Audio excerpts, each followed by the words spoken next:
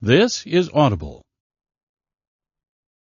Tantor Audio, a division of Recorded Books, presents The Song of David by Amy Harmon, narrated by J.D. Jackson and Zachary Weber. Will you forget me forever? How long will you hide your face from me?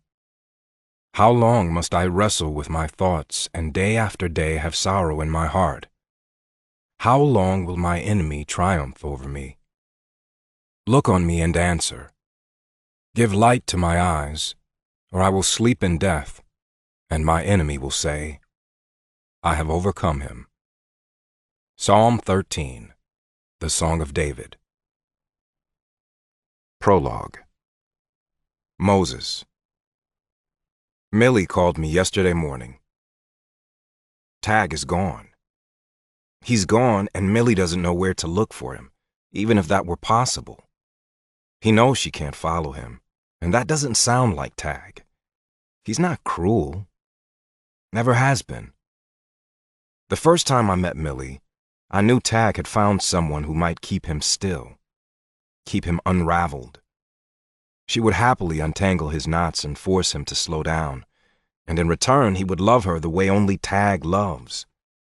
It seemed like destiny, even though I don't believe in that shit. You'd think that I would, seeing what I see, knowing what I know, but knowing that there's a whole lot we don't understand has made me reluctant to indulge in foreordination, destiny, or things that people say are meant to be.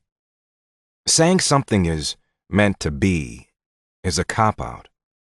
It's a way for people to deal when they screw up or when life hands them a bowl of shit stew.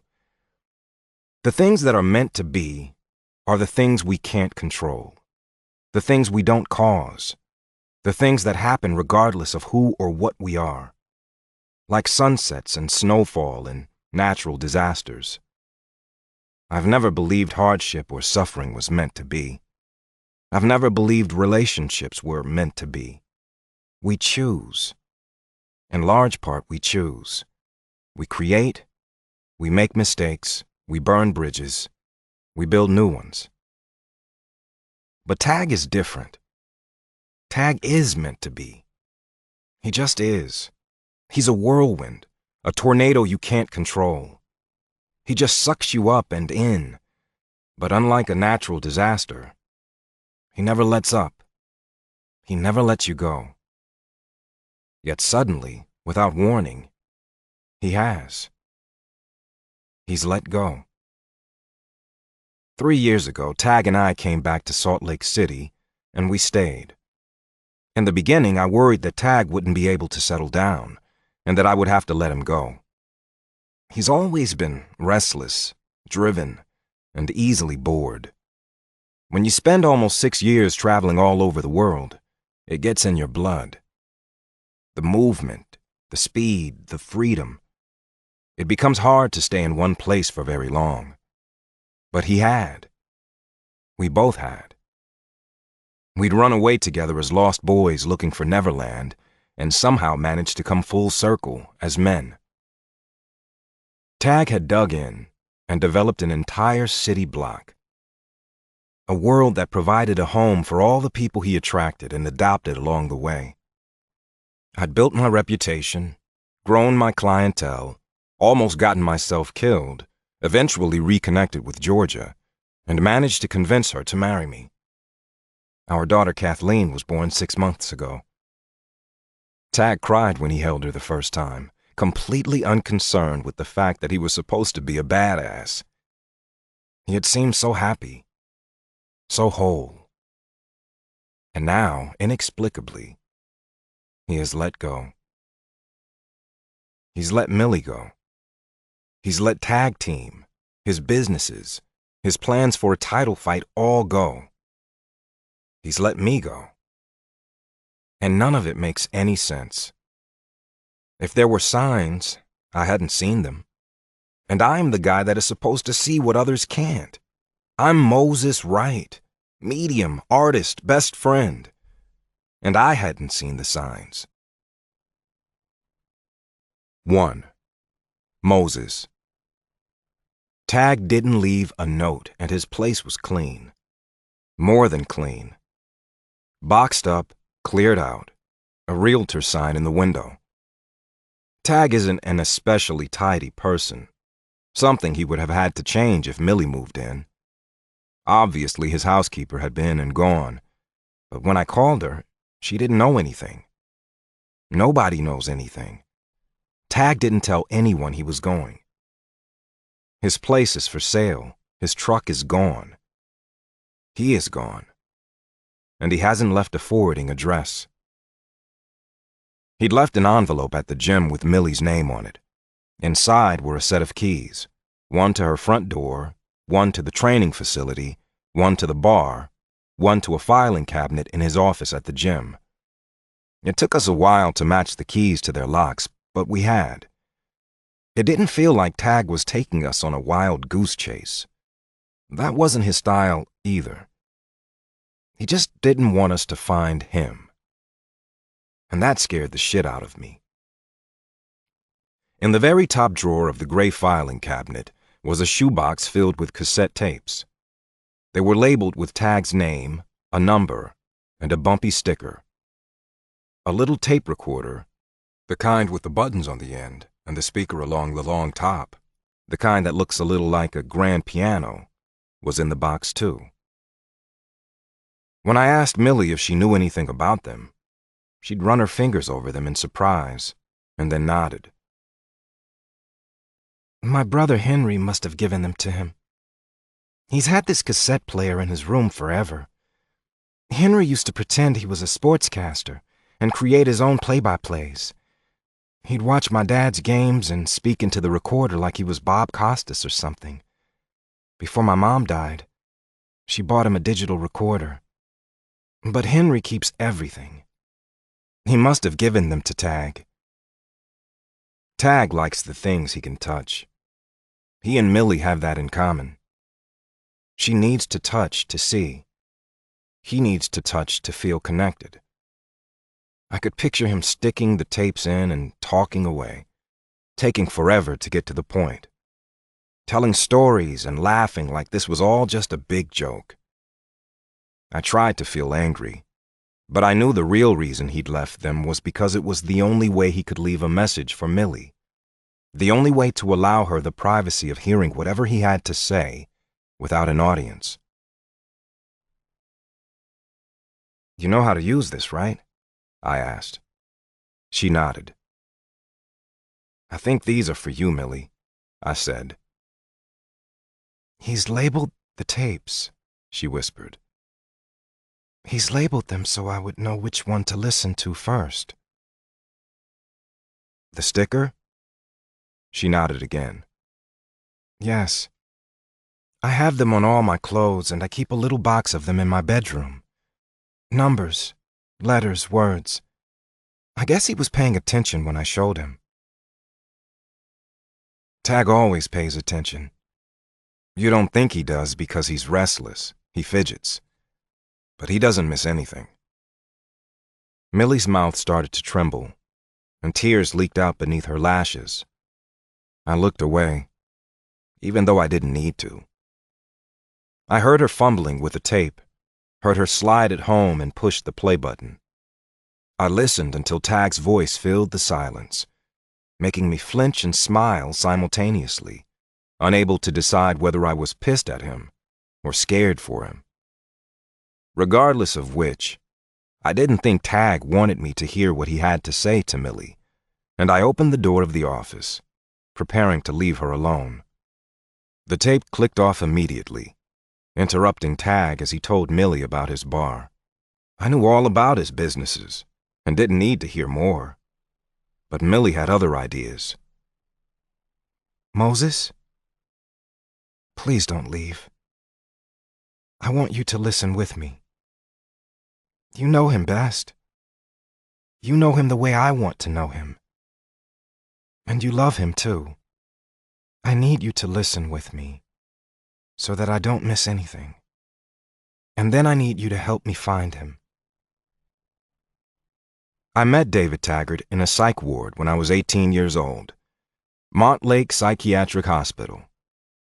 I'd met his gaze for the first time across a counseling circle, seen his dead sister hovering at his shoulder, and asked him if he knew who Molly was.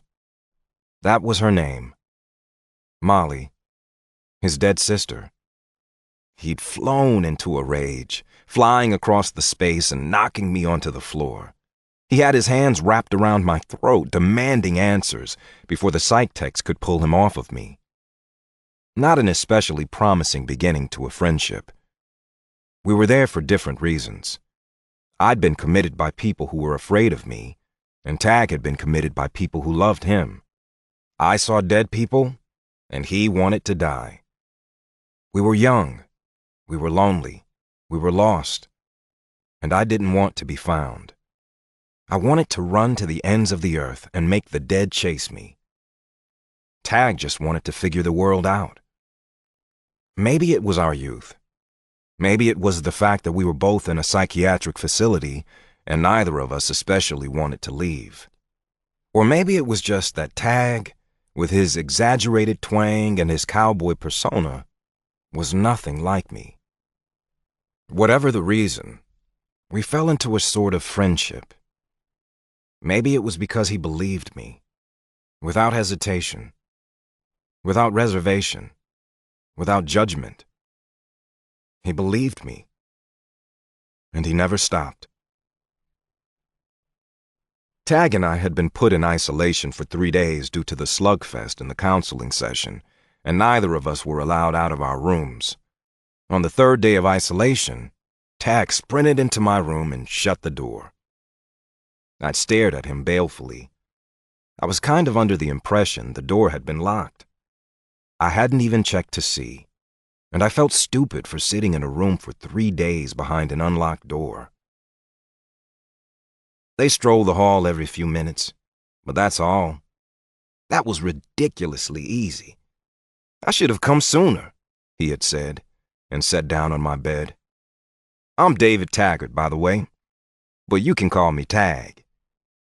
He didn't apologize for choking me, and he didn't act like he wanted to do it again, which was disappointing. If he didn't want to fight, I wanted him to leave. I immediately went back to the picture I was working on. I felt his sister there, just beyond my sight, her image flickering through my walls, and I sighed heavily. I was weary of Molly, and I didn't like her brother. Both were incredibly stubborn and obnoxious. "You're a crazy son of a bitch," he stated without preamble. I didn't even raise my head from the picture I was drawing with the nub of a grease pencil. I was trying to make my supplies last. I was going through them too fast. That's what people say, don't they? They say you're crazy. But I don't buy it, man. Not anymore. You're not crazy. You've got skills.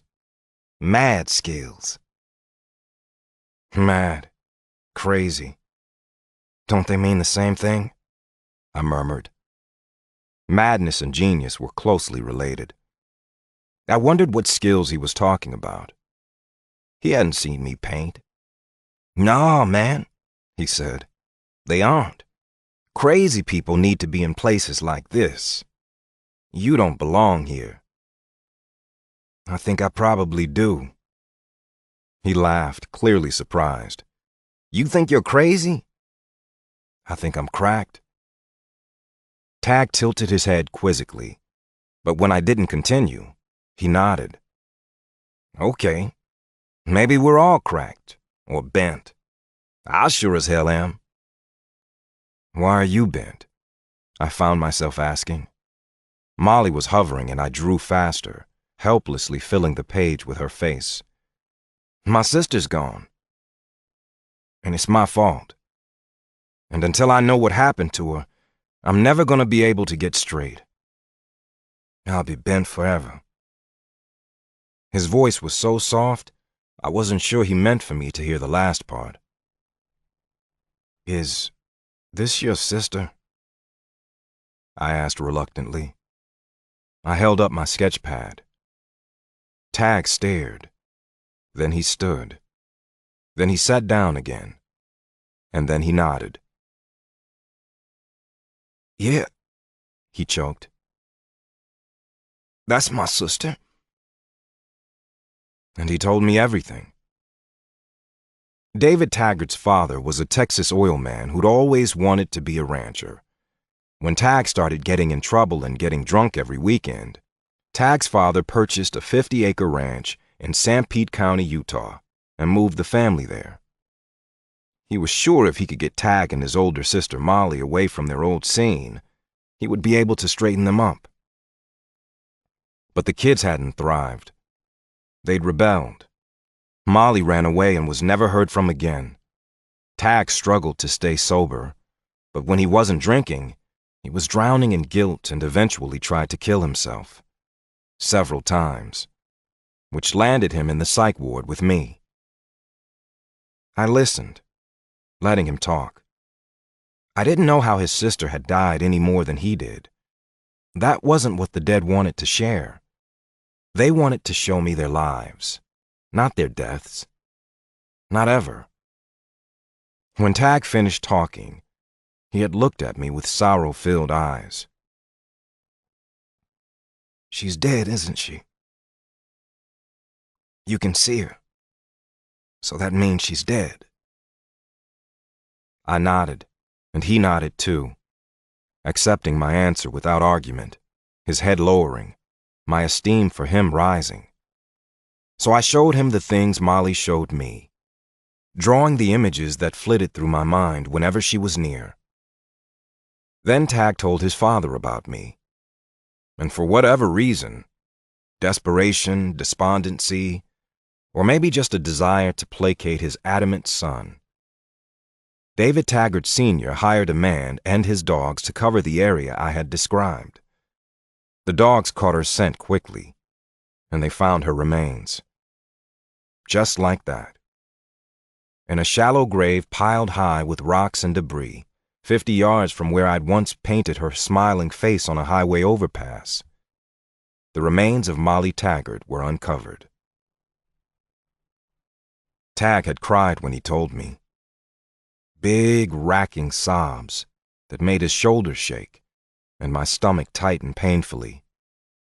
It was the first time I'd ever done something like that. Helped someone. Found someone. It was the first time my abilities, if that's what they were, made sense. But Tag just had more questions. One night after lights out, he came and found me, creeping down the hall undetected, the way he always did, seeking answers that none of the staff could give him, answers he thought I had. Tag was usually quick to smile, quick to anger, quick to forgive, quick to pull the trigger. He didn't do anything in half measures, and I wondered sometimes if the facility wasn't the best place for him, just to keep him contained. But he had a maudlin side, too. If I die, what will happen to me? He'd asked me. Why do you think you're going to die? I'd responded, sounding like one of our doctors. I'm here because I tried to kill myself several times, Moses, he confessed. Yeah, I know. I pointed at the long scar on his arm. It hadn't been a hard deduction. And I'm here because I paint dead people and scare the living shit out of everyone I come in contact with. He grinned. Yeah, I know. He'd figured me out too. But his smile faded immediately. When I'm not drinking, life just grinds me down until I can't see straight. It wasn't always that way, but it is now. Life sucks pretty bad, Moses. Do you still want to die? I asked, changing the subject. Depends. What comes next? More, I answered simply. There's more. That's all I can tell you. It doesn't end. And you can see what comes next? What do you mean? I couldn't see the future if that's what he meant. Can you see the other side? No, I only see what they want me to see, I said. They? They who? Whoever comes through, I shrugged. Do they whisper to you? Do they talk? Tag was whispering too, as if the subject was sacred. No, they never say anything at all. They just show me things. Tag shivered and rubbed the back of his neck, like he was trying to rub away the goose flesh that had crept up his back. Do you see everything? Their whole lives? Sometimes it feels like that. It can be a flood of color and thought, and I can only pick up random things because it's coming at me so fast. And I can only really see what I understand. I'm sure they would like me to see more, but it isn't that easy. It's subjective. I usually see pieces and parts, never the whole picture. But I've gotten better at filtering, and as I've gotten better, it feels more like remembering and less like being possessed. I smiled in spite of myself, and Tag shook his head in wonder. Moses? Tag pulled me from my thoughts. Yeah? Don't take this the wrong way, but if, there's more and it's not bad, it's not scary, and it's not the zombie apocalypse, if it's not fire and brimstone, at least not as far as you can tell, then why do you stay? His voice was so quiet and filled with emotion. I wasn't sure if anything I said would help him. I wasn't sure I knew the answer. It took me a minute of thinking, but I finally had a response that felt true. Because I'll still be me, I answered. And you'll still be you. What do you mean? We can't escape ourselves, Tag. Here, there, halfway across the world, or in a psych ward in Salt Lake City. I'm Moses, and you're Tag. And that part never changes. So either we figure it out here, or we figure it out there. But we still got a deal. And death won't change that. He'd nodded very slowly, staring at my hands as they created images neither of us really understood. That part never changes, he whispered, as if it resonated. You're Moses, and I'm Tag. I nodded. Yeah, as much as that can suck sometimes, there's comfort in it too. At least we know who we are. He never asked about his own mortality again, and in the weeks that followed, he donned a confidence that I suspected he'd once had in spades. He seemed to be making plans for what came next. I still didn't have a clue. When you get out, where you gonna go? Tag asked one night at dinner, his eyes on his food, his arms on the table. He could eat almost as much as I could, and I was pretty sure Montlake's kitchen staff would enjoy a little reprieve when we left. I didn't want to talk about this with Tag. I really didn't want to talk about it with anyone.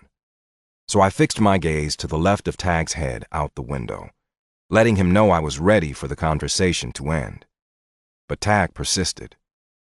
You're almost 19. You are officially out of the system. So where you gonna go, Mo? I don't know why he thought he could call me Mo. I hadn't given him permission. But he was like that, worming his way into my space. My eyes flickered back to Tag briefly, and then I shrugged as if it wasn't important.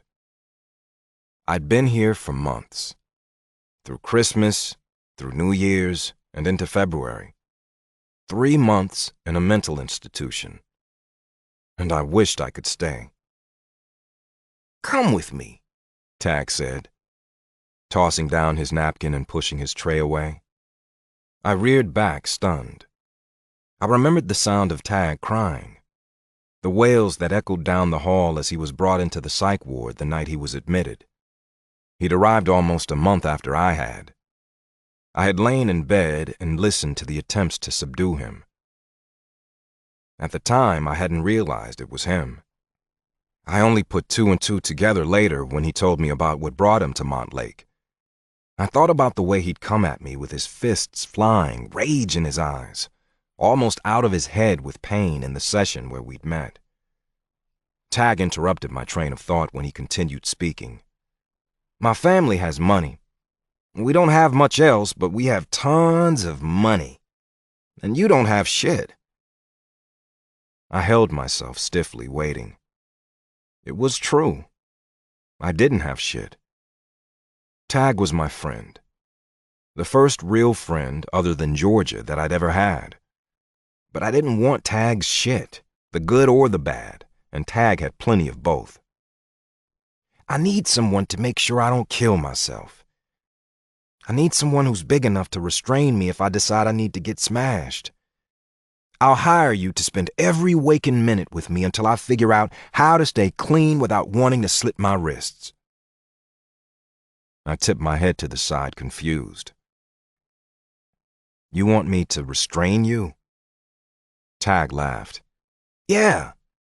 Hit me in the face, throw me to the ground, kick the crap out of me. Just make sure I stay clean and alive. I wondered for a moment if I could do that to Tag. Hit him. Throw him to the ground. Hold him down until the need for drink or death passed.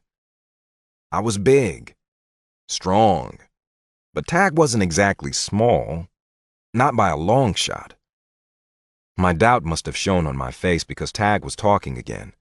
You need someone who believes you. I do. It's got to get old always having people thinking you're psychotic. I know you're not. You need somewhere to go. And I need someone to come with me. It's not a bad trade. You wanted to travel, and I've got nothing better to do. The only thing I'm good at is fighting. And I can fight anywhere. He smiled and shrugged. Honestly, I don't trust myself to be alone just yet. And if I go back home to Dallas, I'll drink or I'll die. So I need you. He'd said that so easily. I need you. I'd wondered how it was possible that a tough kid like Tag, someone who fought for the fun of it, could admit that to anyone, or believe it. I'd never needed anyone. Not really. And I never said those words to anyone. I need you felt like I love you, and it scared me. It felt like breaking one of my laws. But at that moment, with our release looming large, with freedom at my fingertips, I'd admitted it to myself. I had needed Tag too. We made an odd pair. A mixed-race delinquent who couldn't stop painting, and a big Texan with too much attitude and shaggy hair. But Tag was right. We were both stuck. Lost. With nothing to hold us down and no direction. I just wanted my freedom, and Tag didn't want to be alone. I needed his money, and he needed my company, sad as it usually was. And so we went. We ran. We didn't look back. We'll just keep running, Moses. It's like you said, here, there, on the other side of the world. We can't escape ourselves. So we stick together until we find ourselves, all right? Until we figure out how to deal. That's what he'd said. That's what we'd done. And Tag Taggart became my best friend. When I needed him most, he held on to me. And he didn't let me go. So now I have to find him. The thing that scares me the most is maybe he's found his answers. Maybe he knows exactly what he's doing, exactly who he is. Maybe he's figured the world out. But we'd made a deal when we were 18. And as far as I'm concerned, a deal is a deal. I need someone to make sure I don't kill myself. I need someone who's big enough to restrain me if I decide I need to get shit-faced. Hit me in the face, throw me to the ground, kick the shit out of me. Just make sure I stay clean and alive, he'd said. He'd wanted me to keep him alive. I just hoped it wasn't too late. 2. Tag. My bar is called Tags because it's mine. Simple as that. When I bought it, I thought about the name for a couple of weeks, trying to think of something catchy, something intelligent, but in the end, I just slapped my name on it. Makes sense, doesn't it? When something is yours, you give it your name. As a recovering alcoholic, owning a bar could be considered masochistic, but I don't own it for the booze. I own it because every time I walk in, look around, tend the bar, or pour a drink, I feel powerful. I feel like I've conquered my demons, or at least beat them back. Plus, I'm a man, and the bar is a man cave to surpass all man caves. Flat screens hang on walls and in thick clusters overhead so that customers can keep an eye on several games at once, with sections of the bar dedicated to different sports. If you come in to watch a particular fight or a football game, there's a screen tuned in just for you.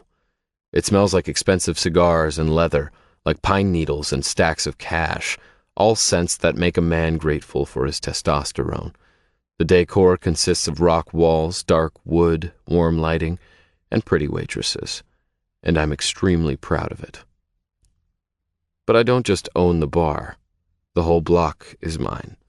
The bar on the corner, the small indoor arena where local fights take place every Tuesday night and once a month on Saturdays, the gym beyond that, and at the end of the block, a sporting goods store, filled with tag team gear and equipment with my label emblazoned across every surface. My own apartment and 2 others, occupied by people of my choosing, sit above the training gym. The city block is my whole world, a world of my creation, and it's all connected, each business playing off the others.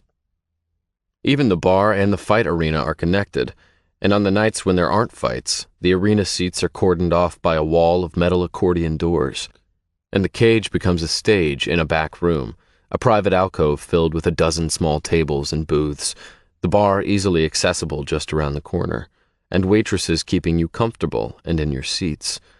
4 nights a week, the little arena is home to a totally different kind of show, a completely different kind of sporting event. A pole is erected in the center of the cage, and there are no fighters allowed inside, just one woman after another, spinning and writhing on the pole in time to the throbbing pulse of music that is muted throughout the rest of the establishment. I keep it classy as stripper poles and half-naked ladies can be.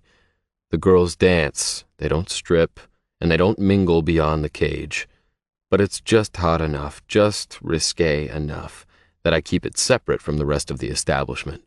It's the back room for negotiations. I do more business there than anywhere else. And the cherry on the top of an establishment that caters to hard-working men who feel appropriately sheepish and grateful just to be there. Tags opened 2 years ago, corresponding with the launch of the clothing line and my first big fight, the fight where I beat someone I had no business beating. I knocked him out cold and became a hot commodity. I timed it all, capitalizing on one success to launch another. I was a rich kid turned businessman, a cowboy more suited to riding a wave of adoration than riding a horse, and more interested in taking on the world of ultimate fighting and mixed martial arts than in taking over my father's holdings. I could have. It was a golden paved path that stretched out before me, a road of privilege and entitlement, but it was a road I hadn't built. And I'm convinced you can't ever be completely happy walking on someone else's road, someone else's path.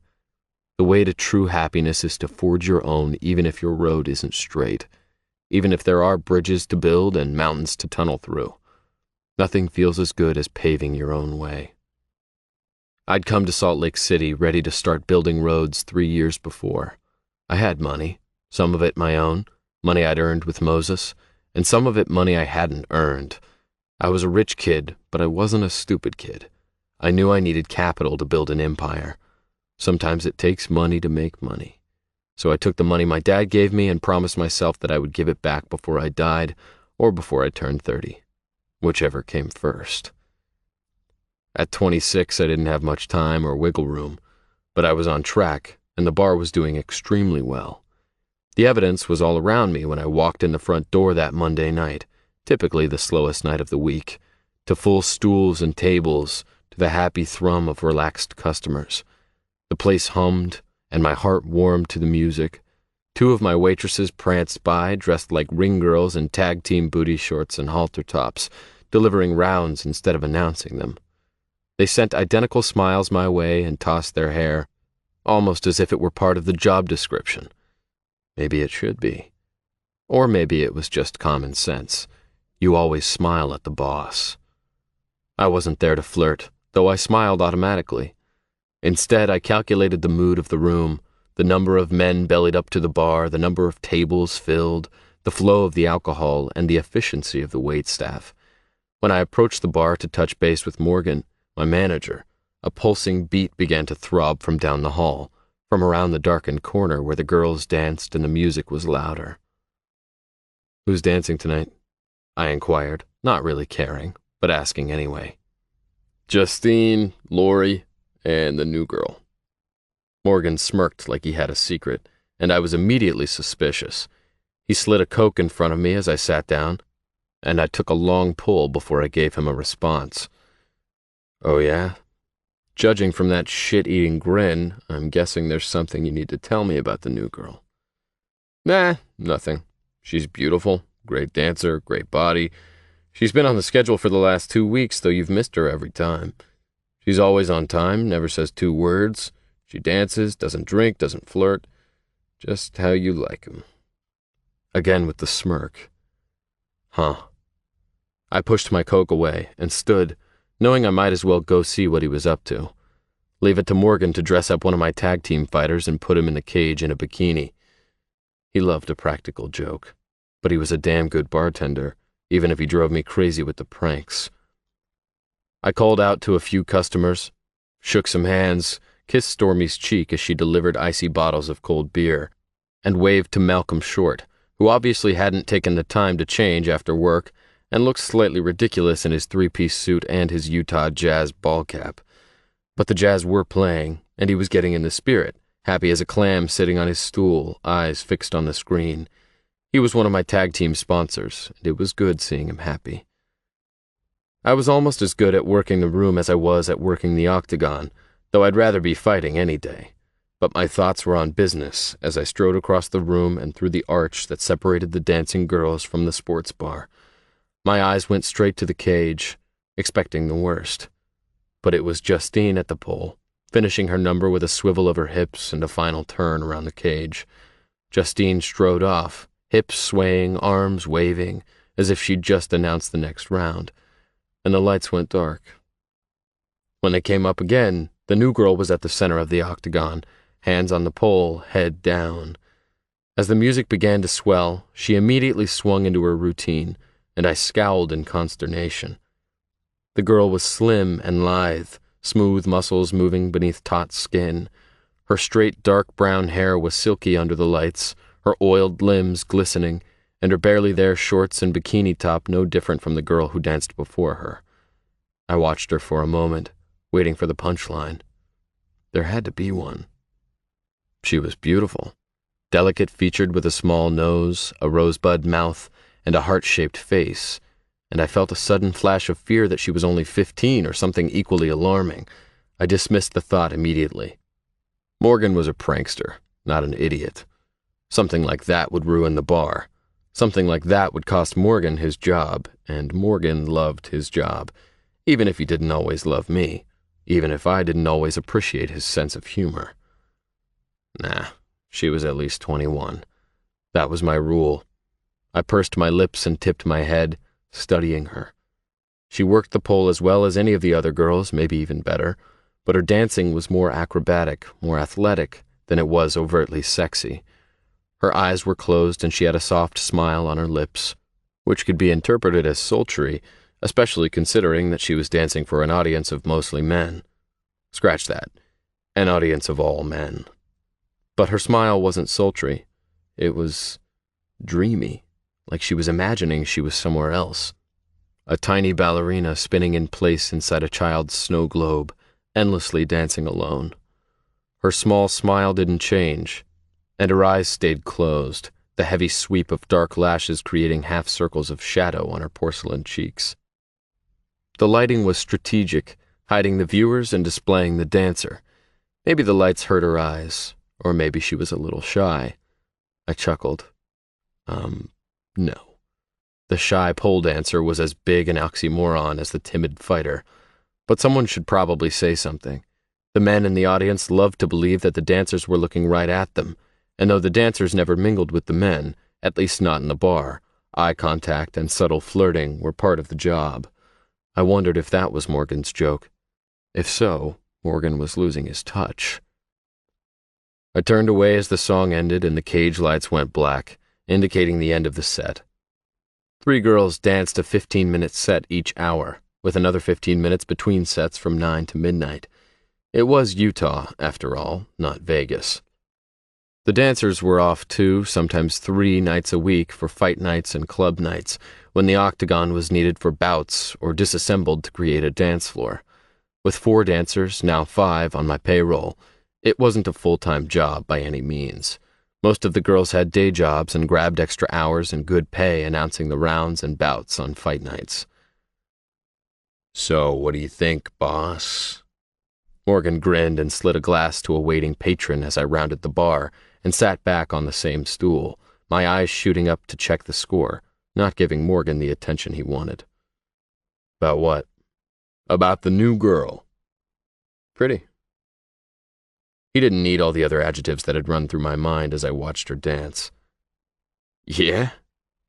Morgan raised his eyebrows as if my one-word assessment was surprising. "Yeah, Morg," I sighed. "You got something you want to tell me? 'Cause I'm not getting it." No siree, not a thing." I shook my head and groaned.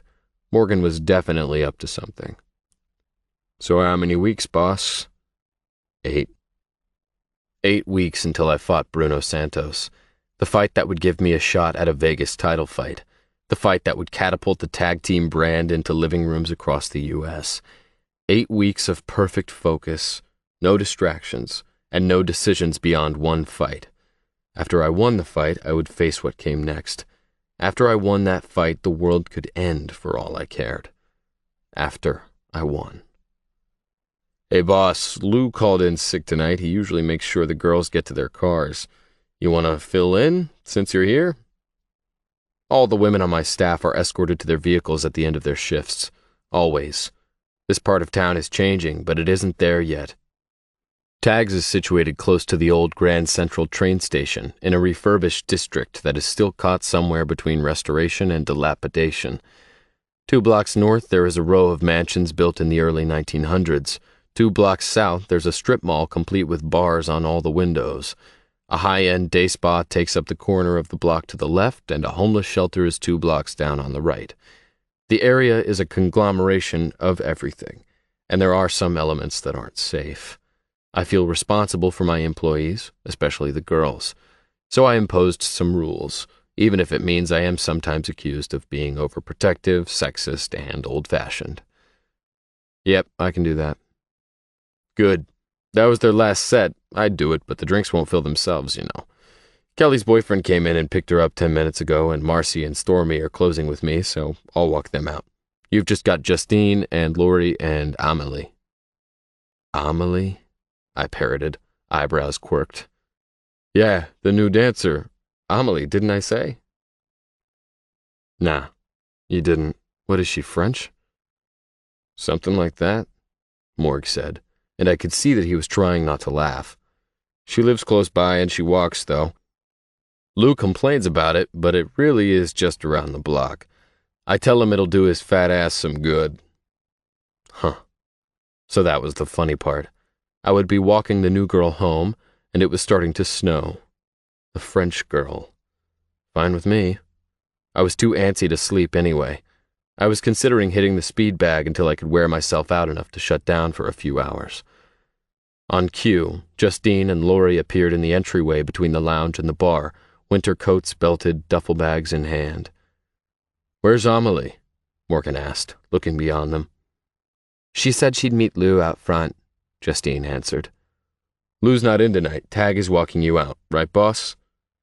Right, Morg. I tamped down my irritation as Morgan laughed again and winked at the girls. I escorted Justine and Lori to their vehicles in the back parking lot, watched as they pulled away, and then walked around to the front of the building, opting not to go through the bar, eager to avoid Morg for the rest of the night. As I rounded the building, I could see the new girl waiting on the sidewalk, face tilted up, letting the fat flakes land on her cheeks as if she enjoyed the sensation.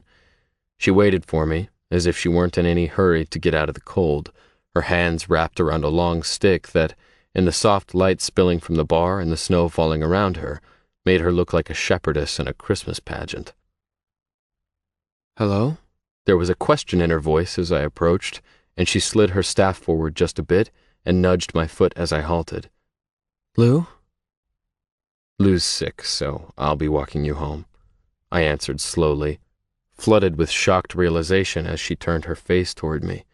Her eyes were wide and fixed, and I felt a surprising pang from somewhere behind my heart. She had beautiful eyes. They were large and luminous, fringed by black lashes that swept her cheeks when she closed her eyes. But they were vacant, and looking in them made me inexplicably sad. So I looked away, studying her mouth and the straight dark hair that framed her face and spilled over her shoulders. Then she smiled, and the pang in my heart sliced through my chest once more and took my breath. Ah, the long pause. I always get those. My mom always said I was beautiful, she said dryly. But just in case I'm not, will you promise to lie to me? I demand detailed lies regarding my appearance. She said all this good-naturedly. No bitterness, just acceptance. So you pulled blind girl duty, huh? You don't have to walk me home. I got here all by myself. But Morgan told me it's the rule with all the girls. He said the boss insists. He's right. It's a great neighborhood, but you and I both know it's still pretty rough around the edges, I responded, refusing to feel sheepish, refusing to apologize for staring. She stuck out her hand and waited for me to grasp it. Well then, I'll introduce myself. I'm Amelie, and I'm blind. Her lips quirked, letting me know she was laughing as much at herself as at me. I reached out and wrapped her ungloved hand in my own.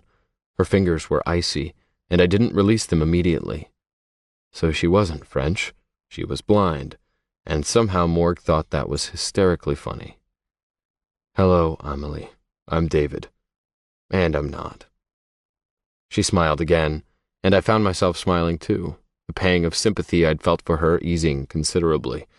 I didn't know why I told her my name was David. No one called me David anymore. The name David always made me feel like I'd failed without even trying. It was my father's name, and his father's name, and his father before him. David Taggart was a name that carried weight, and I had felt that weight from an early age. Then my friends had started calling me Tag. Tag set me free. It allowed me to be young, free-spirited. Just the word itself brought to mind images of running away. I'm Tag. You can't catch me. Your hands are calloused, David. It was an odd thing to comment on when shaking hands with someone for the first time, but Amelie curled her fingers against my palm, feeling the rough ridges that lined the base of my fingers like she was reading Braille. Exercise? She guessed.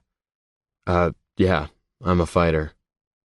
A slim eyebrow rose in question, but her fingers continued to trace my hand intimately. It felt good and weird. The roof of my mouth started to tingle, and my toes curled in my boots. The calluses are from the weights, pull-ups, that sort of thing. I sounded like an idiot, like a dumb, Rocky wannabe. I might as well yell, Yo, Adrian! Do you enjoy it? Fighting? I asked, trying to keep up. She didn't converse like the girls I knew. She was so direct, so blunt. But maybe she had to be. She didn't have the luxury of learning through observance. Yes, fighting. Do you enjoy it? She clarified. Yeah, I do. Why? She asked.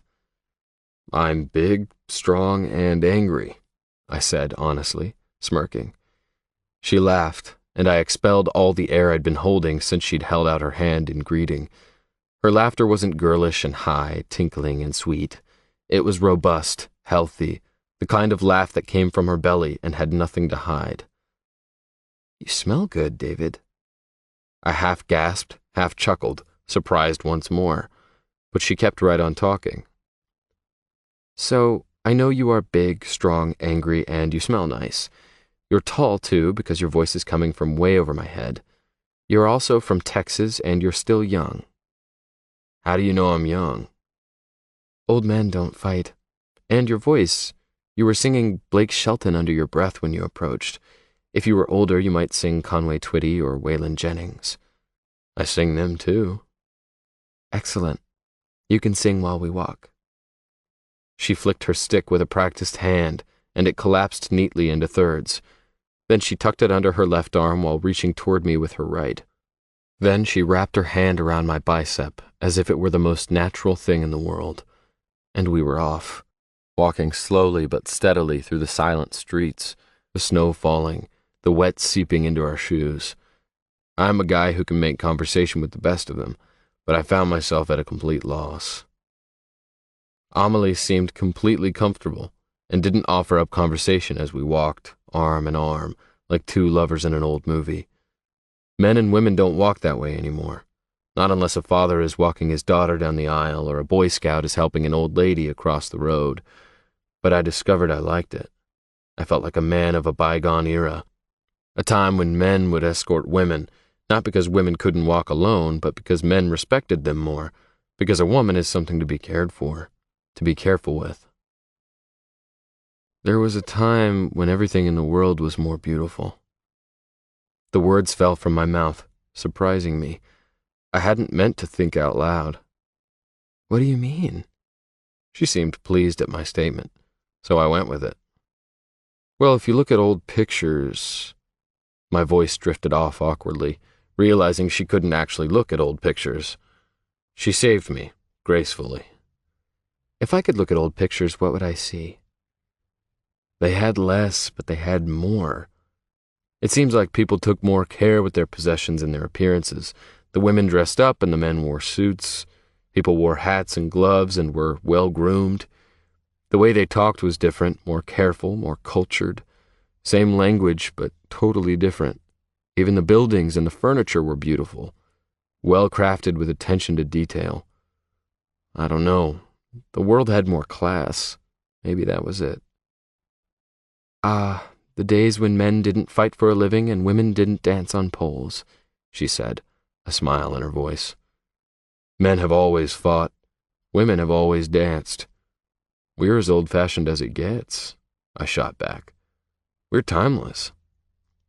"Nice save," she giggled, and I laughed quietly. We walked in companionable silence for several minutes when it occurred to me that I had no idea where we were going. "Where do you live?" "Don't worry, big guy. I know where we are. Turn right on the next corner. I'm the old house 30 paces in." "You live in one of the old mansions?" "Yes, I do. My great-great-grandfather built it, speaking of a time when the world was more beautiful. I'm guessing my house isn't quite as lovely as it once was, but everything looks amazing in my head. Perks of being a blind girl." "You said 30 paces. What? Do you count steps?" I could hear the amazement in my voice and wondered if she could too. "Usually, but I'm less observant when someone is walking with me. I know where the sidewalk ends, where the trees are, the potholes, too." "That's amazing." "Well, I grew up here, and I could see, once. I can still see it in my mind. It'd be harder if I had to start over in a whole new place." "So, what happened?" "A rare disease with a fancy name you would probably forget as soon as I said it. We didn't realize what was happening until it was too late, and even if we had known sooner, there probably wouldn't have been anything anyone could do." "How old were you?" 11. I swallowed. My life had changed at 11, too, but in a totally different way. Before I could comment, Amelie came to a stop. "This is me. This is it." She snapped her stick back out and tapped it in front of her, turning toward a little wrought iron fence and stopping as her stick rattled against it.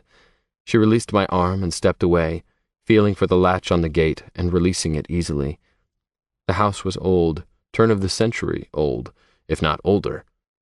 And it was still stately, though the smattering of snow and the darkness camouflaged the yard and the large wraparound porch that had seen better days. Light shone from the upstairs windows, and the walk and the steps were clear. Amelie seemed comfortable traversing them, so I stayed by the gate, waiting until she was safely inside. She stopped about halfway down the path and turned slightly. "David?" she asked, raising her voice as if she wasn't sure I remained. "Yeah." "Thank you for walking me home." "You're welcome." I waited until the front door closed behind her before I turned away. The snow had stopped, and the world was so still I sang to keep myself company, closing my eyes now and then and counting my steps, wondering how it would be to not see it all, and wondering how a blind girl had ended up dancing in my club. Moses.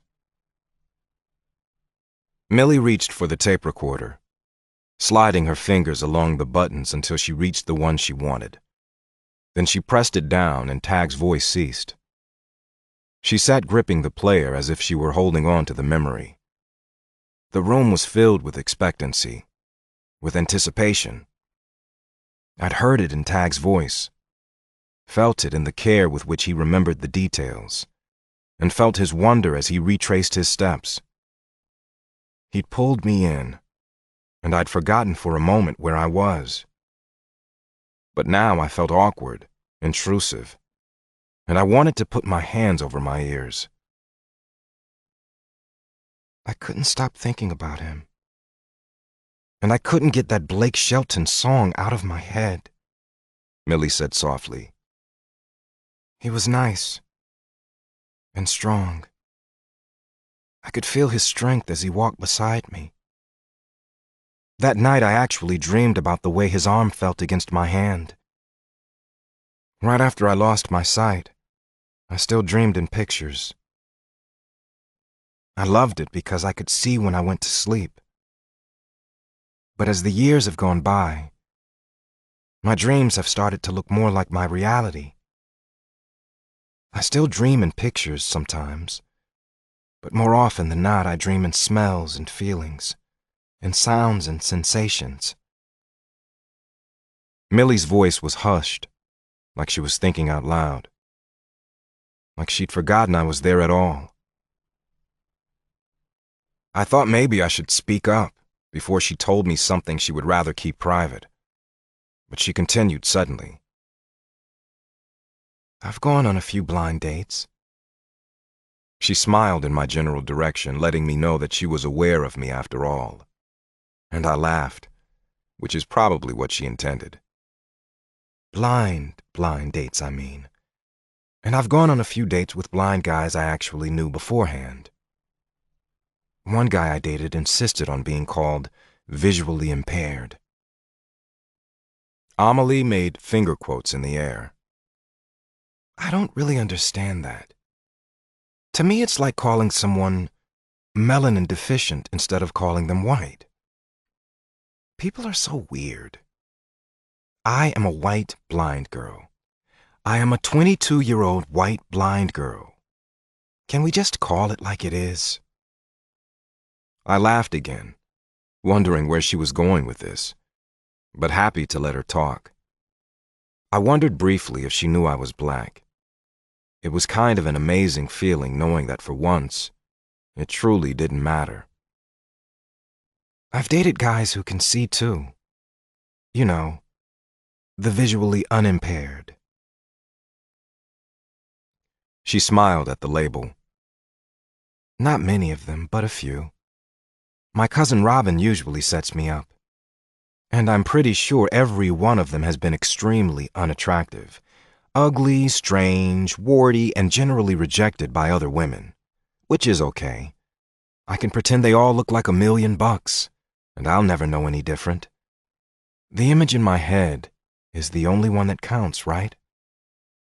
But once Robin tried to set me up on a date with a deaf guy, and I put my foot down. It wasn't that he was deaf exactly, but how did she think we were going to communicate? Robin sometimes thinks that because I'm disabled, I can only date guys with disabilities. Because of course, no one else would want me, right? Millie's voice caught, and she smiled immediately, laughing at herself. Uh-oh, struck a nerve there. That isn't true, I challenged. It's true sometimes, she whispered. And I could tell she was wondering if the truth had gotten to be too much for Tag. I found myself hoping David wasn't a good-looking guy. I hoped he wasn't good-looking because it didn't matter to me, and it would make him less desirable to everyone else. I thought if he were homely, it would make him more open to someone like me. She let her breath out slowly, almost sadly. But I knew he was beautiful. It was in the way he carried himself, his confidence, his kindness. I thought about asking the girls at work about him, but I chickened out. I didn't want them to laugh at me or to feel sorry for me. I told myself maybe we could be friends. He seemed open to that. I didn't know what to say. I was fascinated, but I didn't know what to say. Millie just sat, gripping the tape recorder between her forearms. Then, without further comment, she pushed play once more. 3. Tag.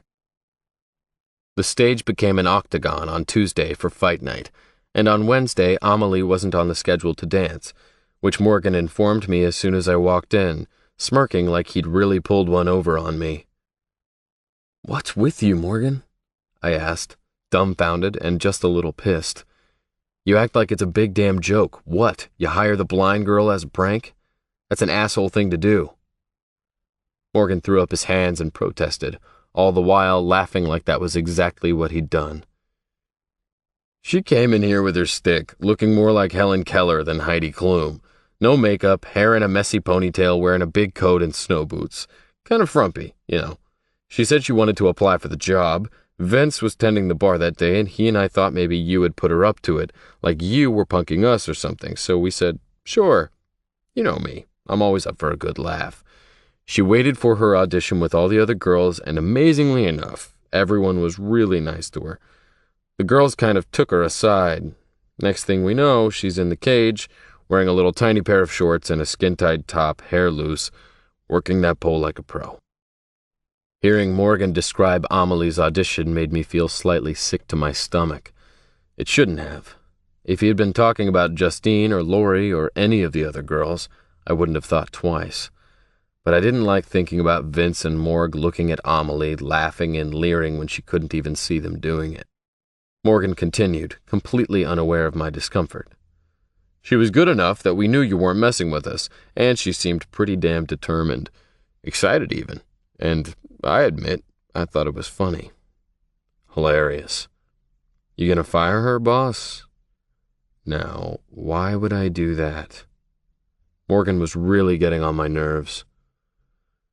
"She's not as popular as some of the girls. A couple of the guys complain that she doesn't look at them when she's dancing." "Isn't it enough that they get to look at her?" I shot back, irritated. "Hey!" Morg raised his hands in surrender again. "Don't shoot the messenger, boss. She can't carry a round card on fight night, so we're a little short there." "We're not short there, Morg. We have 4 other girls totally capable of working fight nights," I replied. The girls who danced at tags also got to prance around the octagon, announcing the rounds. "Okay, if you want to keep her, that's cool. She'll be back in on Thursday just in case you wanted to have a talk with her about sexing it up a little. You know, maybe dancing with her eyes open." Morgan was laughing again. "Morg?" "Yeah, boss? Go home." What?" Morgan's chuckle skittered to a halt. "I'll help Vince finish out the night. Go home." Morgan pulled on the hand towel he always kept over one shoulder and rubbed his hands nervously. "But," Morg attempted to argue, "you think it's funny to laugh at a blind girl. That kind of worries me, Morg. Makes me wonder about what kind of man I have managing my bar. See, there are two things I hate. I held up my thumb and my pointer finger and counted them off. Bullies and bitches. I never knew you were a bully, Morg. Now don't bitch or I'll have two reasons to fire you. Go home, and if you want to come back, you will rethink your sense of humor. You got me? My voice was mild, my posture relaxed, but I didn't break eye contact with my bartender, and I watched as Morgan dropped his eyes and shifted uncomfortably, as if waiting for me to change my mind. When I was silent, he threw down his towel and reached for his wallet and keys that he kept stashed beneath the bar. I'm old enough to be your father, Tag. Your dad was one of my best friends. You need to show me a little more respect. Morgan huffed, all joking clearly aside. You'll have to earn it, Morg. Bottom line, you're not my father. You're not my best friend, and I don't owe you shit. You can come back tomorrow if you're man enough to make some adjustments. If I don't see you tomorrow, I'll understand, and I'll be looking for your replacement. Morgan started to argue once more, thought better of it, and shut his mouth. With his lips clamped into a hard line, his jaw clenched, and his fist tight, he walked out from behind the counter and through the bar, shoving his way out the front door, practically mowing down Amelie, who had just entered the establishment. Morg cursed and shot a look over his shoulder at me before disappearing into the darkness. "Excuse me," Amelie gasped, her stick clattering to the floor as curious patrons turned to stare. She hesitated briefly and then squatted down, feeling for her stick before her fingers found it, and she rose gracefully. Her cheeks were slightly pink, and I wondered if she could feel the stares of those watching. She moved forward slowly, allowing the stick she held to guide her to the bar. I realized belatedly that I was on duty, and hurried around the counter, pulling off my jacket and rolling up my sleeves. Amelie had climbed up on a stool and was waiting patiently to be greeted. I wondered what she did when people ignored her. "Amelie, what can I do for you?" "David?" she asked, her head tilting in surprise. "Impressive. You've got a good ear for voices." "Thank you. Where's Morgan? Are you working?" She kept herself very still on her stool, not slouching or rotating in her seat like most people did. She didn't even lean on the bar as if she were fearful of upending something or invading someone's space. She couldn't know that the only other people at the bar sat at the far end, nursing beers and staring at the Spurs game above them. "Yep, I'm filling in tonight." I didn't elaborate. "Can I get you something to drink?" Amelie bit her lip and shook her head. "No, I don't drink. I'm already blind, and drinking dulls my senses. The senses I have left. Instead of relaxing me, it scares me to death." She shrugged. "I probably sound like a little kid." "Ah, I understand. I don't drink either." Her brows rose doubtfully. "But you work in a bar." "I don't drink because I've never been able to figure out how to do things in moderation. See, I don't drink. I get drunk. I'm all or nothing, all the time. Can't do all, so I gotta do nothing," I said conversationally, wondering at my need to reassure her. "You want something else? A soda, water, something non-alcoholic?" I changed the subject smoothly. "I'd love a Diet Coke." I hopped to it, and within seconds set the drink on a coaster in front of her. "Diet Coke at 12 o'clock. She smiled at my instructions and thanked me, then eased her hand forward carefully, letting her fingers brush the cool glass, tiptoeing around it until she could grasp it and pull it toward her.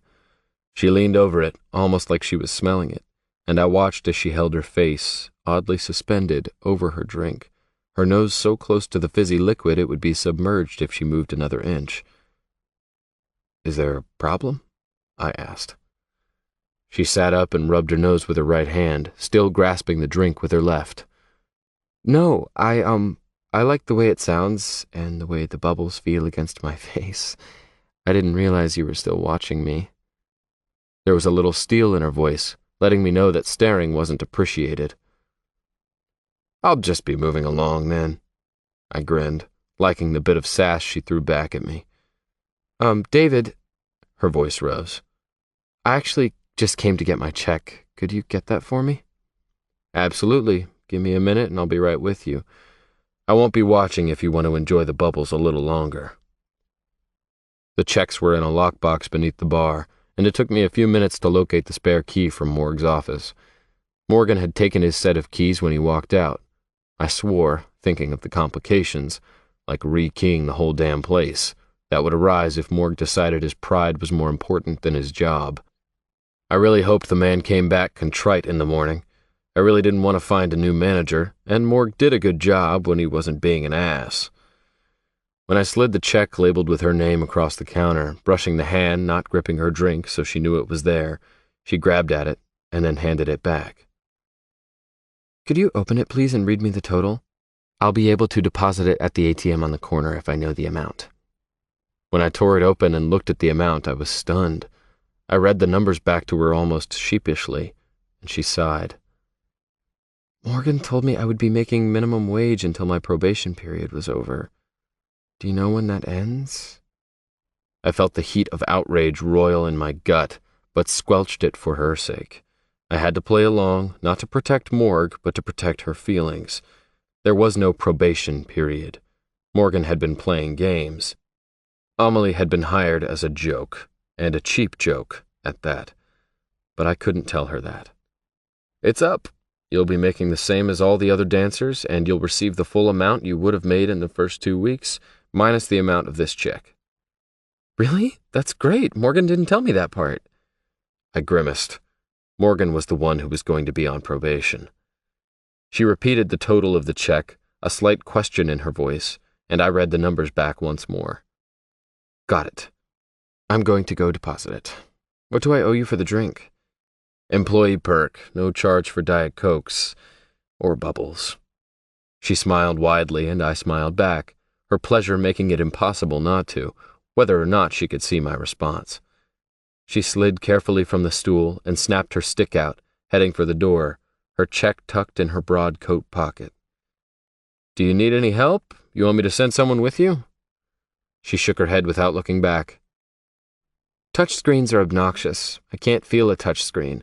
But the ATM on the corner has Braille on the keypad, thank God. If the world is too flat, people like me will slide right off." She said this cheerfully, with humor, and I shook my head in amazement as she pushed out the front door into the darkness, the door swinging closed behind her, the night swallowing her up. I fought the urge to follow her, to make sure she wasn't mugged at the ATM, her paltry check stolen, her stick used against her. The world was a scary place for most people. For Amelie, it was downright lethal. She was completely vulnerable. "If the world is too flat, people like me will slide right off."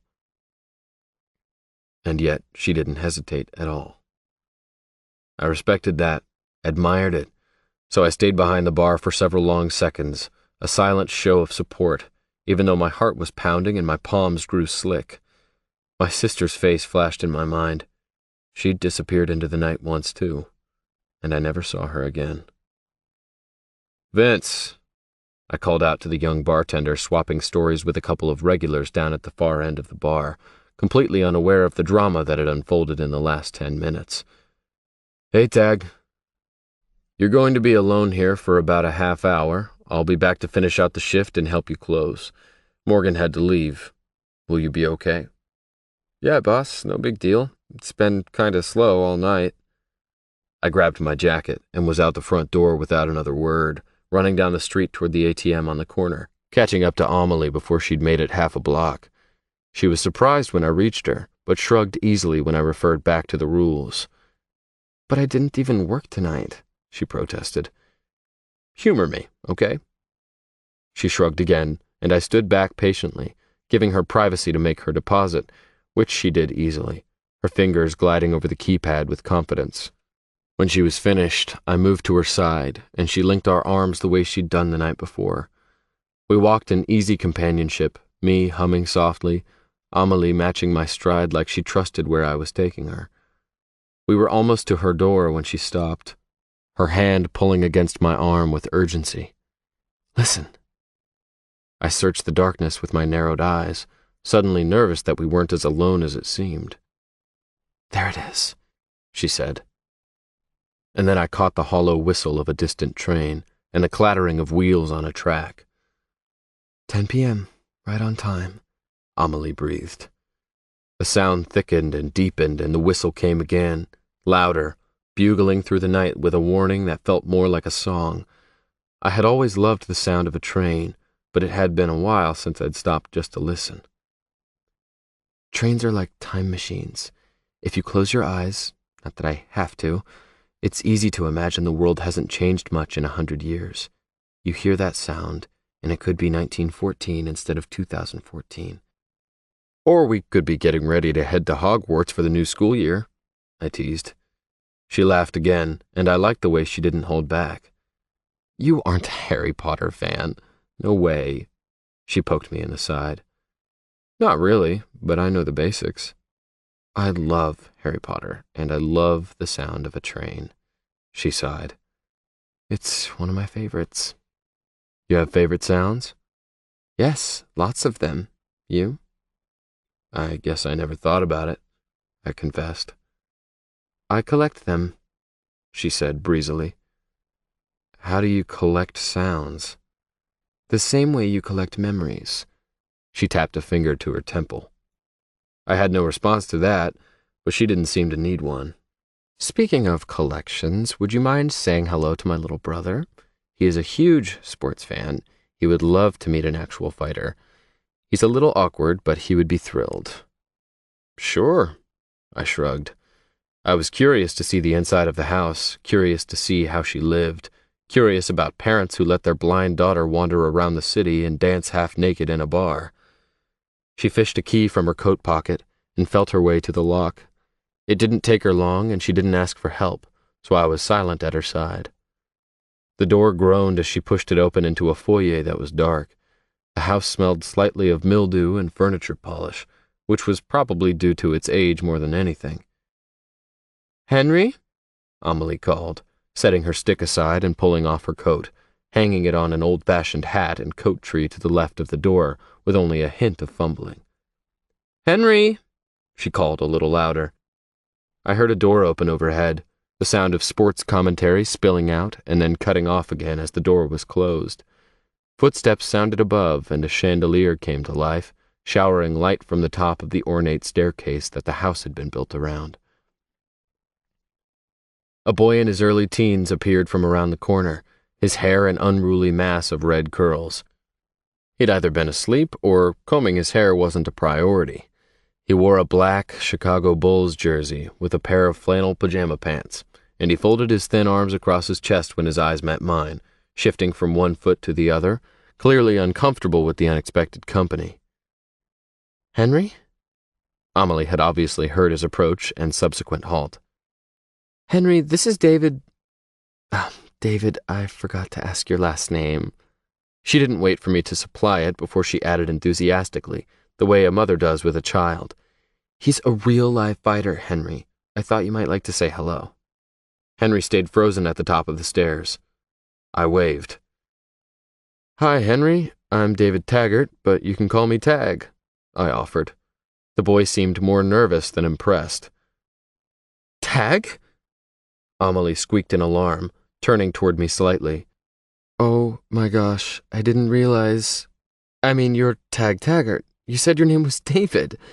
I just thought you were a bouncer at the bar who fought in his spare time, like Lou. Oh my gosh, you're my boss.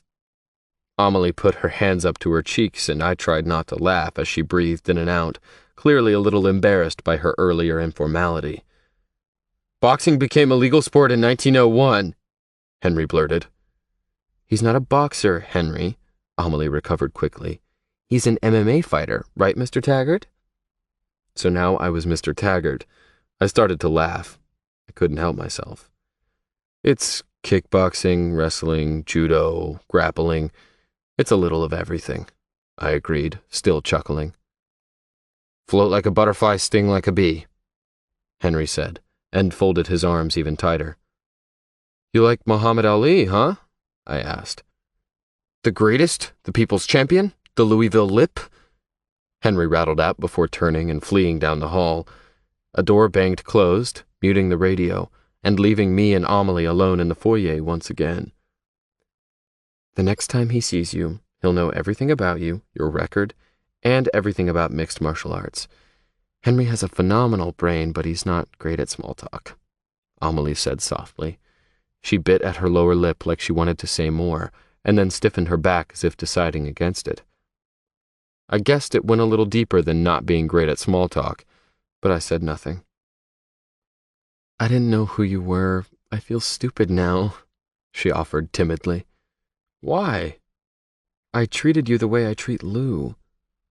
What, like a friend? I flirted with you. Well, that's happened to me before. I think I can deal. Her nose wrinkled and her brows curled. Are you smiling? Yes, I am. Okay, well, that's good. I will try to be more professional in the future. With that, she held her hand out in my general direction, obviously wanting to shake hands in a professional manner. I clasped it briefly, fighting the urge to laugh again. She was funny, especially because she wasn't trying to be. If you think Henry would like it, bring him by the gym. It's 2 doors south of the bar, same side of the street. I have a whole team of fighters. Lou works out with us sometimes too. We spar and train from about 10 to 4 most days. I can show him a few things, introduce him to the guys. Really? She squeaked, and she squeezed my hand tightly, bringing her other hand up to envelop it between her 2 smaller ones. I'll ask him. I actually think he might like that. He's really shy, and he doesn't like it when people touch him, but maybe he could just watch. I wasn't going to ask him to get in the octagon, I said wryly. Are you smiling again? It was a strange sensation to think I could wear whatever expression I wished, and she would be totally unaware.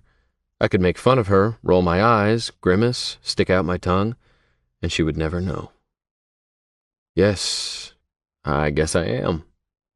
I thought so. Amelie smiled too, but her face was tilted away from me, her eyes fixed on nothing, almost excluding me. Her teeth were white and straight behind smiling pink lips, scrubbed free of the red lipstick she'd worn in a cage the night before. In fact, her face was completely devoid of makeup, and here under the bright lights of the chandelier, where I could really see her, she was young and lovely, with her dark hair tucked behind her ears. The way she didn't make eye contact felt strangely coy, as if she were playing hard to get, though I knew better. She wasn't playing that game. She couldn't. I released her hand and stepped back, my hand reaching for the door. She tilted her head toward the sound of me moving away. I knew she was the one at a disadvantage technically, but damned if I didn't feel like I was the butt of a private joke, the way her eyes never drank me in. Thank you for seeing me home, Mr. Taggart. You're welcome, Miss Anderson, she supplied, although I already knew her last name. Good night, Amelie Anderson. I let myself out, pulling the door closed behind me. Moses. The first tape ended with the loud click of the play button releasing, and I exhaled deeply, as if I'd been released as well. I'd been holding my breath throughout, afraid to relax, worried I would miss the clues, that I wouldn't pick up on what Tag wasn't telling us. The problem was, he seemed to be baring his soul, leaving nothing out of their first encounters, even the details better left unsaid. I don't watch movies. I listen to them. I'm partial to great dialogue and awesome soundtracks, and romance is a must.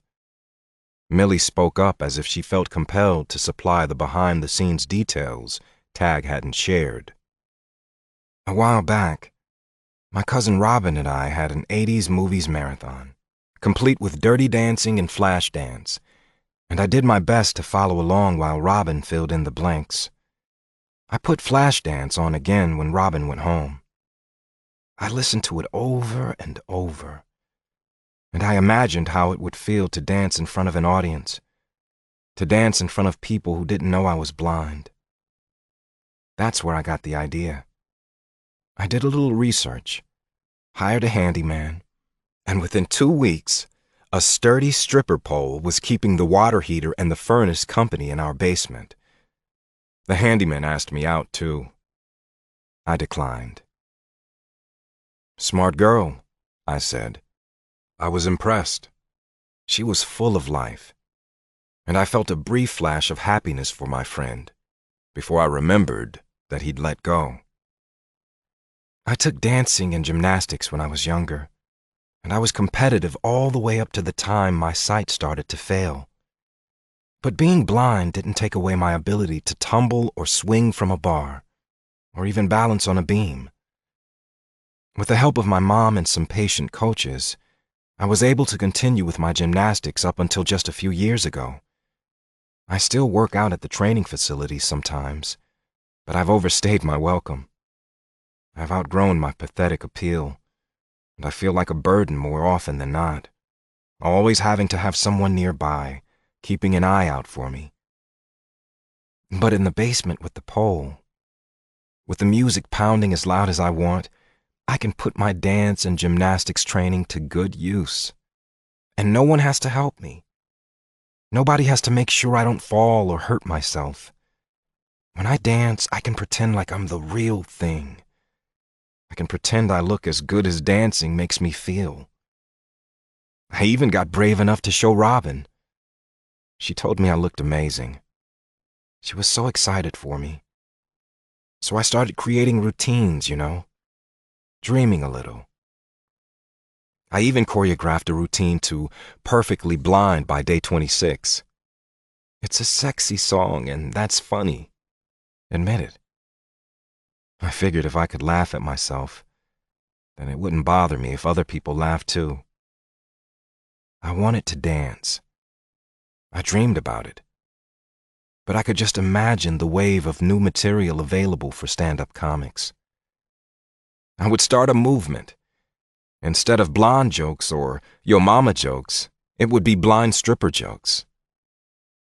I can think of a few. I was teasing her, and she giggled. Yeah, me too. I have 1,000,000 of them. I didn't ask her to share, but I was curious. Her laughter faded quickly, and she smoothed her hair self-consciously. I make jokes, but I actually care about the way I look. I go to a lot of work to take care of my appearance. Robin's a beautician, and that helps. I've been told I'm pretty often enough, and there's no reflection in the mirror to dispute it, so I choose to believe it. But dancing in front of people? That's a whole different story. A few months ago, Robin told me they were hiring dancers at the club on the corner of Broadway and Rio Grande. She thought I should apply. I wanted to. I really, really wanted to.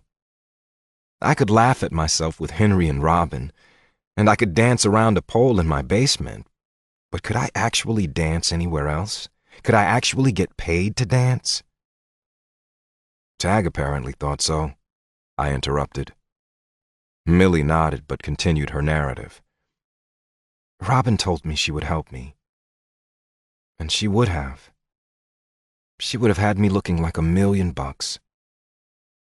But in the end, I walked into the audition looking like a bag lady. A blind bag lady. Or at least what I imagined a bag lady looked like. I walked in off the street prepared to be turned away, my clothes unflattering, my hair a mess. I did it on purpose. I wanted to give them every reason to turn me down. I wanted to provide them with an easy way out. But they didn't turn me down. Millie paused. I guess now we know why. I had no idea why Tag included that part of his story on the tapes. I'd watched Millie when Tag had recounted the scene with Morgan, and her face had fallen like a house of cards. I'd wanted to throw the tape recorder out the window and hunt my best friend down so I could slap some sense into him. But then, as Tag had continued talking, Millie's expression grew thoughtful, and her stiff posture relaxed, and I realized suddenly why Tag was sharing the uncomfortable story. Tag confessed the details of Millie's hiring because he didn't want her hearing it from someone else and thinking that he was in on the joke. Tag clearly wanted Millie to know that the first time he'd seen her dancing, he'd had no idea she was blind. He thought she was beautiful. You heard what he said, Millie. He didn't know. You convinced him you were the real deal. He thought you were even better than the other dancers. My gut twisted again. If Tag were coming back, he wouldn't have felt the need to make that clear or insulate Millie from gossip. I know, she whispered, and then stood. I need to take a break, Moses. I need to go home and make sure Henry's okay. I offered to give her a lift, but she refused, claiming she needed to stretch her legs. She had to dance at the club in a few hours, too.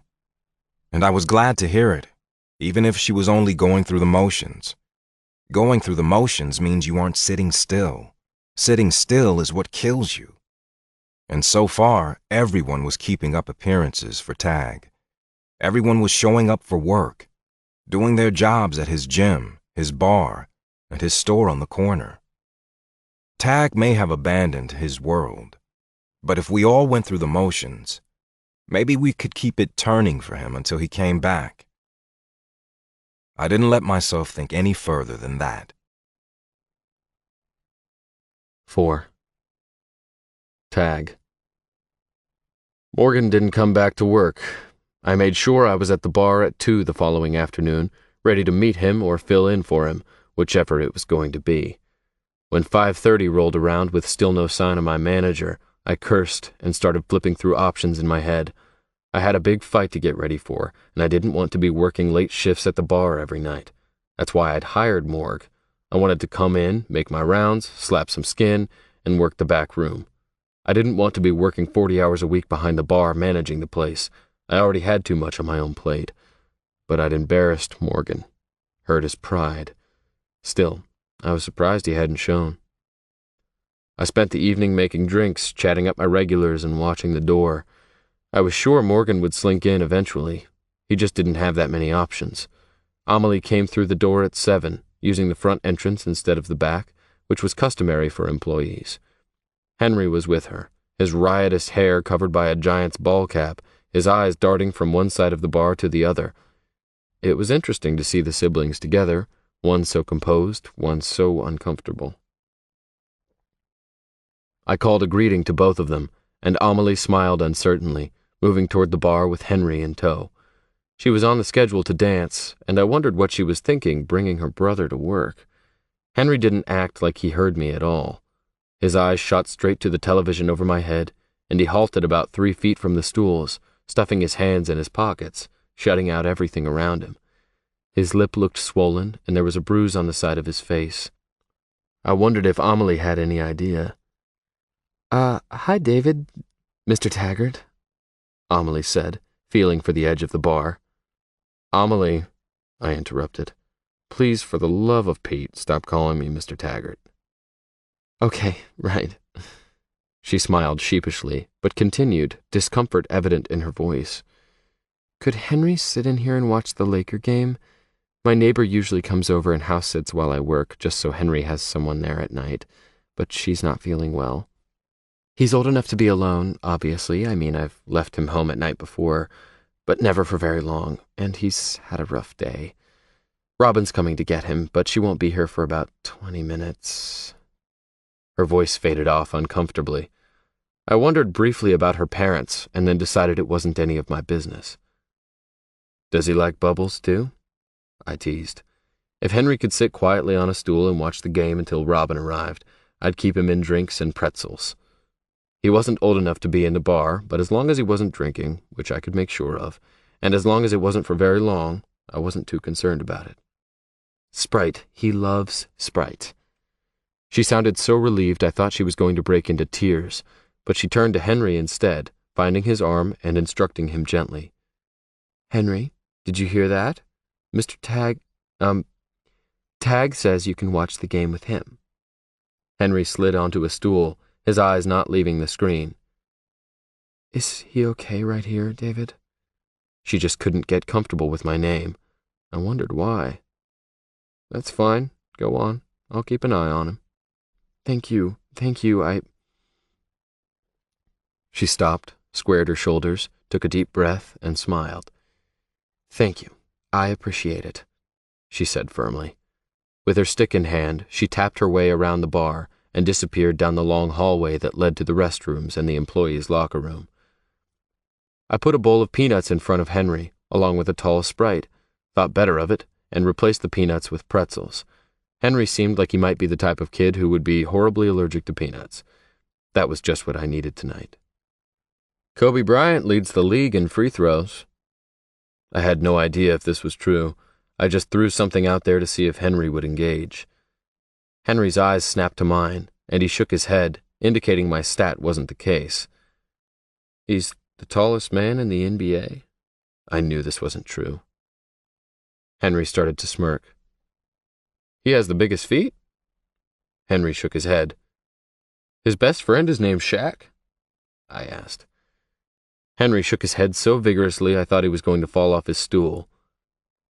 Kobe Bryant is the youngest player in league history to reach 30,000 career points, Henry informed me. I gave myself a mental high five that he was talking at all. Oh yeah? I asked, nonchalant. He was also the youngest player to ever start in the NBA, he added. Big deal, I waved my hand. Everybody knows that. I winked, letting him know I hadn't had a clue. Did you know he was named after Japanese beef?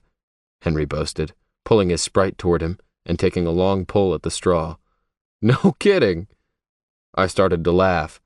I moved away from him to take care of some customers a few stools down, and greeted Axel, my Swedish sparring partner, who slid onto a stool one over from Henry and said, Tack. Thank you, in Swedish, before guzzling back the beer I placed in front of him. Shaquille O'Neal and Kobe Bryant aren't friends, Henry said seriously, and placed a pretzel carefully on his tongue. He looked at his now empty glass despondently. No? Why not? I asked, refilling his Sprite. Giants don't make good friends. Are you talking about Shaq or Kobe? They're both pretty big. I tried not to laugh because Henry wasn't laughing. Giants don't like when someone is bigger than they are. I don't know about that. Look at me and Axel, we're both pretty big. Who's the biggest? Henry asked. I am, I said firmly, and at the same time Axel thumped his chest. Henry looked at me owlishly, as if I had just proven his point. Axel started to laugh, and I laughed with him, but Henry didn't laugh at all. He just wrapped his swollen lips around his straw and drank his Sprite like he was dying of thirst. I waited until Axel turned his attention to Stormy, who had stopped to flirt as she waited tables. Henry, are you having problems with a giant? I touched my lip and looked pointedly at his mouth. The Giants won the World Series in 2012, he said softly. In 2010, too. They're very popular right now. I wasn't sure if there was a hidden message in the popularity of the Giants or if Henry just wanted to change the subject. I tried again, using a different approach. You know the story of David and Goliath, right? David's just a little guy. Goliath's a huge warrior. David ends up killing him with just a slingshot and Goliath's own sword. Your name is David, Henry said, his eyes on the game. It is. Do you need me to slay a giant for you? The giant's bench is deep. I narrowed my eyes at Henry. He didn't look away from the television. It was like conversing with Yoda or R2-D2. I sighed and refilled his drink again. When all this Sprite catches up with you, the bathrooms are down the hall on the right. I didn't want to upset Amelie, but when she checked to make sure Robin had come and retrieved Henry, covering her dancing uniform with a tag team t-shirt and leggings, I pulled her aside and stressed once more that she should bring Henry by the gym. It wouldn't hurt for the kid to learn how to take down a bully or a giant, if that's what was going on. Amelie and Henry didn't come by the gym the next day. On Saturday, I thought I saw them once, beyond the wall of windows along the front of the gym, but when I looked again, they were gone. I shrugged, deciding Henry must not have been as excited by the idea as Amelie thought he would be. A few minutes later, I looked up to see them hovering near the speed bags, Amelie holding firmly to Henry's arm, Henry looking as if he was about to bolt like a runaway seeing-eye dog and drag his poor sister with him.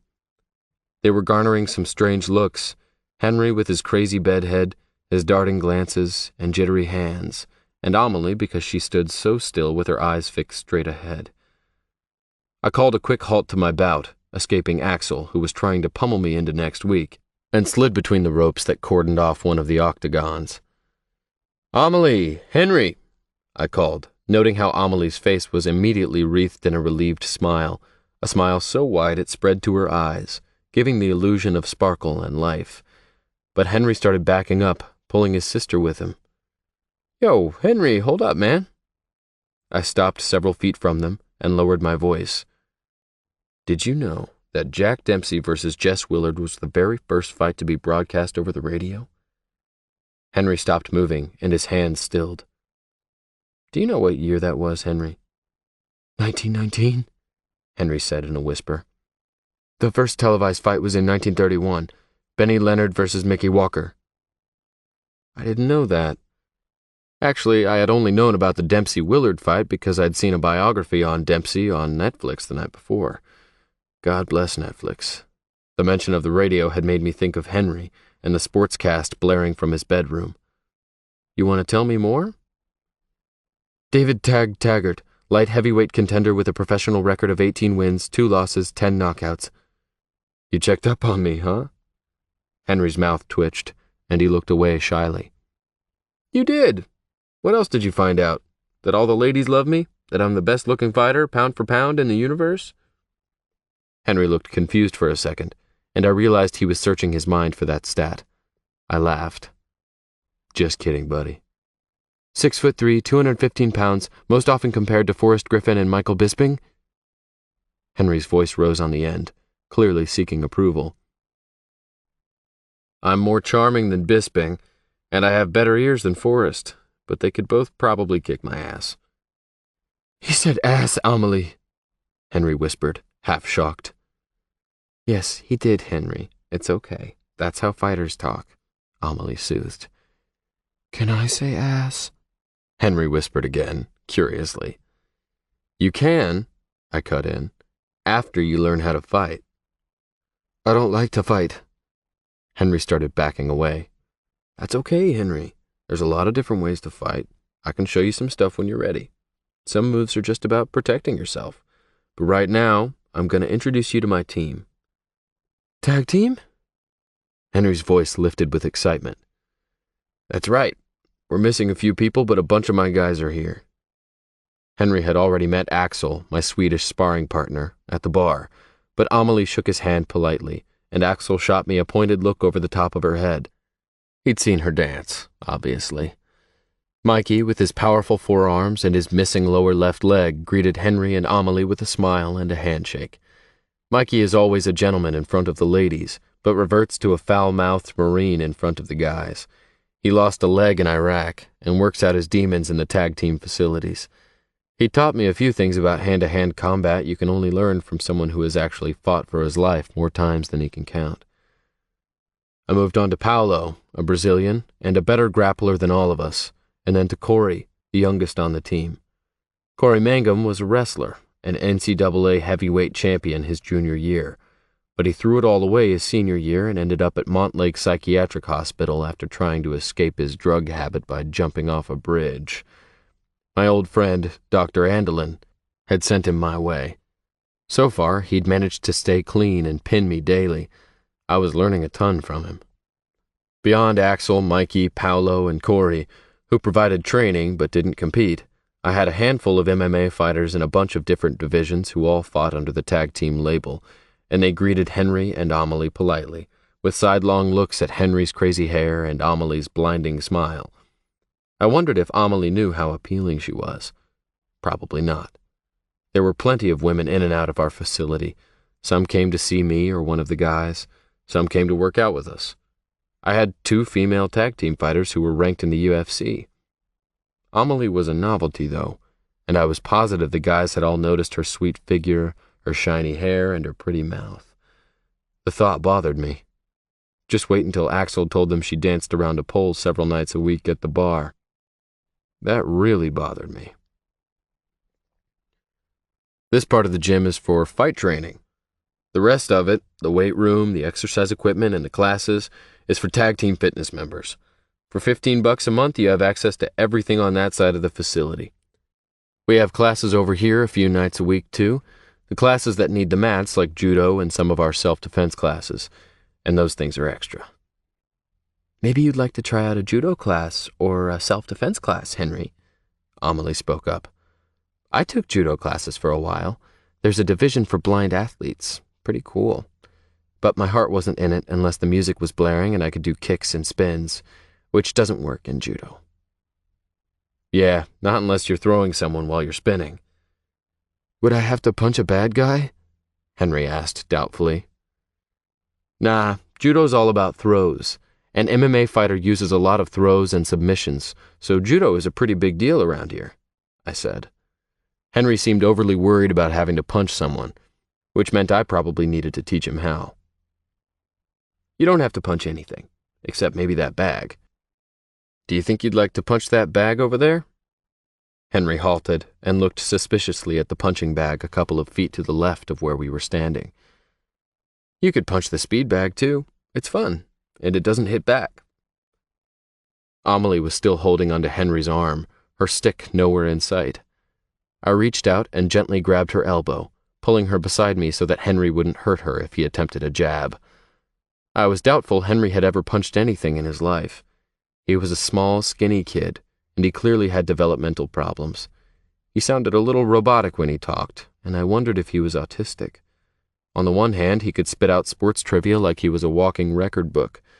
On the other, the kid asked for permission to say ass. Not your average teenager. Henry walked toward the long punching bag, eyeing it like it might transform into something deadly. His left hand darted out and slapped the bag, and he jumped a foot in the air. Amelie clapped. Was that you, Henry? I heard that.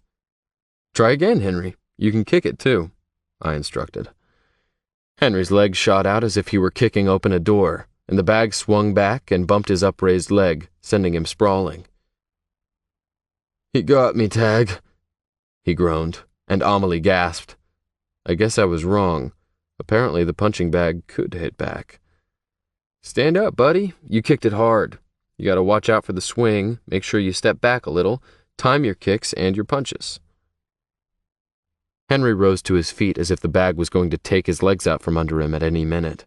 He jabbed at it, jabbed some more, kicked a time or two without falling, and then moved onto the speed bag while I threw out instructions. Amelie stayed quiet, listening intently, and I realized that I'd kept my hand on her elbow all along, clutching her to my side as I coached Henry. When Henry seemed to get a bit of a rhythm going on the speed bag and began chortling happily to himself, she spoke up.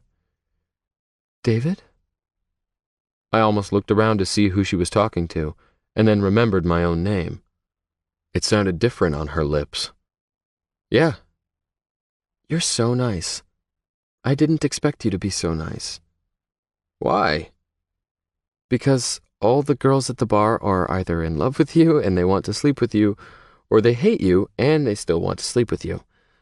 I thought you were one of those bad boy types. Oh, I'm plenty bad. I just try not to be an asshole to people who don't deserve it. I guess you could say I'm a nice bad guy. I don't think it works that way, she said softly. Trust me, it does. I'm good with people. But don't cross me, and don't cross the people I care about, or you'll see my bad side. I'll remember that, Amelie said seriously, nodding as if she had been contemplating crossing me only seconds before. The thought of the dainty blind brunette with the pearly skin and the sweet smile screwing me over was comical. You plotting something? I asked, trying not to laugh. I was, but I thought better of it.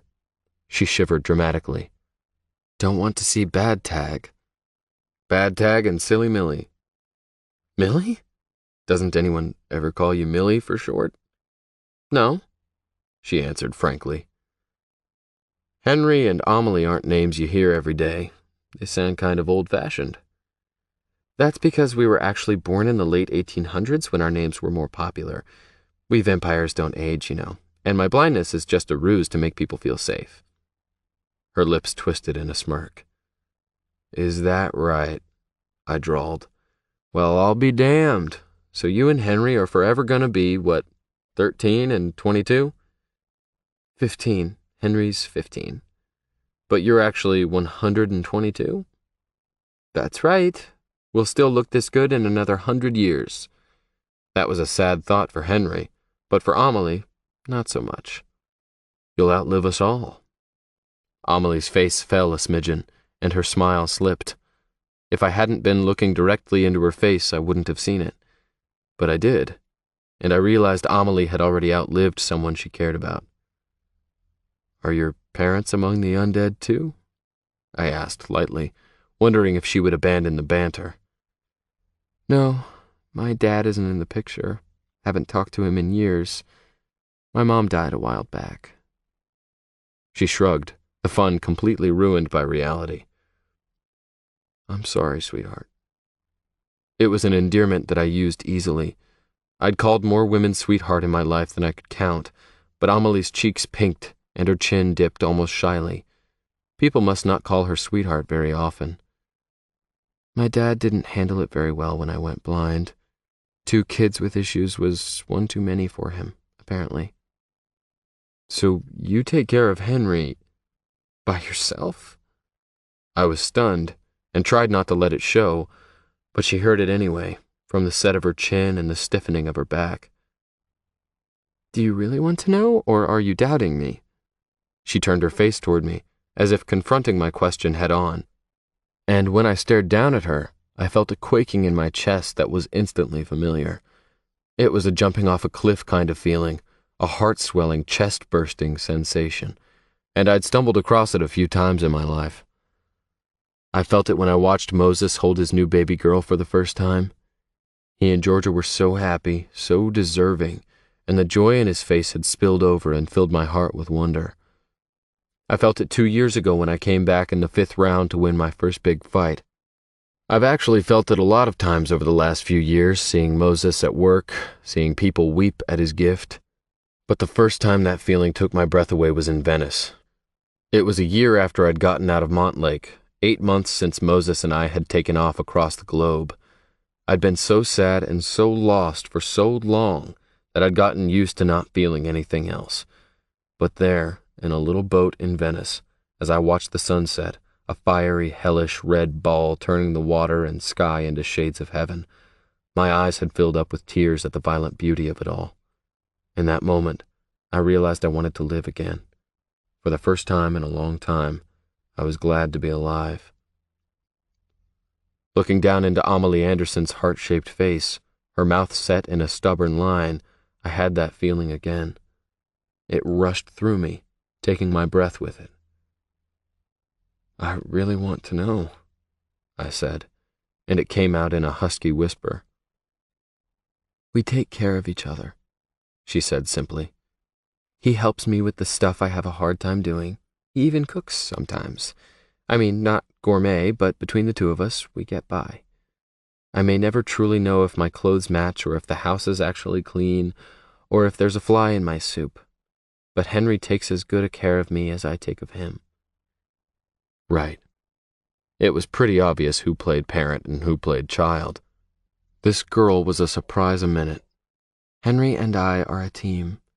You've got tag team, right? You understand. Everybody contributes something different. Oh yeah? He's the eyes, I'm the heart. He's the hands, and I'm the head. That's what my mom used to say. We were silent then, my mind reeling. Henry back to fighting an epic battle with the huge punching bag, and Amelie standing straight and still, listening, as if by doing so she could actually see her brother's attempt to take down an impossible opponent. What she didn't know, what she couldn't have known, was that she'd leveled me. I may have been standing next to her, but I was already falling. Moses. He's the eyes, I'm the heart. He's the hands, and I'm the head. The words rang in my ears. Millie could have been describing me and Tag. I was the eyes and the hands, the artist who could see what others could not, what Tag could not. But he was the leader, the head and the heart. And his head and his heart had provided for my eyes and hands time and time again. Tag was all heart, and sometimes it got him in trouble. It got us in trouble. But more often than not, it led us in the right direction. He'd taken care of me. I don't know if I had taken care of him, though. I hadn't thought I needed to. Why did he leave, Moses? Where did he go? Nobody's seen him for 2 weeks. Nobody knows anything. If he was falling for me like he says, then why did he leave like that? Millie was close to tears, and I had resorted to drawing, my fingers flying over a sketch pad so that I wouldn't go crazy listening to my best friend saying goodbye. I'd called Tag's dad, who called his mom, who in turn called his 2 younger sisters who were away at school. Millie was right. Nobody knew anything.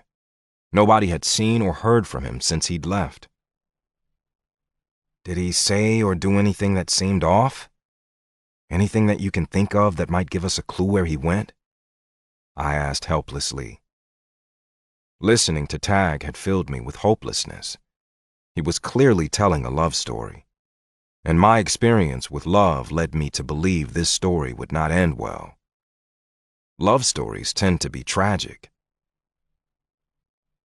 No, I mean, he had seemed tired, which was unlike him, Millie answered, interrupting my depressing train of thought.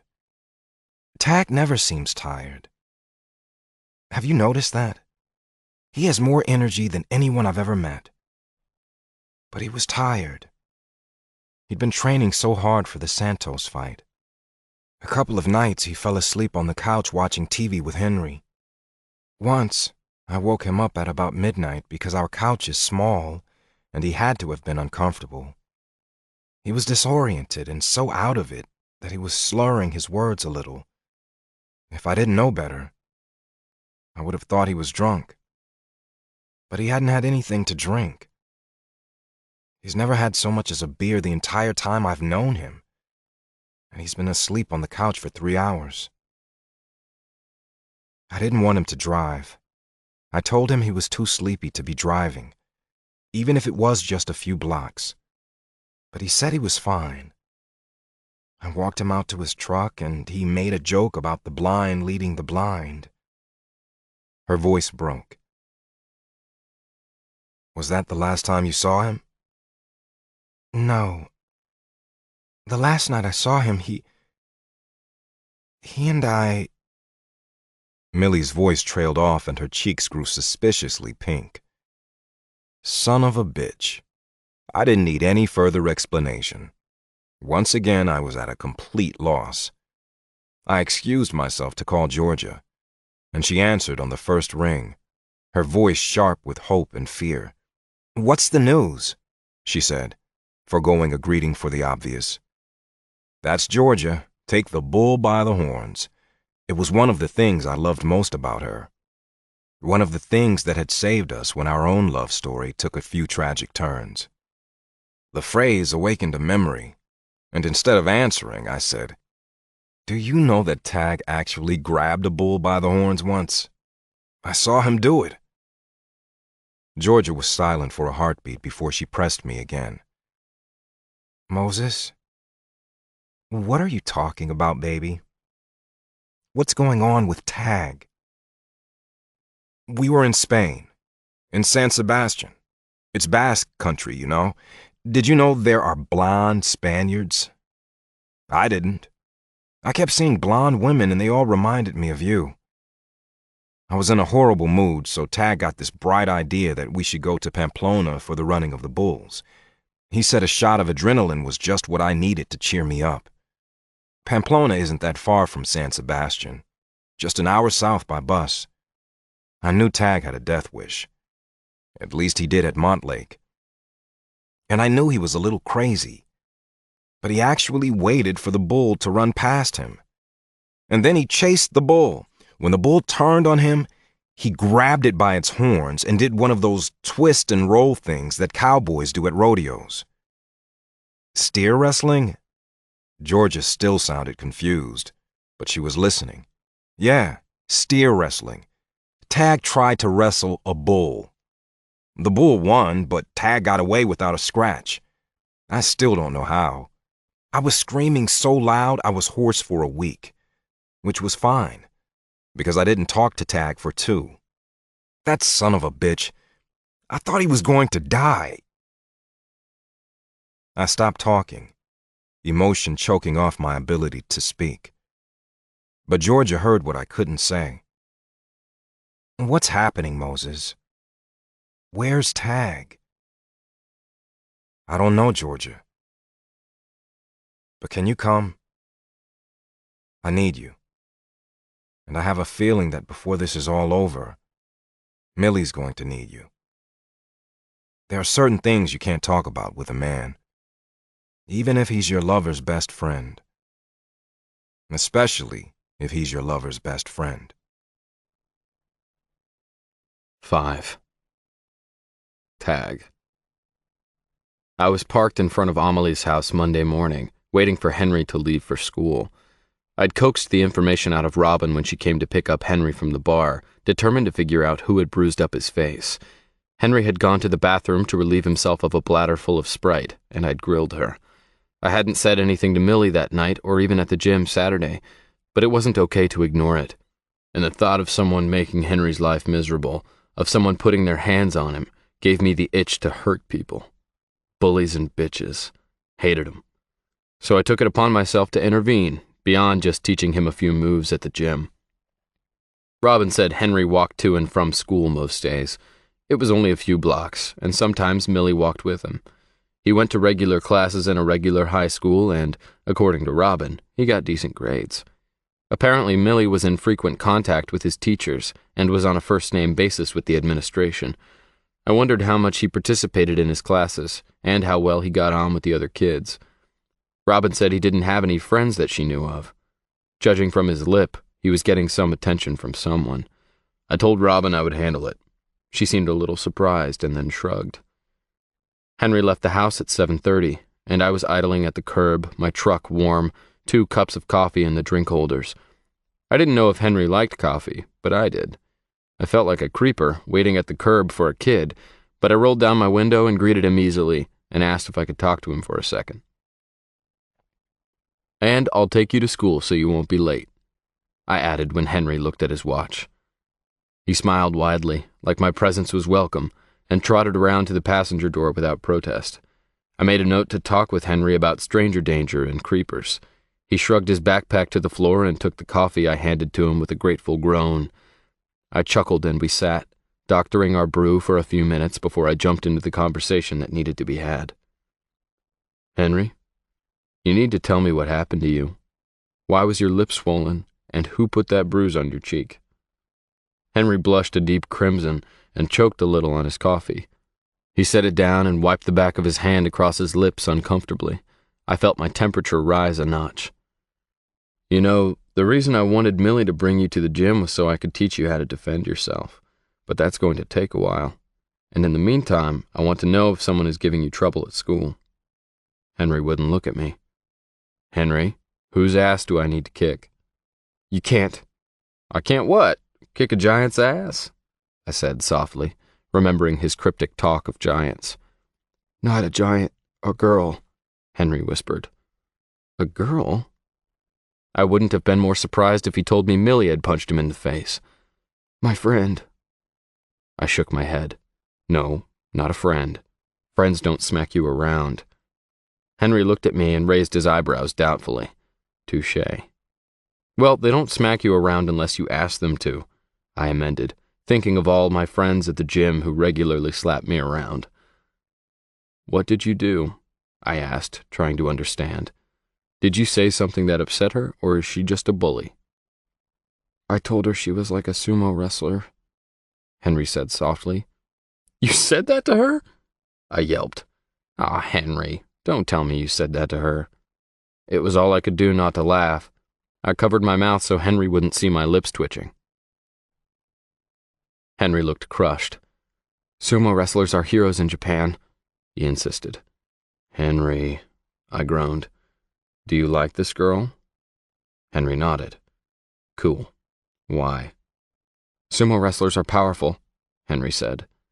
Henry, come on, man. You don't like her because she's powerful, I insisted. Henry looked confused. Wait, you do? Now I was confused. The average sumo wrestler weighs over 400 pounds. They are huge. But she's not huge, is she? No, not huge. Does she look like a sumo wrestler? I asked. Henry shook his head. No, but she's big, maybe bigger than other girls? Henry nodded. Okay, now we were getting somewhere. So she punched you when you told her she reminded you of a sumo wrestler? Another nod. She blacked your cheekbone and split your lip. Henry nodded again and smiled slightly, as if he was almost proud of her. Why did you say that, Henry? She obviously didn't like it. I couldn't think of a girl who would. Henry gritted his jaw and fisted his hands in his hair, obviously frustrated. Sumo wrestlers are awesome, he cried. Hey man, I get it. Talking to girls is hard. I said all kinds of stupid things the first time I walked Millie home. Luckily she didn't punch me.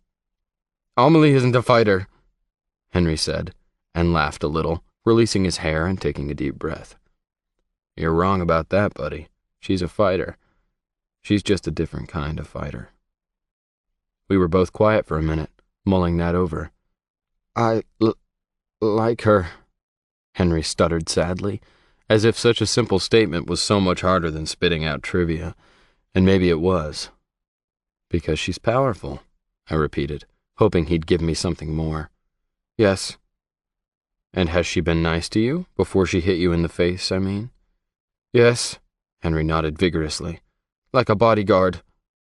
She looks out for you? Henry nodded again. I felt lightheaded with relief and I started to laugh. So nobody, no giants, no jocks, nobody is pushing you around. Henry shook his head slowly. I'm sorry, he whispered. I messed up. And I'm going to help you fix it, man, I said suddenly, shifting my truck into drive and pulling away from the curb. Henry pulled on his seatbelt as if he were about to go for a wild ride.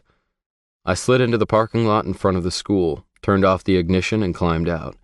Henry was staring at me, his eyes huge. Let's go, Henry. I'll help you smooth it over with your friend. Come on. Henry walked beside me, holding onto the straps of his backpack like he was getting ready to parachute from a plane. His face was grim. You can do this, Henry, I encouraged. He nodded once, but his eyes stayed forward. A few people stared, but the hallways were thick with kids, and, for the most part, the only heads that turned were of the female variety. I would have felt flattered, except everybody looked like they were about 14, especially the guys. It was weird. I thought I was such a badass in high school. I thought I was a man. These kids looked like they still secretly sucked their thumbs. Henry stopped suddenly, and I laid a hand on his shoulder. He was shaking so hard he was vibrating. He pointed toward a girl standing alone next to a row of red lockers. Is that her? I asked. Henry nodded, still staring. I choked, swallowing my laughter. She wasn't huge at all, but she was Japanese. She was short and softly rounded, maybe a little bit chubby, but most of her weight was in her chest, which told me a lot about where Henry's attention had been. Henry continued toward her and then stopped next to her, his eyes darting between the lockers beside her head and my face. He looked desperate. The Japanese girl stared at me and raised one eyebrow expectantly. She had a row of loops through that eyebrow, a tiny diamond in her nose, and 2 rings through her bottom lip. Her ears were practically bedazzled. I'm Taggart. I stuck out my hand and gave her a smile of dimpled sincerity. It was my money grin. Ayumi Nakahara, she answered, extending her small hand. I almost laughed. Her voice was impossibly sweet and high. I gave her hand a brisk shake and released it. Then I folded my arms and got serious. Henry likes you. He thinks you're amazing. He's told me all about you. Both eyebrows shot up, and I had a feeling it had more to do with Henry confiding in me than the fact that he liked her. She looked at Henry for a minute, her expression softening, and then looked back at me. Henry leaned his forehead against the lockers as if the whole conversation was making him dizzy. He's sorry, Ayumi. He wasn't trying to infer that you are like a sumo wrestler. He was trying to tell you he reveres you, the way the Japanese revere their wrestlers. Henry started to nod, his head banging against the locker. I put my arm around his shoulders and pulled him back just a bit so he wouldn't knock himself out. However, he does think you're tough. You obviously know how to throw a punch. I looked pointedly at Henry's face, and Ayumi blushed a deep ruby red. I figured I didn't need to say anything more on that subject. I just hoped she'd think before popping poor Henry again. Because, girl or not, she couldn't go around slugging people, especially people like Henry. And anytime you want to come and hang out with us at Tag Team, me and Henry, you can. A friend of Henry's is a friend of mine. Okay, she squeaked, and I tried to imagine her angry enough to double up her fists and swing. Henry must have really set her off. The bell rang and Henry jumped. Lockers slammed and kids started to clear the hall. See you at the gym after school, Henry, okay? Henry nodded, his face relaxing into a smile. His color was returning to normal, and his grip on his backpack had eased. I tousled Henry's hair, giving him a one-armed man hug, and as I walked away, I heard him rattle off my record to his little friend. David Taggart, light heavyweight contender with a professional record of 18 wins, 2 losses, 10 knockouts. There's no way you can support Henry on a dancer's wage, I said, even the wage I'd moved her up to. I was walking Millie home again, like I'd done every night she'd worked for the last 2 weeks. I still hadn't found a replacement for Morgan, and I was still working too many hours at the bar. But I hadn't minded it at all, and the reason walked beside me. No, there isn't. But lucky for us, my mom planned well. She had a life insurance policy, a good one, and the house was hers, free and clear. It's been in her family forever. And my dad gave her a chunk of money. Maybe you've heard of him? Andre Anderson? He played for the San Francisco Giants. He was a first baseman. I don't know what he's doing now. Well, I'll be damned, I said, surprised. I do remember him. Amelie nodded. We think that's why Henry became so fixated on sports. He was only 5 when my dad split. You know how players study game film? Well, Henry does that. My mom had discs made up of all the video, all the recordings of my dad's games, as much as she could get her hands on. Henry would sit and watch endlessly. He still does. He can quote entire innings. It's crazy. So why do you dance? I hadn't meant to ask. It just came out, the way most things usually did. If I felt something, it eventually worked its way from my gut to my throat and out my lips. Why do you hit people? She asked. I didn't bother to defend the sport. I did hit people. That was a big part of it, and it was silly to argue about it. I've spent my whole life fighting. Your whole life? Amelie asked doubtfully. Since I was 11, I amended. I was the happy-go-lucky fat kid on the playground that was fun to laugh at and easy to mock.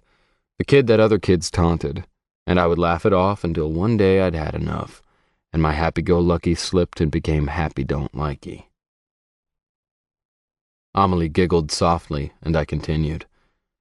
That day I used my fists and the anger that had been building for 5 long years since Lyle Coulson had said I was too fat to fit in the little kindergarten desks. It didn't matter that he was right. I was too fat to fit in the little desks, but that only made me angrier. The fight wasn't pretty. I only won because I laid on Lyle and trapped his skinny arms beneath me and wailed on his mean red face. I got sent to the principal's office for the first time ever, and then I was suspended for fighting. But Lyle Coulson never bothered me again. I learned I like to fight, and I'm good at it. Well, there you go, she shrugged. We're not so different. I like to dance, and I'm good at it. I don't like you dancing at the bar. She laughed, a sudden sparkling eruption that created a white plume in the frigid air and had me staring down at her upturned face, marveling, even though I knew I was about to take some heat. It was my bar, after all. I was her employer. It was my freaking pole, for hell's sake. What don't you like? David Taggart, are you a hypocrite? You aren't. I know you aren't. She was smiling, but not up at me, like other women did. She was smiling straight forward, at no one and nothing, and I felt an ache in my chest, a warning note. She would never smile at me like other women did. Was I okay with that? Because if I wasn't, I needed to back the hell off. I was getting personal. Nah, you know what I mean. Why do you dance in a smoky bar spinning around a pole wearing next to nothing for money that isn't all that good? You're a classy girl, Amelie, and pole dancing just isn't very classy. Backing off wasn't my style. Her smile was gone, but she didn't look angry. She stopped walking, her stick extended like she was strolling with an imaginary pet. Then she pulled the stick upright and tapped it sharply on the sidewalk. See this stick? I nodded, and then remembered she couldn't see me. Yeah. She pushed it toward me, and it knocked against my shoulder. Being blind comes with a stick, not a cute golden retriever. A stick. But this stick means I can walk down the street by myself. I can make my way to the store. It means I can go to school, walk to work, go to the movies, go out to eat, all by myself. This stick represents freedom to me. She took a deep breath and I held mine. I guess I just replaced the stick with a pole, and when I dance for a few hours several nights a week, I'm living my dream, even though it may not look that way to you. My mom wouldn't have liked it. You're right about that. But she isn't here, and I have to make my own choices. Amelie stopped talking and waited, possibly to see if I was going to argue. When I didn't, she continued. I used to dance and do gymnastics. I used to leap and turn. I could do it all, and I didn't need a pole, just like I used to walk down the street and chase my friends and live my life without my stick. But that isn't an option anymore. That pole means I can still dance. I don't need to see to dance in that cage. If that means I'm not a classy girl, so be it. It's a tiny piece of a dream that I had to give up, and I'd rather have a piece of a dream than no dream at all. Well, shit. That made perfect sense. I felt myself nodding again, but punctuated it with words. Okay, Millie. I sure as hell can't argue with that. So now I'm Millie? Well, we've just established that you aren't a classy girl, I teased, and her laughter rang out again, echoing in the quiet street like a faraway church bell. Amelie sounds like an aristocrat. Millie sounds a little more down-home. A girl called Millie can be friends with a guy named Tag. David? Yeah? I have a new favorite sound. What's that? The way you say Millie. It shot straight to the top of my list. Promise me you'll never call me Amelie again. Damn if my heart wasn't pounding in my chest. She wasn't flirting, was she? I couldn't tell. All I knew was that I wanted to call her Millie again, and again, and again, just because she asked me to. I promise, on one condition. She waited for me to name my price, a small smile tiptoeing across her mouth. I'll keep calling you Millie if you call me Tag, I said. You calling me David makes me feel like you expect me to be someone I'm not. The people I care about the most call me Tag. That's what fits. I like calling you David. I think you're classier than you give yourself credit for. And everyone calls you Tag. I want to be different, she admitted softly. I felt a slice of pain and pleasure that had me holding back and leaning in simultaneously, but I pushed the feeling away with banter, the way I usually do. Oh, I'm very classy, she laughed with me, the way I wanted her to. But you being special and different has nothing to do with what you call me, Millie. But you can call me any damn thing you want to. Any damn thing doesn't have the same ring as David, but okay, she quipped. You're a smart aleck. You know that, right? She nodded, grinning, and gave my nickname a shot. So, Tag. Yeah, Millie. Tomorrow's Sunday. Do you go to church? No. You? I was guessing she did. Amelie was full of contradictions. It wouldn't surprise me at all if she was a pole-dancing churchgoer. In a manner of speaking. Church is hard for Henry. I could go alone. He's fine at home by himself for a little while, obviously, but when I was younger, my mom would try and take us, and when Henry would get agitated or start making too much noise, she would take us out. That's when I discovered one of my favorite sounds. You want to hear it? Now? No, tomorrow, 11 a.m. At church? At church. Well, damn. Maybe I should go to church. Work on saving my soul. Okay. Okay? Her smile knocked me over, and I mentally kicked myself. I was spending too much time with her, and the more time I spent, the harder it was to keep my head on straight. Before I thought better of it, I spoke. We're just friends, you and I, right, Millie? The smile wobbled, and Millie reached out for her gate, feeling for the latch as if she needed something to hold on to while I kicked her in the stomach. Yeah, why would I ever presume to be more? She asked, her voice light. The gate swung open, and without turning toward me again, she walked toward the front door, barely using her stick. 6. Tag. Friends or not, I found myself in front of Amelie's door at 11:15. I knocked and waited, wondering if Millie had changed her mind. The friend comment had been insulting. I knew it as soon as it left my lips, but I had to make sure I wasn't leading her on until I knew where I was going. I was dressed up in my navy blue suit jacket and a starched white shirt, but I'd left the tie at home and pressed my Wranglers instead of wearing slacks. I could dress up when I needed to, but I was hoping my pressed Wranglers and shiny boots were good enough. I'd slicked back my shaggy hair and told myself I didn't need a haircut. I'd never been attached to my hair, I just never got around to taking care of it. But it made me look a little unkempt, so I wetted it, threw some goop in it, and slicked it back. I looked like one of those shirtless guys in a kilt on the cover of a romance novel, the kind my mom used to read and collect.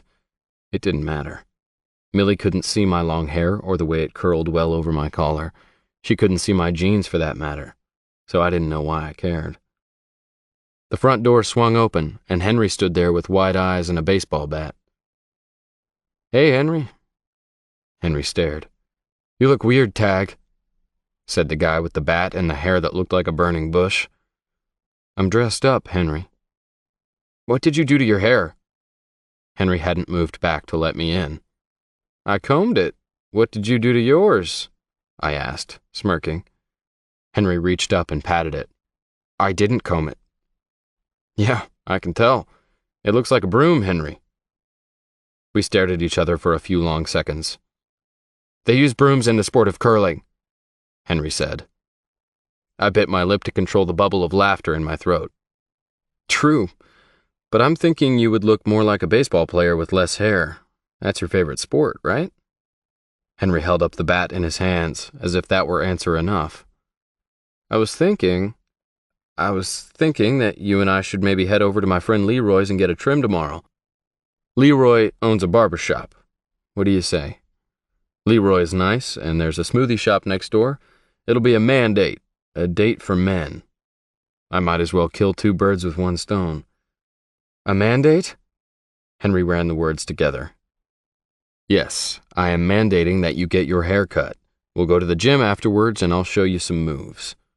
Not Amelie? Do you want Amelie to come? She's not a man. It's a mandate. Amelie chose that moment to gently push Henry aside. I am definitely not a man, but Henry, you really should have invited Tag inside. Amelie was wearing tan boots and a snug khaki-colored skirt that came to her knees, along with a fitted red sweater and a fuzzy scarf that had streaks of red and black and gold in the weave. I wondered how in the world she coordinated it all. Judging from Henry's hair, he couldn't be much help. On February 6, 1971, Alan Shepard hit a golf ball on the moon, Henry offered inexplicably, and moved aside. And today is February 6th, isn't it? Millie said, clearly understanding Henry's thought processes a whole lot better than I did. That's right, I said. So February 6th, a golf ball was hit on the moon, and on February 7th, 2014, Tag Taggart and Henry Anderson are going to get haircuts. Right, Henry? Okay, Tag. Henry ducked his head and headed up the stairs. Call me if you need me, Henry, Millie called after him. She waited until she heard his door shut before she addressed me. Henry has an attachment disorder.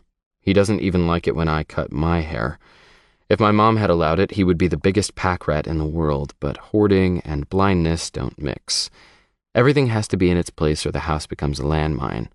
So he wears the same clothes until they're threadbare, won't cut his hair, still sleeps with his Dragon Ball Z sheets he got for his 8th birthday, and has every toy he has ever been given stored in plastic bins in the basement. I don't think he'll go through with the haircut. He's only let Robin cut it twice since my mom died, and both times he cried the entire time, and she had to put the clippings in a Ziploc bag and let him keep them, just to get him to calm down. I was slightly repulsed, and I was glad Millie couldn't see my expression. So he has bags of hair in his room? I'm assuming he does, though he won't tell me where. I pay my next-door neighbor to come in and clean once a week, and she hasn't found it either. Well, Henry said okay, so I'm planning on it, but we won't be bringing any bags of hair back home. Millie's brows furrowed, and she looked as if she wanted to argue, but stepped toward me instead, felt for her walking stick that was leaning against the wall, and changed the subject. Did you drive? Because I'm thinking we should walk. The church is around the corner. I eyed my shiny red truck wistfully, and then forgot it when Amelie slid her hand around my arm.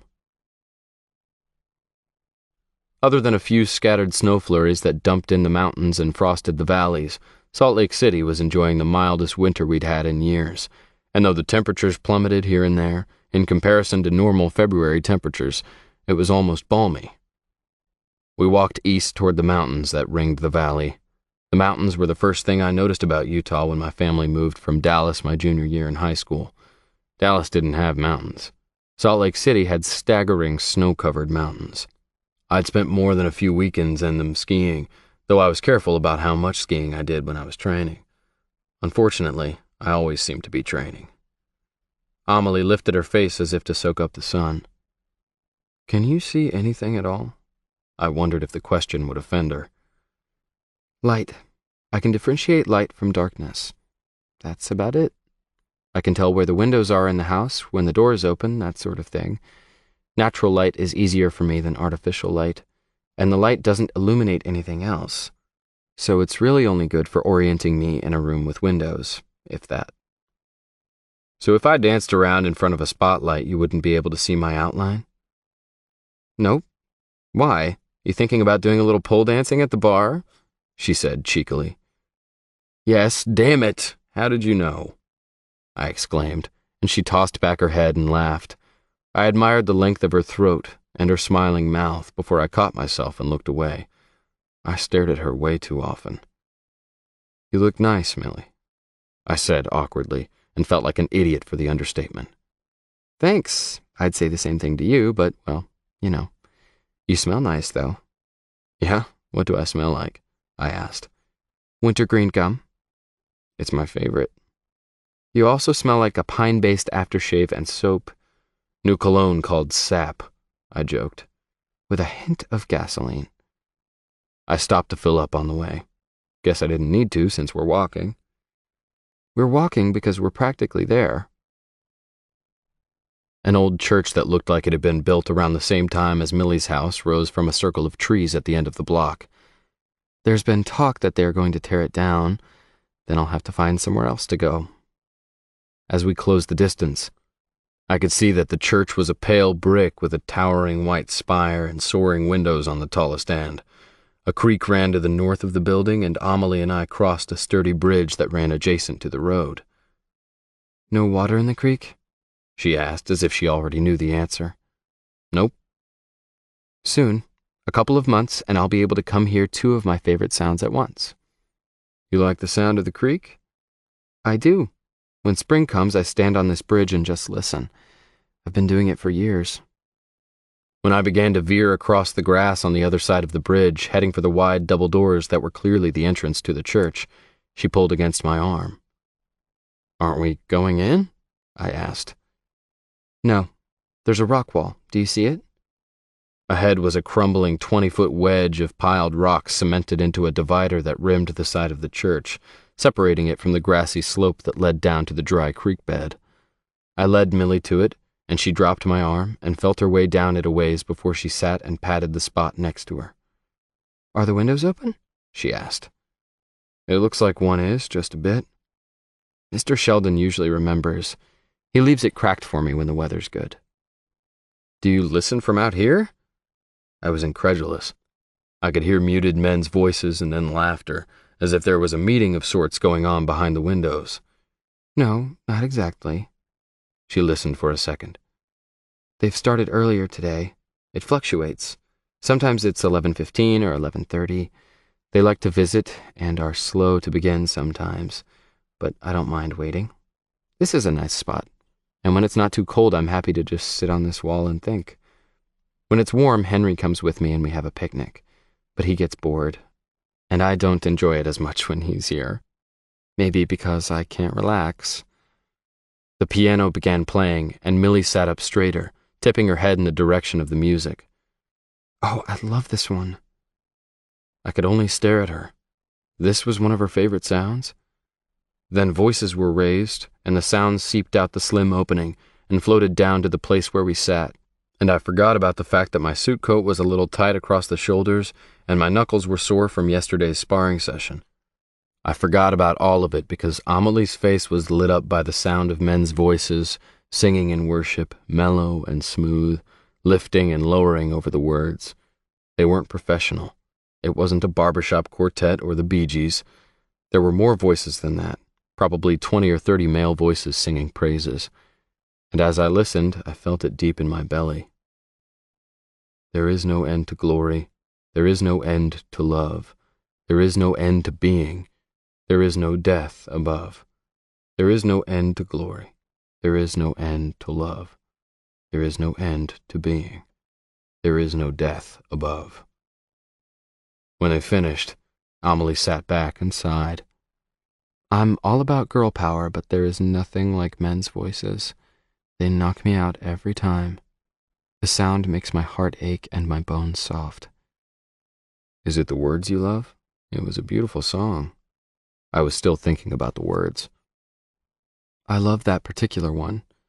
But no, it wouldn't matter if I couldn't understand a word they were saying, and there have been days when Mr. Sheldon doesn't attend or he forgets to open the window and the music is muffled, even more than it was today, and I still love it. I can't explain it. But love is like that, isn't it? Yeah, it is. Did you like it? Now you've heard two of my favorite sounds. I liked it a lot.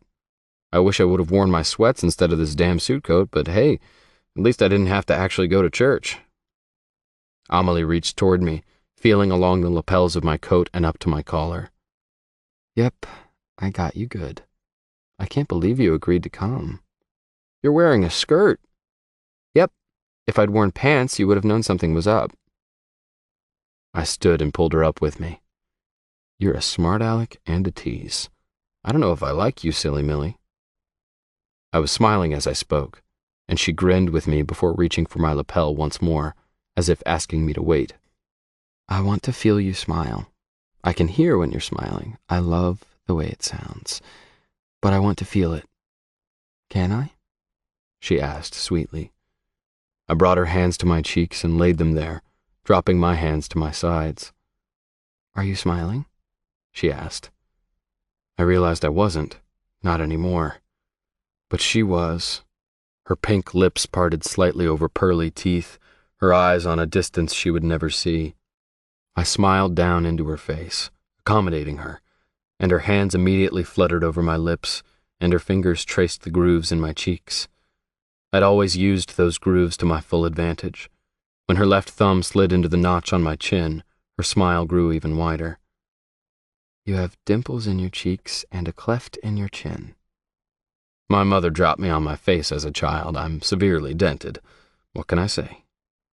Ah, I see. One hand flitted up and traced the bridge of my nose. Is that what happened here, too? She asked, tracing the bump that I'd earned over and over again. Nah, my mama's not to blame for that one. That's a product of my favorite pastime. Her hands moved to cradle my face, melding to the shape of my cheekbones and my jaw. As she pulled her hands downward, the tips of her fingers touched the hair that brushed my neck on either side, and she paused in her exploration. She fingered the curls thoughtfully, and a groove appeared between her dark brows. Haircuts with Henry tomorrow, huh? That's very sweet of you. But don't cut it all away, okay? You like the Scottish Highlander look? I tried for a Scottish brogue, but didn't quite make it. My heart was pounding, and I wanted to close my eyes and lean into her hands. Her explorations were erotic without meaning to be, sensual without sexual intention, but my body didn't seem to know the difference. I don't know, maybe? I'm not sure what a Scottish Highlander looks like, but I like your face. It's strong, full of character, and the hair suits you. She was staring up into my face, describing me, and yet she couldn't see me at all. I stared at her mouth and wondered what she would do if I pressed my lips against hers. Would it startle her, or would she recognize the sensation immediately? Had she ever been kissed?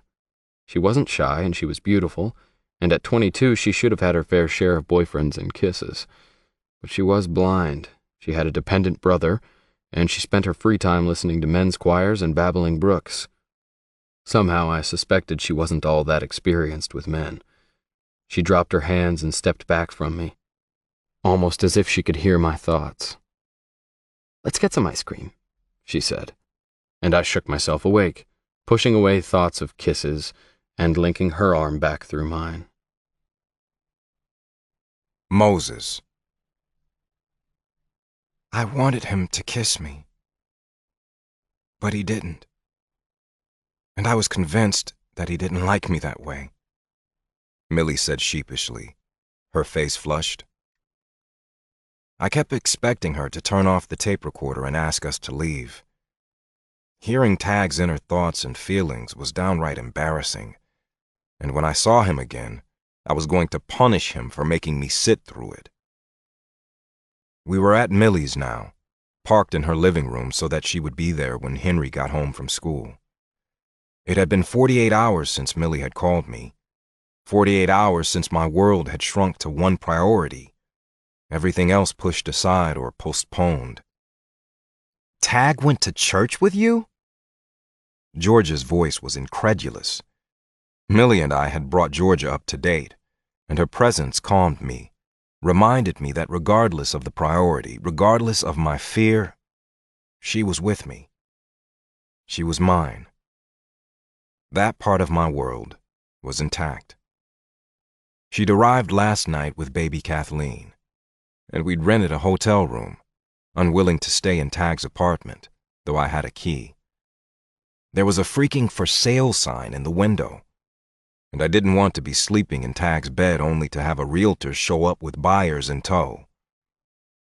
The thought made me angry, even as George's question made me laugh. Tag and church didn't really mix. The thought of him sitting in a suit coat, his hair slicked back, listening to hymns with Millie, was almost too unbelievable to imagine.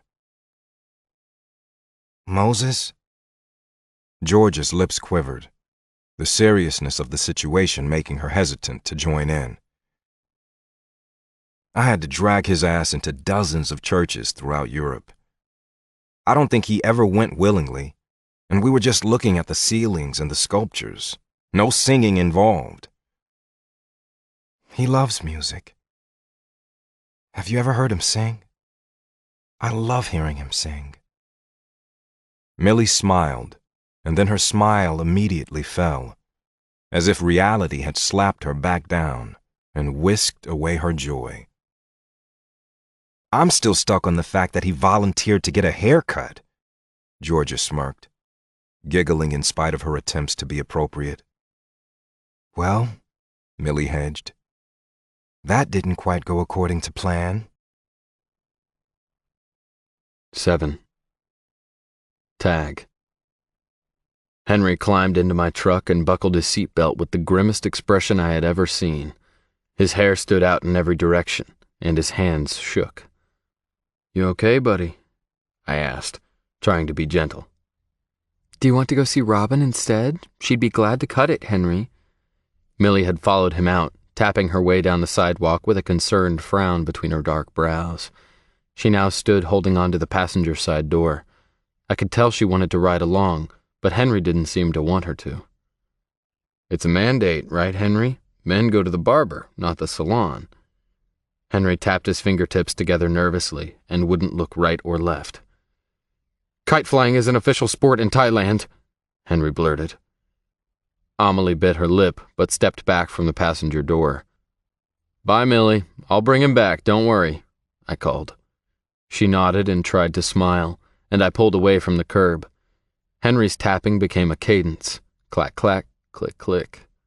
It sounded like the rhythm Millie made with her stick when she walked. "Henry?" No response, just clicking, all the way to the barber shop. I pulled up to Leroy's shop and put my truck in park. I jumped out and came around to Henry's door. Henry made no move to disembark. "Henry, do you want to do this?"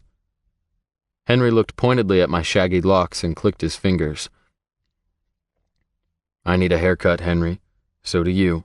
We're men. We can do this." "Ben Askren, Roger Federer, Shaun White, Troy Polamalu, David Beckham, Triple H." "Triple H?" I started to laugh. Henry was listing athletes with long hair. "You're getting desperate, Henry." "Larry Fitzgerald? Tom Lincecum?" "Tom Lincecum, huh? He plays for the Giants, doesn't he? Your favorite team, right?" Henry didn't respond. "Ah, shit, what the hell. I didn't want to cut my hair anyway. I kind of think your sister likes it." Clicking slowed. "You want to go buy a kite? I hear it's an official sport in Thailand," I said. Henry smiled the smallest ghost of a smile and nodded once. We went to Toys R Us for the kites. They have the best selection of fun stuff, and we weren't messing around. Henry took his time considering and settled on a kite with LeBron James on it. I bought the only red one I could find, which was an Elmo kite, the happy red monster staring out at me, his furry face in the shape of a diamond. Henry thought it was hilarious, which made it even better. "I like red," I told him, laughing because he was laughing. "We should get Millie one too. What do you think she would pick?" I felt stupid immediately. I was constantly forgetting that she couldn't see and wouldn't care what it looked like. But Henry didn't seem to think it was a stupid question, and considered the kites all over again. He pulled a shimmery, bright pink one from a shelf and handed it to me. "Referees in the National Rugby League wear pink jerseys," he said seriously. Okay, I don't know what the National Rugby League has to do with Millie, but good choice. When we arrived back at the house an hour after we left, Henry scooped up all of the kites and was out of my truck before I put it into park. He ran up the walk like he was 5 instead of 15, barreling through the door, while I followed him at a slower pace. By the time I made it into the kitchen, Millie was running her hands over Henry's head with a furrowed brow.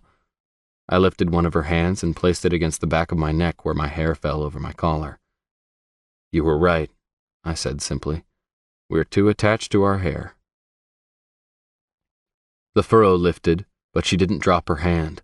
She curled her fingers against my scalp and tugged a little, testing its length, and I did my best not to start purring. Henry didn't. He dropped his head to her shoulder and closed his eyes, completely tamed. "Don't fall asleep, Henry. We have some kites to fly." Millie threw back her head and laughed, her hands dropping to her sides. "Oh, you didn't miss that not-so-subtle suggestion, huh?" she snickered. "Nope, I got it loud and clear. We got you a pink one." Henry picked it out. "He knows me well. Pink's my favorite color." "Oh yeah? Why?" "Because it has a smell. It has a flavor. Every time I taste something pink, I can remember the color. It floods my memory for a second before I lose it again." "Huh. I thought you were going to say it's because you love rugby." "Ah, the pink jerseys?" Millie asked. "Henry needs to get out more," I answered, laughing. "Let's go!" Henry shouted, running for the door, as if taking my advice to heart. The street was tree-lined, the front yard too small, and the traffic a little too steady to give us an open place to put our kites in the air. We piled back into my truck, Millie in the middle, straddling the gear shift, and Henry sitting by the door, practically bouncing with enthusiasm. Moses hates my bench seat. He says it's irritating not to have an armrest. But Mo isn't the smartest man, sometimes. I was never more grateful for the bench seat than I was at that moment, with Millie pressed up against my side, my right tricep brushing against her breasts every time I shifted. She smelled like fruit, strawberries or watermelon. She smelled pink. The thought made me smile. She felt pink, too. Pink and soft and sweet. Damn, I decided then and there that pink was my favorite color, too. I drove to Liberty Park, just south of downtown, and within minutes, Henry had his kite out and was urging LeBron James into the air. "He's done this before," I said in surprise. "Not in forever. I can't remember the last time, actually," Millie replied. "Is he doing it?" "Listen," I said. "Can you hear it?" I listened with her, straining for a sound that would connect her to the visual. Then the kite dipped, caught the wind again, and lifted, making a soft wop-wop in the air, like laundry on a clothesline flapping in the breeze. "I hear it." "That's Henry's kite. He's a natural." "Will you help me get mine in the air? I could take off running, but that might be dangerous. I don't want to run headfirst into the pond." "There is a pond, isn't there?" "Just run away from the sound of the ducks." Before long, I had our kites airborne, and LeBron James, Elmo, and Millie's bright pink triangle were dipping and darting, enlivening the pale afternoon sky. "Give it some slack, Millie," I hollered as her kite veered downward, tethered too close to the ground. "Let it fly." Millie squealed, panicked, but immediately followed my instructions, and her kite corrected itself, catching a draft and soaring higher. "I can feel it climbing," she shouted, ebullient. Henry wasn't the only one who was a natural. He was running back and forth, the kite streaming behind him, his hair falling in his eyes, his cheeks ruddy in the tepid February sunshine. "If you could go anywhere, just holding onto the tail of that kite, where would it be?" I asked Millie, my eyes on the sky, thinking about the places I'd been. Or is traveling kind of a scary thought? "No, it's not scary. Just unrealistic. There are lots of places I'd like to go even though I wouldn't be able to see them. I could still press my hands against the walls and soak them in. Buildings soak up history, you know. Rocks do too. Anything that's been around a while." Amelie paused as if waiting for me to snicker or argue, but my best friend can see dead people. I have no doubt that there is a lot we don't understand, and I can accept that. It's easier than trying to figure it all out. "It's true," Millie added, even though I hadn't argued at all. "My mom took me and Henry to the Alamo in San Antonio when I was 13. Apparently there are signs all around the Alamo that say don't touch the building. And it's cordoned off by rope so you can't do anything but look, which is pretty unfair if you ask me.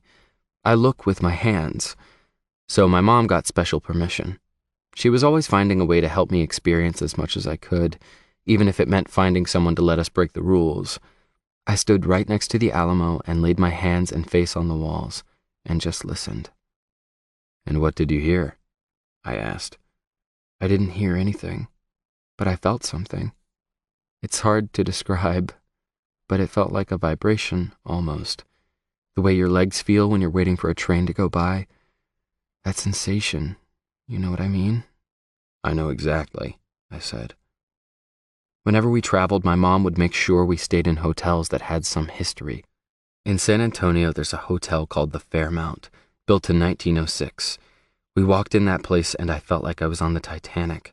I felt my way all over that hotel. Remember how you said that the world was more beautiful once upon a time? Yeah. I'd felt stupid when I said it, but now I was glad I had.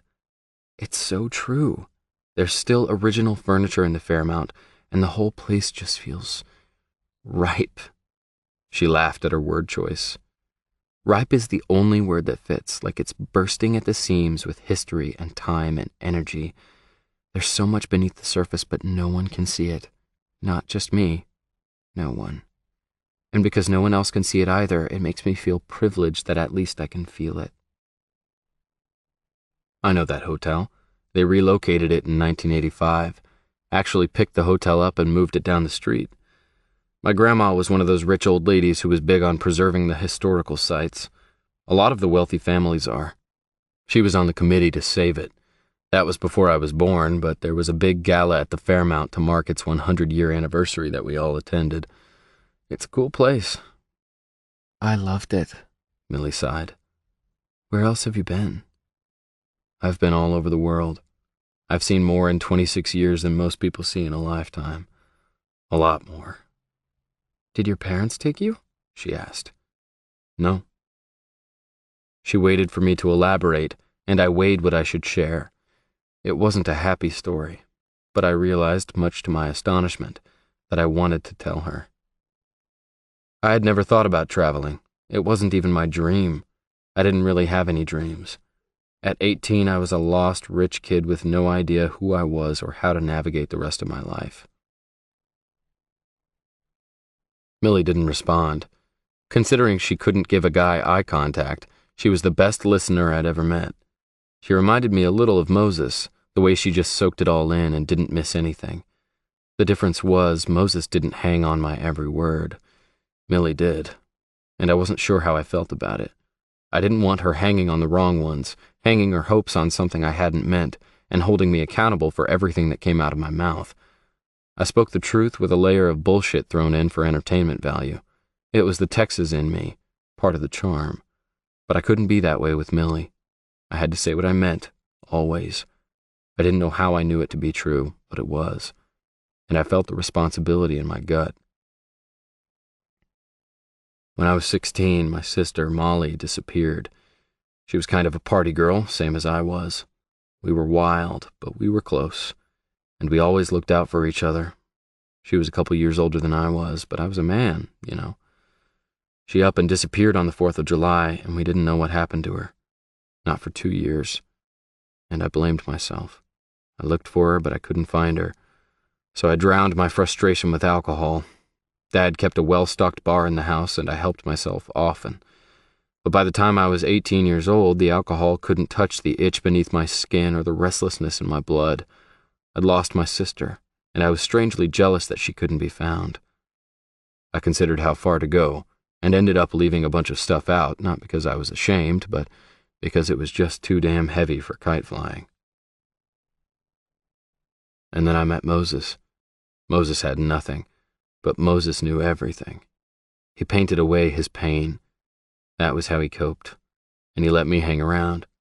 He let me in. He helped me see. Neither of us had anywhere to go, but I had money. My parents were relieved to see me leave. They were tired, grief-stricken, and they handed me a credit card and washed their hands of me. "And you just went to Europe?" Her voice awestruck. "We went everywhere. We were barely legal, kids really, but he could paint. I could bullshit my way out of almost anything, so he painted his way across the world, and I made sure people bought his stuff instead of throwing us in jail for vandalism.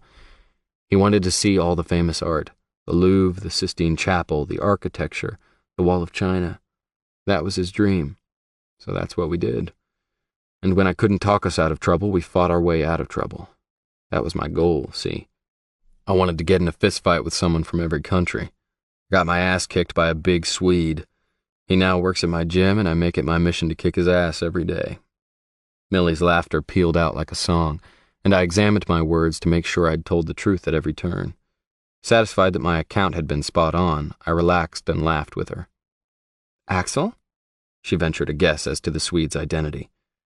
"Axel," I confirmed. "I met Andy in Ireland and Paolo in Brazil. When I opened the gym, I tracked them all down and asked them to come work with me." "So you collected people and Moses collected art."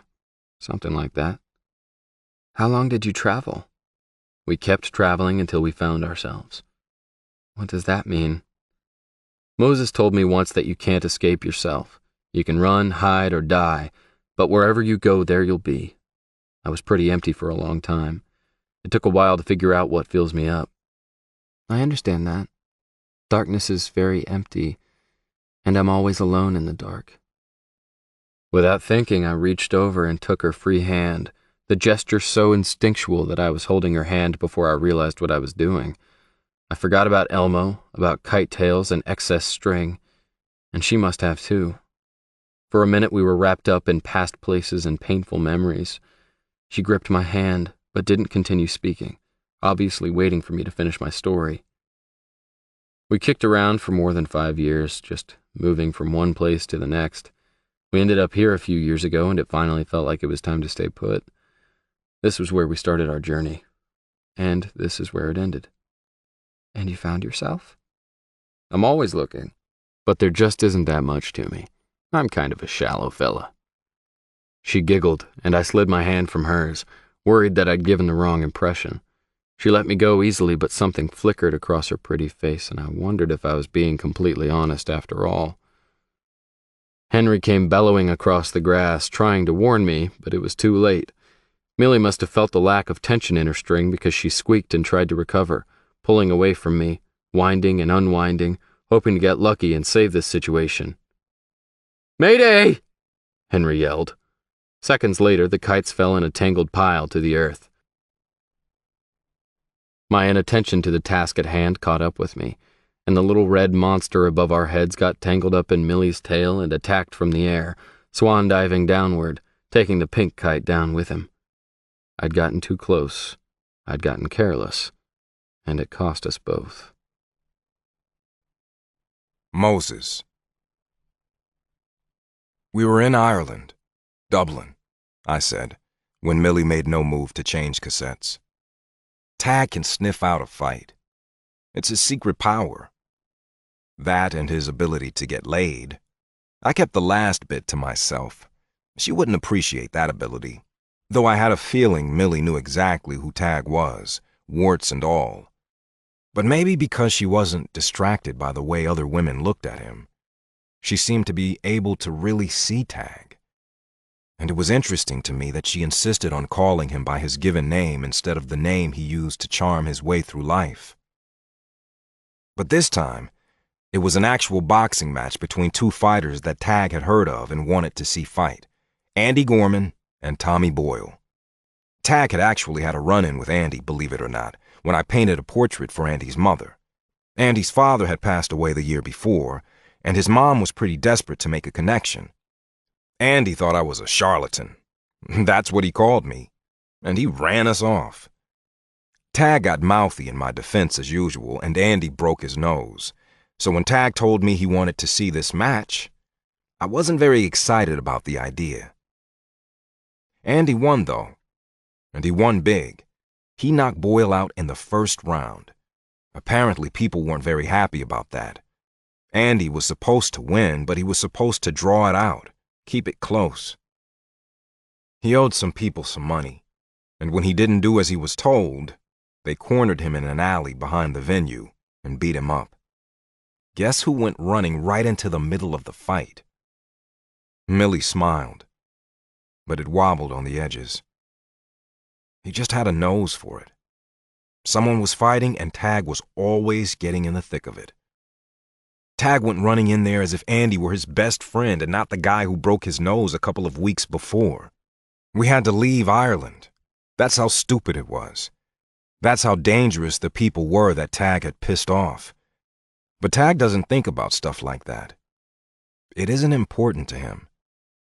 He just saw 5 against 1 and went in, fists flying. He and Andy Gorman were fighting back to back, and I had to wade in there too. I was afraid Tag was going to get himself killed. Long story short, Andy Gorman and every other guy in that gym owes Tag. Everyone is loyal to him, but it's only because he was loyal first, because he stuck his neck out for them. Not because they asked, but because they needed help. It kind of became Tag's purpose. I saw him change, saw him decide to live, to fight, to embrace life. I watched him find himself. "And now he's lost again," Millie whispered. "Something happened," I argued. "He's saying goodbye, Moses. It feels like he's writing his memoirs or something." Millie was right. It felt like a suicide note. 8. Tag. I found someone to work at the bar part-time, and I started training Vince to manage. I still kept an eye out for Morg, but maybe he'd found a better situation. He baffled me, but it was his choice. I sent his check to the address I had on file and kept juggling. I trained for my fight 4 or 5 hours a day and was at the bar almost every night, and I kept walking Millie home. She never wanted to drive. Neither did I. The nights were cold, but not too cold, and I looked forward to having her grab my arm, walk by my side, and talk to me. I made her laugh, and she made me laugh. She impressed me, and I didn't have to try and impress her. I liked her so much. It was a weird sensation, genuinely liking a girl that much and not trying to get in her pants. I know that's crude, but there's a reason men are wired the way we are. There's a reason women are put together the way they are. It's just biology, basic biology. But I wasn't trying to sleep with Millie. I had no designs on Millie. I just liked her, and I pushed the rest of it away. I firmly ignored biology for the first time in my life. I was relaxed with her, and I found myself continually telling her things that I didn't comfortably share with anyone. One night I pulled on a vest to walk her home instead of my jacket, and my white dress sleeves were rolled to my elbows, which was how I always tended bar. For the very first time, my forearms were bare to the touch for the walk home, and when Millie wrapped her hand around my arm, she felt my scar. "What's this, David?" Her fingertips traced the long, puckered line on my right forearm that extended from my wrist to my elbow. "There was a time when I didn't want to live very bad," I confessed easily. "It was a long time ago. I love myself now, don't worry." I meant for her to laugh, but she didn't. "You cut yourself?" Her voice sounded sad, not accusing, just sad. "Yeah, I did." "Was it hard?" Her question surprised me. Most people asked why. They didn't ask if hurting yourself was hard. "Living was harder," I said. She didn't fill the silence with words, and I found myself needing to explain. Not impress, just explain. The first time I tried to kill myself, I held a gun to my head and counted backwards from 17, one count for every year of my life. My mother walked in when I reached 5. The guns were locked away and the combination on the safe changed, so I resorted to a pocket knife. It was sharp and shiny, clean, and I wasn't afraid. For the first time in a long time, I wasn't afraid at all.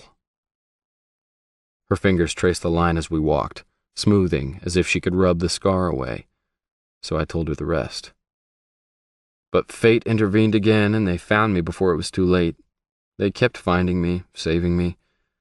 But I couldn't save my sister, see? And I felt helpless and hopeless. After a week in the hospital, I was transferred to a psych ward. My mother cried, my dad was stone-faced. They'd lost one child, and there I was trying to take myself away too. They told me I was selfish, and I was, but I didn't know how to be any different. They gave me everything, and everything was never enough. And that is terrifying. Emptiness is terrifying. "That's where you met Moses." She remembered the conversation in the park. "Yep, you'll have to meet him sometime. His wife, Georgia, too. They are my favorite people in the whole world." "I'd like that." "They have horses. Georgia actually works with kids kind of like Henry. Equine therapy, she calls it. Henry would probably eat it up." I found myself warming to the idea. Henry made everything easier. Henry made it okay to spend time with Millie beyond walking her home. He was a perfect buffer between biology and friendship. Before I knew it, I'd set a date, and I was bringing Millie to meet my best friend. And Henry, too. Can't forget Henry.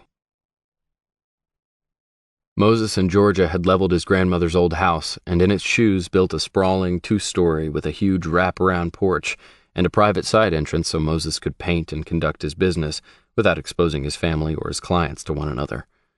It held no resemblance to the sad little house with a tragic past that I'd first seen 18 months before, when Moses and I rolled into town looking for answers and trailing ghosts.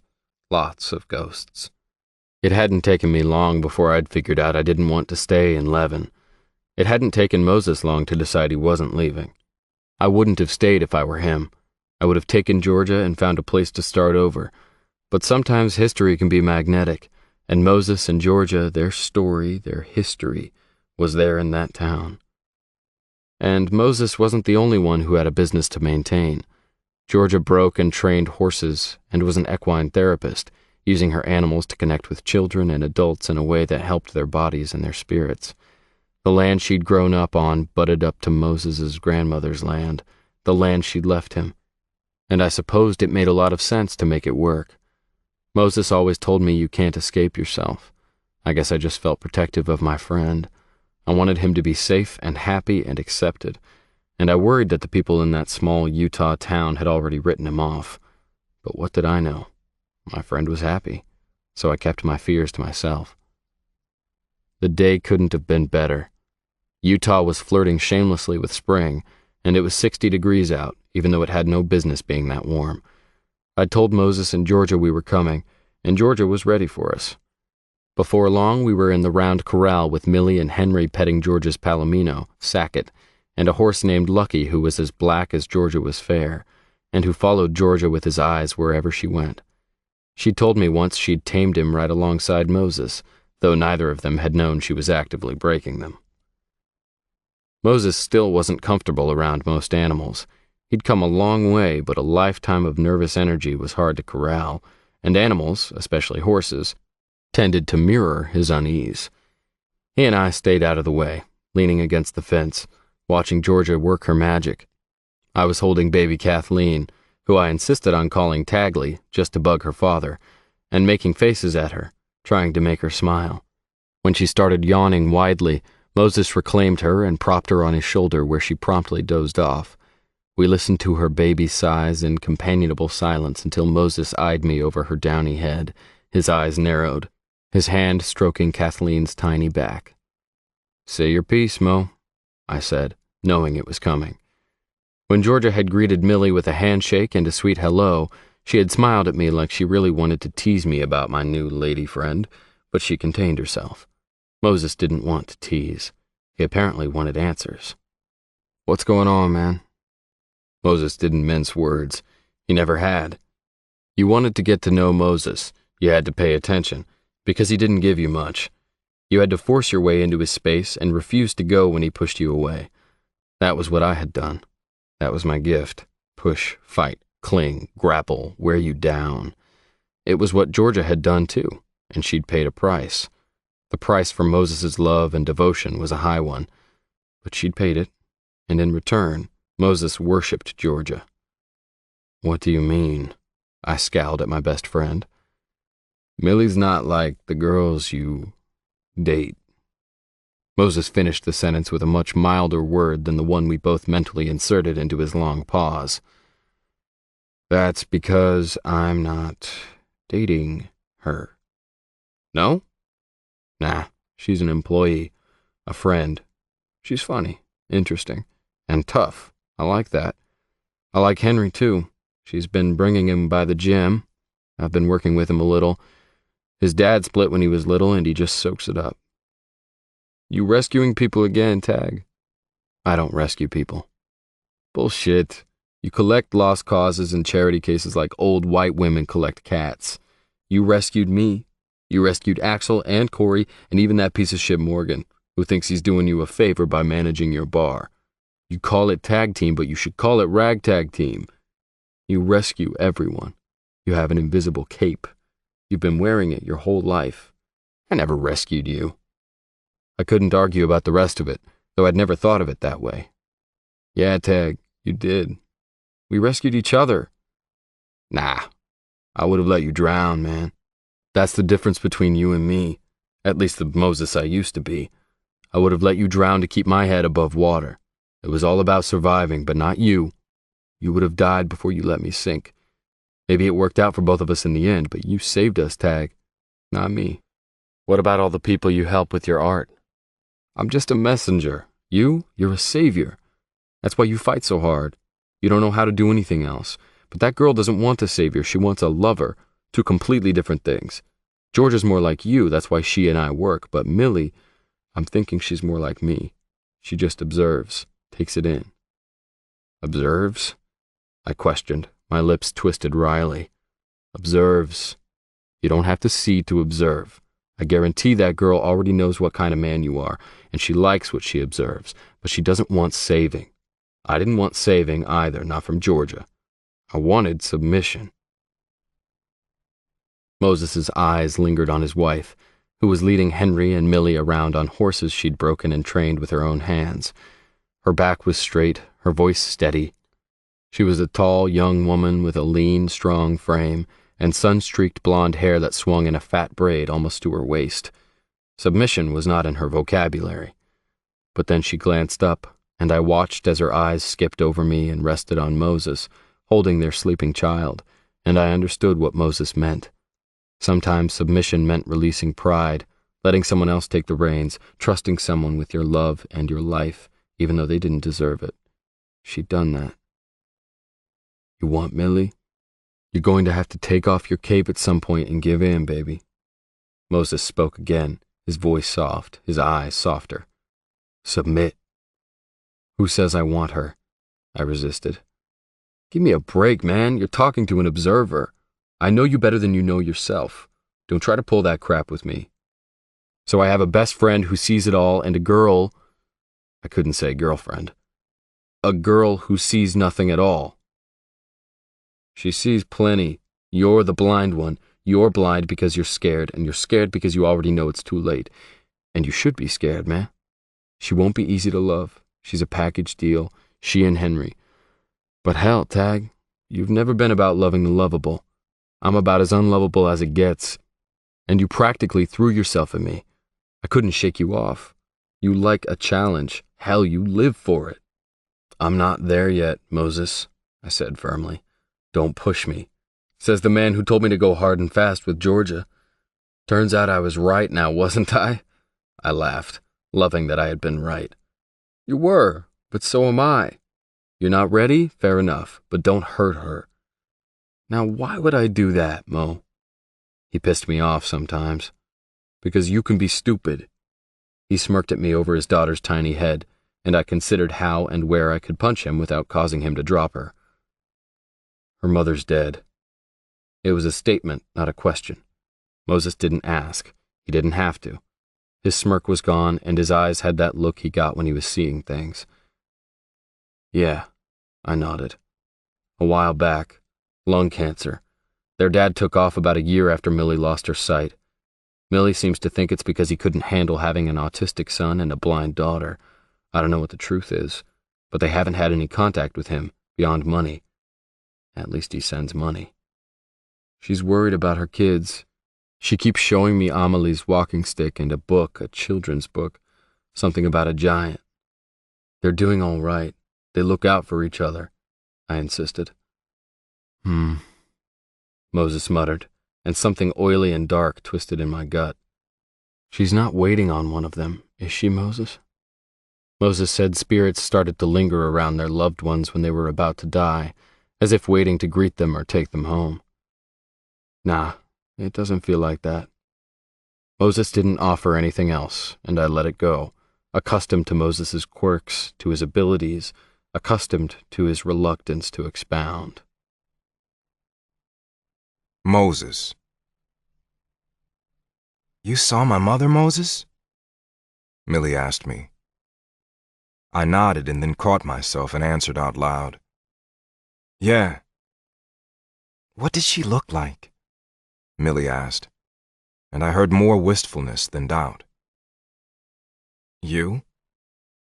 She looks like you. Dark hair, blue eyes, good bone structure.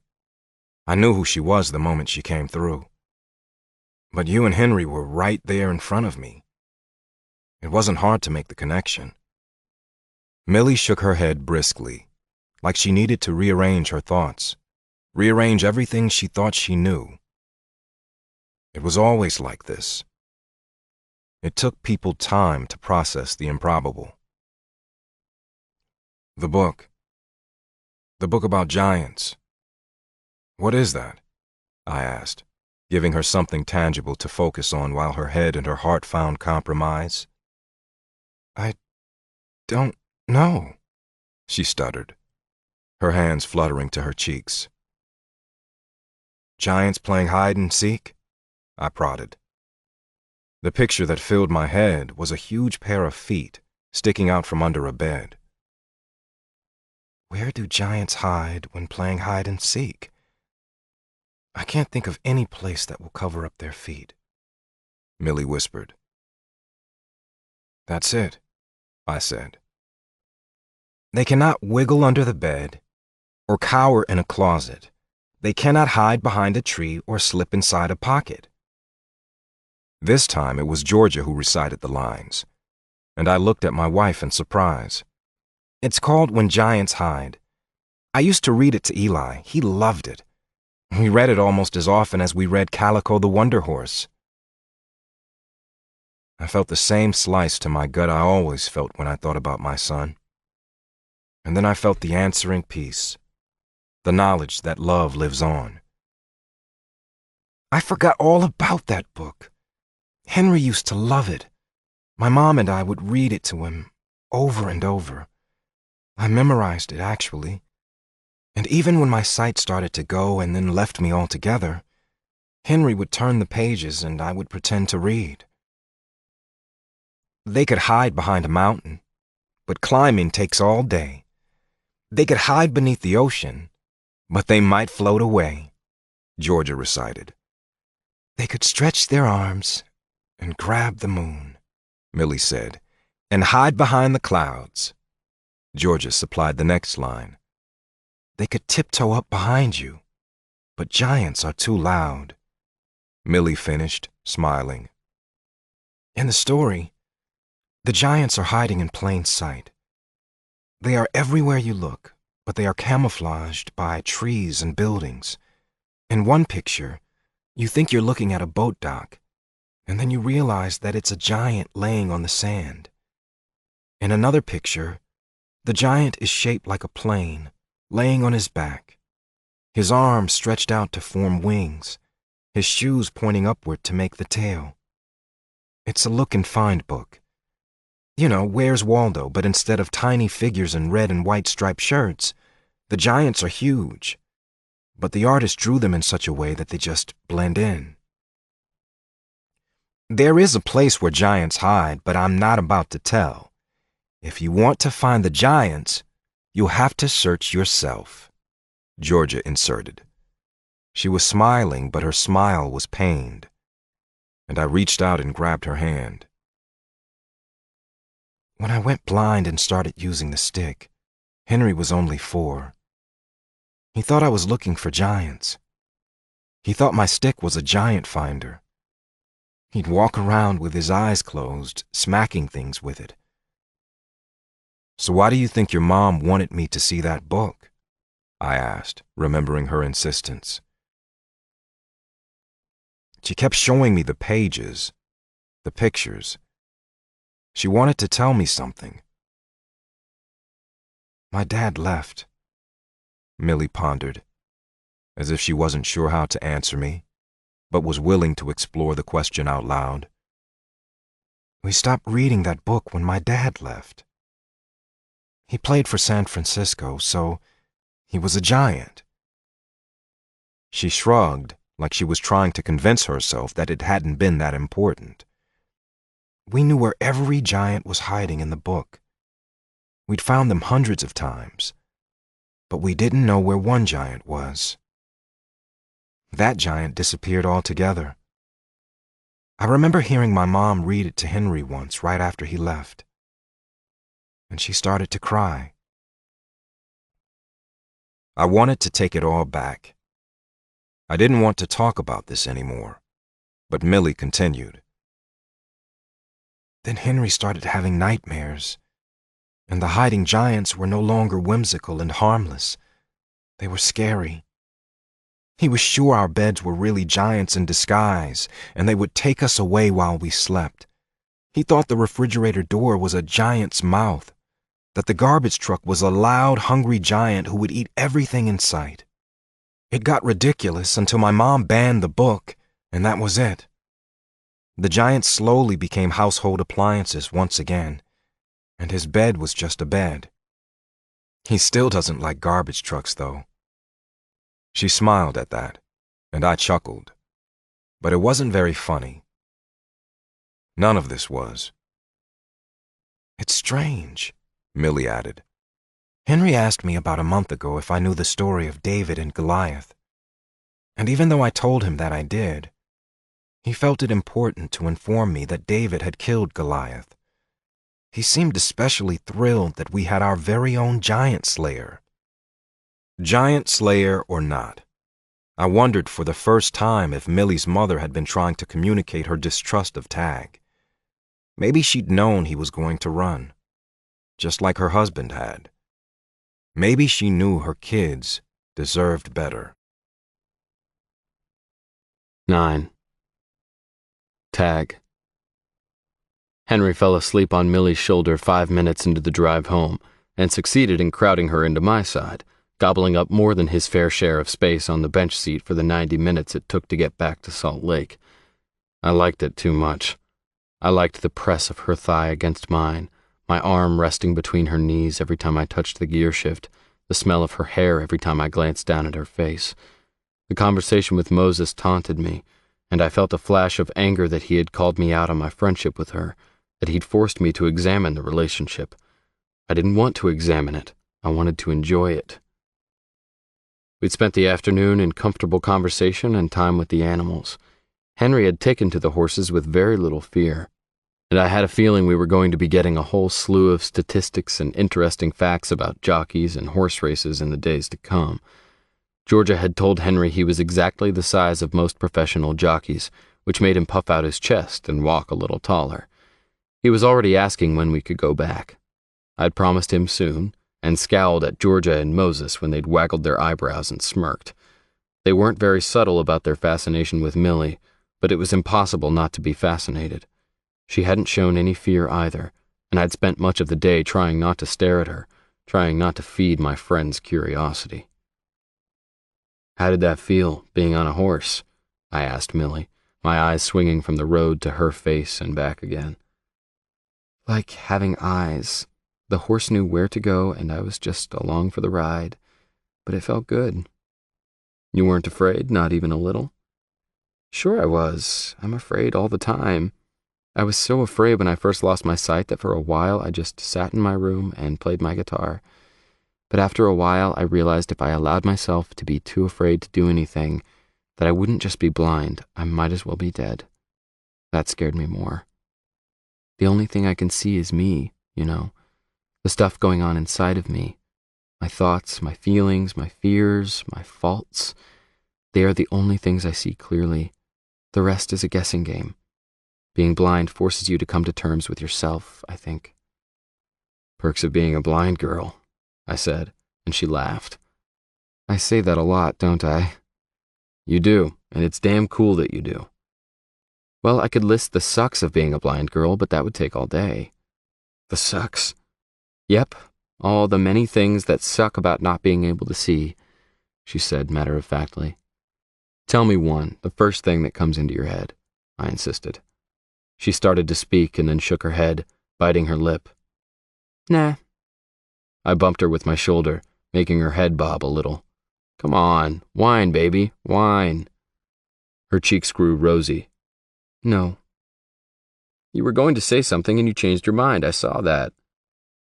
"All right, that sucks." "What?" "I can't see what you are thinking. I can't look at your face and get some kind of clue as to what's going on in your head. It's so unfair. I would really love to see your face. Just once." We were both silent for half a second before I broke the tension. "Damn, that really does suck. I do have a beautiful face," I teased, but my chest felt tight and my throat ached a little. I gasped and laughed as she dug her sharp little elbow into my ribs. "You know what else sucks?" she shot back, emboldened by my apparent lack of empathy. "I told you could only name one. We don't want to open the floodgates, Millie." She growled and continued on as if I were driving her crazy. "I can't drive. I can't run away. I can walk, but that's not the same thing as just getting behind the wheel and taking off. Instead, I've got to rely on meanies like you to take me places. I hate that more than anything," she huffed. Without warning, I changed lanes and took the nearest exit at a pretty aggressive speed. It was an exit just past a little town called Mona, and I sped under the overpass and turned onto the frontage road and pulled to the side of the road with a screech of tires. Henry bobbed in his seatbelt and changed positions without waking up, conveniently freeing Millie's shoulder. "Whoa!" Millie cried, grabbing at my thigh. "What are you doing? We've got a ways to go, don't we?" "I'm gonna let you drive," What? She gasped, clutching at the dashboard. I adjusted the wheel up to create a little more clearance, shoved the seat back as far as it would go, which wasn't much farther, considering my size, and pulled Millie up onto my lap, ignoring the warning light that was bleeping in my head.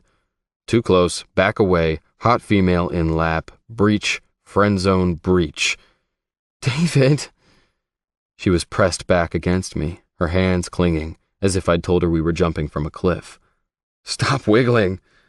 I laughed so I wouldn't moan, and she immediately froze. I've got you, Millie. I've got you.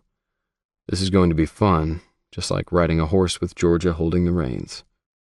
Okay, she squeaked, nodding vigorously, her head bumping against my chin, and I chuckled, impressed all over again by her guts and her trust. I placed her hands where I wanted them on the wheel, and she ran her hands down and back up, as if she had never touched anything like it. Maybe she hadn't. She turned the wheel this way and that, and giggled nervously before she put them back where I'd placed them. You good?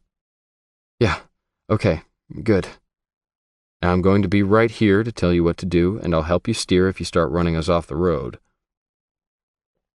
I revved the gas pedal and then placed her foot on it and let her do the same.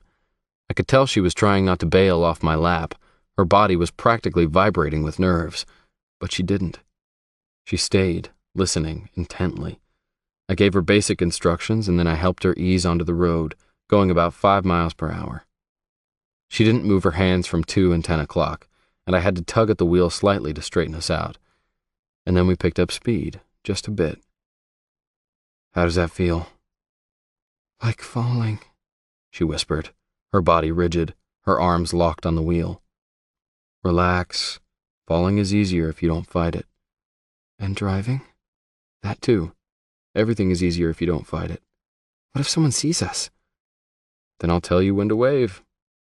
She giggled and relaxed slightly against me. I kissed her temple where it rested against my cheek, and she was immediately stiff as a board once more. Shit. I hadn't thought. I just reacted. I would have patted you on the back, but your forehead was closer, I drawled. You're doing it. You're driving. How fast are we going? She said breathlessly. I hoped it was fear and not that kiss. Oh, you're flying, baby. 8 miles an hour. At this rate, we will reach Salt Lake in 2 days. My legs will be numb, and Henry will want a turn. Give it a little gas. Let's see if we can push it up to 10. She pressed her foot down suddenly, and we shot forward with a lurch. Whoa! I cried, my arm shooting up to brace hers on the wheel. I saw Henry stir from the corner of my eye. Danica Patrick is the first female NASCAR driver to ever win a NASCAR Sprint Cup Series pole, he said woodenly, before slumping back down in his seat. I spared him a quick glance, only to see his eyes were closed once more. Millie obviously heard him, and she hooted and pressed the gas pedal down a little harder. Henry just compared you to Danica Patrick, and he obviously isn't alarmed that you're driving because he's already asleep again. That's because Henry knows I'm badass. Oh yeah, badass, silly Millie. Going 90 miles an hour down a dead-end street. I sang a little Bob Dylan, enjoying myself thoroughly. And Henry trusts you, Millie added, more to herself than to me, and I fought the urge not to kiss her temple again. I suddenly didn't feel like laughing or singing anymore. I kind of felt like crying. Moses. There was something about the smell of the gym. Tag loved it. He said it smelled better than fresh-cut hay, a woman's breasts, and steak combined. And those were his favorite things. Tag's gym smelled like sweat, bleach, and a hint of fabric softener. I hadn't decided why the fabric softener smell was so prominent until I realized that heat and sweat made the scent rise from clothing. It smelled wholesome. Perspiration, soap, and good intentions mixed with a healthy dose of testosterone and overconfidence. It smelled like Tag. Tag kept music pumping all the time, but his choices were interesting. A little Merle Haggard, a little more Metallica, interspersed with songs by Michael Jackson, Neil Diamond, and The Killers, just to liven things up. He had eclectic tastes. That, and he had a short attention span. Before Georgia had stepped onto that elevator 18 months before and stepped back into my life, I'd lived in an apartment over the gym and worked out there with Tag almost every day. It was comfortable for me. The people, the atmosphere, all of it. And when I walked in the front doors, I was greeted on all sides with enthusiasm and obvious curiosity, which was fairly normal for me. I spotted Axel working with a group of fighters and saw that Andy was padded up, taking punches in the octagon. As I debated who I should interrupt first, my name rippled through the gym, and they were both excusing themselves and approaching me without me having to make a move. Mikey followed on Axel's heels, grabbing up his crutch and bearing down on me like he wanted answers too. Mikey rarely worked out with his prosthetic, and he was a one-legged wonder in more ways than one. A kid named Corey, who'd been new to the team when I'd married Georgia, wasn't too far behind them. The question in their eyes and the worry in their expressions had the tension I'd been trying to tamp down flaring once more. I didn't have any answers. That's why I was here. "Any word?" Mikey asked, foregoing a greeting altogether. I noticed the people around us were waiting to hear what I had to say, and I didn't want to discuss Millie and Tag in the middle of the gym. Axel caught my wary side glances and led the way to the little office I'd plundered 2 days before in an attempt to find Tag. Mikey, Corey, and Andy didn't ask permission to come along, and I didn't deny them. Maybe together we could figure something out. Axel didn't wait for me to start the impromptu meeting. He pointed at the wall, at a schedule for the next month that was all filled out. "That's Tag's writing. He must have come in here at some point last week and filled it in. Nobody saw him, and I didn't think anything of it when we first talked, Moses. The schedule's always updated, always written out a month in advance. It didn't occur to me that he would have had to come in." Axel shrugged. "It made me feel a little better. At least he's not lying on the side of the road somewhere, you know?" I nodded. "Tell him about the papers, Axel," Andy insisted. Axel went to the filing cabinet, the cabinet where Millie and I had found the tapes. He pulled out a sheaf of papers and handed them to me. "I got these this morning, certified. They're from Tag's attorney." I scanned it as quickly as I could, and then looked at Tag's team in horror. "Did everyone get a copy?" I asked. "I got a copy," Corey said. "Me too," Mikey and Andy volunteered. The papers were legal documents detailing the transfer of ownership of the gym to Axel Carlson, with Andrew Gorman, Michael Slade, and Corey Magnum listed as tag team co-owners and shareholders with merchandising and licensing rights. "Has this already gone into effect?" I gasped, searching the legal jargon for dates and details. "No, it's a process, and I have to agree to the terms. We all do, but the groundwork is done," Axel answered, and his expression said it all. He wasn't euphoric about his windfall, if that's what it was. He was devastated. "What the feck is going on?" Andy growled, his Irish so thick it changed the words but not the sentiment. "Nobody's seen or heard from Tag." I had to get that out of the way again. "Leo saw him last, but that was almost 3 weeks ago now," Axel said. He told me as much already, but a recap wouldn't hurt. "Leo took him to the hospital to get some stitches after he ousted a rowdy at the bar," I summarized. "Leo also took him back home. Millie saw him after that. He spent the night there." The guys exchanged looks. "What?" I demanded. "Nothing," Andy said. "We just like Millie. We're happy for him." I nodded. I liked her too. I was happy for him too. I bit back a curse and plunged back in. He spent the next night there too, according to Millie. She said he was in a good mood and seemed to feel fine. He wasn't overly bothered by the blow to the head, apparently. Not surprised. Nobody takes a punch like Tag, Corey spoke up, admiring, wistful. He was gone before she woke up, I continued.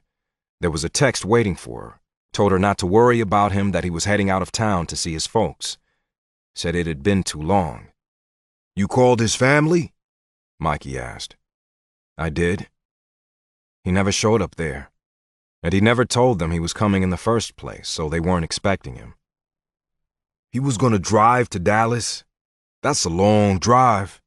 2-day trip each way at least. Lots of miles to cover. Have you called the highway patrol? Mikey asked. I shook my head. I did, but I don't think he ever intended to go to Dallas. I think he was just buying himself time. That paperwork is dated 6 days ago. Buying some time to do what? Axel asked, no one in particular. Buying some time to get his shit organized. To make sure things were covered, I said grimly. Tag made Vince manager about 3 weeks ago, and Leo got promoted too. But Vince said Tag's name isn't anywhere on the bar schedule anymore. He thought it was just because Tag was tired of working so many hours. He was putting in a bunch with Morgan gone, Axel added. Corey let loose with a series of expletives that had the others pointing at a water jug already brimming with quarters labeled Henry on Tag's desk. It was the swear jar, obviously. Your whole paycheck is going in that thing, Mangum, Mikey sighed, though I had the feeling no one was going to be making him pay up. So no one has actually talked to him or seen him for at least 2 weeks. And Millie saw him last? Axel reiterated, running his hands through his hair. His blonde crew cut didn't budge. Looks to me like his lawyer saw him last, I said, still reeling from papers I clutched in my hand. How was Millie? Mikey asked. What does she say about all of this? She's a very composed mess, I answered honestly. She isn't saying it, but I'm pretty sure she thinks she's the reason he split. Corey repeated the same string of scalding words that he'd said a minute before. No. Axel shook his head. No. That doesn't make any sense. I saw his face when Henry came into the bar that night. It was around closing, and I was keeping Tag company and having a few. Henry comes flying through the door, his feet bare, not wearing a coat. He'd run all the way there, and he was freaking out. Why? I asked. I hadn't heard this story yet. We didn't know. You know Henry. He speaks in sports trivia. It's damn hard to communicate with him. But he kept saying something about Millie, and something had obviously set him off. I've never seen Tag look like that. He left Henry with me and was out the door in about 10 seconds. You don't leave a girl that inspires that kind of reaction. We all give Tag a bad time about his women. But Millie's different. Millie's different, Mikey agreed, nodding. Corey just swore and pulled at his hair. What the fuck is going on? Andy asked again. But this time, he didn't sound angry. He just sounded as lost as Tag was. 10. Tag. Millie? The house was pitch black. No light on the porch, no glow from the windows. I couldn't get the damn gate to unlatch, though I'd unlatched it without trouble before. I hurdled it and was up the walk in 3 flying steps, clearing the stairs in another one, bolting through the unlocked door, my heart playing a bass drum, complete with bashing cymbals in my head. It was so dark inside, and the darkness convinced me that when I found the light I would see something I didn't want to see. Millie! I felt for the light, and my hand brushed against Millie's stick, toppling it. If Millie's stick was here, propped in its regular place, she was here too. I found the switch, and light flooded the foyer, illuminating the drops of blood that tiptoed across the entryway and headed up the stairs, missing a step only to collect in a heavier pattern on another. I was up the stairs and banging down the hall without knowing where I was going. I'd never been in this part of the house. I pushed doors open, flipping on lights until I found a room that had to be Millie's. The walls were bare, the wooden floor neat. No strewn belongings or tossed clothing that Millie could trip over. There were drops of blood leading to a closed door across from her neatly made bed. "Millie?" I said, but it came out a whisper. I couldn't shout anymore. I was too afraid. I crossed the room and pushed open the door, bracing myself for the worst, only to find the bathroom dark, just like the rest of the house.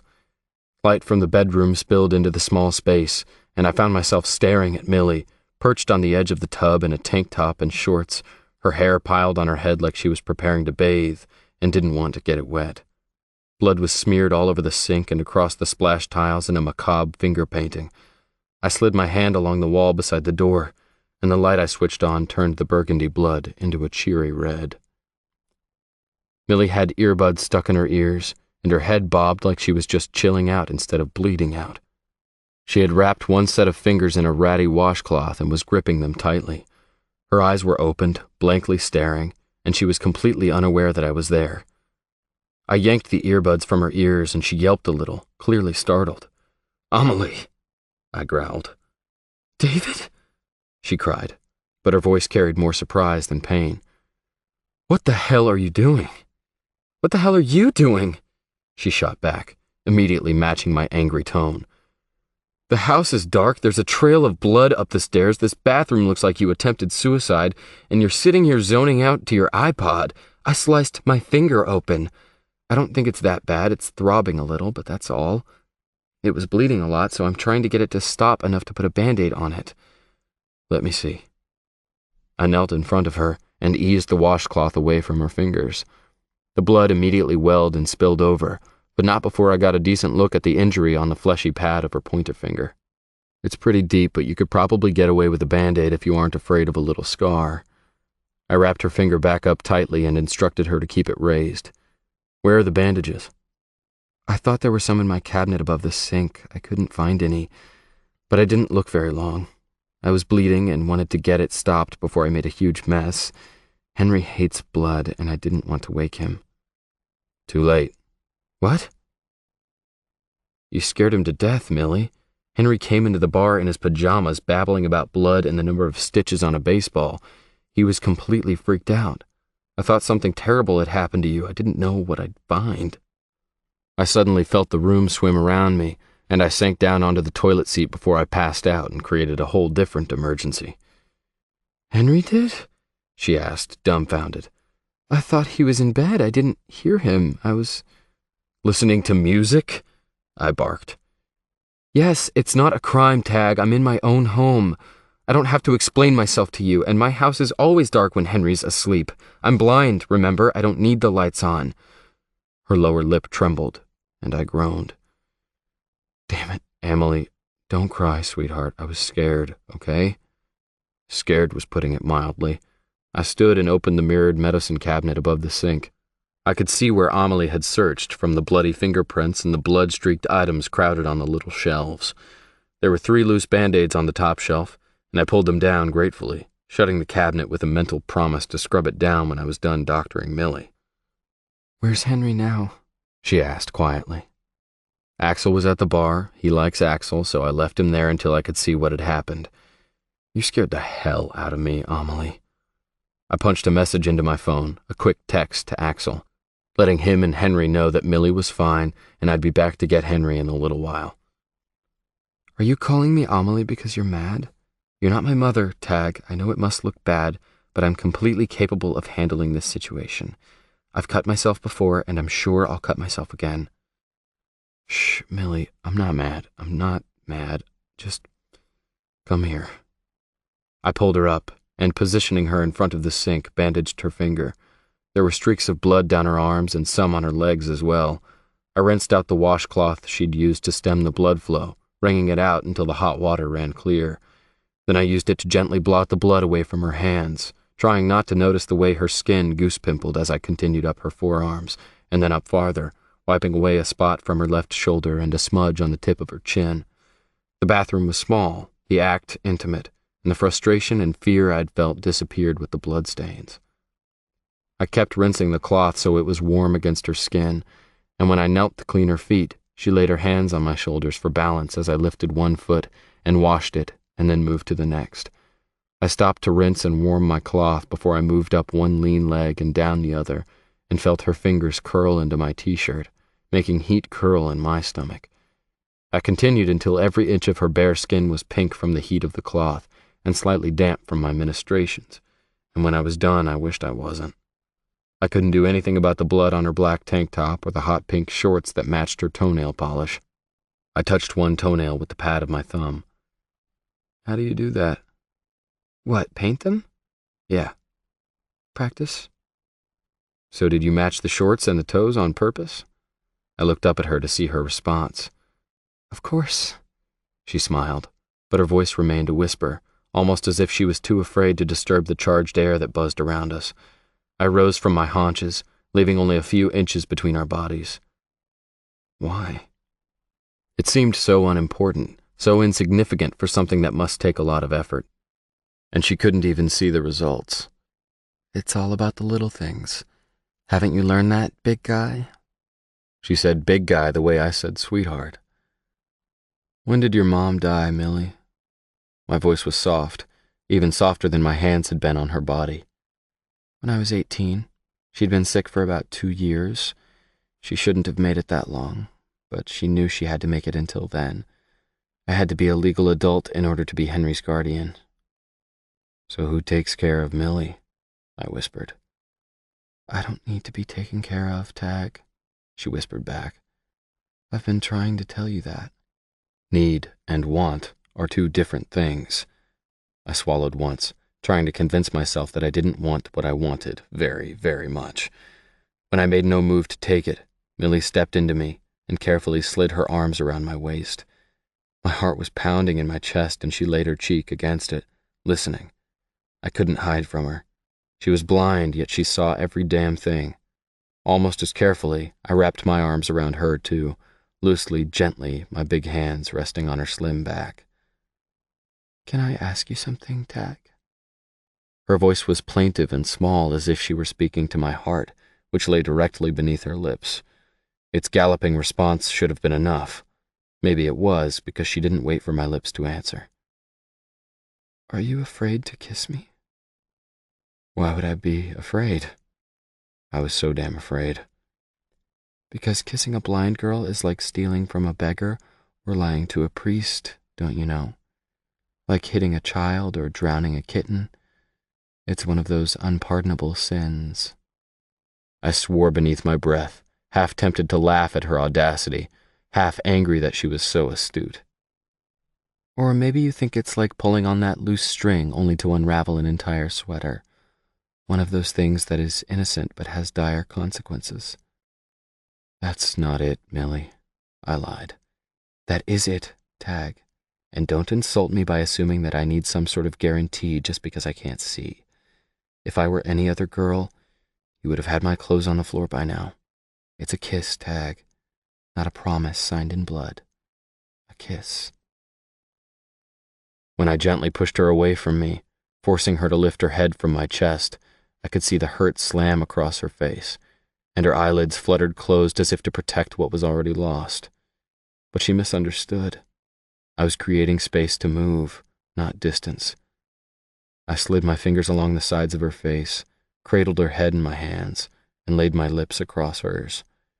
She clutched at my wrists, a small gasp escaping from her mouth before I swallowed it up, adding it to the fear that still hummed in my chest.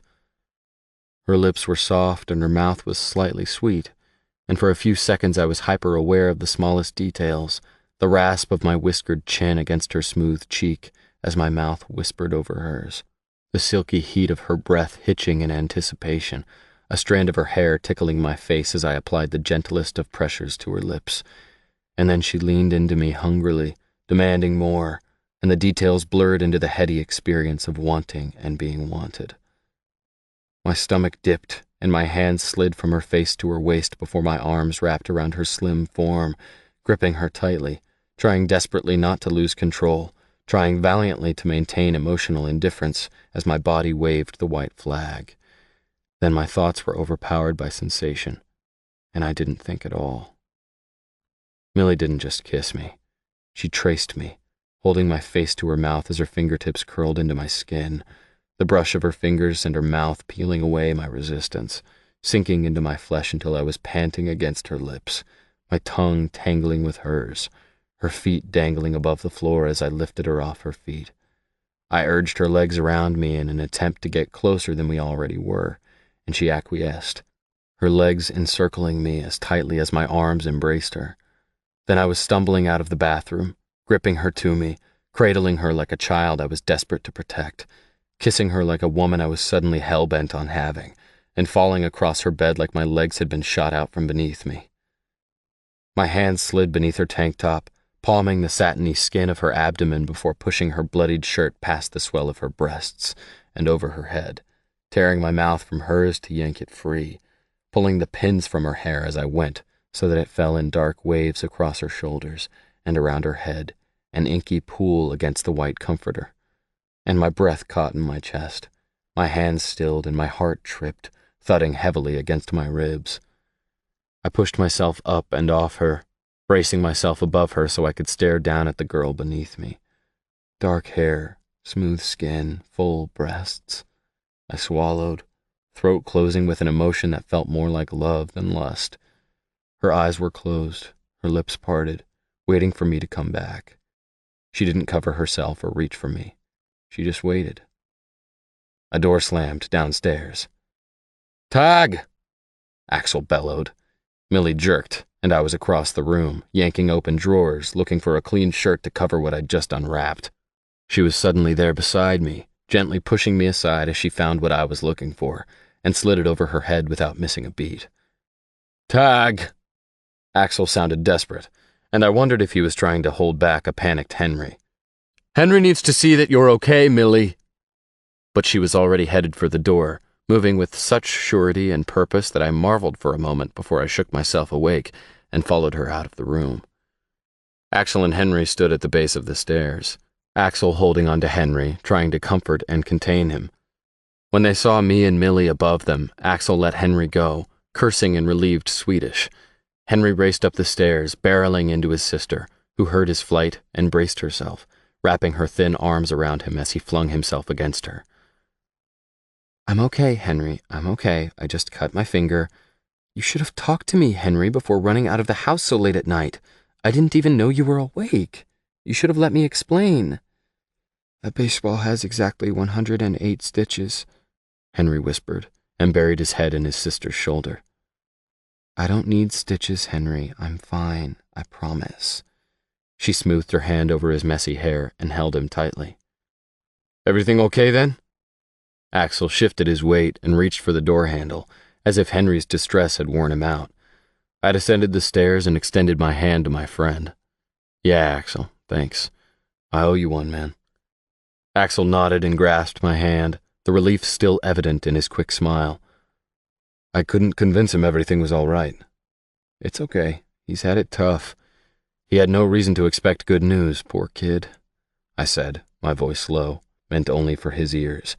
Axel nodded again, and releasing my hand, slid out the door into the night, calling his goodbye to Henry, who lifted his hand but didn't lift his head from Millie's shoulder. I left Henry in Millie's consoling hands and went in search of rags and disinfectant, determined to rid the house of bloodstains and bad memories.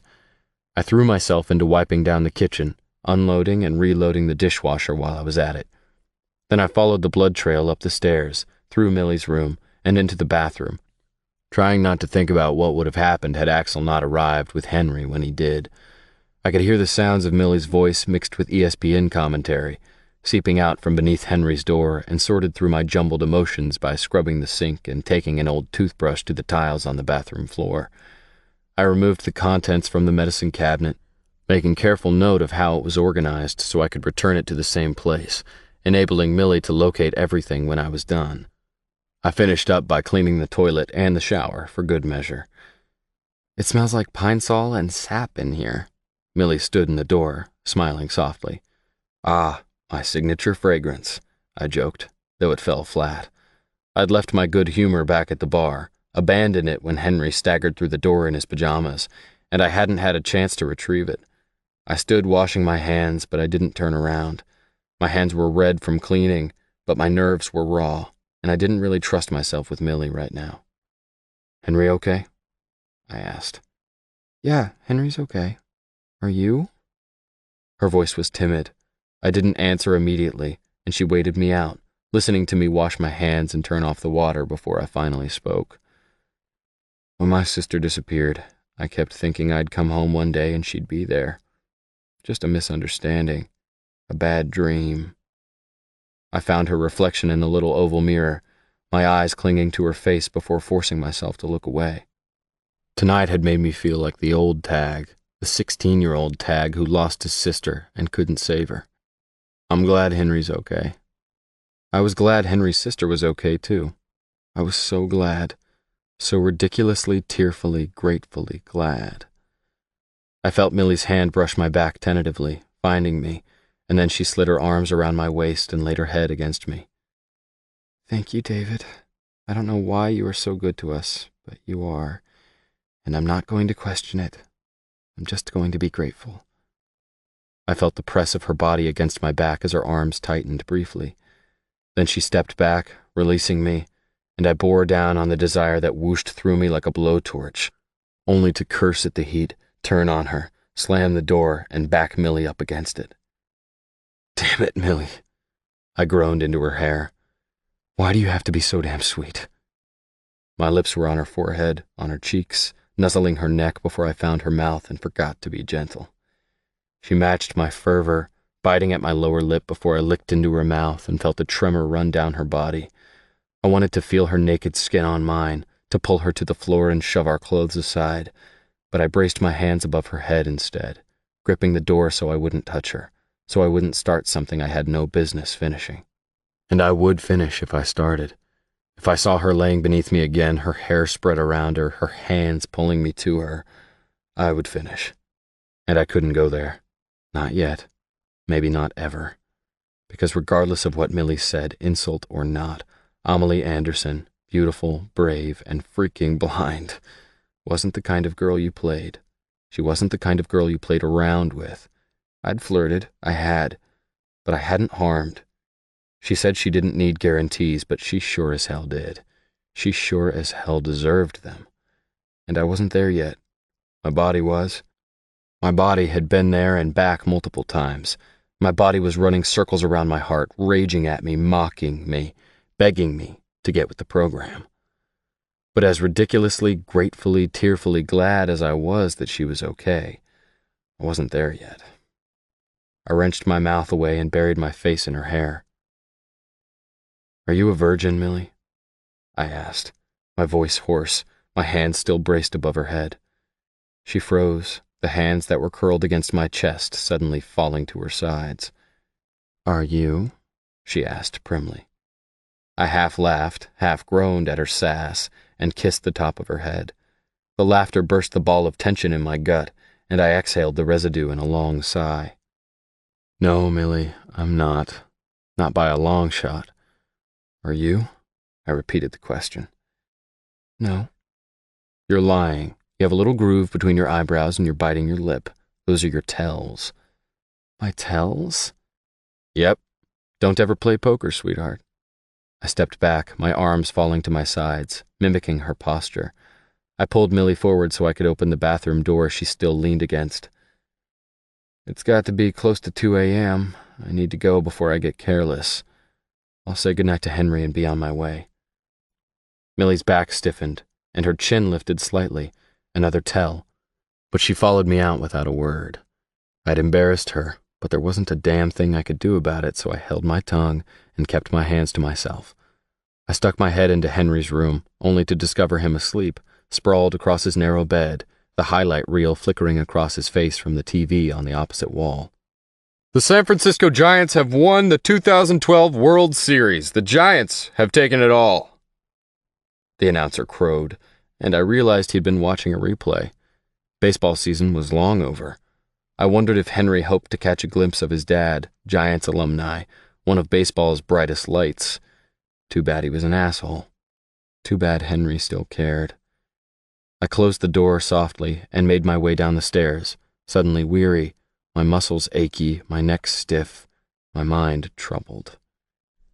He's never called, never contacted you? Not even since your mom passed away? Millie knew who I was referring to, though I had asked the question without clarifying. She shrugged as if it meant very little to her. No. His lawyer called once, verifying that Henry and I were still here, verifying that I was Henry's guardian. After that, the money doubled. He just sends money. Month after month, we get a check. I'm sure it makes him feel better about himself. Some people can't handle it, you know. The disappointment, the baggage, the responsibility that comes with having children with disabilities.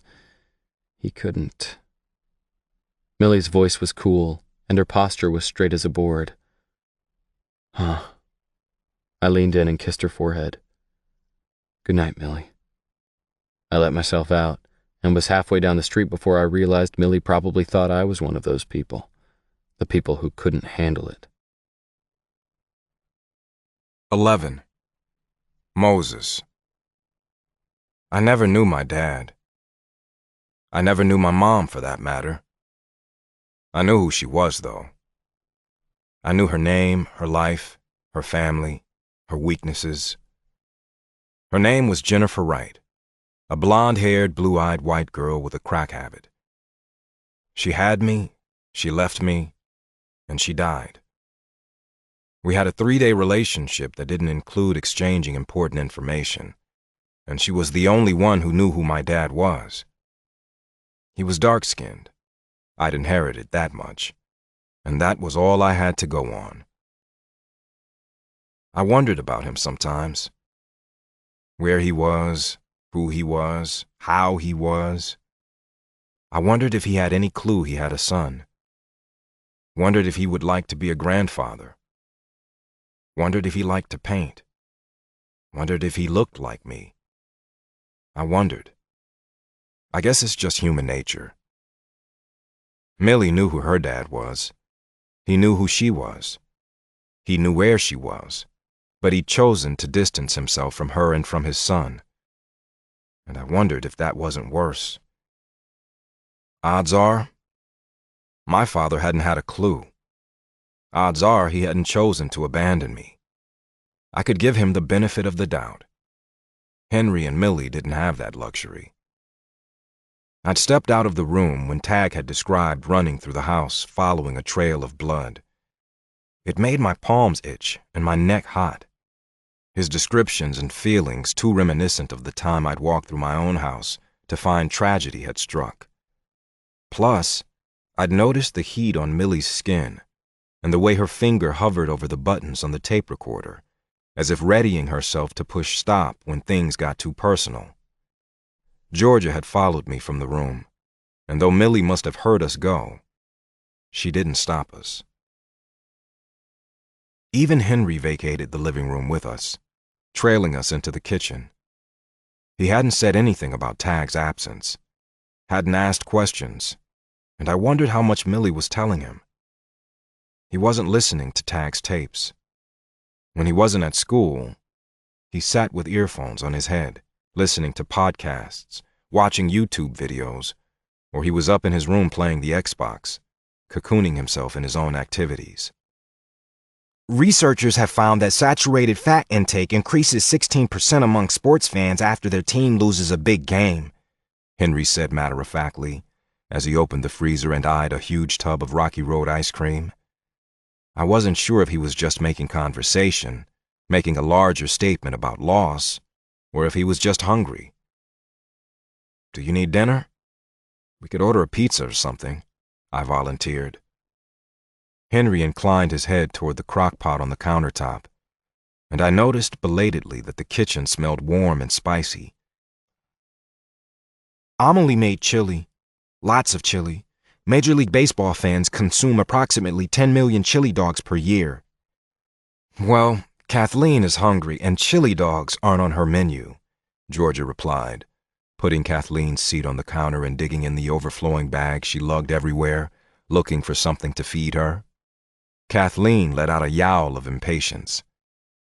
Henry shut the freezer on the ice cream temptation and pulled a stack of bowls from the cupboard. We were clearly invited for dinner. He took crackers and sour cream and cheese from the fridge, setting things out, stealing looks at Kathleen as her complaining gained momentum. Kathleen doesn't look like you, Henry said suddenly, staring at me. No, she doesn't. Not really, I stammered, not knowing what else to say. Without another word, Henry turned and left the kitchen. I heard him run up the stairs and looked at Georgia, who met my gaze with bafflement. "Did you hear that, woman?" I asked Georgia. "Henry doesn't think Kathleen looks like me. You got something to tell me?" Kathleen shrieked again. Georgia wasn't moving fast enough with the jar of bananas she'd produced. Georgia smirked and stuck out her tongue at me, and Kathleen bellowed. Georgia hastily dipped the tiny spoon into the yellow goo and proceeded to feed our little beast, who wailed as she inhaled. "She may not look like you, Moses, but she definitely has your sunny disposition," Georgia sassed, but she leaned into me when I dropped a kiss on her lips. It didn't hurt my feelings at all that my dimpled baby girl looked more like her mother. I heard Henry thundering back down the stairs and pulled back from my wife's soft mouth as he strode through the kitchen seconds later. He stopped beside me. See? He clutched a picture in his hand, and he waved it in front of my face. I don't look like my dad either. I took the photo from his hand and studied it. It was worn on the edges, and it had lost its sheen like Henry had held it often. The man in the picture was familiar to me in the way sports figures are familiar to many. Andre Anderson was fairly well known and admired. He stood smiling at the camera with a very small Henry, maybe 3 years old, clutched in his arms. He looked happy and relaxed, and he and Henry wore matching Giants jerseys and ball caps. "You're right. You and Millie look more like your mom," I said, handing the picture back. I didn't like pictures. Pictures rarely told the truth. They were like gold lacquer over styrofoam, making things seem shiny and bright, disguising the fragility beneath. A picture may be worth 1,000 words, but it still wasn't worth a whole hell of a lot. That's because we spent more time with her, Henry said seriously, as if it were common knowledge, as if resemblances were based on nurture instead of nature. It was true to a point. Mannerisms, quirks, style, all those things could be learned and copied. "So, if I spend a lot of time with Kathleen, do you think she'll start to look like me?" I asked him, steering the focus away from his father. Henry looked doubtedly from me to my grunting, banana-bearded child, and back again. I hope so, he said. Georgia snickered, and I hooted and held my hand in the air so Henry could give me 5. "You hear that, Georgia?" "Henry hopes so," I crowed. "I guess that means your baby daddy is a beautiful man." Henry obviously didn't mean to be funny, and he totally left me hanging. Georgia reached up and slapped my hand and winked at me. "If she looks like you, everyone will know you're her dad," Henry said, his voice perfectly level, his eyes solemn. "And that will make her happy." I nodded, no longer smiling. "That's why I go to the gym. I want to look like Tag," he added to no one in particular. He set down the picture and proceeded to dish up 4 bowls of chili, handing one to me and placing Georgia's beyond Kathleen's reach. Before he ate, he took the 4th bowl into the family room, and we heard the tape pause and Millie thank her brother. Henry came back into the kitchen sans chili, and without a word, dug into his dinner. We were all silent as we heard Tag's voice resume his tale. Tag. People who can see constantly move their heads. It wasn't anything I had noticed before, not until I spent time with Millie. But movement was directly tied to sight, and where everyone else tossed and turned their heads, their bodies following where their eyes went, Millie moved cautiously, her spine straight, her chin level, her shoulders back, ready to soak in every available clue. She didn't tip her head toward her feet when she tied her shoes, or tilt her head up when the bell of a shop rang overhead. Moving her head didn't give her any more information, and as a result, she was perfectly contained and strangely impenetrable. It made her appear regal, like a Japanese geisha, but it was intimidating too. I was restless, always had been, and her stillness beckoned me while her concentration on the smallest things made me more aware of myself, of my size and my tendency to break things. I had always been physical, more inclined to hug than hold back, as inclined to touch as talk, although I did both. I wondered if Millie would have been as controlled if she could see, or if her poise and patience were a byproduct of the loss of her sight. The only time she moved with abandon was when she was dancing, hands glued to the pole, head moving with the music, body pulsing with the rhythm. I watched her dance every chance I could get. It wasn't her skimpy outfit or her graceful limbs, taut stomach, and shiny hair, though I was a man, and I'd taken note of all those things immediately. But all the girls had beautiful, strong, slim bodies. All the girls danced well. But I watched Millie. I watched Millie because she fascinated me. She was a brand new species, an intoxicating mix of girl and enigma, familiar yet completely foreign. I'd never met anyone like her, yet I felt like I'd known her forever. And since the moment I'd looked down into her face and felt that jolt of ode to joy and holy shit, I'd been falling, unable to stop myself, unable to look away, helpless to do the smart thing. And the smart thing, the kind thing, would be to stay away. But no one had ever accused me of being particularly smart. Now she stood perfectly still in the center of the crowded room, people swarming and slipping around her eyes open and unseeing. But open. Her stillness drew my gaze, her straight dancer's posture unyielding, chin high, hands loose at her side. She was waiting for something, or just absorbing it all. I didn't know, but I couldn't look away. Everyone hurried around her, and almost no one seemed to see her at all, except for the few who tossed an exasperated look at her unsmiling face as they squeezed past her, and then realized she wasn't normal, and hurried away. Why was it that no one saw her, yet she was the first thing I saw? Her dress was blue, a pale baby blue that made her eyes the same color. Her hair was gleaming, her lips red, and she held her walking stick like the stripper pole, swaying to the music as if she wanted to dance. She'd never come to the bar on club night before. I would have noticed her. It had been almost a week since the kiss. Millie had worked her shifts as usual and was her same smiling self, calm and collected, unassuming and independent. I thought for sure I was going to have some explaining to do, some unruffling, but Millie seemed unaffected, or maybe she just had me figured out. I didn't know, but I was simultaneously grateful and offended that there hadn't been any attempts to pin me down. Instead, I walked her home like I had a dozen times before, and we conversed like old friends, though I found myself looking longer, eyeing her mouth, and thinking of her when we weren't together. Being with Millie spoiled me a bit. I never had to guard my feelings or school my expression. I could look at her like a man looked at a lover, and she had no idea. She had no idea I watched her now, although I hoped like hell she'd come here for me. I excused myself from the palms I'd just greased and moved toward her. From the way her chin rose and her nostrils flared slightly, she heard me coming, even though she didn't turn her head. I took her stick and set it aside. Then I laid my hand on her waist and took her hand in mine. I was a rich kid, wasn't I? My mama had made me learn all the rich kid things, dancing, good manners, all the things that made me as slick as could be, all the things that made people trust me and made me slightly sick to my stomach. But Millie wanted to dance, that was plain to see, and no one was asking. Thank God. I didn't know if I could handle watching her dance with someone else. I pulled her in tight and felt her little intake of breath and couldn't help but catch my own. She was so composed, but she felt something.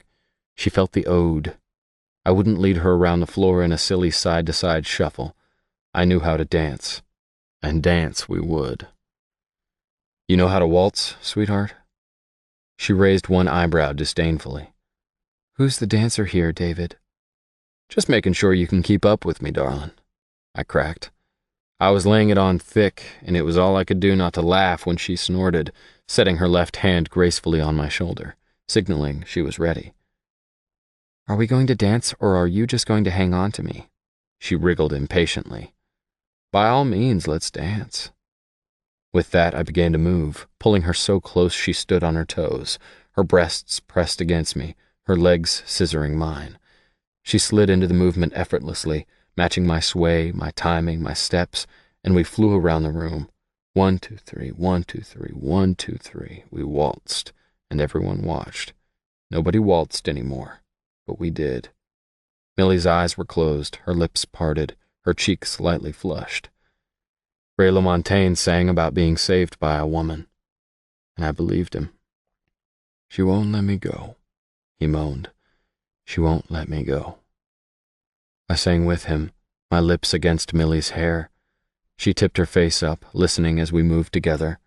Then one song became another song in 3/4 time, and then another. I made a note to tip my DJ. He knew what he was doing, and I knew every word of every song. We'd drawn quite the audience, though Millie wouldn't know that. A group of women huddled at the edge of the floor, their heads together, their eyes on us, and I realized I'd slept with all of them, and I'd never danced with any of them. Kara, Brittany, Emma, and Lauren. Good Lord. They were friends? I didn't know they were all friends. They came into the bar and worked out at the gym. I winked when I caught Brittany's eye. We'd ended on good terms, and I didn't see any reason not to be friendly. In fact, I'd never been especially serious with any of them. Looking at their scowling faces, maybe I was remembering wrong. Brittany broke away from the others and strolled across the floor like she was on a catwalk, and I was a fashion photographer. I should have spun Millie away, but the floor was small, and Brittany looked determined. Tag, I want to cut in. Who knew you could dance, baby? She cooed, all gooey syrup and vanilla perfume. She snuggled up to my side and hugged my bicep, as if I wasn't already dancing with another woman. Millie stiffened and stepped back. I grabbed her hand. I'm dancing with Millie now. Next song, okay? Brittany pouted in that way some women do when they really want to get ugly and are trying to stay cute, and she didn't release my arm. Come on, Tag. You're embarrassing me. Don't say no. Millie pulled out of my arms. Point me toward my stick and tell me how far it is. 10 feet? 20? I'll be fine. Don't worry about me. Her expression was blank, her shoulders thrown back. She'll be fine, Tag, Brittany crooned. She was obviously well aware that Millie was blind. I'm dancing with Millie right now, Britt, I said firmly, and I could hear the frost in my voice. I shot a look at the edge of the dance floor, at the women huddled together, watching the little drama unfold. They were grinning at me like it was all a big joke. Whatever. Brittany released my arm casually. She turned away slowly, her pout still in place, and sauntered off. The song ended, and for the space of a heartbeat there was relative quiet. Then her voice rang out loud and clear. You're such a man-whore, Tag, it's almost embarrassing, she called over her shoulder, and a few people laughed. Who will you sleep with next? I never pretended to be anything else, I called after her, smiling widely at the women beyond her. The laughter grew, and a guy next to me held up his hand for a high five. But Millie wasn't laughing. Shit. Her hand was still in mine, but our bodies were no longer aligned for dancing. I didn't want to leave the dance floor. I didn't want to act like Brittany's interruption meant anything. The DJ had done what he could, giving me 3 sultry songs in a row. Maybe he thought he was helping me again by putting Justin Timberlake on full tilt, sexy back making my teeth vibrate, and urging a few more people to the floor, creating a bit of a visual buffer between Millie and me and our audience, although not much of one. I needed an excuse to pull Millie close again, and I wasn't sure she would be willing to engage in the kind of bump and grind JT demanded. I stepped into her so our bodies touched, and I put my lips to her ears so she could hear me above the music. You still interested in dancing with a man whore? It depends. Are people watching? Her mouth brushed my cheek as she spoke. I looked around us at the curious and the pitying. Yeah, they are. Good, let's dance. She looped her arms carefully around my neck and tipped her face up, smiling for me. And I felt the ode again, so strong it made my legs weak. I threw back my head and laughed, whooping a little. More people looked our way. Let 'em look. I really like you, Millie. That's because you're a man whore, she teased. And then I forgot about talking as I tried to keep up with Millie on the dance floor. Holy hell, the girl could dance. She kept at least one hand on me at all times, keeping herself grounded, centered, anchored. And it was the hottest thing I'd seen in my whole life. The fact that she couldn't see me dancing was liberating, and I forgot about everyone else. I even forgot myself. We didn't stop dancing until we were both panting, and strands of Millie's dark hair clung to her damp forehead and smooth cheeks.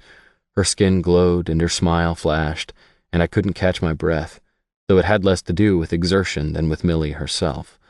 Millie was insatiable, and I was captivated, and I suddenly wanted her all to myself.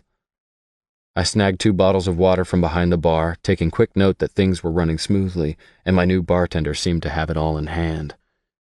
Millie stood waiting for me, holding her stick, and I snagged her coat and we slipped out the back door, breathing in fresh, cold air, her hand tucked through my arm, the muted, thumping bass mimicking my pounding heart. We guzzled in silence until Millie sighed, capping her bottle and setting it aside so she could lift her hair from her damp neck. She'd refused her coat, claiming the air felt good on her skin. She held her hair atop her head, her slim arms raised high, her head tilted forward, and I watched the lovely display, grateful once again that I didn't have to hide my admiring gaze. I'm sorry, I said. For what? I am a bit of a man whore. I know. And that doesn't bother you? It doesn't apply to me. I gulped. Oh yeah? What makes you think it doesn't apply? I seem to remember having to beg you to kiss me. Millie let her hair fall back down around her shoulders and hugged her arms across her chest. In another girl, I might think the action was designed to draw my eyes to the swell of her breasts, which it did, but she couldn't know how perfectly they were framed or how the moon made her skin glow. And I remember happily accommodating you, I drawled softly. She didn't answer, didn't smile, didn't argue with me, and I was at a loss. I'm sorry, I said again. For what? She repeated. Brittany was rude, and she was rude because of who I am, not because of who you are. You understand that, right? They all must be so confused. Who? All the girls in your life? I laughed at that. Why? Because you were spending time with me, you're dancing with me, you left with me, you walk me home almost every night. I waited. I admit I'm a little confused, David. Her voice was soft, but it wasn't timid. Millie wasn't timid, and I loved that about her. You always call me David. Why? I sidestepped the question. I was just as confused as she was, and wasn't ready to give her a response. Because David fits you so perfectly, she said easily, letting me change the subject. What's that supposed to mean? Names mean something. Too many parents get caught up in how a name sounds or how it's spelled. I wonder how often they take the time to find out what a name means, or at the very least, what it means to them. Is it the name of a beloved family member? Is it the name of a place that brings back memories? What? Or is it just the name Ashley spelled Aschleigh in an effort to be unique? Utahans, as religious as their population is, are great at giving out spiritless, meaningless names with preposterous spellings. So that's why Moses in Georgia didn't want to name Kathleen Tagley. I was so hurt. She giggled and groaned, which was what I intended. Okay, so you say David fits me perfectly. What does David mean? Darling, beloved. Darling, beloved? You've got to be kidding me. My voice was wry, twisting the words so I mocked them even as I spoke. You are everyone's darling. Everyone loves you. So why don't you? Damn, I had to stop doing that. Because my name means work, she replied saucily. Work? Yes, that's what Amelie means, work. Oh, that's rich, I drawled. Yes, and Henry means ruler of the home, which he loves and takes very seriously. He would, I chuckled. Speaking of Henry, I need to go. Amelie sighed. I'll drive you. Nah, you go inside. I want to walk. Amelie. I protested because I didn't have time to walk with her and walk all the way back. I needed to get back inside. I needed to see and be seen. I had hands to shake and people to work, and I'd completely ignored my host duties for too long. It's just not safe, Amelie, I pressed. You are not responsible for me, David, she said gently. I want to walk. I like to walk. I walked home before I met you, and I'll be walking after you're gone. I bit back a curse. Will you call me or have Henry call me and let me know you got home all right, please? I snapped. Sure. She nodded agreeably. She slid her arms into her coat and freed her hair from the collar, and I watched, my gut churning. I didn't like her walking home alone at 11 o'clock at night. She straightened her stick and held her empty water bottle out in front of her, obviously wanting me to take it. As I did, my hand brushed hers, and we both jumped as if we hadn't just spent the last hour dancing with our bodies pressed together. You know, David, you were wrong. About what? My tells. Your tells? I was lost. There was someone once, she said quietly. I stared at her blankly before realization struck me a heavy blow. Her tells. The night I kissed her. The night I asked her if she was a virgin and told her she lied when she said she wasn't. She walked away, stick tapping, calling her goodbyes over her shoulder. I watched her walk down the street, a sway in her step, like she was still hearing Ray LaMontagne. I swore again and walked swiftly to my truck. She could walk if she wanted, but I was going to make sure she got home. I followed her at a distance, watched as she turned the corner to her street, crawled along until I saw her unlatch her gate, and then I flipped a U-turn and floored the truck back to the bar. I was so pathetic. Henry texted me seconds later, telling me she had arrived, just like Millie promised. Henry. Amelie is home. Her face is sad. Muhammad Ali practiced abstinence up to 6 weeks before his fights. I laughed and swore simultaneously. Apparently everyone thought I was a man whore. 12. Tag. Saturday afternoon, Henry showed up at the gym without Millie. It surprised me a little, as she'd always come with him before, but I shrugged it off, feeling a little twinge of disappointment in my stomach, and studiously ignoring it. Her words shot through my mind. There was someone once. I found myself worrying that there was someone again, someone from the school she worked at on Tuesdays, or maybe Robin had set her up again. Millie claimed she hated that, but there was always the exception. Maybe it was the disappointment, or maybe it was habit. But I lingered a little longer in conversation with some of my female fighters, accepted a hug and a smile from Deanna, a cute redhead who I'd taken to dinner once or twice, and spotted a couple female clients on their chest presses, like any good athletic club owner would. Henry glowered at me from the corner mats, where Corey was showing him how to shoot a duck under. I wondered if he was just feeling neglected, and took Corey's place, shooting instructions at Henry and critiquing his form, which was terrible, every time he tried to perform the move. His jaw was tense, his movements jerky, and he seemed close to tears.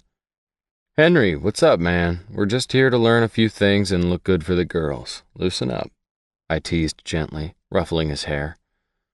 Henry shoved at my hand and swung on me suddenly, wildly, one fist connecting with my stomach, the other glancing off my jaw. Whoa! I half laughed, shooting a double leg and scooping him up across my shoulders, WWE style. I straightened and roared like I was Hulk Hogan or The Undertaker, and I spun a thrashing Henry around in exaggerated circles until I realized he was pounding and kicking furiously, and not in a way that indicated he was messing around or having fun. I put him down immediately, my arm steadying his shoulders in case he was dizzy. I felt a little dizzy myself and tried to clear my head. Henry didn't let up, though. His face was flushed, and his arms were pinwheeling. I put a hand on his forehead, the way my dad used to do when I was little, my hand palming his head like a basketball, keeping him at arm's length. "Henry, buddy, we're just playing. Relax." If anything, he just doubled his efforts to take me out with his scrawny arms and sharp knees. "Henry, I outweigh you by 100 pounds. You can't fight me, kid." "Manute Bol was 7'7", he yelled. People were starting to stare. Axel and Mikey had stopped grappling on the mats nearby and were watching, both of them breathing hard. Axel rose to his feet and started toward us. What the fuck? I cut myself off immediately. Every time I swore, Henry looked slightly stricken. I'd had to talk to the guys about the every other word is the F-word language we all used without thought. We had a huge water jug in the office brimming with quarters from our slips. "You're going to have to explain that one, Henry." I released my hand from his head and let him come at me again. When he started pummeling my chest, I wrapped my arms around him, pinning his arms to his sides. He immediately started headbutting me, though the top of his head barely reached my chin. I nuzzled my head down, trapping his head between the side of my face and my shoulder, the way boxers do when they're trying to stall, trying to catch their breath. And I was trying to do both as I scrambled to figure out why Henry was so angry about a 7'7" basketball player. "Henry," I spoke into his bushy hair. "Henry, I don't know what you're trying to tell me." "Manute Bol's grandfather had 40 wives. His voice had dropped slightly, but the fervor was still there, and behind the fervor, tears threatened, and he still strained against me. "Seriously?" I laughed, trying to snap him out of it. "Lucky guy." Henry jerked viciously, pulling his head free, nailing me in the mouth. I let him go, spitting blood and forbidden words. I think I owed the water jug $10. "Not lucky," he roared. He turned away and stomped to the edge of the mat. He picked up his duffel bag and his sweatshirt and headed for the door. I could only watch, completely dumbfounded. "He's pissed at you," Axel commented, as if I hadn't figured that much out. "Yeah, he is. Did you know Manute Bol's grandfather had 40 wives?" I almost started to laugh. Henry communicated in the most frustrating way. "Who's Manute Bol?" Axel frowned. "Basketball player, one of the tallest to ever play in the NBA. From Sudan, I think."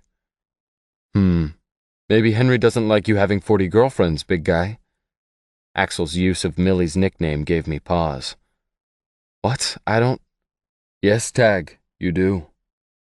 Alex grinned at me like he was proud of me. "Henry!" I tore across the gym, trying to catch Henry as he pushed through the front door. He didn't wait for me, and it took me half a block before I overtook him. "Henry, the girls at the gym and the girls at the bar aren't my girlfriends." Well, they were, but not the way Axel and Henry were thinking. I liked girls, they liked me, but none of it was serious or committed. They were my friends, and they were girls. "Amelie?" he asked, still walking. "Millie's not my girlfriend either," I said softly. "Screw you, Tag," Henry said, so clearly, so simply, that I almost cheered at his direct, uncomplicated response. But the celebration died in my throat as I registered what he'd said, and the finality with which he said it. Henry kept on walking toward home, and I watched him go. I knocked on the Andersons' door at a little after 7 on Sunday evening, but it took some persistence to get anyone to answer it.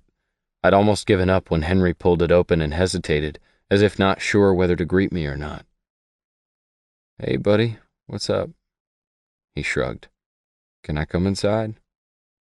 Henry moved aside and let me in, his eyes on the floor. He shut the door behind me, but he didn't make eye contact, and I could tell he was still pissed. "Henry?" I nudged him softly with my fist, the softest punch I'd ever delivered. His fists balled immediately. Yep, still mad. "Prior to 1900, prize fights lasted up to 100 rounds, Henry said woodenly. "What round are we on, man? I don't think I can go 100 rounds with you. I'm tapping out. You win." No tap-outs, Henry said, his jaw tight, repeating something I'd told him in the gym. No tap-outs, except when you're wrong. And I was wrong. I'm sorry, Henry. Millie? He asked. I wanted to hug him. He didn't want apologies, he wanted answers, and I respected that. Amelie is special. She's not like other girls. She's not like any girl I've ever liked, and I like her, Henry. I like her a lot. But there's an extra responsibility that comes with loving someone who will need you in a different way, who will rely on you in a different way. I have to be sure I'm ready for the responsibility. Do you understand? Pig's bladders were once used as rugby balls, Henry said softly. Are you calling me a pig, Henry?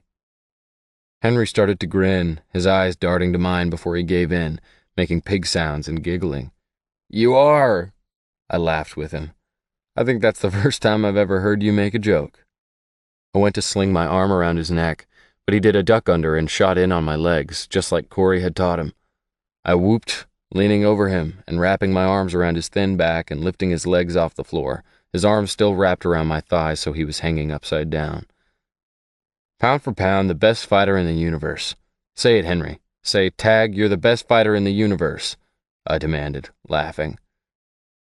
George St. Pierre is the best fighter in the universe, he squealed, releasing his grip on my thighs. St. Pierre, I roared, and dangled him higher. Say Tag Taggart is the best fighter in the universe. Chuck Liddell is the best fighter in the universe, he cried, wheezing. What? He's old news, I protested, though I'd do just about anything to get Liddell in my gym. Tag Taggart is the worst fighter in the universe. Henry was laughing, a full-out belly laugh, and his face was as red as his hair. I flipped him upright, and he swayed on his feet, still laughing. I steadied him and gave him a fake glare.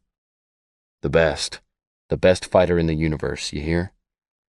Ronda Rousey is the best fighter in the universe, he gasped, still giggling, not giving in. I hooted, throwing up my hands. You might have me there, kid. Speaking of gorgeous badass females, where is silly Millie? Henry froze, listening, and then pointed at the floor. Now that I wasn't making so much noise, I could hear the bass thumping faintly from the basement. Downstairs? Show me the way. Henry turned and padded through the foyer, across the kitchen and dining room, and into a large laundry room. It was neat and organized, like the rest of the house, and I took note of Millie's Braille stickers on the laundry baskets, a big white one and a bigger red one.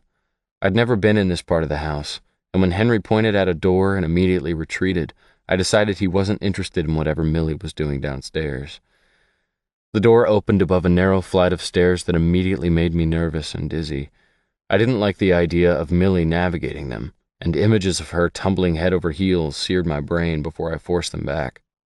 Millie had grown up in this house. She'd probably been up and down these stairs a million times, and she wouldn't appreciate me going all caveman over them. Still, I clung to the railing as I descended them gingerly, wondering at my sudden lightheadedness. The music was so loud Millie wouldn't hear me coming, but as I reached the bottom of the stairs, the music ceased abruptly, and someone started clapping and whistling. I halted, surprised, still hidden around the corner. Do I look ridiculous? I heard Millie ask. Can I pull it off? What are you talking about, Amelie? A female voice answered, and I recognized Robin's voice from the night at the bar. She had that Valley Girl vibe to her voice that seemed to be prevalent among so many American women. I, totally hated it, but Robin seemed nice enough. You are pulling it off, several nights a week, in fact. But I've never attempted this move. I can't tell how I look, how my body looks when I do it. It feels like I'm doing it right, but... Millie's voice trailed off. I peeked around the corner, extremely curious. Amelie was facing me, leaning against a tall pole. She was wearing little black tag team shorts and a tank top, her hair pulled high on her head, her feet bare. Robin's back was to me, thankfully, and I watched as she took Millie by the wrists and pulled her forward. Robin moved Millie's hands up and down her own body matter-of-factly, allowing her to feel the softness at her waist and the roundness of her hips and her belly. That's more action than I've had in months. So pathetic, Robin said wryly, releasing Millie's hands, and I smiled, liking her a little more. Now feel your own body, Amelie, Robin insisted, stepping back, and Amelie obeyed, running her hands down her chest, over the swell of her breasts, past her flat stomach to rest on her slightly flared hips. Then she cupped her butt in her hands and snickered. I didn't grab your ass, Robin. Come here. Ha ha, keep your hands to yourself, grabby, Robin laughed. I've got to draw the line somewhere, but you can feel the difference, can't you? I'm lumpy, you're curvy, I'm soft, and you're sleek. You look the way you feel, Amelie. You have an amazing body, and when you dance, no matter what move you're doing, if it feels right, I can guarantee it looks right, too. Robin rose another notch in my estimation. Really? Millie asked. Really, Robin answered. Amelie swung herself around the bar a couple times, almost absent-mindedly, her ponytail swinging as she hoisted herself up, executing a perfect split before she wound both legs around the pole and dropped upside down. She handled being upside down a whole lot better than Henry did. She trailed her arms over her head, felt the concrete beneath her palms, and released the pole, scissoring her legs back to a standing position, like she could do backbends in her sleep. I wish I could touch Tag like that. I wish it was okay to ask for things like that. I mean, I felt him smile, but I want to feel the rest of him, Millie blurted, as if confessing something that had been bubbling over. I bit my tongue to keep from gasping and wondered how in the hell I was going to get out of this situation without embarrassing everyone involved. Amelie, you naughty girl, Robin squealed. I'm not trying to be Robin. I know he has strong arms. I know he has dimples in his cheeks and a cleft in his chin. I know he has a slightly crooked nose. I know his body is hard and his lips are soft. And I know he has big, calloused hands. Stop it. I'm getting turned on and depressed, Robin groaned. Amelie, I think Tag Taggart might be the kind of guy who likes women, period. You know, and you're beautiful, so obviously he's going to like you. But that's not the kind of guy who's going to make you happy in the long run. No. Amelie shook her head, rejecting Robin's opinion of me, as spot on as it was. No. There's more to him than that. He's special, and he makes me feel special. Sometimes I think there's something between us. I can feel it in my chest, the way I can't ever really catch my breath when he's around. I feel it in my stomach, too, the way it flips when he says my name. And mostly, I feel it when he talks to Henry. He's gentle, and he's sweet. Millie shrugged. But then, other times, I think he's just the kind of guy who is really good at taking care of people, and Henry and I are needy. We were facing each other, 20 feet apart, and Millie had no idea I was there, standing by the stairs at the shadowy end of the long basement, listening as she confessed her feelings for me. I considered sneaking back up the stairs, but the stairs were old, and I was guessing they creaked like an old man's joints. I was frozen between wanting to hear Millie's secrets and wanting to hide from them. I wonder if he enjoys touching as much as I do, Millie mused. I want him to touch me, and I want to touch him. But I want him to actually like me, the way I like him, and not just the beautiful parts of me, all of me. Blind eyes, knobby knees, big ears, pointy chin. All of me. So that when he does touch me and I touch him, it will be wonderful and not weird. I wished more than anything that Robin was not standing between us at that moment. I wished I could walk over, wrap my arms around Millie, and kiss that pointy chin, and whisper assurances in the ears that were a little big, now that she mentioned it. I slid back around the corner and sat down on the bottom stair, resting my head in my hands. She'd laid it out, and I'd been lucky enough, or unlucky enough, to hear it. I was lucky because Amelie Anderson was falling in love with me. I was unlucky because I couldn't pretend that I didn't know. I'd refused to listen to Moses when he'd called me out on Saturday. I'd refused to examine the kiss in the bathroom with the line I'd already crossed when I'd lain Millie across her white comforter, a comforter I still saw every time I closed my eyes.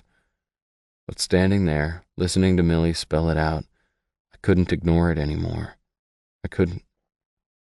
I couldn't pretend that I had more time to decide. Time was up, and I had to choose. I didn't question my feelings. The feelings had been there from day one. From day one. I'd seen her standing like a shepherdess in the night, her head tilted back, her tongue catching snowflakes, and I'd felt something shift. 3 days in, and I'd looked down into her face and felt the ode, a feeling no other girl had ever inspired. And I'd known. Since that day, I had found myself saying things, feeling things, doing things that I'd never done before. Millie had become my favorite sight, my favorite smell, my favorite taste, my favorite sound. My favorite. But that was never what any of this was about. It was about me. Millie called it the night I'd cleaned the blood from her skin and kissed her silly. Silly Millie. She wasn't silly at all. She knew the score, and she was waiting for me to decide if I was man enough to love a blind girl. Kissing a blind girl is an unpardonable sin, she'd said, taunting me. But she was wrong about that. Kissing a blind girl wasn't unpardonable. Loving her wasn't unpardonable either. But loving her and letting her down, that was unpardonable to me. That was unforgivable. That was the part I struggled with. The music resumed, but this time the melody was slower, sadder, music for listening rather than dancing. It was a Damien Rice song called The Blower's Daughter, and it pleased me that Millie knew it too, the discovery making me feel hopeful in an if we love the same music our hearts must match kind of way. I rose, grateful for the noise to cover my ascent, but Robin rounded the corner before I could take a single step. When she saw me, she squeaked and jumped a foot in the air. I held a finger to my lips, shaking my head vigorously. Millie didn't need to know what I'd heard. I turned and climbed the stairs, hoping Robin was following me, hoping Millie wasn't. I walked into the laundry room with Robin at my heels. I shut the door carefully behind her and shoved my hands into my front pockets, meeting her wide-eyed gaze. I want you to yell down the stairs. Tell her that I'm here. Tell her I'm coming down, I demanded. But how long were you there? She stuttered. I waited, not answering, and Robin's face twisted into a scowl. You're right about me, you know, I said, giving her an indirect answer. I do like women. I like them a lot, especially beautiful women. And I've never been interested in having just one. I've never even had a girlfriend. There's never been a girl that's kept my attention. Until now. Robin's scowl evaporated instantly, and her pursed lips slid into a smile. Without another word, she turned, opened the door, and bellowed down the stairs. Amelie, you've got company. I slid past Robin, winking as I headed back down the way I'd just come. Don't screw this up, she hissed. She's had too much shit in her life, and she doesn't need more, taggart. Sunshine, roses, kisses, adoration. That's your job. No shit allowed. I couldn't promise a future with no shit.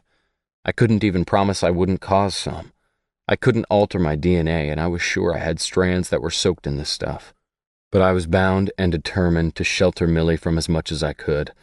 I shot a look over my shoulder and nodded once at Millie's protective cousin, an acknowledgement that I'd heard her, and Robin closed the door, giving us the privacy I hadn't afforded them.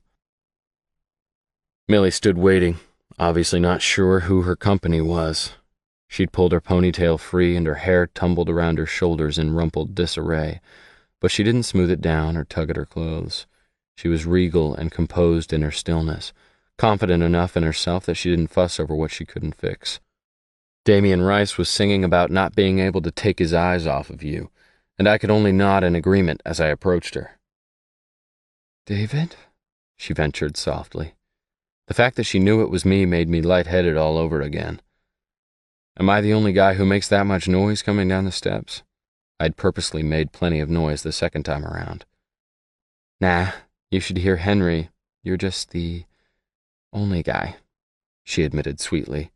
Then her cheeks grew rosy and my chest got hot. I felt a huge flood of relief. I was the only guy. Thank God. I stopped a foot from her and reached out, taking one of her hands in mine. Do you like this song? I asked. Obviously she did, and obviously I was stupid.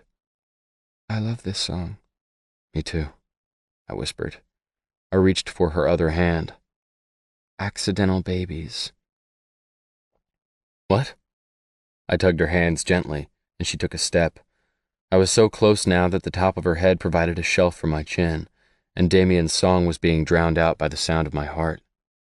It's another one of his songs, and I think I love it even more, she whispered back. But that song is so sad, I breathed, and laid my cheek against her hair. That's what makes it beautiful. It's devastating. I love it when a song devastates me. Her voice was thready, as if she was struggling to breathe. Ah, the sweet kind of suffering. I dropped her hands and wrapped my arms around her. The best kind. Her voice hitched as our bodies aligned. I've been suffering for a while now, Millie.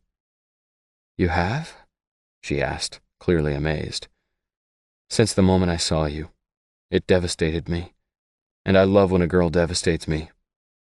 I was using her definition of the word, but the truth was, my sister was the only girl who had ever devastated me, and it hadn't been sweet agony. I've never devastated anyone before, Millie said faintly, shock and pleasure coloring her words. She still stood with her arms at her sides, almost like she couldn't believe what was happening, but her lips hovered close to my jaw, as if she was enjoying the tension between almost and not quite. I'm guessing you've left a wake of destruction, I whispered. You just don't know.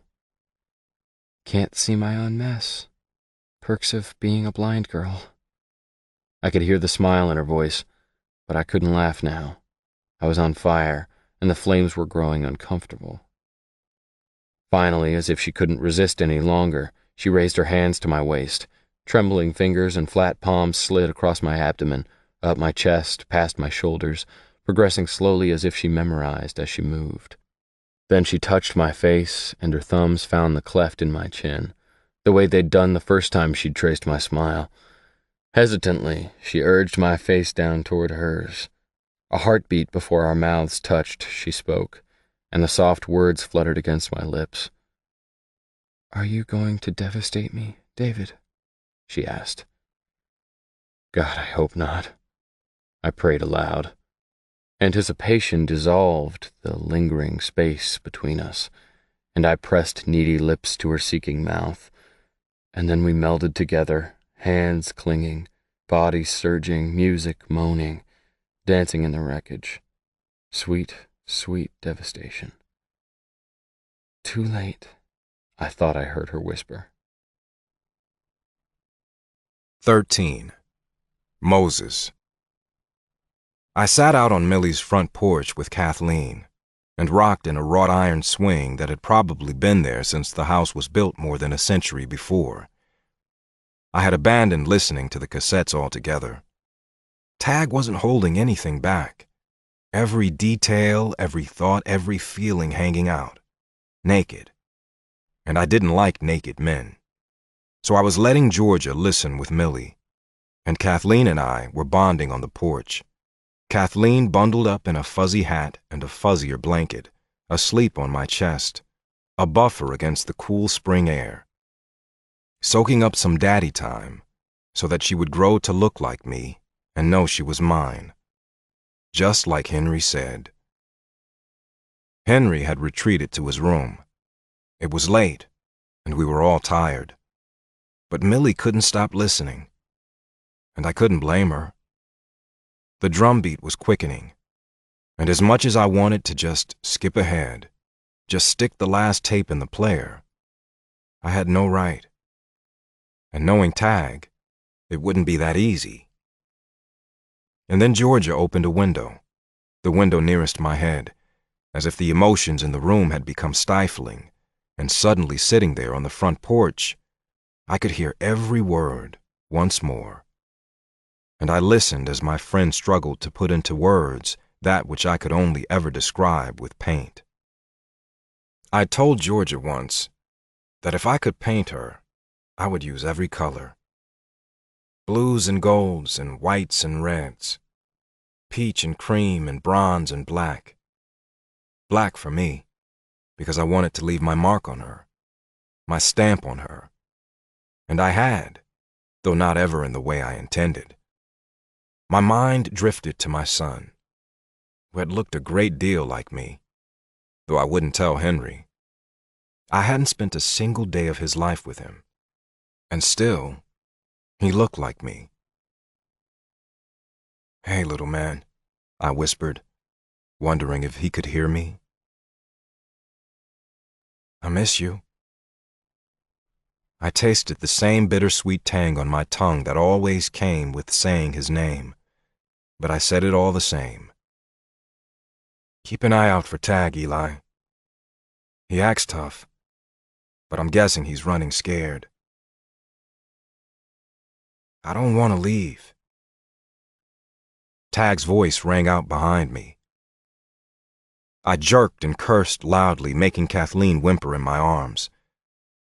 Then I realized with a start that Millie had changed the cassette. It was just Tag's voice coming through the window, nothing more. And I cursed again. Tag. "I don't want to leave," I moaned. We were standing on the front porch and it was cold, but I wasn't ready to go home. I didn't know if I'd ever be ready. "Then don't," Millie said firmly. We'd been wrapped around each other all night, and it was messing with my willpower. I had the Santos fight in 10 days, and fighting was the last thing on my mind. I needed to go home. I needed to sleep. I needed to get up early and hit the gym, but I didn't want to leave. "I'm afraid of the dark, so I guess I'll have to wait until morning," I whispered. I was trying to make her laugh, but somehow the words rang true, and I winced, grateful that she couldn't see me do so. But she was too attuned to the nuances in a person's voice to miss it. She stiffened a little. I felt it, just a tremor that traveled through her arms and down to her hands resting on my chest. "Are you really afraid of the dark?" she asked, and I allowed myself to get sidetracked once more. "No, not really. It's more tight spaces, dark, tight spaces. I had asthma when I was a kid. I guess it's the feeling of not being able to breathe, of feeling helpless, being trapped." "I see. I won't make you sleep with me in my coffin, then." "That's right, you're a vampire. I forgot." I smiled, and she heard the grin in my voice because she smiled with me. "The darkness is huge, though. You don't need to be afraid of the dark. Whenever you start feeling trapped or helpless, just close your eyes, and you have more space than you'll ever need." I nodded and kissed her forehead because she was so earnest and sweet. "Close your eyes. Come on, close your eyes," she commanded. I did, but immediately felt dizzy, disoriented, and I reached for her. My balance had been off lately, and I blamed it on lust. "Don't be scared." I could hear the smile in her voice. "I'm right here. I'm touching you, and you are safe." She was enjoying this game. "Go down." "What?" she asked. "Your hands are on my chest," I said. "Yeah, they are." "Keep moving them down. I'll tell you when to stop," I demanded. She burst out laughing, understanding dawning. "You have no idea how often I've used my blindness to accidentally feel someone up." "Really?" My voice rose in surprise. "No, not really. Now shh," she commanded. "I need to look at you a little." I swallowed as her hand slid across my chest and down my torso, her fingers brushing against the swells and valleys that made up my well-muscled abdomen. If it was possible, I felt more naked, more vulnerable than I'd ever felt with a woman, even though I wasn't naked at all. The fact that she couldn't see me made me more aware of the attention she paid to every detail. She slid her hands beneath my shirt, and I smiled into her hair. I was both ticklish and turned on. "Your skin is smooth, but it's bumpy too. I adore bumps, you know." I chuckled, thinking of all the braille, the bumps in her house that helped her order her world, and I tried not to moan as she ran her fingers up the swell of my lats and rested her head against my chest, pulling me close. I leaned down and kissed the top of her head, the silk of her hair welcome against my lips. "I am going to touch you a lot," she said sincerely. "I'm okay with that," I said magnanimously. "But the things I can't touch, you'll have to describe." "Okay." Your eyes, what color are they? She asked. Green. Like the grass? Yeah, maybe a little paler. And your hair? Dark and light, a mixture of both. Yours is chocolate, mine is... I thought for a moment, trying to come up with a description. Do I really have to describe it? You can feel it. She ran her fingers through it, and I tried not to purr. She reached for my hands and brought them to her face. Now, look at me the way I look at you. I ran my fingers over her cheekbones, closing my eyes so I could see the way Millie did. Your cheekbones are high and pronounced, and your face is slightly heart-shaped, I declared, though her face was in my mind as my hands traced the features I described. I have a big forehead, she interrupted. And a pointy chin, I added. I felt the silk of her hair and pushed her hair behind her ears. And big ears, she said. I traced them with my fingertips. You have pretty ears, I said, and they were. Between my fingertips they felt dainty and detailed, little whorls of soft skin in the shape of a question mark, always waiting for answers. What's your favorite thing about my face? Millie said after I'd explored a little more. I touched her mouth, pressing the pads of my thumbs against the fullest part of her bottom lip, and then sliding them upwards to rest in the crease so I could part them slightly. This is my favorite part. Because you can kiss me? Ah, my girl knew how to flirt. I liked that. Yes, I said, and I did. I kissed her softly, and then sweetly, and then I kissed her again, and again, over and over, for several long minutes, until our lips were sore and I knew I should stop, but found myself sinking in again, licking between her smooth teeth and sliding my tongue against hers because the friction felt so good, and her flavor lit a fire in the pit of my stomach. I don't want to leave, I said again. I didn't know if I would ever be ready. Millie tried to take me to church again, but I had a surprise for her. We lived in a city that boasted one of the most famed choirs in the world, and we were going to hear them sing. I twisted some arms and made some calls and got permission to sit in on a rehearsal. I didn't want to share the experience with a crowd, and Millie would be completely surprised if I just let her in, right down to the front row of the tabernacle, and sat her down. If there was a crowd, she would be expecting a performance. No crowd, and the surprise would be complete. She was excited, her cheeks pink and her smile wide, and she held on to me, squeezing my arm like an anxious child. Are we in a church? She whispered theatrically. Kind of. It doesn't feel like there are lots of people here. Are there other people here? Kind of. Her eyebrows rose and she pinched my arm. How can there kind of be other people here? Either there are or there aren't. There are other people here, but they aren't attending church. Okay, Millie said doubtfully, but I could tell she was dancing in her skin. The entire back wall was a pipe organ, something I'd never seen before, and when the organist began to play, I felt the vibrations in my back teeth and the hair stood up on my neck. Millie gasped beside me, and I reached for her hand and closed my eyes so that I could experience it the way she was experiencing it. Then the choir started to sing. A wall of sound washed over us, taking us both by surprise, the power and precision seeping into our pores and spilling down our spines, sinking into the soles of our feet. I forgot my goal to keep my eyes closed and found myself staring at Millie instead, who had lifted her chin and was basking in the sound as if it were sunlight warming her skin. Her eyes were closed and her lips were parted, and she looked as if she were waiting for a kiss. It was an Easter hymn, the choir proclaiming joyfully that he had risen, followed by jubilant hallelujahs in triumphant harmony. That's what heaven sounds like, don't you think? Millie breathed, but I stayed silent, not wanting to ruin the moment with my own opinions about what heaven sounded like. In my limited experience, heaven was silence, a silence so pervasive and complete that it had mass, it had weight. And in that silence there was sadness and guilt, regret and remorse and loss. Loss of what could have been, loss of what never would be, loss of love, loss of life, loss of choice. I felt all those things when I'd swallowed that bottle of aspirin and slit my wrists for good measure. I'd lost consciousness only to become more conscious, more aware.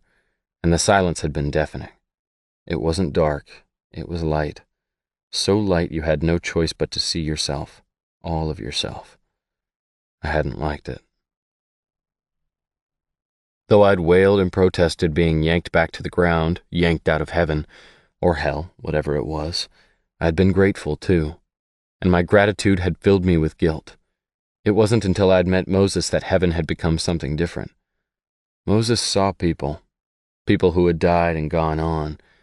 Heaven wasn't silent for Moses. It was filled with memories and moments, filled with color. He brought the dead back to life. He painted them. Moses hadn't wanted to see any of it, but he didn't have a choice. He had to come to terms with it. And as he had, I had gone along, persistent in my devotion, if only because Moses saw a sister I would never see again, and Moses had answers nobody else did. Even if those answers sometimes made death more alluring, at least death wasn't the end. Of that, I was sure. Maybe for Millie, heaven was a place that sounded like angelic choirs and pipe organs, because that was where she felt alive. It was all about sound for Millie, not sight, not colors, like it was for Moses. But for me, heaven would be something else. It would sound like the bell at the beginning of a round. It would taste like adrenaline. It would burn like sweat in my eyes and fire in my belly. It would look like screaming crowds and an opponent who wanted my blood. For me, heaven was the octagon. You know my fight against Santos is Tuesday night, right?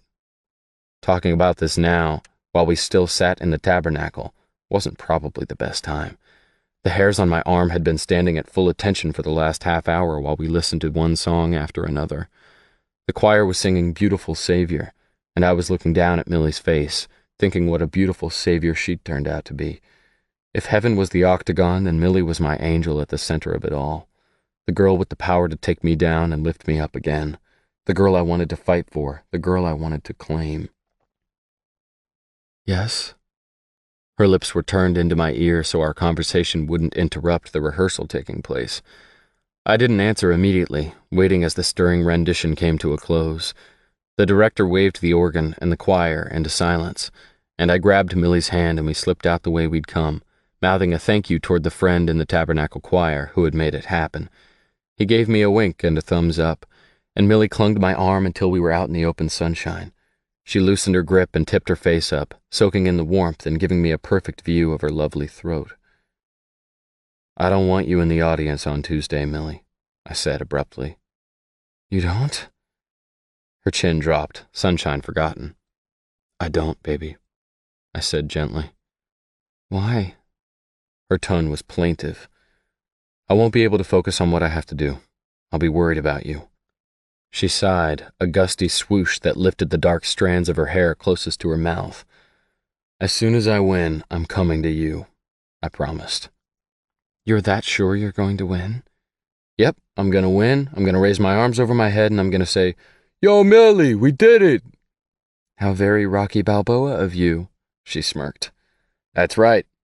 And then I'm going to go running through the crowd, out the doors, 3 blocks down, 2 blocks over, and I'll bang at your door, and you can congratulate me in any way you see fit. Make sure Henry's with Robin. She laughed, but I could tell she didn't want to laugh. Silence settled between us, and we started to walk, meandering in the general direction of where I'd parked. The grounds around the tabernacle were perfectly maintained, and ideal for walking, even if Millie couldn't enjoy the landscaping. I'm not made of glass, David, she said softly. I know. Really? Because I'm guessing if I could see, you would want me at your fight. Maybe, I admitted, nodding to myself. But you can't see. And having you out there in the crowd being bumped and pushed, hearing the fight going down, and not knowing if I'm winning or losing, that seems unnecessarily cruel. And I don't want that. You'll be afraid for me, and I'll be afraid for you, and if I'm worrying about you, my mind won't be where it needs to be. But Tag, that's kind of how it works. I care about you. You care about me. It's called a relationship. There was frustration in her voice, and I noticed she called me Tag whenever she was a little irked at me. I protect you, you protect me, I insisted. That's how it works. You protect me by being safe and secure while I fight so I'm not distracted, and I protect you by insisting on it. She sighed again, and I stopped walking and turned her to face me. Gently, with the pads of my fingertips, I smoothed her forehead, traced the scowl between her eyes, and then touched her unsmiling lips, pushing the edges up, forcing her to smile. She grabbed at my hands and nipped at my fingertips, biting a little harder than was playful, showing me her frustration. It'll be broadcast on FightNet. Fox Sports will be there too, but I don't think it'll air until later. But on FightNet, you can watch it in real time. You can log in and watch it at home. Mikey does the play-by-play for tag team fights. He's good at it, Millie, and I'll make sure he knows you're listening so he gives a little more detail than usual. That way you will know exactly what is happening when it happens. She shook her head as if she didn't like it at all. Please, Millie, I whispered. I don't want you to feel alone. It feels wrong not to be there, she protested. Everyone fights alone, Millie. That's not something you can help me do. Okay, she whispered. Okay? I asked. Okay, she acquiesced. I kissed her gratefully, almost desperately, and she kissed me back. But I sensed the hurt and tasted her reservations. When I dropped her off at home, I didn't come inside, and she didn't sulk or simper. I was buzzing with pent-up energy, nerves, and anticipation. I had 48 hours to mentally prepare for the fight, and I needed a clear head and no distractions, even beautiful ones. You'll come here Tuesday night no matter what time it is? She asked, her hand on the door handle, her stick at the ready. I will, I promised. Bloodied, bruised, beaten, I would be there. I'll be listening, I'll be cheering, and I'll be waiting, she said simply. She pushed the truck door open, slid to the ground, and I watched as she made her way inside and carefully shut the door. Moses. Millie hadn't been at the fight. I realized that now. At the time, I was too amped on the energy of the crowd and the hype of the big event to notice a missing female, especially when she wasn't my female. Georgia hadn't gone either. She'd kissed me and told me that babies and brawling didn't mix, so I should go without her.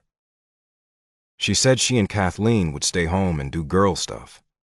I knew that girl stuff basically meant that Georgia would feed and bathe Kathleen, rock her to sleep, and go to bed early herself. But I let her talk me into it. So I was running solo, sitting on the very front row with a few tag team members who weren't working Tag's corner, when Tag strutted into the arena to a Waylon Jennings song about cowboys being hard to love and harder to hold. The crowd cheered and joined in on the chorus, and Tag egged them on. It made me laugh. I was so nervous for him I was practically seeing double. And he was acting like a big gorilla, monkeying it up to the packed house, his smile wide, his muscles bulging. He didn't seem nervous at all. And when he caught my eye, he smirked and pounded his chest. Bruno Santos, on the other hand, entered the arena cloaked in a shimmery white robe with a hood so deep, the only thing visible was the tip of his chin. His song of choice was something so bass-heavy, I couldn't make out the lyrics, though I caught the words destruction and annihilation. He was hopping on the balls of his feet, shrugging his shoulders and tossing his neck, and I suddenly wished I'd stayed home with Georgia. Caring about people was a pain in my ass. Watching Tag fight was a bigger pain in my ass. My stomach turned over, and I glared at my friend, willing him to put me out of my misery as soon as possible. Of course he didn't. But he battled. He battled hard and ugly, taking as many blows as he dished out. And as usual, he seemed to fight better after he'd taken a couple swipes to the face. Like the song said, he was hard to hold on to. But he definitely wasn't hard to love. The crowd was solidly on his side, and when he came back from a close call in the 4th round, escaping a near armbar that had made my stomach shake and my eyes water, the crowd was in a frenzy. And then, when it looked like it would end in a decision that wouldn't favor the challenger, they so rarely did, Tag caught Santos in the temple with a booming roundhouse that wowed the crowd and rocked his opponent. Santos stumbled and Tag was all over him, his fists flying, Santos covering his head, not returning the blows. And then it was over. TKO for Taggart. I was out of my seat screaming and jumping with the rest of the team, delirious with relief and overjoyed with the upset. Funny, it never even occurred to me that Millie wasn't there, but I definitely noticed that Tag didn't stick around when it was all over. He was all business at the end. Interviews and congratulations, hand-grabbing and palm-greasing. But he left when I left. I walked him to his truck, and the party went on without us. I went home to my wife, and clearly, he went home to Millie. 14. Tag. It took me about 2 hours after the fight ended to keep my promise. I had an interview, a shower, a deep muscle rub-down, and another series of interviews before I could separate myself from the celebratory atmosphere and head for Millie's. I was sore, and I'd popped a couple ibuprofens, but the adrenaline was still pumping, and I wanted to see my girl. They must have been watching for me because Henry shot out the front door and was buzzing around me before I was all the way out of my truck. Millie had her stick and was on the porch, waiting for me, just like she'd promised. Tag! Henry was clicking his fingers again, obviously thrilled to see me. 40% of light heavyweight fights end in TKOs or KOs, he recited. It was nice to see he had the lingo down. I put my arm around his shoulders and pulled him back toward the house. Amelie cried the whole fight. Then I told her your nose was bleeding and she covered her ears. Henry, Amelie sighed, rebuking him, but she reached out her hand for me, and I took it, releasing Henry and pulling her toward me, tucking her against my body, under my right arm as we all entered the foyer and shut the door behind us. The referee stopped the fight. Did he stop the fight because you were going to kill Santos? Did it make you mad when he made your nose bleed? Henry shadowboxed around the foyer. Nah, it just made me fight harder. I laughed at Henry's wild-eyed recap. Everyone was yelling tag team. I started yelling it too. The whole crowd had on tag team shirts. Henry was so animated he was practically levitating. I remembered the shirt that was still clutched in my right hand. That reminds me. Here, I got you one. I tossed it to Henry, and he caught it and pulled it on, right over the Kobe Bryant jersey he was wearing. The shirt silenced him momentarily, and he admired himself in the ornate mirror hanging to the right of the staircase. I brought you one too, Millie, I murmured, but I left it in my truck. It's your favorite color.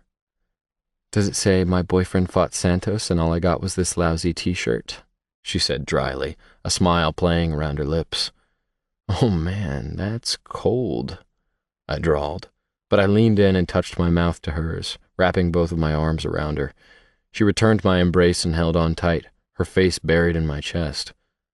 I forgive you, she whispered, but I'm never staying home again. That was the single most agonizing experience of my life. I told you I would win, and then I'd come here. And here I am, I said, nuzzling her hair. Will you marry us, Tag? Henry asked intently, inserting himself back in the conversation. What? I wasn't sure I had heard him right. Will you marry Millie and be my brother? He repeated, his expression completely serious. He wasn't messing around. We want to be part of tag team. I laughed and looked down at Millie. Her face was frozen. Her back had stiffened the moment the words left Henry's mouth, and she pulled free of my arms. She reached for the stick she'd set aside, as if she needed something besides me to hold on to. Statistically, athletes with solid family units have better stamina, more purpose, better mental health, and overall improved performance than athletes who are either divorced or unmarried. Henry rambled off robotically, and I tore my gaze from Millie's stunned face. Did you make that up, Henry? I grinned. Henry looked confused, as if making up sports trivia to support his arguments was impossible. Maybe it was. Maybe in Henry's world, where lines and facts were clearly drawn, lying wasn't even feasible. You're already a part of tag team, Henry, I said gently. You've got the shirt to prove it. I'll get you as many as you want in every color, and you can be in my corner any time. Henry tilted his head to the side, considering my offer, but the disappointment was evident in his expression. Millie turned around and, fumbling for the front door, exited the house in a rush. Millie, I called after her, but she didn't hesitate, and I could hear her stick clicking and clacking down the sidewalk in front of the house. Ah, Henry, you've gone and done it now, I laughed, and my laughter surprised me. So did my relative non-reaction to the M-word. When girls started dropping hints about any type of commitment, it was always the last time I asked them out. Always. I was great at playing tag. No one ever caught me. I guess I'd always thought I would marry someday, when I was 80. Yet Henry was proposing, and it didn't alarm me in the slightest. In fact, the thought of marrying Millie made my pulse quicken. It made my palms tingle. It made my heart smile so big I could feel the edges of the grin poking me in the ribs. That, or I was starting to feel the hurt from the Santos fight. Because they both lost so many players to World War II military service, the Pittsburgh Steelers and Philadelphia Eagles combined to become the Steagles during the 1943 season, Henry recited. What? The Steagles? My eyes were on Henry, but I needed to chase Millie down. Henry nodded, straight-faced. We could do that. We could combine. We could be the Taggersons. That's a very interesting idea, Henry. I nodded, biting my lip so I wouldn't laugh. But I need to convince Millie. I'm not sure she wants to be a Taggerson just yet. Andert? Henry offered another combination, wrinkling his nose and then shaking his head, as if it didn't have the same ring. Give me a minute to see what Millie thinks, okay? Henry gave me a solemn thumbs up and sat down on the bottom stair to wait for the verdict. I ran out the door and down the walk to the street, looking right and left down the sidewalk, hoping Millie hadn't gone beyond where I could easily find her. I spotted her about half a block down. Millie. She looked like she was headed for the church, and I loped to catch up, calling after her, feeling every single blow I'd taken that night as I chased her down. Millie, wait, sweetheart, you're killing me. She stopped but didn't turn around. She held herself stiffly, holding her stick vertically the way she'd held it the very first time I saw her outside the bar, the silent shepherdess once more. Millie. I slowed to a walk and approached her, wrapping my hands around hers so we both clung to her stick, like two people on a subway sharing the same pole. Then I pulled gently, taking the stick from her hands so she would hold on to me instead. Why are you running away? The question is, why aren't you? She asked, biting her lip. Do you want to be a Taggerson, Millie? I whispered, freeing her lip with my teeth and kissing it better. A what? She breathed. Or maybe an Andert? I brushed my mouth over hers again, and her lips opened slightly, waiting for me to apply a little pressure. Henry seems to think we should merge our names, I explained. Millie groaned, and I could feel the embarrassment coming off her in waves. Henry really needs to quit asking grown men to marry him, she complained. Yeah, he's a little young for that kind of commitment. I pressed another kiss on her upper lip, then one on her lower lip, soothing her, reassuring her. And for several long minutes there was no conversation at all. David, she whispered when I finally let her breathe. Yeah. I sank back into her, not able to help myself.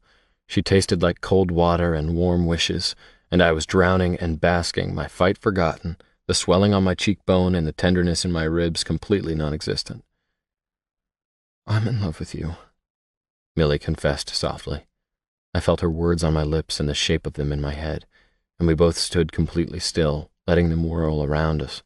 The air was suddenly blooming, alive, a riotous explosion of color and sound. The world was magic, and I was king.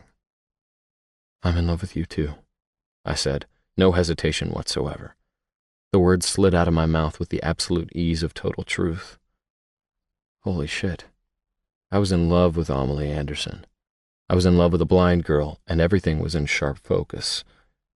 Millie drew back and smiled, a big, dazzling grin that had me smiling too.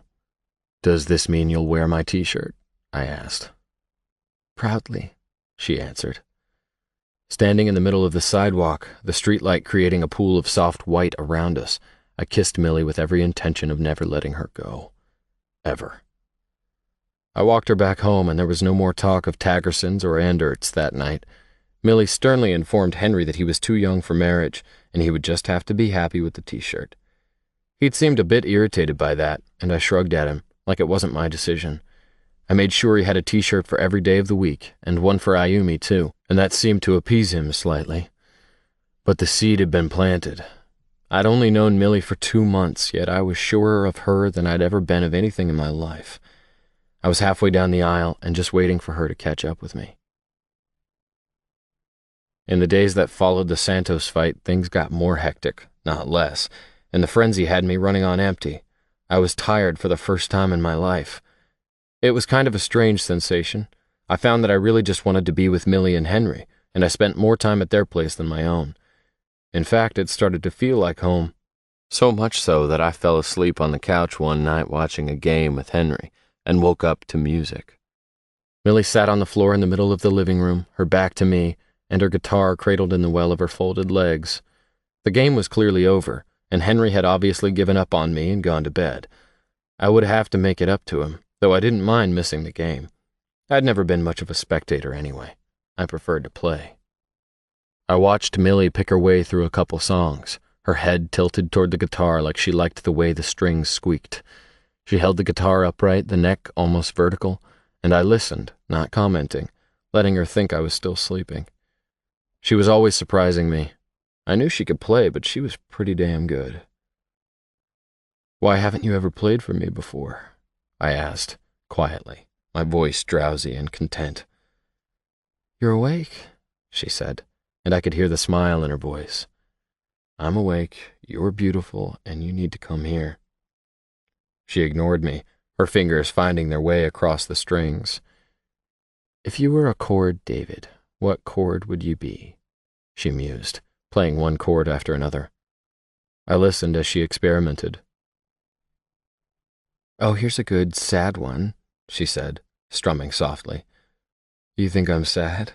I asked. "Nah, definitely not. That's not your chord. No minor chords for you." "Absolutely not. I'm a major chord all the way. A major chord and a major stud." She laughed and I sighed. I didn't know what time it was, but the golden glow of the nearby lamp and the warm strings made my eyes heavy and my heart light. "This is Henry's chord." Millie played something dissonant and curious, and I laughed out loud because it made total sense. "But you would be something deeper," she added. "Because I'm a sexy man," I drawled. "Yep, because you're a sexy man, and we would want something with a little twang to it. Because I'm a sexy Texan." "A sexy Utah Texan." She tried a few more, laughing and scrunching up her nose as she tried to find just the right chord. "And we need something sweet." "Sweet and violent?" I asked. "Sexy, twangy, sweet, and violent. This might be more difficult than I thought," she said, still giggling. She strummed something full and throaty, picking over each string and then strumming them together. "There it is. Hear that? That's tag." "I like it," I said, pleased. She stretched her hand, her pinky finger clinging to the bottom string, and the chord changed subtly. Another layer, a slightly different sound, like the chord wasn't quite yet resolved. "And that's David." I sat down behind her on the floor and grabbed her folded thighs, pulling her back into me so that I cradled her the way she cradled the guitar. She leaned back against my chest, tucked her head to one side of my chin, and continued fingering the chord she'd named after me. "Let me hear your song, Millie." "You mean my chord?" "Nah, your song. You're a woman. Women don't have just one chord." She laughed softly and bopped me in the head with the neck of the guitar. "I'm glad you know that, but I'm kind of wishing you didn't know quite so much about women. Makes me wonder how you gained all that knowledge, and I get a little jealous. I grew up with 3 sisters and one very opinionated, feisty mother. I learned early." "Good answer, big guy." "It's the truth, sweetheart. So play it. Play your song." "I haven't written it yet." "Will you put my chord in your song?" Why does that sound so suggestive? She was smiling, but there was something wistful in her voice. "Because I'm a sexy man. I'll put your chord in my song. Both of them, Tag and David. And I'll put Henry's in it, too." "What about your mom? Did she have a chord?" Millie moved her hand immediately and played something warm and soft, something happy yet plaintive. "That's my mom. That chord there. Do you recognize it?" I thought for a minute. "Is it part of her song?" "It's part of an old country song. It's the very first chord of Blue Eyes Crying in the Rain." I sang a couple bars of the song. I knew it well. "That's it. I love that song. My mom had blue eyes just like me and Henry, and she didn't spend a lot of time crying, thank goodness. She spent a lot of time loving, but there was longing in her too. She wanted to protect us.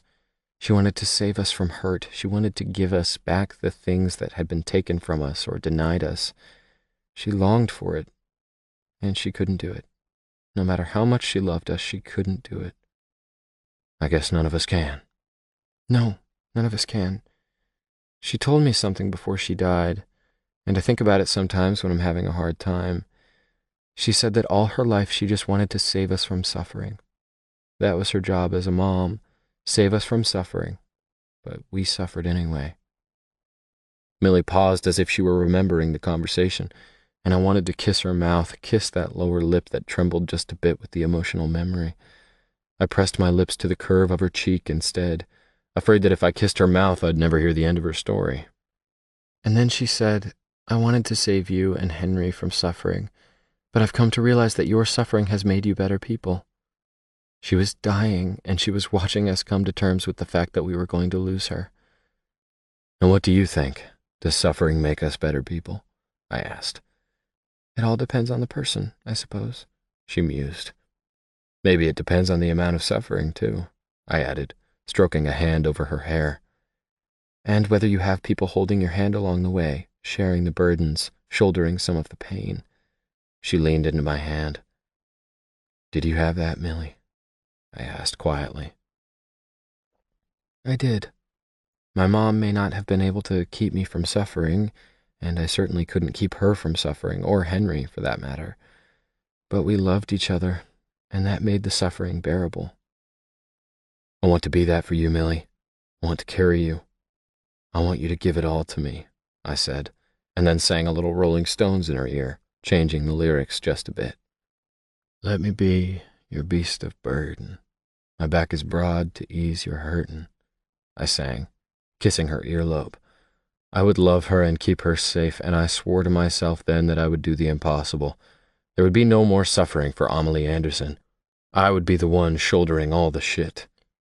She let me nuzzle her neck for a minute, humming happily. There are some other words in that song, David. He asks if he's enough for her. So I am asking you, Tag, am I enough? Because I'm not too blind to see. The bridge of the song she quoted cartwheeled through my mind, and I shook my head, amazed. I'd forgotten the line about being too blind. Am I tough enough? Am I hard enough? I sang, more than a little turned on. So are you going to give it all to me too, big guy? The good, the bad, and the ugly? Because I want it all. I smiled at her earnest delivery, her heartfelt declaration, and tried not to laugh at the sexual innuendo. She had no idea, so I wouldn't crack up. I pulled the guitar from her hands and laid it on the floor. You're more than enough, silly Millie. She turned in my arms and found my face with her hands before she let her lips touch mine. I kissed her as Mick Jagger crooned the line about drawing the curtains and making sweet love somewhere in the back of my mind. Moses. Hello, Doc? It's Moses Wright. Moses, it's so good to hear from you. Dr. Andolin's voice was deep and butter-warm, the way it always was, and I marveled at his ability to make people feel instantly safer, better, heard. He'd been a squeaky new psychologist when I first met him at Montlake, maybe 26 or 27 years old. But he had that way about him that made you feel like his soul had lived a million lives. He was wise and kind, and Tag and I were both pretty fond of him. But I pushed through the niceties that Tag was so much better at, interrupting Noah Andolin even though I knew it was rude, and he would think I'd lost all the ground I'd gained since being a surly 18-year-old in his care at Montlake. Dr. Andolin, I know Tag's seen you on a fairly regular basis since we came back to Utah, and I know you can't tell me what you talked about. I get that. Doctor-patient confidentiality and all that stuff. I don't need to know what Tag's said to you or what you've said to him. But he's gone, Dr. Andolin. He just split suddenly. He's in love with a great girl who loves him back. But I keep seeing his sister. Doc. And I don't have to tell you why that scares me to death. I wasn't connecting my thoughts very well, but the swift intake of breath on the end of the line confirmed that Noah Andelin was keeping up with me. In your professional opinion, would he hurt himself? I mean, he's not suicidal. I stopped suddenly, because I realized I didn't know if that was true. Listening to Tag, I had no idea if he was emotionally back in the corridors of Montlake, wanting to escape himself. I amended my statement. I mean, he's not suicidal like he was. In some ways, Tag is the healthiest guy I know. But he has a crazy streak. And he's great at saving everyone else and not always very good at taking care of himself. He just took off so suddenly. Where do you think he'd go? Do you have any advice that could help me find him? Dr. Andelin didn't answer immediately, and I could picture him with his hand against his face, his head tilted, just thinking. How do you know he isn't just taking a break? Dr. Andelin finished inanely, as if trying to come up with a viable alternative. He's left us some cassettes. The girl he's been seeing is blind, so he's recorded himself talking to her, basically. Amelie, Dr. Andelin supplied, and I realized Tag had consulted with him on something. So you know about her? Yes. I saw him a month ago. He was...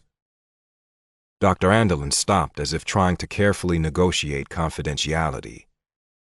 He was happier than I have ever seen him. This is unexpected. Would it help you to hear the tapes? I was desperate. I hoped Millie wouldn't object. Has he given you any reason to believe there is anything you can do? Dr. Andelin asked quietly. What? I felt the anger surge through my veins, and I wanted to throw my phone against the wall. How long has it been since anyone has seen him? Dr. Andelin's voice was unbearably gentle. More than 2 weeks, I whispered. 15. Tag. Tag? Lisa looked a little harried, her eyes wide, her hand shaking. I think we've got a problem. Morgan is in the lounge. He's been drinking for the last few hours and he's starting to get abusive. I didn't want to get him in trouble. Morg's my friend. I don't know what happened with his job, but, well...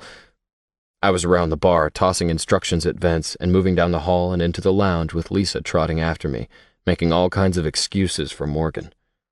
The music was thumping, something guttural and earthy, and Amelie was in the octagon, twirling and swaying around the tall pole, a determined smile pinned to her face. But unlike the first time I'd seen her dance, and every time I'd watched her dance since, her eyes were open, and her movements seemed stiff. She clearly wasn't enjoying herself. "I'm not liking what I see," a voice bellowed out. "Are you liking what you see, princess?" Laughter. "Get Danielle back out here." The other patrons had stopped watching Amelie and were peering, hands over their eyes, in the direction of the corner booth. The dim lighting made it hard to make him out, and the loud bass camouflaged his taunts, but Morgan was doing his best to be heard, and the charged atmosphere in the room had nothing to do with sexual tension or the scantily clad dancer performing a seductive routine under a spotlight. He was so intent on heckling Amelie, he didn't see me coming. So when I reached over the back of the booth and grabbed him around the ears and yanked upward, he came to his feet with a yelp of pain and surprise. Lady Gaga was singing about having a poker face, and Amelie was trying to take her advice, dancing like a wind-up doll, unable to see the cause of the drama unfolding in front of her. I was extremely grateful for that. Lisa squealed and Morgan roared as I dragged him across his table, sending empty bottles crashing and upending 2 chairs at another, thankfully unoccupied, table. A few customers clapped and whistled as I locked my arm around Morgan's head and headed for the emergency exit. I pushed through the door as the final bars of Amelie's number played out. I didn't hang around to see the spotlight on the cage dim to black or the lounge lights softly rise, which was customary as a new dancer took her place in the cage. I wanted Morgan out of sight and out of earshot before I beat the hell out of him. But as we barreled through the doors and out into the cold light, both breathing hard, both angry, Morgan, off balance and clinging to my forearm around his neck with one hand, swung at me with his other. It was a Hail Mary, a desperation shot, but there happened to be a beer bottle in his hand, and that beer bottle connected with my forehead with a resounding crack. The blow stunned me, and I went down to one knee, pulling Morgan with me. Blood filled my eyes and rage filled my head. "You gonna tell me what that was about, Morg? You gonna tell me why you decided to come back?"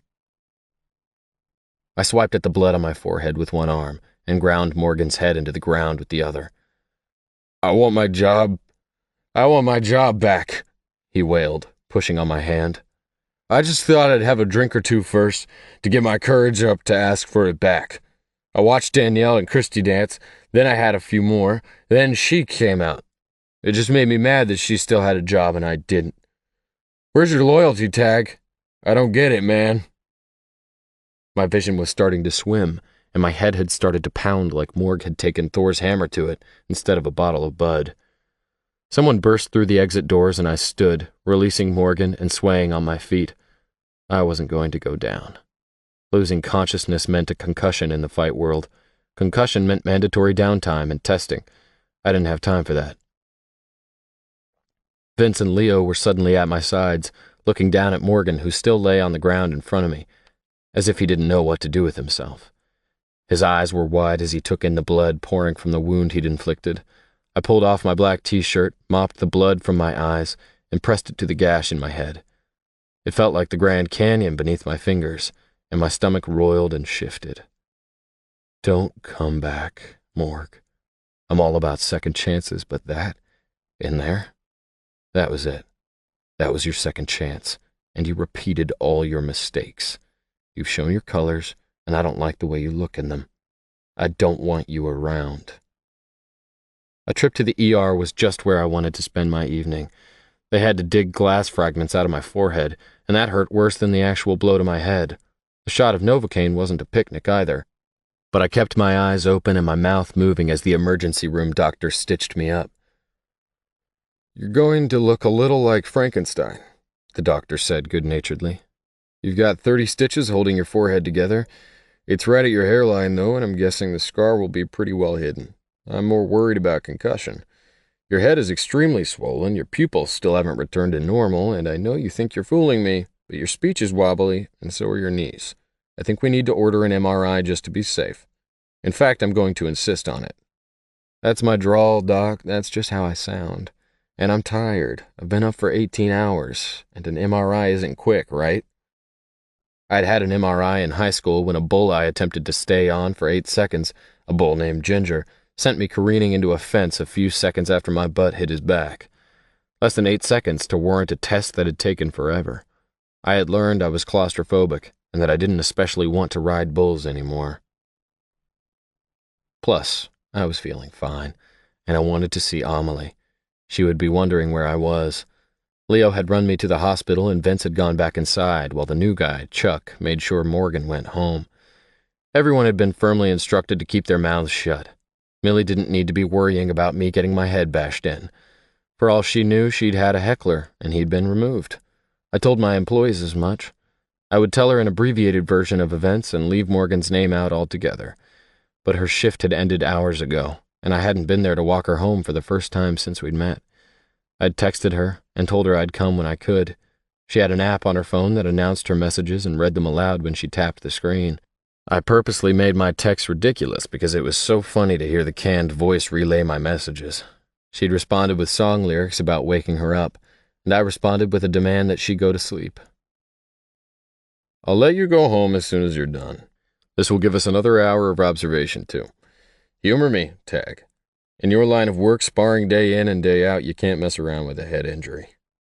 I grumbled and resisted, but the doctor was adamant. and I finally decided it would be easier to give in than to keep arguing.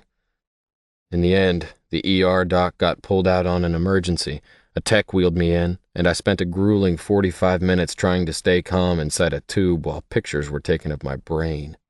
It was 3 a.m. before I walked out of the hospital, the tech promising that a radiologist would read the results, talk to the doctor who'd ordered the test, and someone would be calling me. I waved it all off.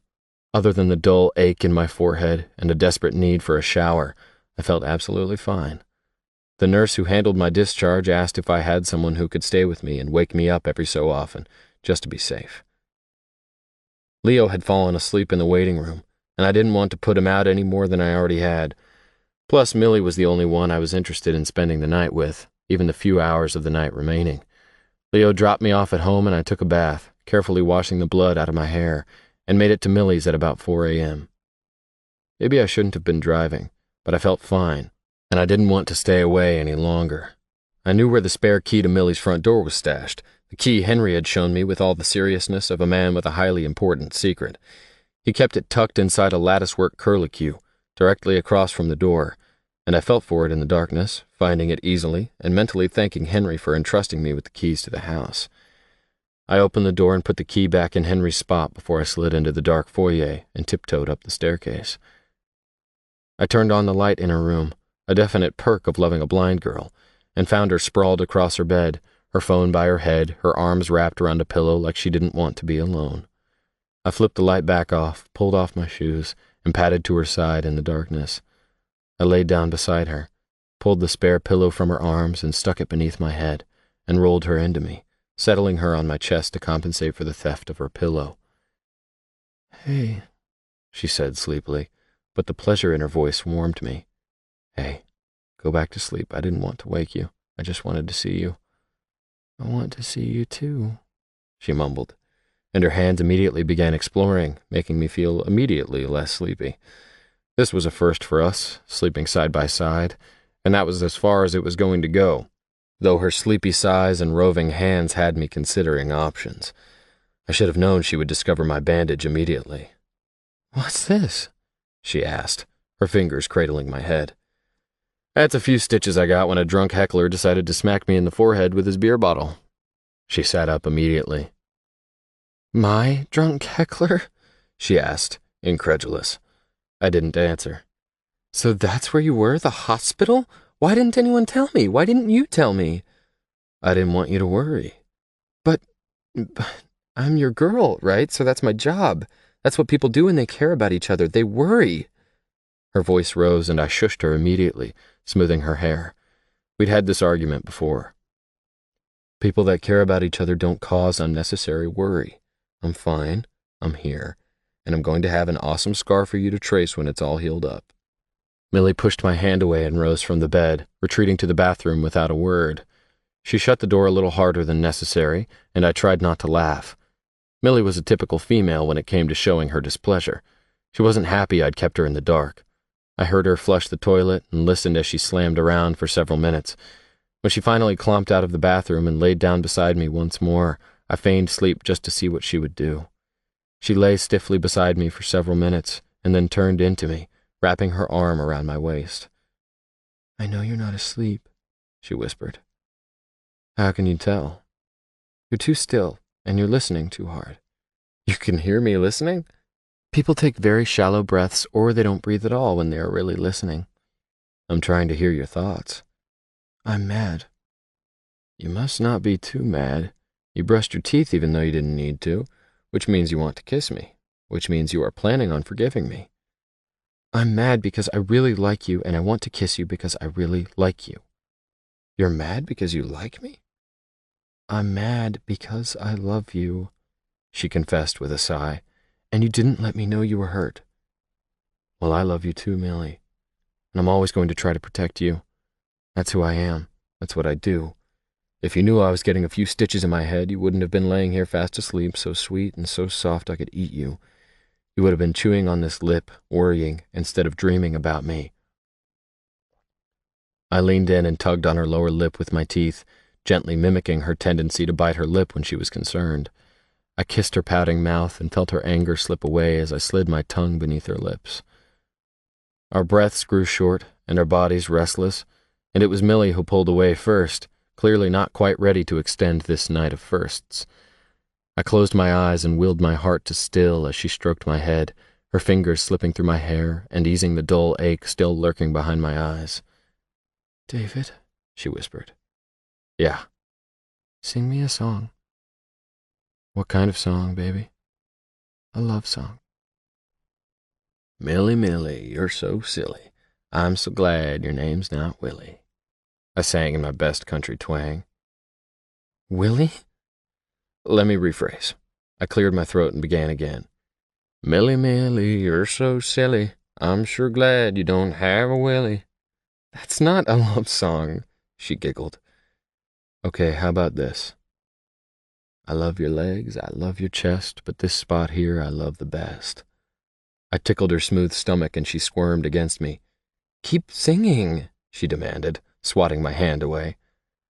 "I love your chin and your funny grin. I love your hair in that spot there." I tickled her beneath her right rib and she grabbed my fingers, laughing. "I love it. Second verse, please."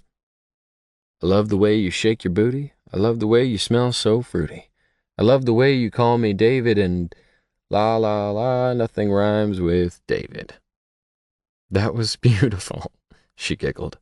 "What's it called?" "It's called Nothing Rhymes with David." "Nothing rhymes with David?" Her voice was disbelieving, and she was quiet for several seconds, as if trying to find a word that rhymed to prove me wrong. Then she stroked the side of my face, her fingers tracing my jawline, and when she spoke again, her voice was as earnest as her touch.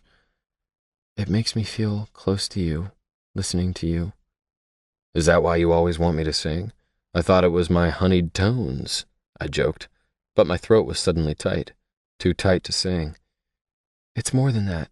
You can't see a song, you feel a song, you hear a song. You move to it, just like I can't see you, but I feel you, and I move toward you. When you're with me, I feel like I glimpse a David nobody else knows is there. It's the song of David, and nobody else can hear it but me." My heart shuddered, and then grew twice its size, a Hulk-like shredding and popping sensation filling my chest, and I wrapped her in my arms and buried my face in her neck. "Nah, that's not me. That's the ode, Millie. I feel it too, every single time you're close to me." "The ode, huh? That's what you call it?" "That's what I call it." "I think I'll stick with the Song of David. It's my favorite," she said, speaking the words against my cheek. "If I sing, you have to dance," I whispered, and my mouth found hers, and the music between us became an urgent hum, a rhythmic pulse, and we danced around the fires between us until sleep slowed our steps and muted our song and softly pulled us under. Moses. Millie stood and with no warning lifted the tape recorder above her head and threw it to the ground as if she couldn't bear to hear another word. The back of the tape recorder sprang off when it hit the ground, and the Fat D batteries rolled out like wounded soldiers, their tank disabled, their weapons depleted. Georgia and I stood watching, unable to form a coherent response. Millie was shaking with fury, and her eyes were bright with tears. "I don't know what to think anymore. I don't know what to do. We're sitting here listening to him tell us a story that I wholeheartedly believed 2 weeks ago. But he's gone. I'm actually embarrassed. I've called you, interrupted your lives, and made a big deal about the fact that he's gone. But he obviously chose to leave." Millie took several ragged breaths, but then her chin hit her chest, and the rage seemed to leave her as quickly as it had come. "The worst part is, I actually hope it's just that he doesn't know how to tell me he changed his mind. I actually hope he woke up and realized he wasn't in love with me after all. I hope that's it. Because I can't think of an alternative that isn't 100 times worse. And I'd rather lose him than lose him." I knew exactly what she meant. My phone peeled out mercifully, and Georgia knelt to put the batteries back in the tape recorder as I excused myself to take the call. "Mikey," I greeted, slipping out the front door. "Moses," he said in reply, "I've got news." My heart did a belly flop.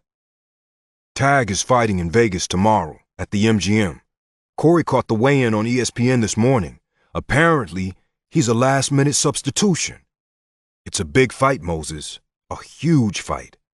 It's the Terry Shaw versus Jordan Jones matchup, but now it's Terry Shaw versus Tag Taggart." My mouth fell open, and I actually pulled the phone away from my ear and looked at it, as if Mikey wasn't really Mikey and my phone wasn't really a phone.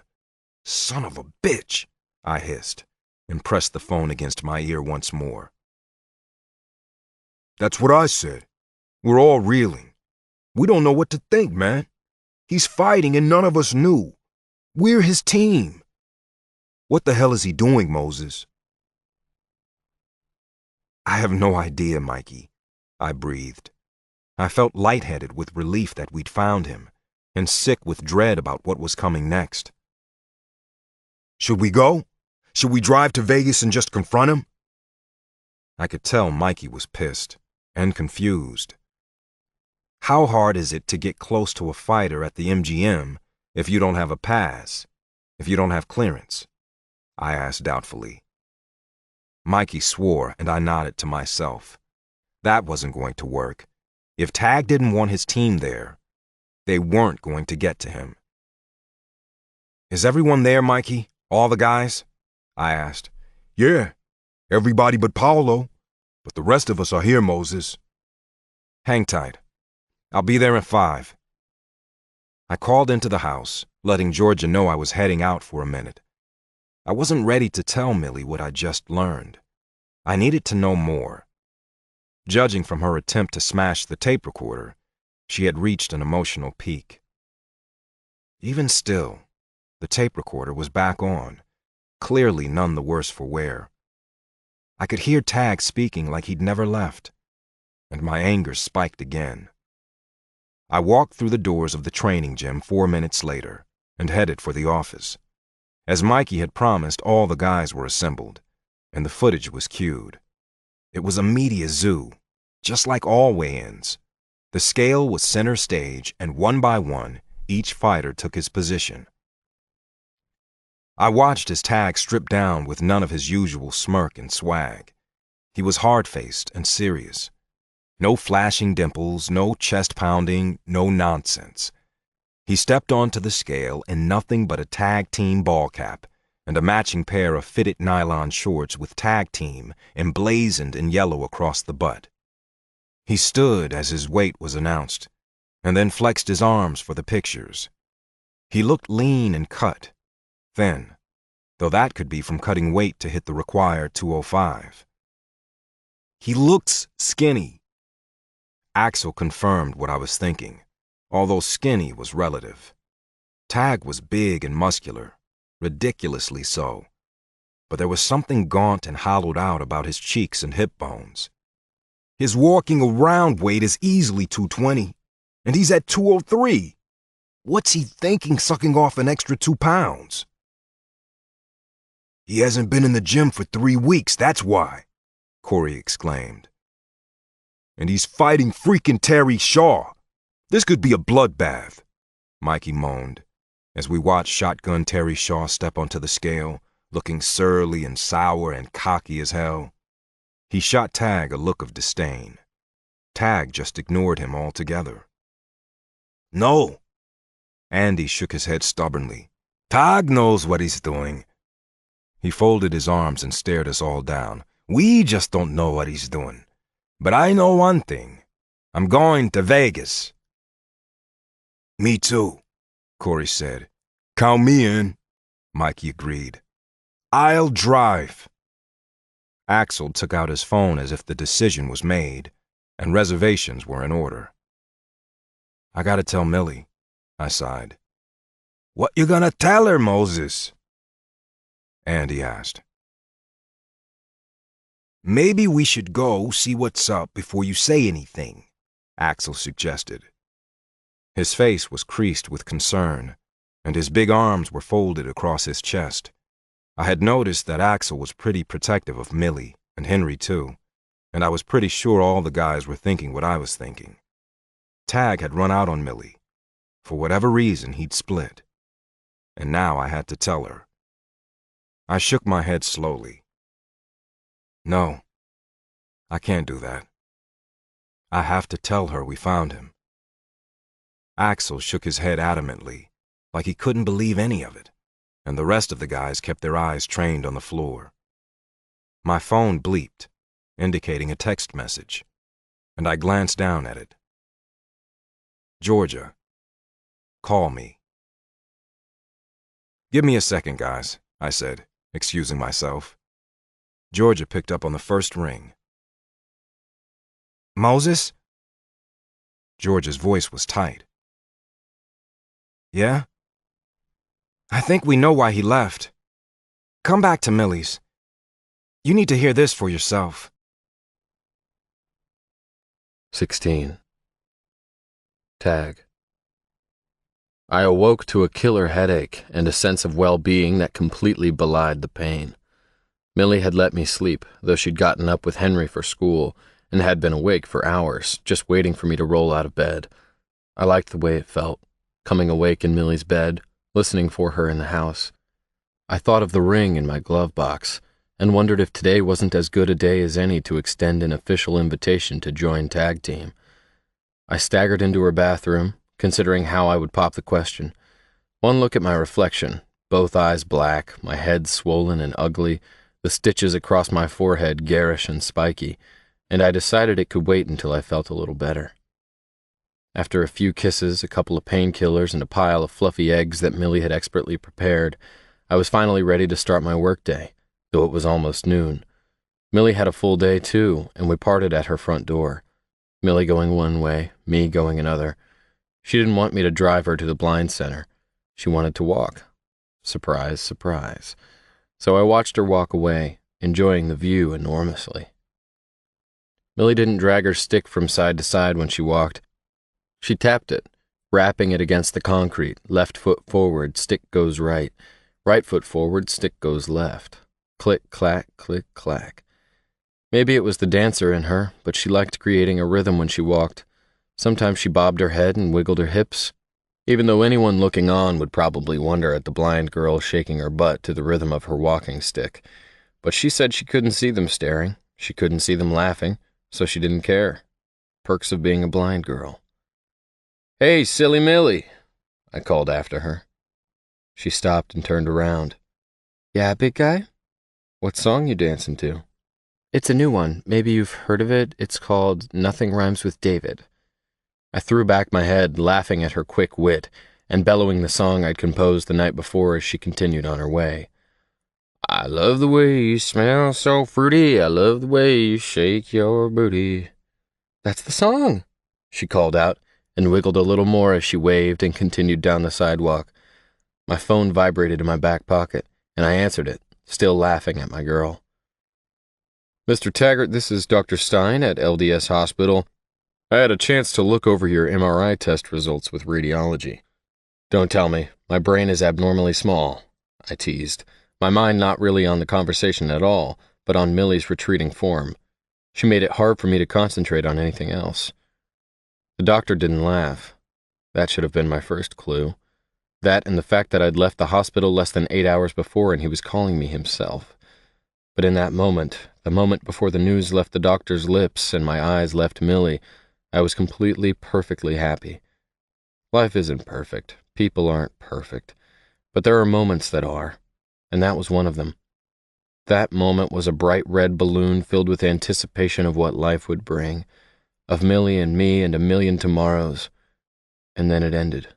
It popped with a loud crack, and the rubbery remnants of my perfect moment lay at my feet. "I would like you to come back in. I want to run another test, focusing on the area of concern. There are some abnormalities, a shadow that needs some further investigation. This is not my area of expertise, so I've consulted a specialist, and he is actually available this afternoon. Could you come in an hour?" I knew I was a little claustrophobic. I was claustrophobic for the same reason I was afraid of the dark. I had always attributed it to the asthma I'd had as a kid, waking up in the middle of the night gasping for air, the feeling of being closed in, of not being able to take a deep breath, of knowing you had to breathe or you would die and not being able to. Claustrophobia was just another word for helplessness. I hated feeling helpless. They told me not to move and I didn't, but I didn't breathe either, and they aborted the first attempt until I got my shit together. Is there someone we could call, Mr. Taggart? Someone you would like to be here?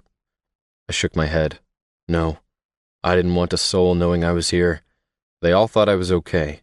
I had insisted I was okay. What was it Millie said about her blindness? The image in my head is the only one that matters. I was adopting that attitude. I was okay, and my opinion was the only one that mattered. Nah, it's good. I'm fine. Let's just do this. I found myself winking at the pretty nurse, putting on a show the way I always did, distracting myself. She winked back. I knew she liked me. I could always tell when a girl found me attractive. The way their lips pursed, the way their eyebrows raised, the way their eyes darted, all the little clues and signals that I'd never gotten from Millie. And yet Millie loved me. Millie loved me, and I loved her. Whenever you start feeling trapped or helpless, just close your eyes, and you have more space than you'll ever need. That's what Millie had told me. I tried to take her advice, closing my eyes and allowing the huge darkness to help me breathe. I had to be okay because if I wasn't, Millie was going to get hurt, and I had tried so hard to take it slow, to not rush her, to not rush us, to be absolutely sure I knew what I was doing. I had been careful for the first time in my life. I had been so careful, so cautious, and I was still going to hurt her. I felt panic rise in my chest and heard a voice telling me to breathe, to calm down. You're doing just fine, Mr. Taggart. You're almost there. You're almost done, Mr. Taggart. God, oh God, I prayed. I don't want to be done. Please don't let me be done. Please don't let me be done. I prayed like this all the time. It was my upbringing. Talking to God felt a little like having a conversation with myself, the inner me. I'd always believed God created that inner me, so talking to him was a bit like having a heart-to-heart with myself. No, I don't have a God complex. I just think most people make too big a deal about God, fighting wars to defend him or staging protests to deny him. He just seems like a good guy to me. I like talking to him. I don't usually kneel when I pray, though I had when Moses almost died. I'd made all kinds of deals, too, and I don't make deals with God. I know myself too well. I just ask him for stuff and thank him for stuff, no strings, no promises in return, so that I don't ring up a huge tab that I have to pay off at some point. I figure if he helps me, gives me what I need, it's because he thought I deserved it or wanted to give it to me, so I don't owe him anything. But I'd broken my rule for Moses. I guess that's what you did for the people you loved. You broke your rules.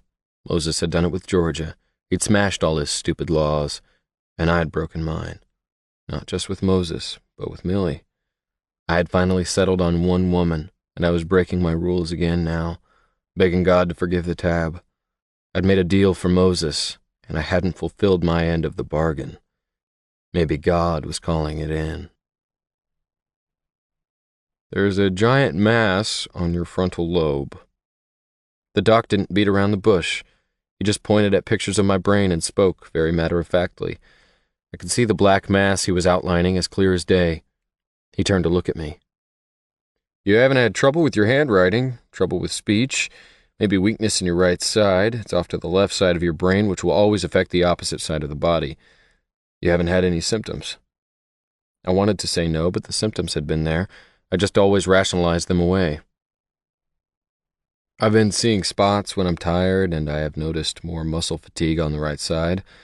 My left hand has always been my dominant hand, so maybe that's why it didn't affect me as much. I've been training hard. I thought it was dehydration, thought it was stress. You took a blow to the head in an altercation? Yeah, to the forehead. It didn't even hurt, but it stunned me a little. It was a good thing he stopped swinging because I couldn't see a damn thing for about 10 seconds. I just stood there while he laid on the ground, covering his head. My vision cleared once I mopped the blood off my face and I could see again. I guess it was a good thing the guy was drunk and stupid. Guess so. His lips quirked. and I was glad he wasn't going to lecture me on the seriousness of the moment. I got it. The seriousness hadn't escaped me. "So what do we need to do?" I asked. "We have to get in there, see what the mass is, and remove as much of it as we can." He didn't call it a tumor. He called it a mass. But I wasn't stupid. Get in there? Craniotomy. We put you out, drill a hole into your head, remove as much of the tumor as we can, take a section for biopsy, and stitch you up. It sounds a bit Frankenstein, but you can actually go home in a day or two. It's not something that requires a lot of recovery time. So it's no big deal? I wouldn't go that far. We are talking about your brain, after all. And what are the risks? What if I don't want you drilling into my head? The risk of leaving it there, of not determining whether it's cancer or not, could be fatal. If it is cancer and you don't treat it, it will be fatal. And then there are the risks that come with any type of surgery that involves the brain, loss of memory, sight, motor functions. We're talking about the brain, he repeated. I don't know what to do. I don't know what to do. I don't know what to do. I don't know what to do. I don't know what to do. I don't know what to do. The words became blurred and blended, and yet I couldn't shake them from my brain. The doctor urged me to move quickly. He said time was of the utmost importance. He said we needed to act, and all I could do was shake my head. No, I'd said. No. David, it's the only way we can move forward. We have to operate as soon as possible. Millie was the only one who called me David. Tag, call me Tag, I insisted numbly. Tag, he nodded agreeably. Talk to your loved ones, tell them what's happening. You need some support, and then we need to see what we're dealing with. What are the odds? What do you mean? This kind of mass, it's a tumor, isn't it? Yes, it is. We don't know if it's cancerous, but even benign tumors need to be removed. What are the odds? That it's cancer? Yes. I would be lying if I told you I believed it was benign. Have you ever seen a tumor in the brain that wasn't cancer? Not personally. No. No. No. No. No. There was an odd echoing in my ears, and I couldn't sit still. I stood and headed for the door. Tag? I need to think, Doc. Please don't think too long, Mr. Taggart. You have my number. I jerked my head in a semblance of a nod and pushed out of his office and into the long, sterile hallway beyond. I don't remember walking out of the hospital. I don't remember walking across the grounds or whether the sun was shining or whether rain fell. I remember pulling my seatbelt on and staring at the buckle in my hand and clicking it home carefully, as if it would protect me from the news I'd just received. I stuck the key in the ignition and backed out of the lot as my phone rang. I couldn't talk. I wouldn't be able to hide my agitation, but I clicked the speaker anyway, almost desperate to avoid myself. I didn't look at the display, didn't know who was calling, but it delayed what came next. This is Tag, I barked, and then winced at the volume of my voice. The echoing remained, and I rubbed at my temple as if I could adjust the reverb in my head. Tag, it's Moses. With his voice on speaker, it was like he was sitting beside me in my truck. I wished he was, and was grateful he wasn't. "Sup, man?" I shot back, and winced once more, this time because I was such a fake. You okay? It was an I demand to know question, not a polite how are you, and it shook me. It made me defensive, too. How the hell did he know I wasn't okay? Yeah, why are you asking? I pushed back. I saw Millie. Moses sucked at polite conversation. My mind tripped over itself again. What? I haven't seen Millie in years, not since Montlake. Last night I ended up painting a mural of David and Goliath like something from a Sunday school story, instead of painting the picture I'd been commissioned to paint. Now I'm behind, and I blame you. Me? I was only half listening as I backed out of the parking lot and began to drive. I didn't know where I was going. Yeah, you. The David in my mural looks suspiciously like you. So your dead sister is obviously trying to tell me something. That or she doesn't like your chosen profession. David kicked Goliath's ass, remember? Nothing to worry about. I was conducting the conversation from a very mechanical, detached side of my brain, and I observed myself talking to Moses even as my thoughts were bouncing in a million different directions. "I don't think Goliath's ass was involved," Moses growled. "If I remember right, it was his head. Goliath took a blow between the eyes." "Yeah, right. That must be it. I got cracked between the eyes with a bottle of beer last night." "Was it just last night?"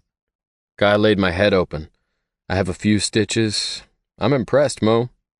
So now you're a psychic, too? You okay?" There it was again, the demand to tell him everything. "Yeah, all stitched up, doesn't even hurt." I wasn't lying. It didn't hurt, but I was skirting the truth. I wasn't okay. Not at all. "Well, that's not surprising. You have the hardest head of anyone I know. What happened?" "Just someone heckling Millie while she was dancing. I grabbed him to throw him out, and he nailed me in the head." I didn't want Mo saying I told you so. He'd never liked Morgan, so I left Morgan's name out of it. "Millie?" he asked. "Millie," I answered. He was quiet for a heartbeat, and I waited, wondering what he was stewing over. "You there yet, Tag?" he asked. "Where?" A huge sigh seeped through the phone's speaker. "Are you there yet?" he said again, louder, slower, so damn pushy. "Yeah, I'm there. I love her. Is that what you want me to say?" My hand started to shake, and suddenly I couldn't see the road. A horn blared behind me, and I realized I had drifted out of my lane. I swerved and swiped at my eyes, trying not to kill myself, at least not yet. "I don't care what you say. I already knew. I'm happy for you, man. She's kind of a miracle." "Yeah, she is." The tears were streaming down my cheeks, and I gripped the wheel with both hands. "I wasn't sure you'd get one, or even that you needed one, but you did. We both did. How the hell did that happen?" He had relaxed with my confession, and I could hear the smile in his voice. "You believe in miracles, Mo?" I wasn't smiling. I was searching. "I got no choice. I've seen too much." "You think I'll get more than one?" It was all I could do to spit the words out. "More than one miracle? Why? Millie's not enough." He laughed at me, but I heard the surprise, too. Millie was more than enough. I wasn't greedy. I just wanted to be around to enjoy my miracle. 17. Moses. Tag had ended that phone call too quickly. I should have realized something was wrong. But I could tell he was driving and had let him go without protest. I had thought he sounded off, but he'd had me on speaker, and everything sounds a little distorted when you're hearing someone that way. I thought that was all it was. I told myself that was all it was. I don't know when I started believing my own lies. I had grown complacent with the dead. I painted them in pretty pictures, and they no longer hounded me like they once had. They weren't portents of destruction. They didn't look like zombies or haunt the halls of my house. They had become manageable. Life had become sweet and soft. Georgia had done that for me. She'd settled me and smoothed out my edges, and with the loss of those edges, I guess I wasn't as sharp as I used to be. So when I saw Molly Taggart, a soft mirage from the corner of my eye, I refused to be suspicious. 8 years, almost 9? It had been a long time since she'd demanded my attention. I was in the middle of something, communing with the dead of a wealthy client. His dead were not particularly interested in keeping in touch, and I was pushing, opening myself up wider, trying to find inspiration, something worthy of a paintbrush, something I could work with. So far, they were giving me the middle finger, and I didn't think that would please my client. I told myself seeing Molly was nothing more than happenstance, that I'd simply opened myself up wide and attracted an old ghost who knew how to slip around my walls. She had flooded my mind with color, streaks of red fear and blue despair shot with purple-hued passion and green regret, all washed in white and dipped in black. Before I knew it, I was painting something completely irrational, completely at odds with the girl we'd laid to rest years before. 2 hours later, I stepped back from the canvas and stared, dumbfounded, at the picture I'd created. It looked like something from one of my Grandma Kathleen's books, the ones she'd taken from the church library because they were a tad too erotic and disturbing for the people in the pews. It was David and Goliath in violent detail, and the details were troubling, the details were specific, and I'd let myself miss them. So I'd called him, and I'd let him tell me what I wanted to hear, what I needed to hear. He said he'd taken a blow to the head. Such a clean, simple truth that left out all the pertinent details, all the violent details. The details were troubling. The details were specific, and I'd let myself miss them. As Georgia requested, I came straight home from the gym, walked in the house, and without a word, my wife had cued the cassette tape. Then I listened to my conversation with my friend. I listened to all the things he hadn't told me. Now the fear was twisting in my gut, and I was pacing. Millie was standing when I arrived, as if tagged revelation had lifted her out of her seat. Her face was petrified rock, layers of shock imprinted in her expression. By the time we reached the end of the tape and Tag's voice had broken, Millie broke with him, and she'd bowed her head, fumbled for her chair, and collapsed into it. Henry sat nearby, and for the first time he seemed to be aware that something was very, very wrong. "He came looking for you that night, Moses. Remember? You weren't home, and he didn't stay very long."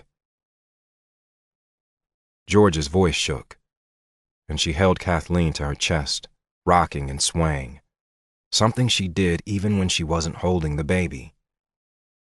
It had become a habit that I teased her about. Keep moving and the baby won't cry. Keep moving and the baby won't wake. I wanted her to hold me too.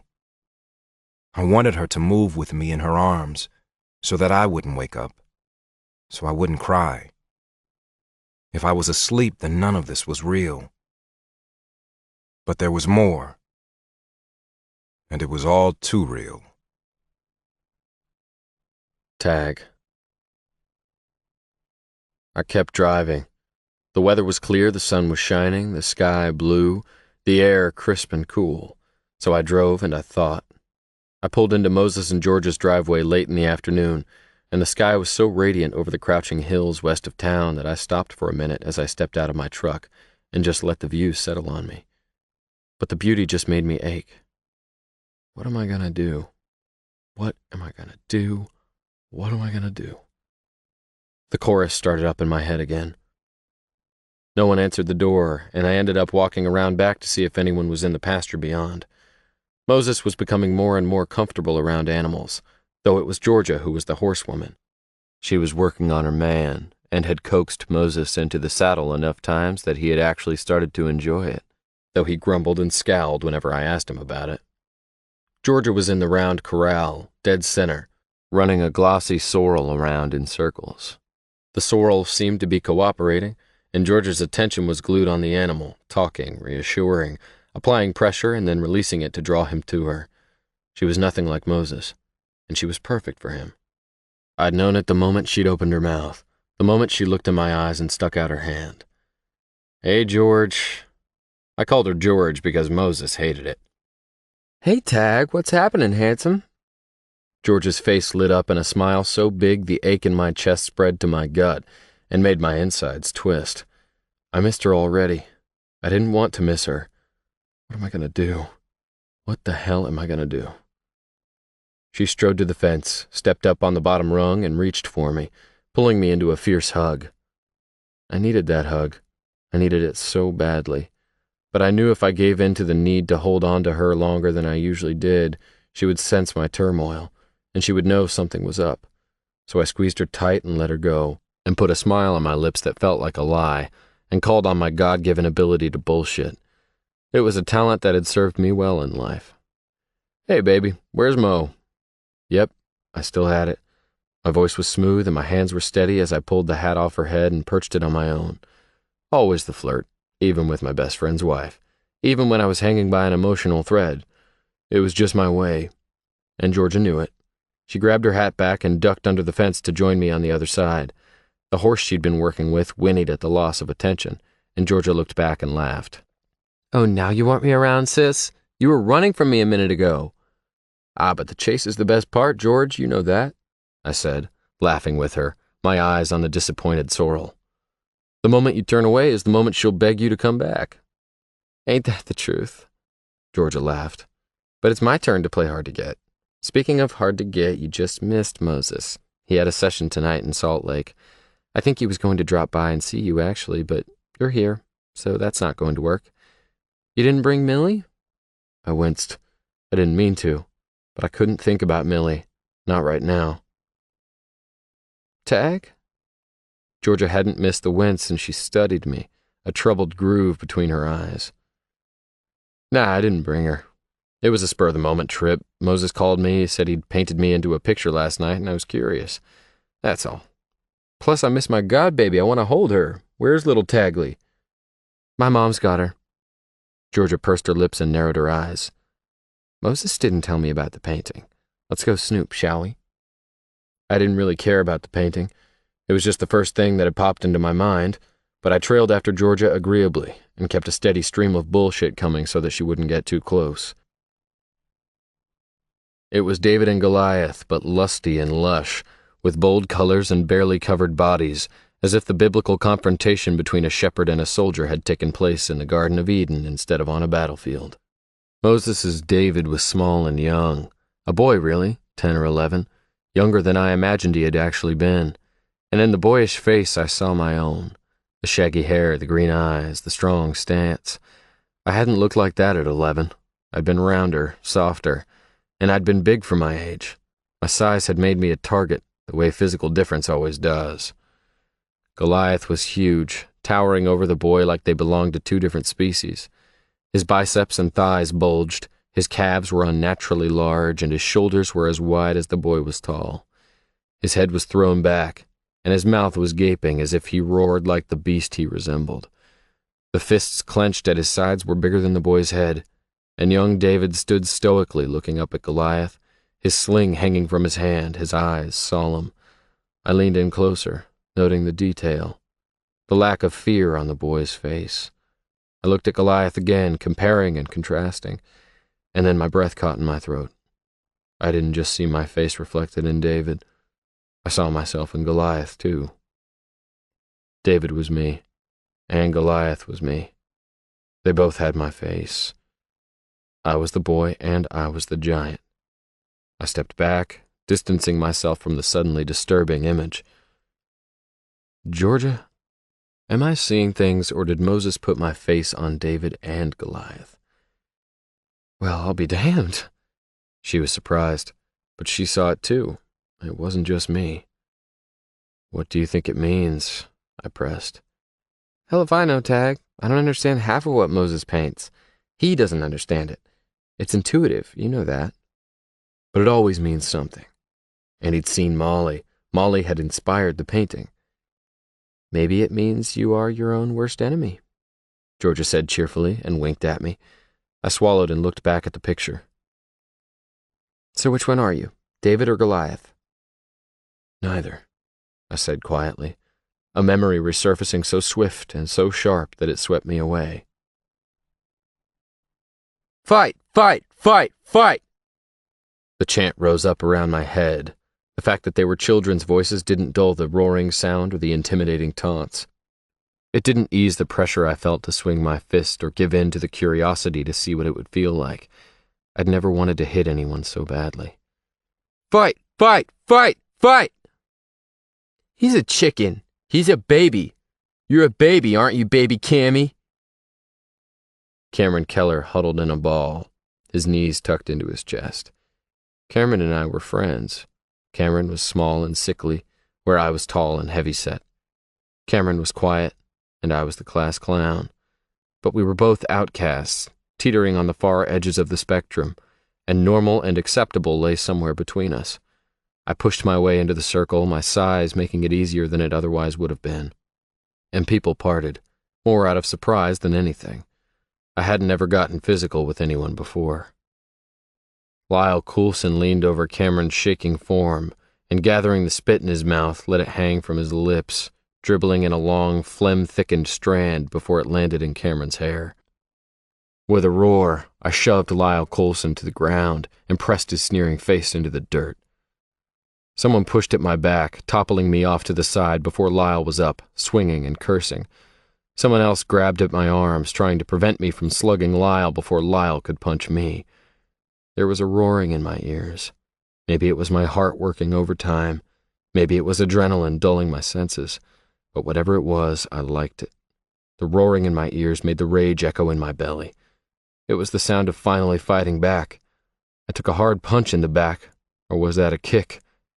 I turned, swinging wildly, arms pumping like pistons, landing a few, taking a few more, until suddenly kids were running away, scattering like wildebeest on the African savanna. Just like the show on the National Geographic Channel that I had watched with Molly on Sunday. This time I was the lion. I was the predator. But Cameron didn't run.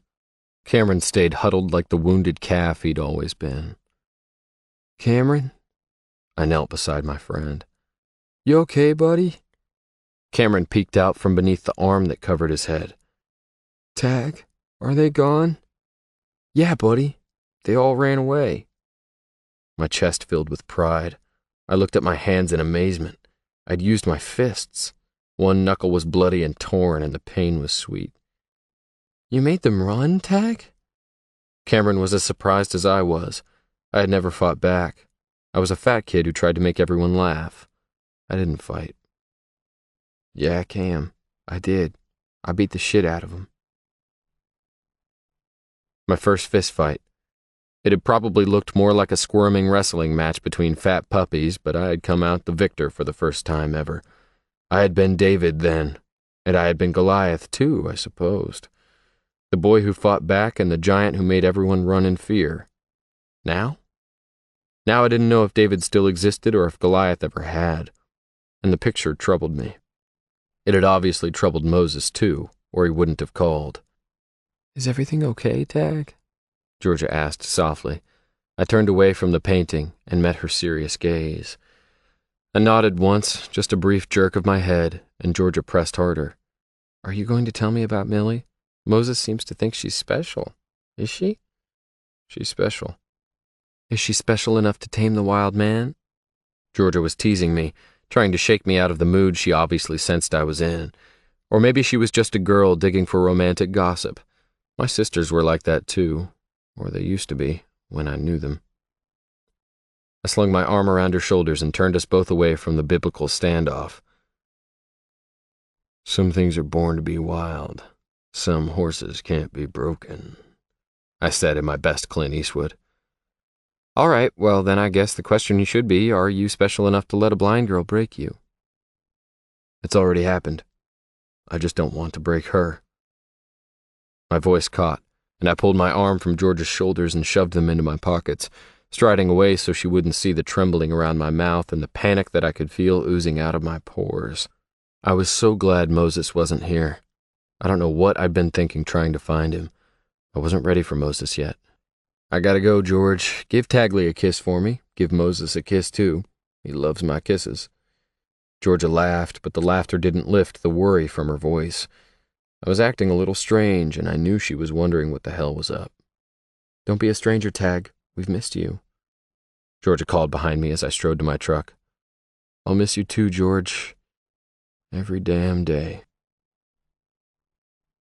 Maybe it was Moses talking about Molly, but I found myself pulling off the freeway 15 minutes after I left Levin, exiting at the truck stop in Nephi near the spot where they found my sister's remains.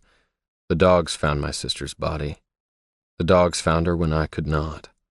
I'd looked so hard and so desperately that I'd almost convinced myself she couldn't be found. If she couldn't be found, then I hadn't failed. Not exactly. Her grave was just a hole in the earth, marked by tumbleweeds and ringed by sagebrush.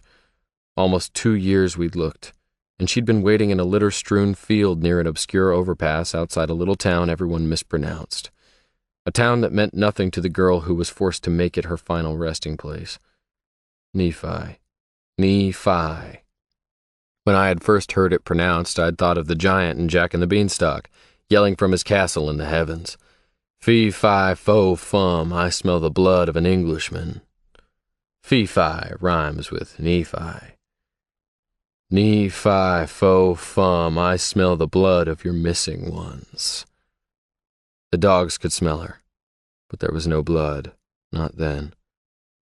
When they found her, only bones and bits of fabric and several long blonde hairs remained.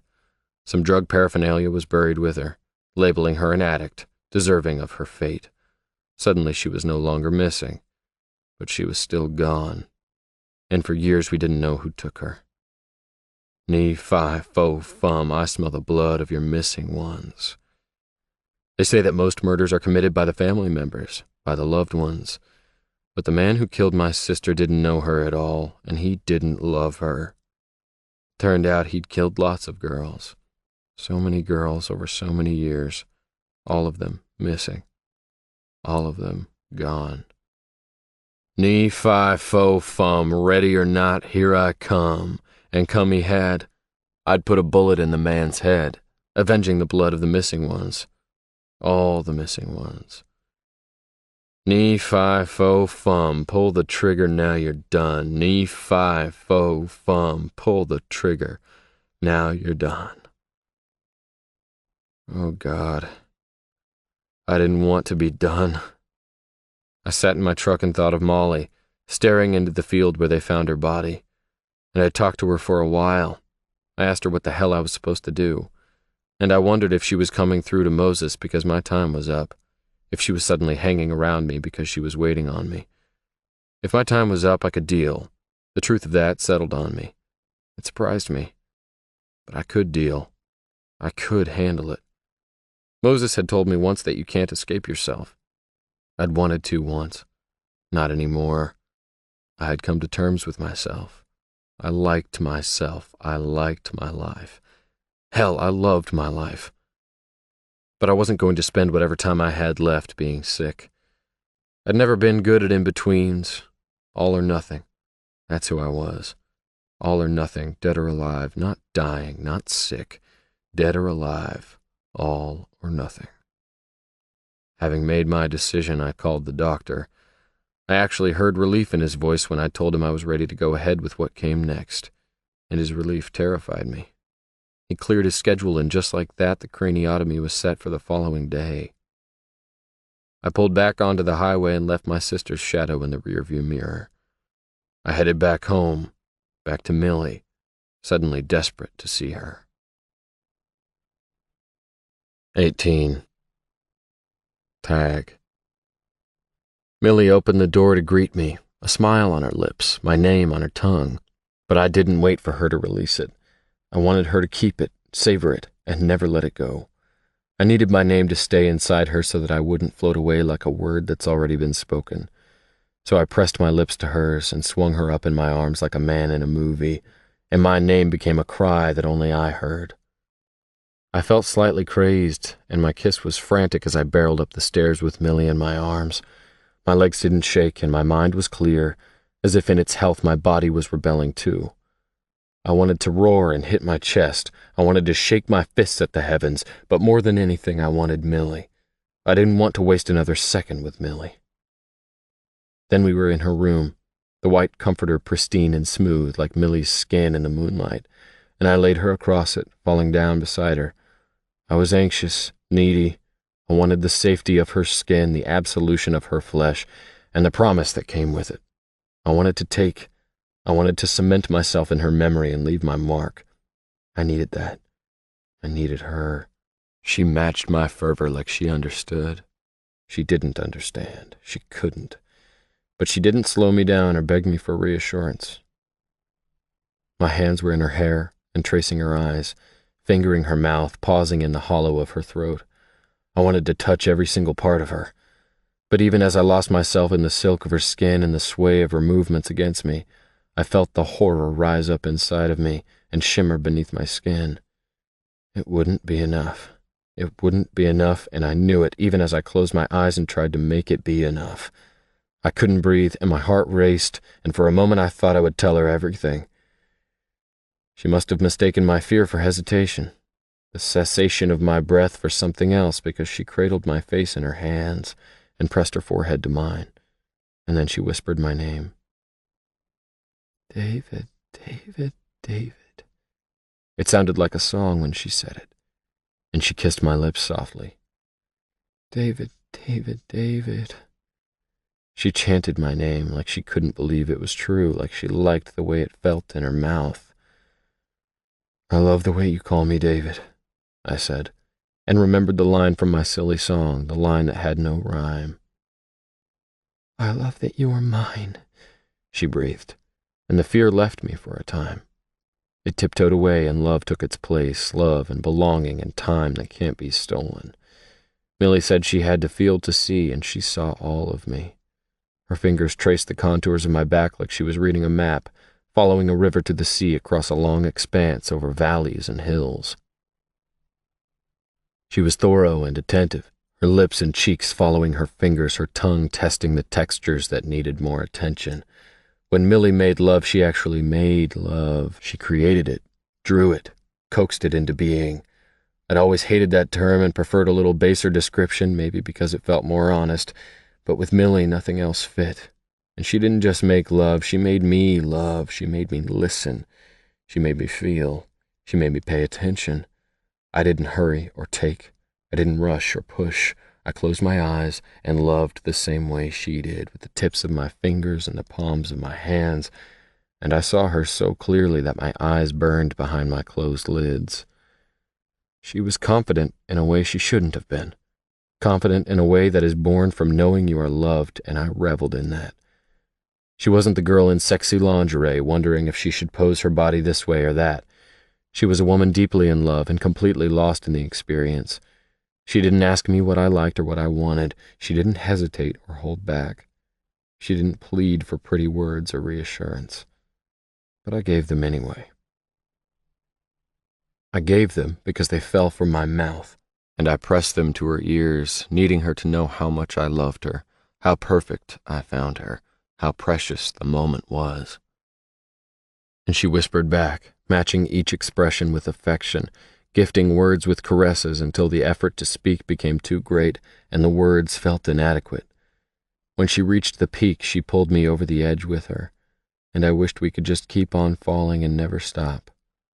Falling would feel like flying if you never hit the ground, but the landing was soft and our breathing slowed, and I pulled her in tight as the world righted itself, or wronged me. I wasn't sure which. Millie was pliant and sleepy in my arms, and I felt her drifting off. I love you, Millie. Do you know that? I said. Yes. She said the word on a long, satisfied sigh, as if the knowledge was wonderful. You have your favorite sounds, and now so do I. I love it when my back is turned and I hear you coming. I love the sound your stick makes. When I hear it, it makes me smile. I love your voice and the way you laugh from your chest. It's one of the first things I noticed about you. That laugh. I felt her smile, her lips moving softly against my throat. I love that little breath, the little gasp in your throat when I touch you here. I pressed my hand to her lower back and pulled her tightly against me. Her breath hitched on cue. That's it. That's the sound. Millie kissed my chest but didn't speak. I counted to 60 slowly, and then I continued, whispering so softly and so unhurriedly she was sure to fall asleep. And you hum. You hum when you're happy. You hum when you run your fingers through my hair, and when you're falling asleep. You are almost humming now. There was silence in the room, and I knew she'd slid under the downy blanket of slumber. It was what I'd intended.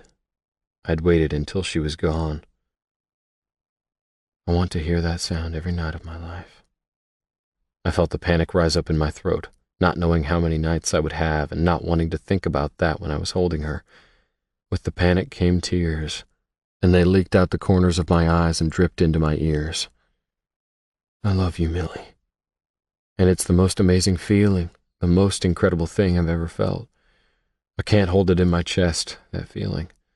So it spills out of me whenever you're around. It spills out of my mouth and my eyes and my ears. It spills out of my fingertips and makes me walk faster and talk louder and feel more alive. Do you feel like that, Millie? Do I make you feel more alive? Her deep, soft breaths were my only response, and I kissed the top of her head. How can I possibly be dying when I feel more alive than I've ever felt before? I crept into Henry's room at about dawn. I wanted to see him, just in case the news was bad and I didn't come back. I wanted to say goodbye, even if it was temporary, even if he couldn't hear me. He looked big in the small bed, his long feet and knobby knees sticking out from beneath the covers. He needed a new bed. I made a note to tell Millie, and then stopped myself. What had Millie said? She'd been taking care of herself before she met me, and she'd be taking care of herself and Henry after I was gone. They'd been taking care of each other. I didn't want to wake him, and I moved to go, my eyes skimming over his desk, over the book about giants that had once scared him. Moses had mentioned Millie's dead mother in that book, and it had gnawed at me for a week as I tried to figure out how to approach the subject without upsetting anyone. I had shared Moses's abilities with Millie in broad strokes, but knowing someone could see the dead and having someone see your dead were two different things.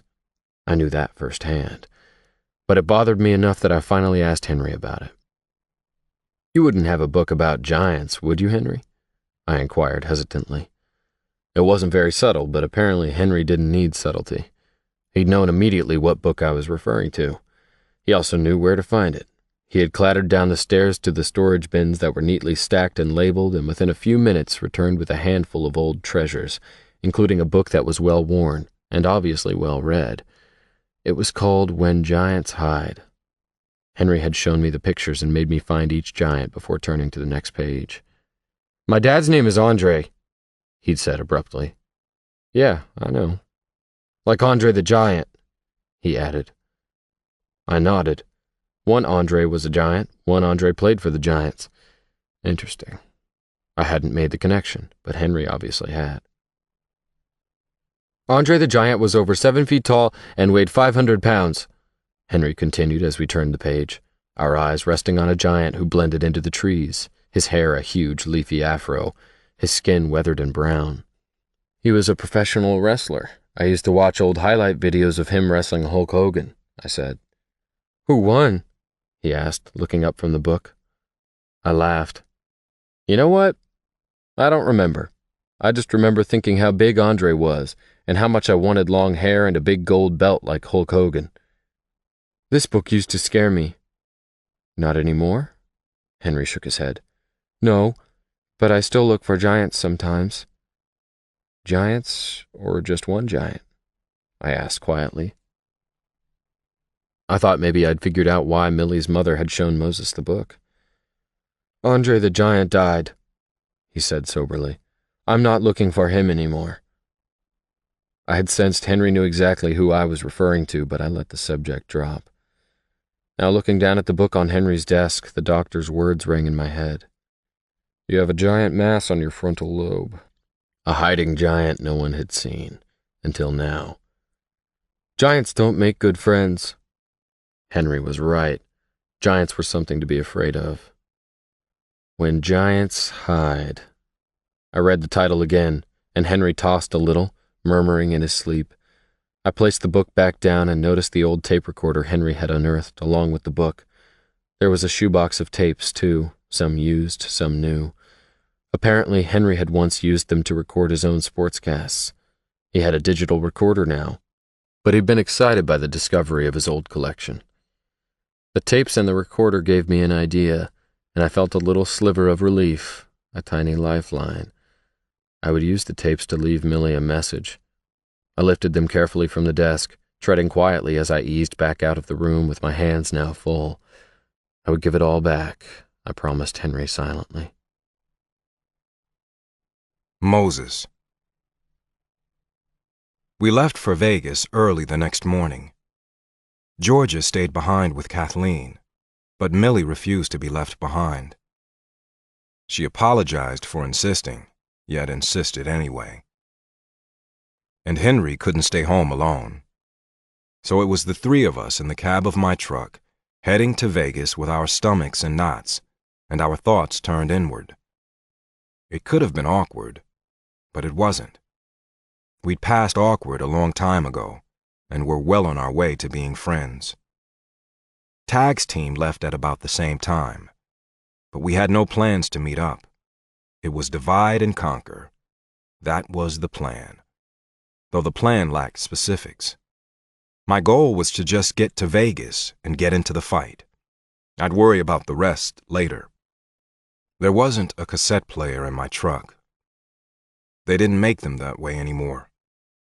But Millie brought the tape player and the box of tapes, and she sat with them in her lap, as if she couldn't bear to part with them.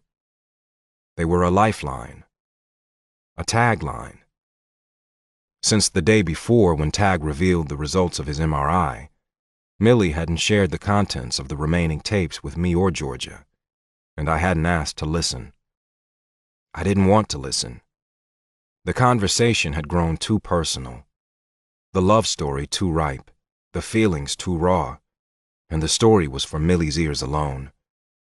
I wasn't sure if she had continued listening after we parted, but I was guessing from the way she held them, she'd done little else.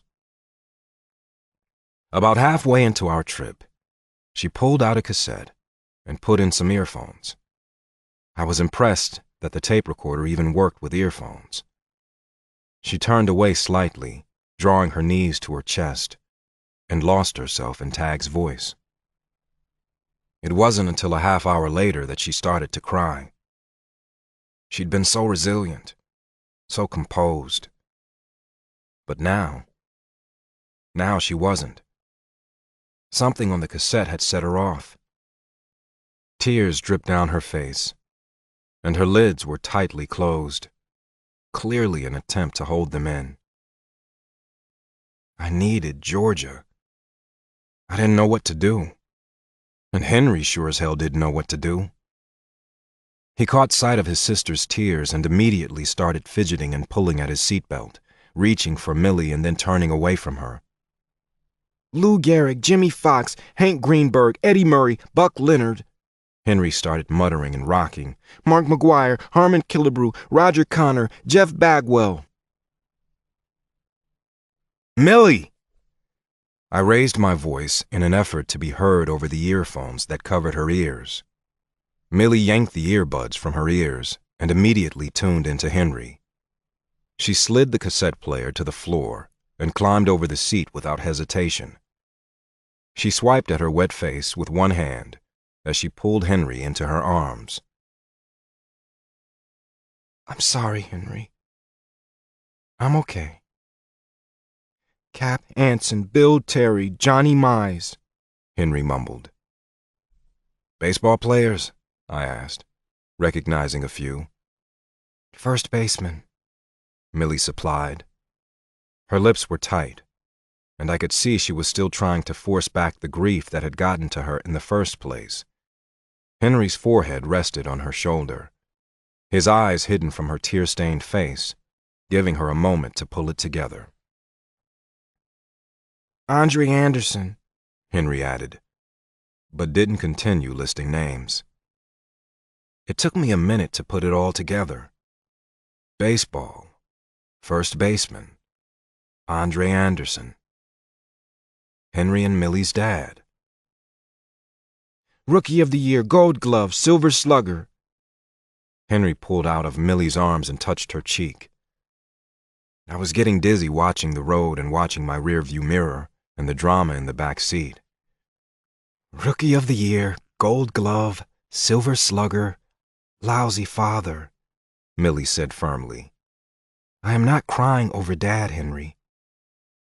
Tag Taggart, Light heavyweight contender, 19 wins, 2 losses, 11 knockouts. Lousy boyfriend? Henry asked. I wanted to laugh. I wanted to cry. I did neither. But my throat ached from the effort of doing nothing. Millie laughed, but a quick glance in my rear view confirmed that tears streamed down her cheeks once more. It was tragically funny. No, Henry. It's not the same. It's not the same at all. Tag didn't leave us. This isn't about us, Henry. This is about Tag. I felt a rush of awe for Millie Anderson. People didn't impress me very easily. I could count on one hand the people who had exceeded my expectations. But Millie had just joined the ranks. He's still gone, Henry insisted, making me flinch. Millie said nothing. I just continued to drive. 19. Moses. The arena was bright flashes and swinging strobe lights, and the seats I'd garnered were just to the right of the announcer's table on the left side of the octagon. I had it on good authority that we would be able to see Tag's corner, and he should be able to see us if I could get his attention. I would have to sell one of my lungs to recoup the cost of the tickets, but we were in. Axel, Mikey, and the rest of the guys had managed to come up with seats as well, but they were somewhere else in the arena, and I hadn't spotted them yet. Henry's face was blank, but his eyes swung wildly, soaking in the celebrity sightings, the electric energy, the announcers, the ring girls, the music. Millie had her game face on, and she held Henry's hand tightly so he could guide her through the crowd, but I was afraid the two of them were going to be swept away, so I reached down and held her other hand. The three of us linked like a line of kindergartners in a crosswalk. The crush of people made me nervous, and I could see. I couldn't imagine what it felt like for Millie, bumping through the crowd in total darkness, senses on overload, unable to get her bearings. She gripped my hand and flashed me a smile as we wound our way to our seats. Tag's fight wasn't the main event, but he was the last fight before the final, and there were 2 fights lined up before his. He still wasn't answering his phone. In fact, calling his number resulted in a message that the user's mailbox was full. We had tracked him down the best we could, and now we had to wait. Millie had been subdued on the trip to Vegas. Her face shadowed and shuddered, looking after Henry and making quiet conversation with me, and beyond the tears that had leaked out when she had listened to one of Tag's tapes, she'd kept her emotions close to her chest. Me? I was angry.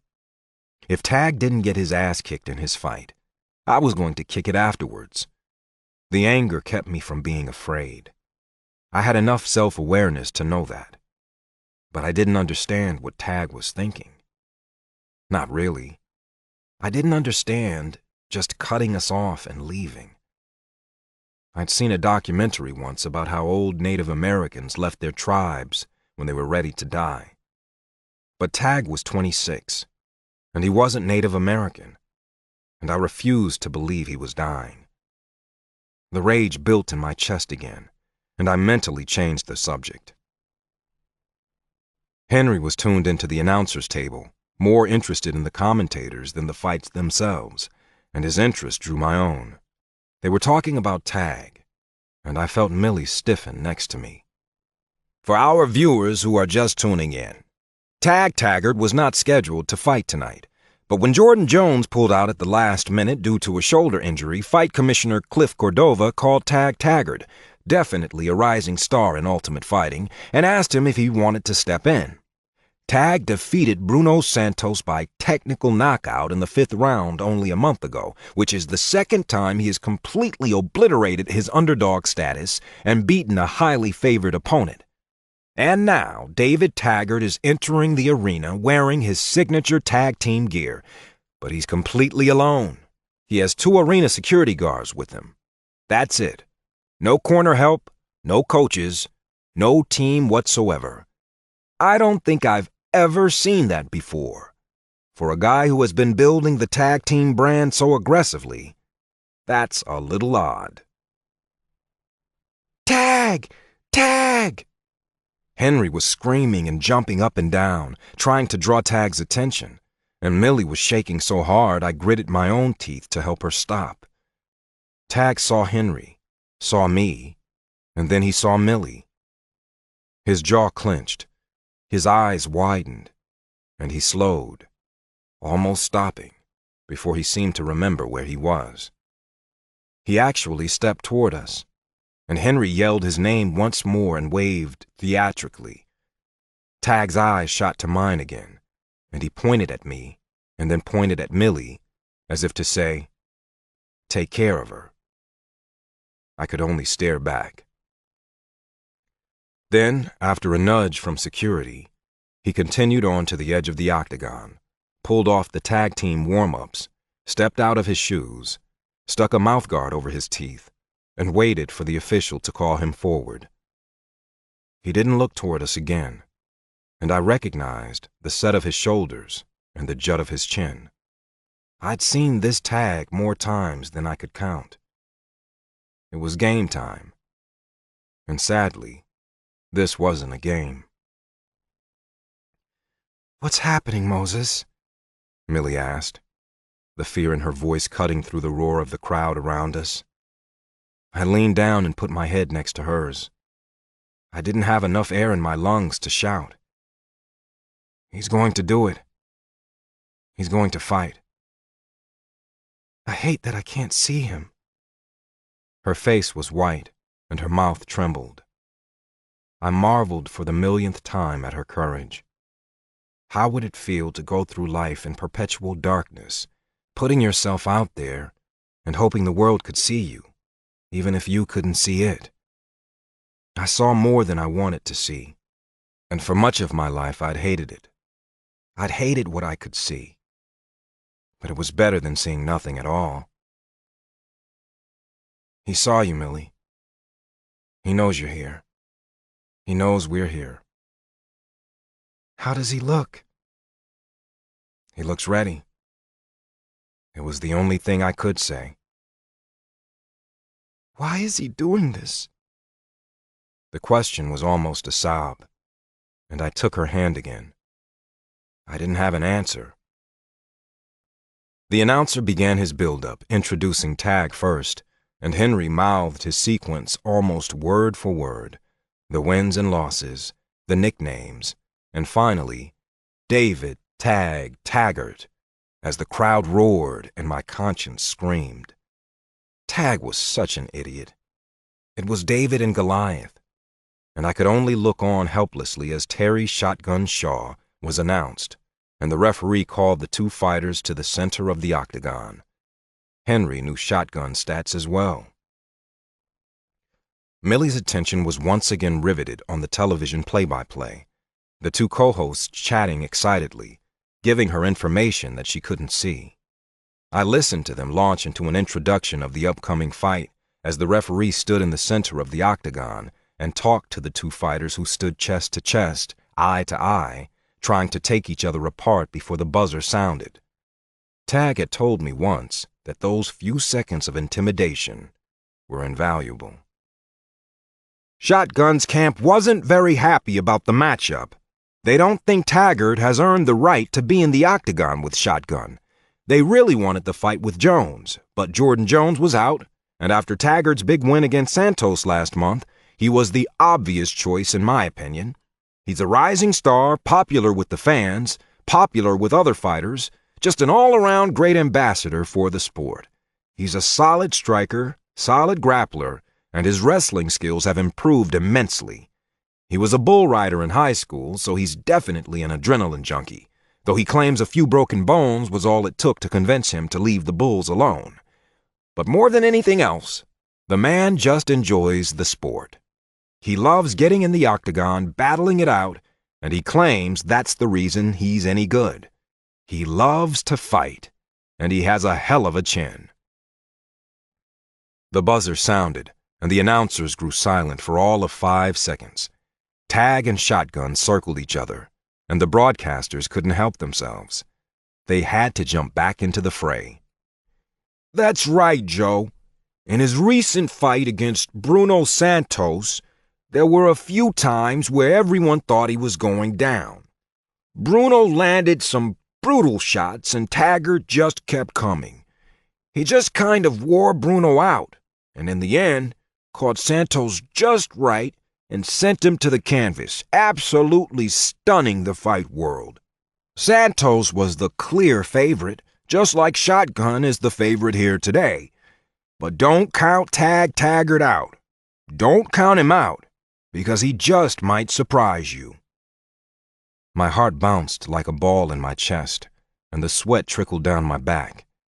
Tag attempted a takedown and caught a flurry of fists instead. Oh, Shotgun lands a solid combination to Taggart's body, and out comes the smile from Taggart. He's grinning from ear to ear. Is it part of his game plan?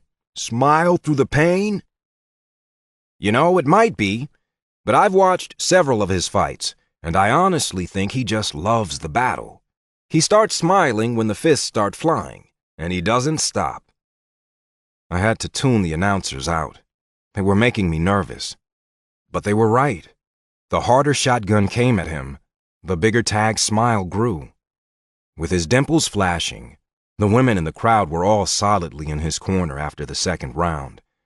I'd seen it before.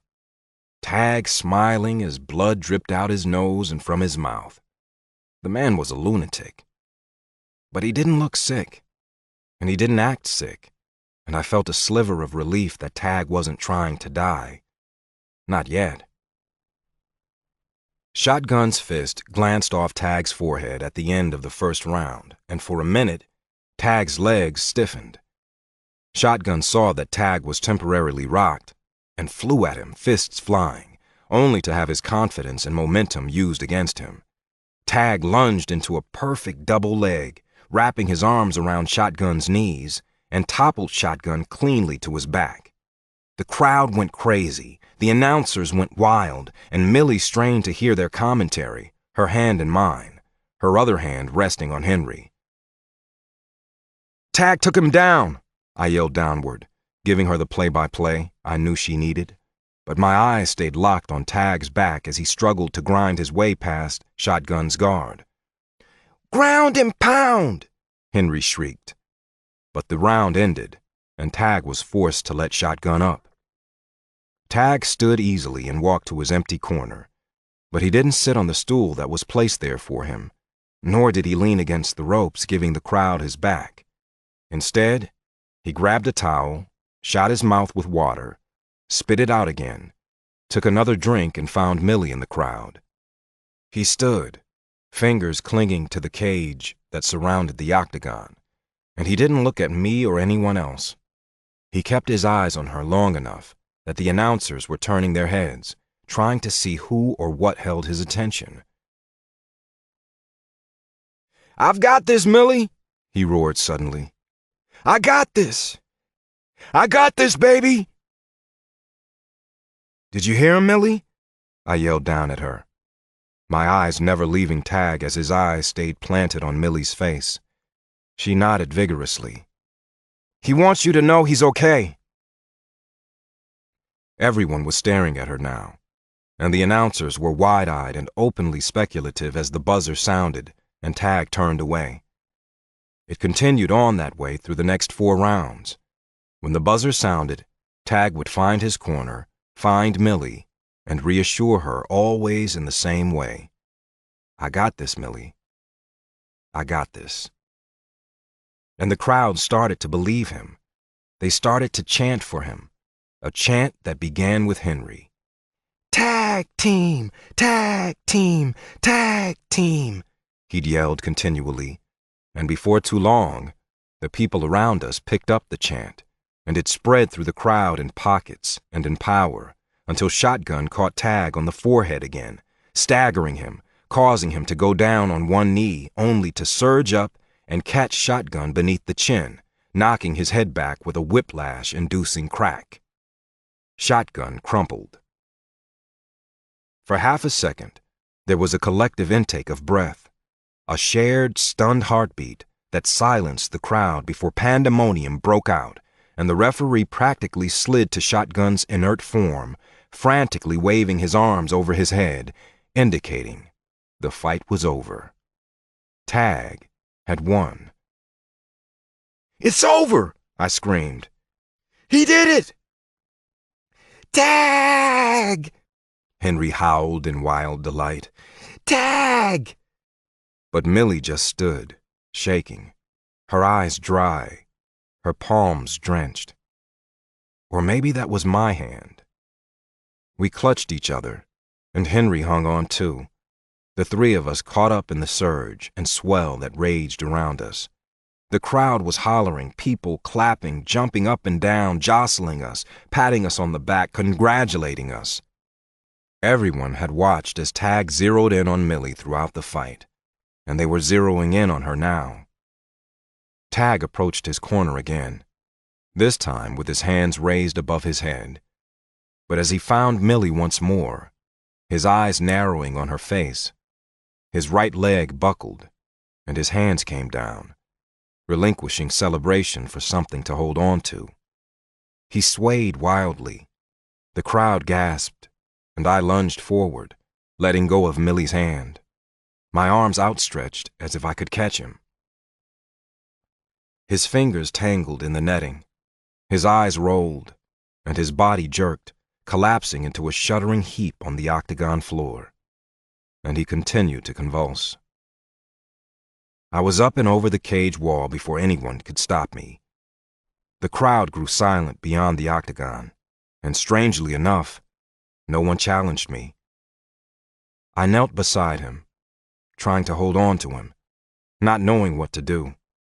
And the referee was immediately at my side, as well as someone from Shotgun's corner. He's seizing, the referee said sharply, and someone shoved a mouthguard back between Tag's teeth to keep him from biting his tongue. I slid my arm beneath his head to prevent it from knocking against the floor.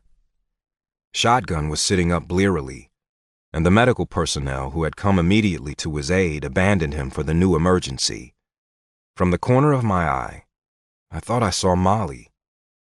Blonde hair, blue eyes, silently waiting. And I bit back a curse and slammed down my walls, refusing to acknowledge her. The television in the emergency waiting room was tuned into a local station, and Millie, Henry, and I sat in numb silence, listening to a Vegas reporter sharing the news of the day. Axel, Mikey, Corey, Andy, and Paolo were there too, looking as grim and gutted as I felt.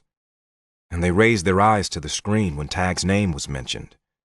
The reporter stood outside of the MGM, where people were still streaming in and out of the venue, her hand clutching a fuzzy blue microphone, her expression both serious and exultant, telling us what we already knew about Tag's fight, and none of the stuff we wanted to know.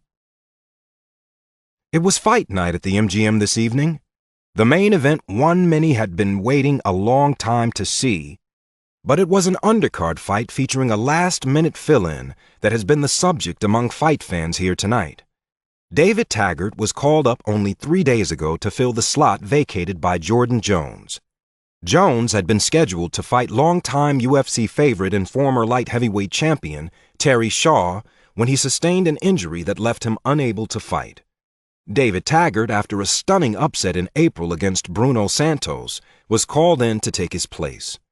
Fight fans definitely got their money's worth when Taggart and Shaw went a full 4 rounds before Taggart knocked Shaw out cold. However, that's not where the story ends. The controversy is over an apparent seizure Taggart had after the fight ended. Shaw was out cold. The fight was over. The referee raised Taggart's hand. Taggart turned toward the crowd, raised his hands, took a few steps, and collapsed.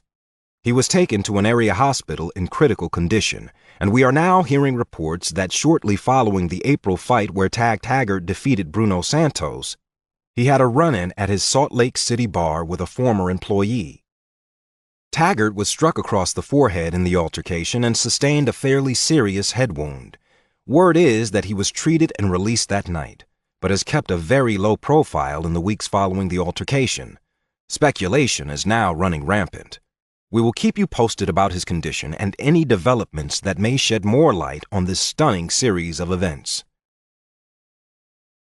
Tag went into surgery about an hour after arriving in the emergency room. He actually regained consciousness briefly in the ambulance, or so we were told. He asked about the fight, was told he had a seizure, and he went under again. He had the gall to make sure he really won before losing consciousness again. It almost made me laugh.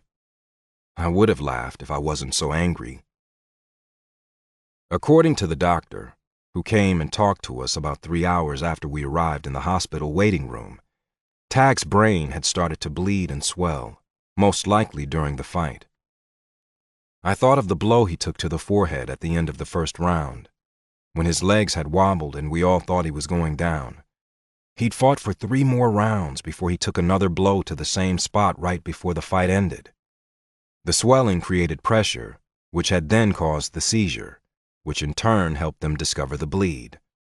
Apparently, people who undergo a craniotomy and who have tumors removed from their brains shouldn't enter the octagon less than 3 weeks post-surgery. I wasn't able to ride in the ambulance with Tag. I'd had to stay with Millie and Henry. We'd fought our way through the crowd as quickly as we could, which hadn't been easy, and then sped to the hospital, arriving a good 20 minutes after Tag had been rushed through the emergency room doors. I told the nurse at the desk everything I knew, everything Tag had confessed in his tapes, and asked her to please relay it to those caring for my friend. She'd given me a look like she thought I was high and dangerous, peering at me over the tops of her little glasses and pressing her fat chin into her chest in bafflement. She listened and then stood, exiting through swishing doors where Millie and Henry and I weren't allowed to follow. I could just imagine the stunned reactions of the nurses and doctors when they got Tag in there and started pulling up his medical history and running him through the MRI. He'd pulled his shaggy hair into a tail at the back of his head for the fight, completely covering up the shaved lines crisscrossing his skull, evidence of the craniotomy. But those things don't stay hidden. His hair was coming loose from the band and falling around his face when I held him in my arms in the octagon. I'd seen the evidence, and so would they. When the fat desk clerk had finally come back to her post, she was shaking her head, and she kept looking at us like we'd escaped from a freak show. I'd been looked at that way a time or two, so I just stared back with all the insolence I felt, and Millie was obviously unaware that she was the focus of such suspicious attention. Henry was a jittery, trivia-spouting mess, but Millie just held his hand, stroked his hair, and commented on his inane trivia as if he was the smartest kid in the universe. Before long, he was eating peanut M&Ms and guzzling Sprite from the vending machines with relative calm, whispering a stat to himself every once in a while.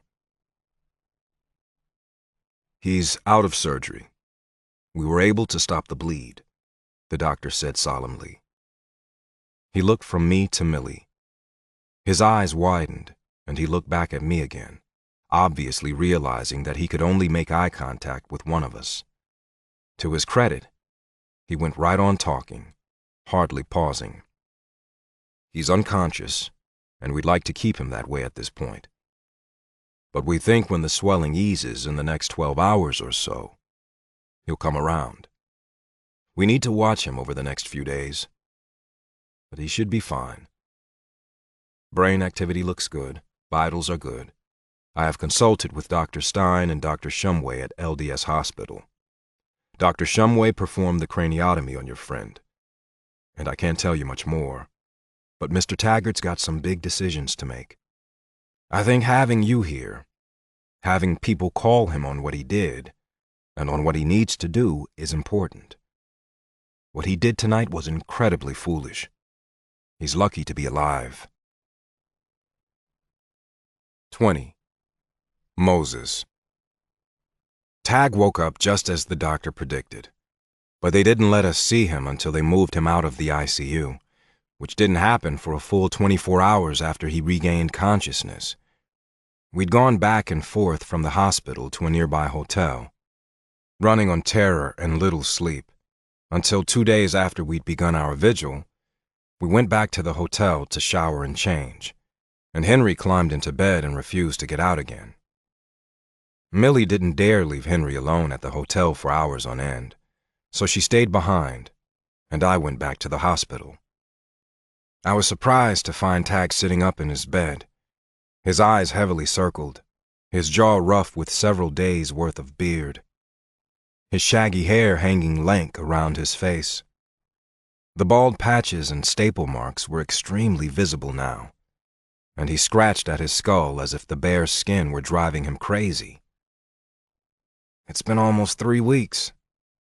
It's mostly healed, and it itches," he complained with a smile, as if it were just road rash, nothing serious. "I think I've convinced one of the nurses to help me shave it all off. We'll be twins, Mo," he said, referring to the fact that my hair had never been much longer than stubble. I couldn't respond. I didn't do small talk and bullshit as well as Tag did. In fact, I didn't really do it at all. I just stared at my friend and shoved my hands in my pockets to repress my urge to paint or kill him. "I think Millie will dig a smooth head." He stopped abruptly and rubbed his jaw, clearly agitated. "Is she here, Mo? With you?" "She's at the hotel with Henry. He was exhausted and she didn't dare leave him alone." Tag nodded and closed his eyes, as if he too were exhausted. "Good. That's good." A nurse bustled in, saw me, and hesitated slightly. I almost laughed. She probably wanted Tag all to herself while she fussed over him. Typical female. He probably had the entire nursing staff at his beck and call. He'd be the most well-cared-for patient in the history of the hospital. I watched as she carefully covered him with a sheet and gently started removing his hair with an electric razor, one long clump at a time, until he sat before me, smooth-headed and scarred, looking so different and defeated, so changed, that I unclenched my hands, releasing some of my rage. The nurse exclaimed that he must feel so much better now, and whisked away the shorn hair and the sheet that covered him. Then she helped him maneuver out of his hospital gown, avoiding his IV and the various monitors, and assisted him in donning a new one. I caught Tag's eye as she carefully tied the strings at his back. I raised an eyebrow, and he gave me a smirk that let me know that he hadn't changed all that much.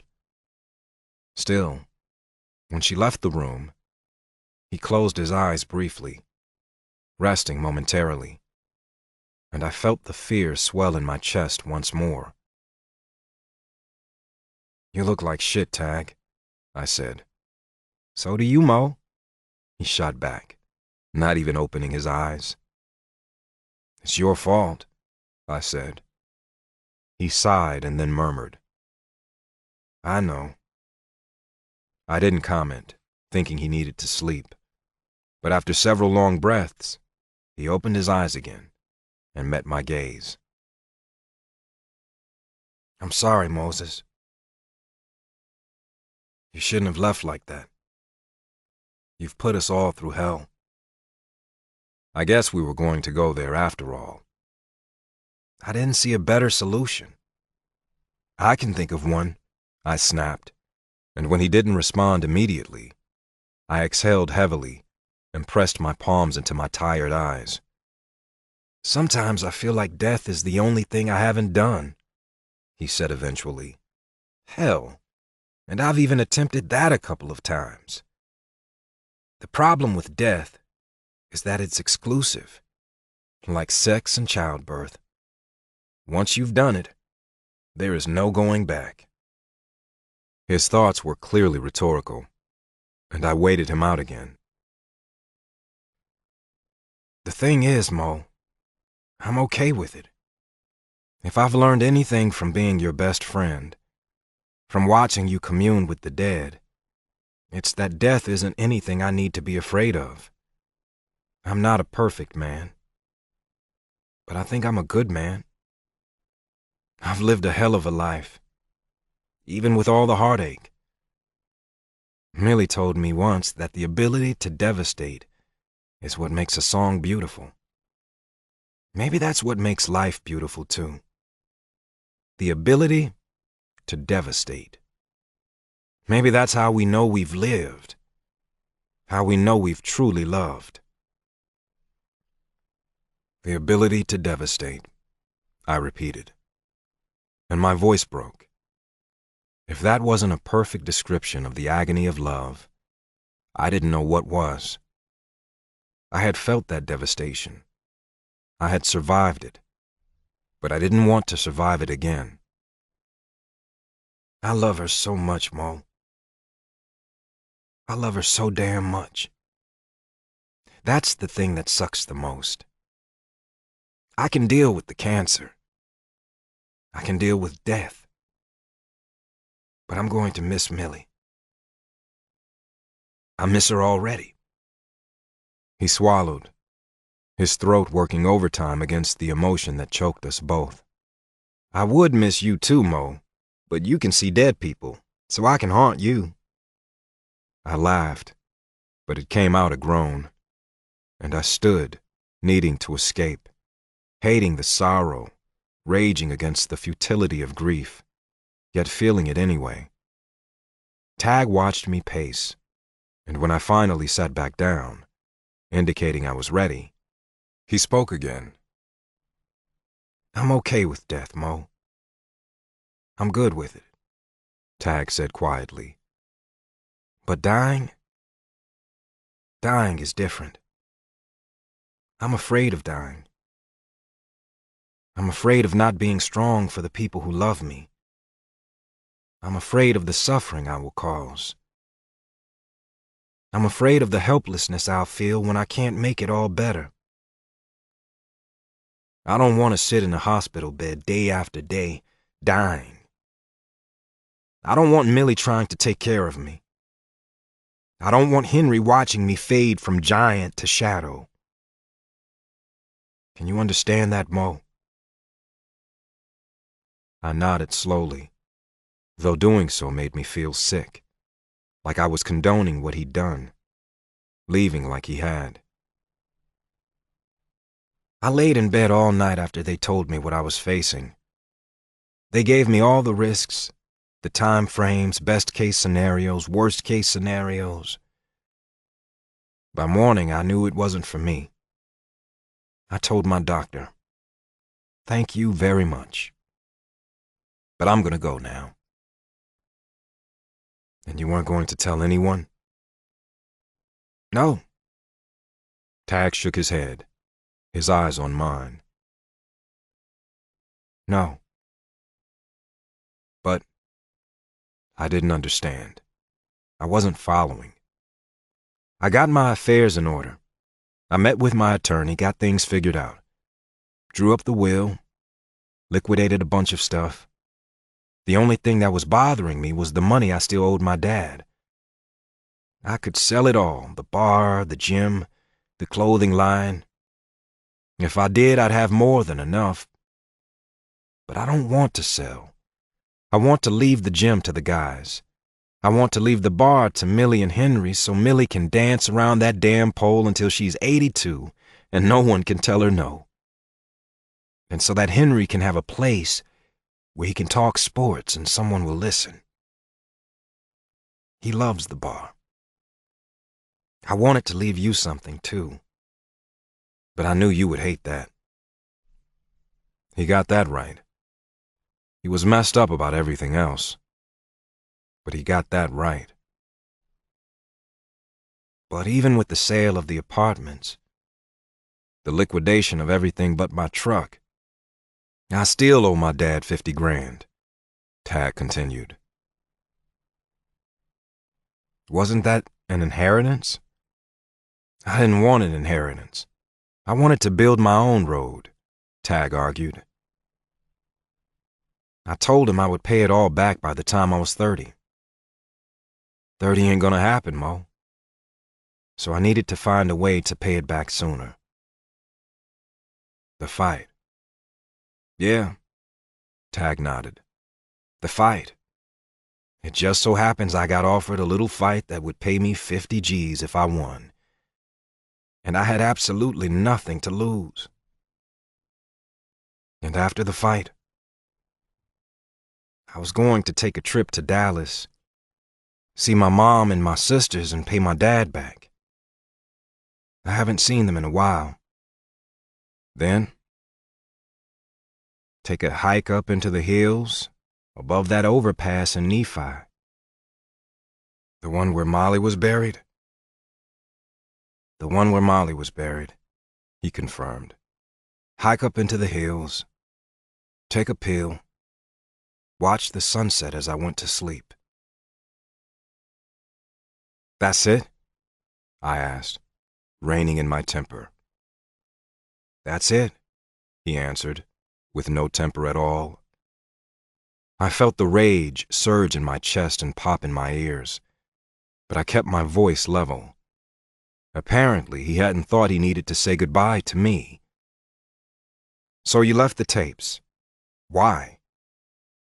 It was my way of saying goodbye. I wanted Millie to know how I felt.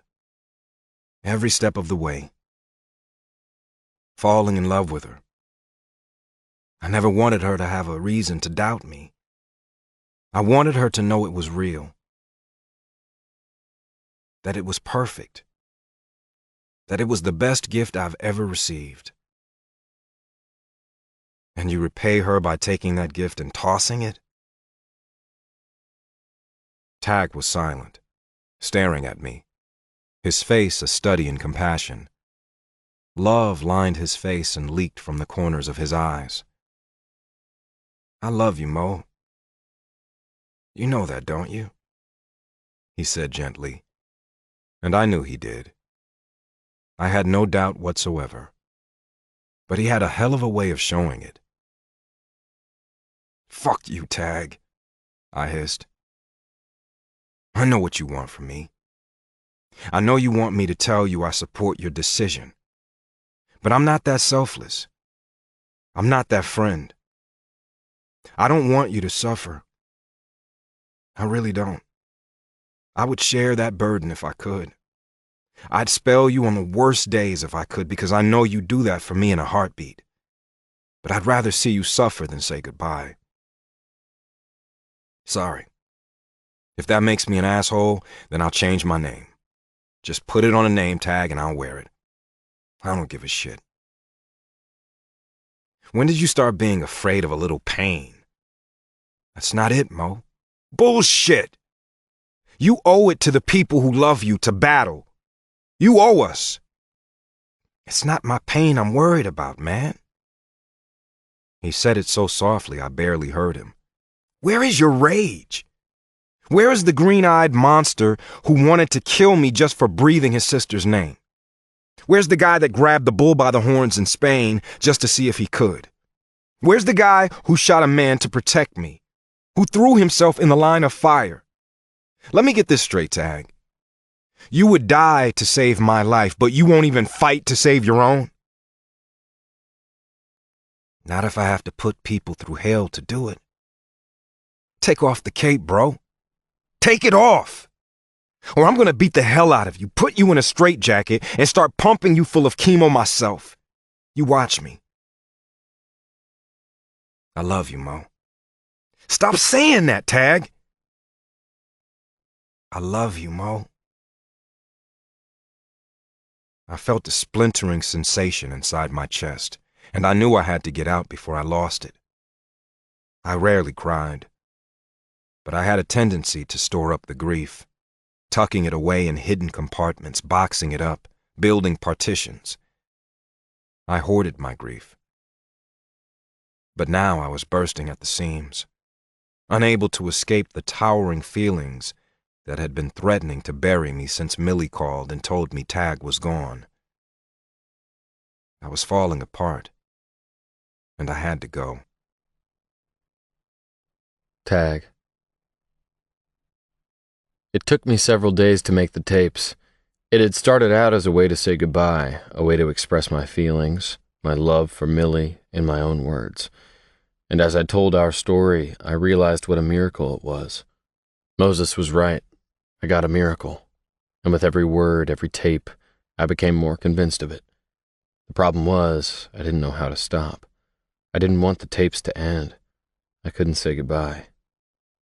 When I got the call about the fight, I put the tapes I'd completed, along with the tape recorder I'd borrowed from Henry, in the filing cabinet in the office at the gym, and left the key in an envelope for Millie.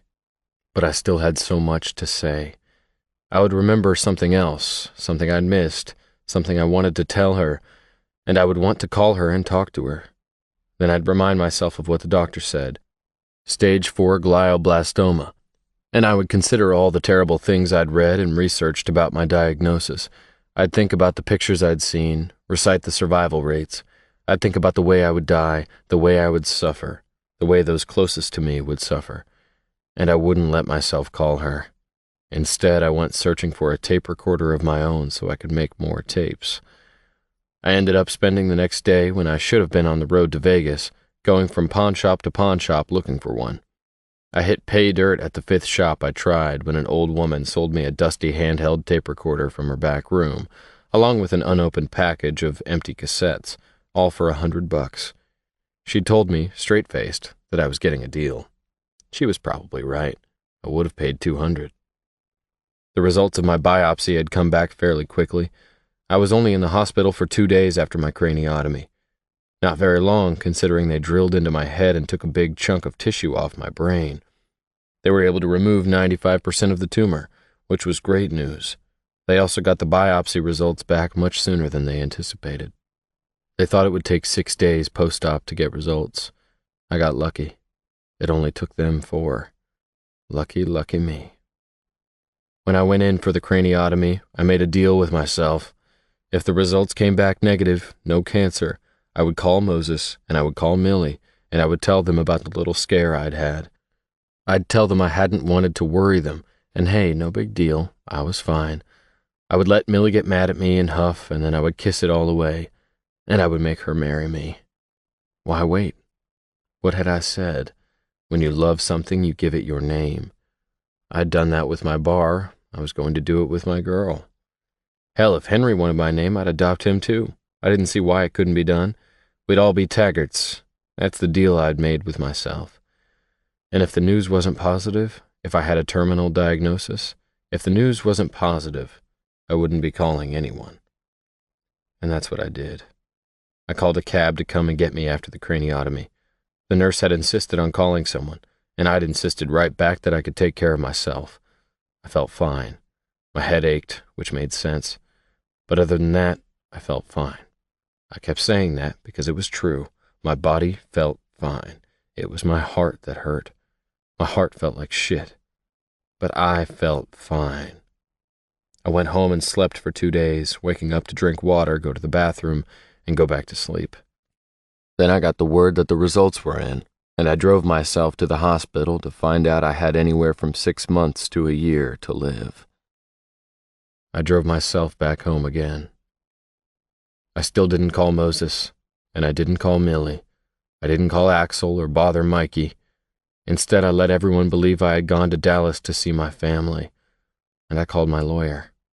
Then I started putting things in motion. During that time, I ignored my phone calls. I didn't read my texts. I couldn't and remained strong.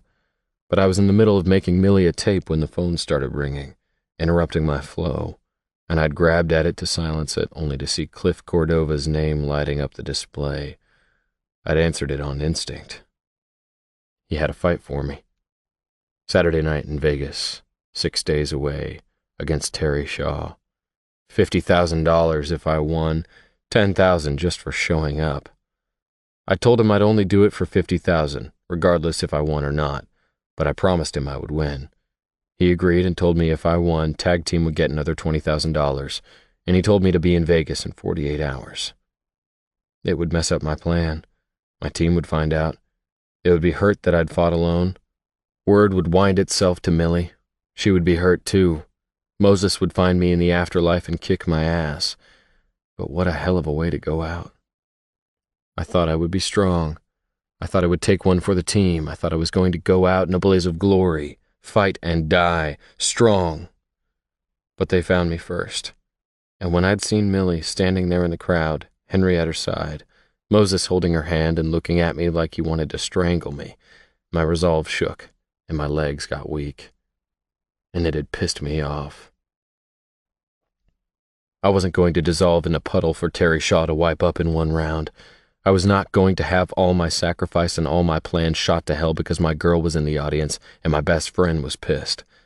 I was not going to let the dull throb in my head that hadn't gone away since I'd woken up with 20 staples in my skull make me sloppy and slow. I was not going to let cancer win. Not this round, at least.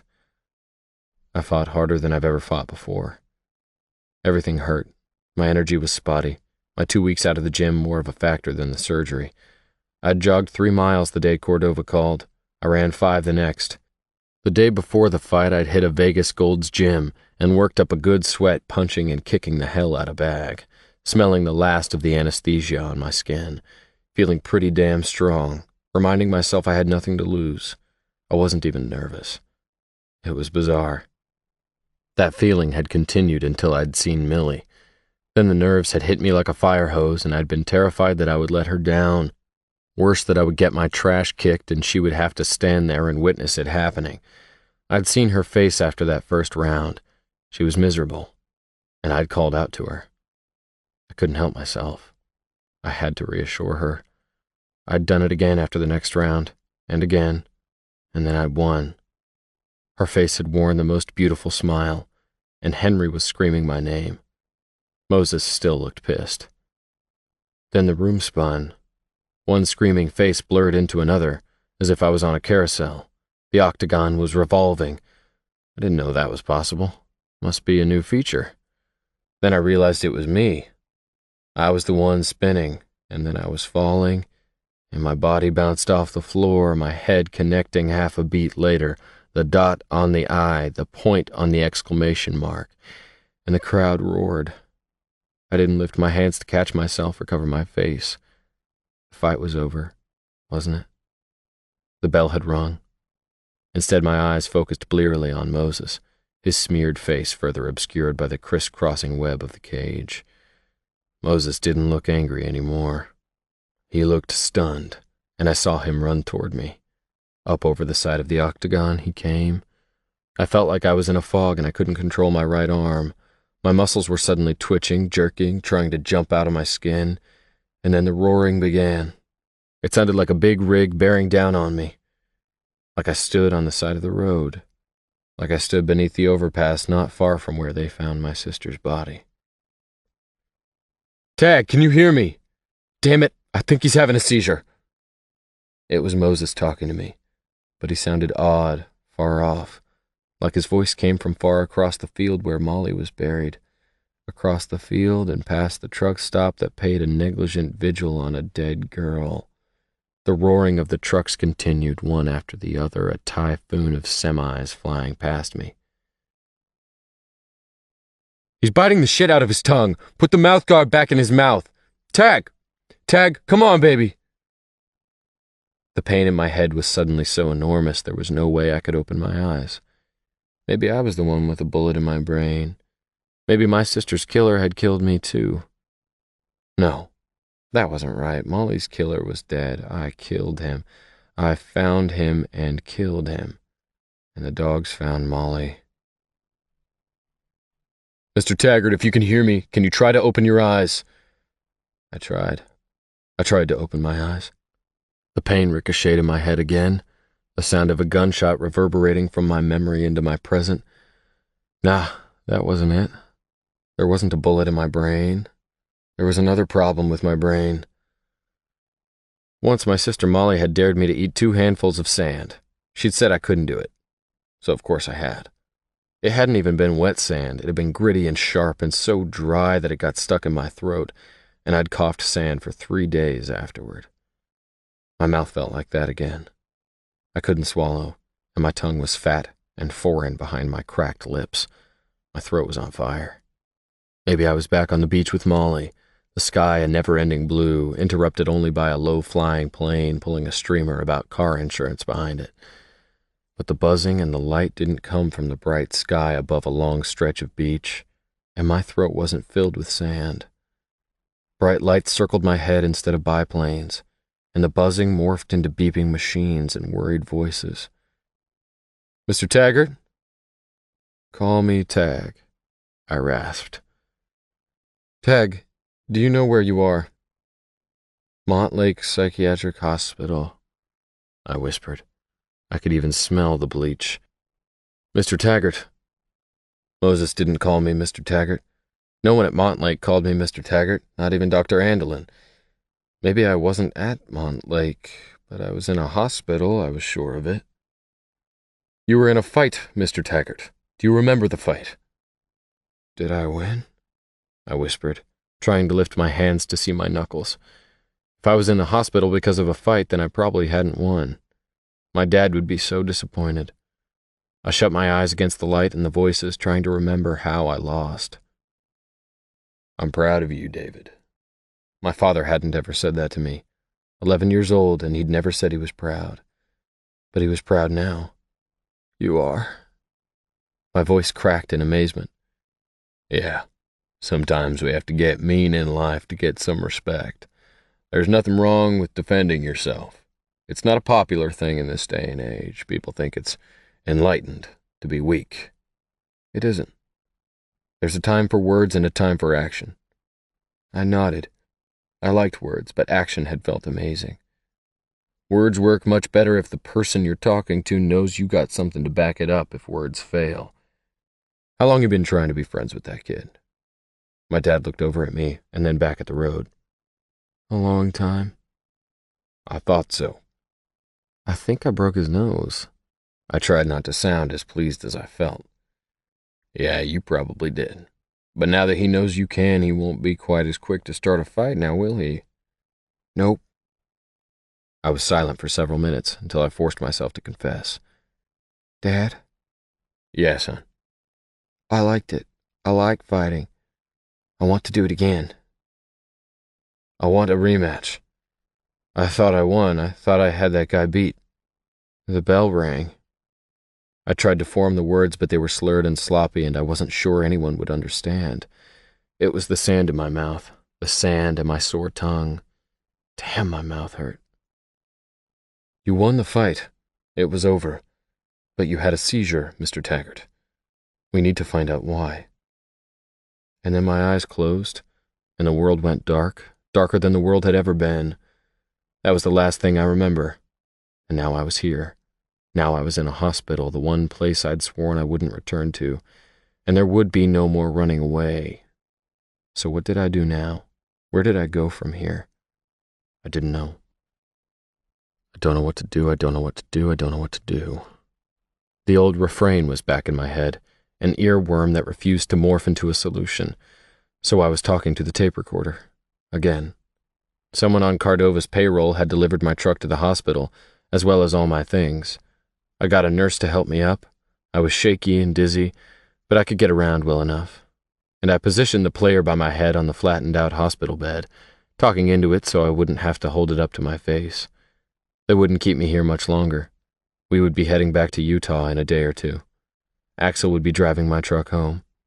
When I said I could do it, Millie had cut me off immediately, and the nurse had laughed. I hadn't been alone with Millie. Not once. She'd stayed close, her hand on my arm, always touching me, but we hadn't had any time to ourselves. I didn't want a repeat of the scene with Moses, and I had no idea what to say to her.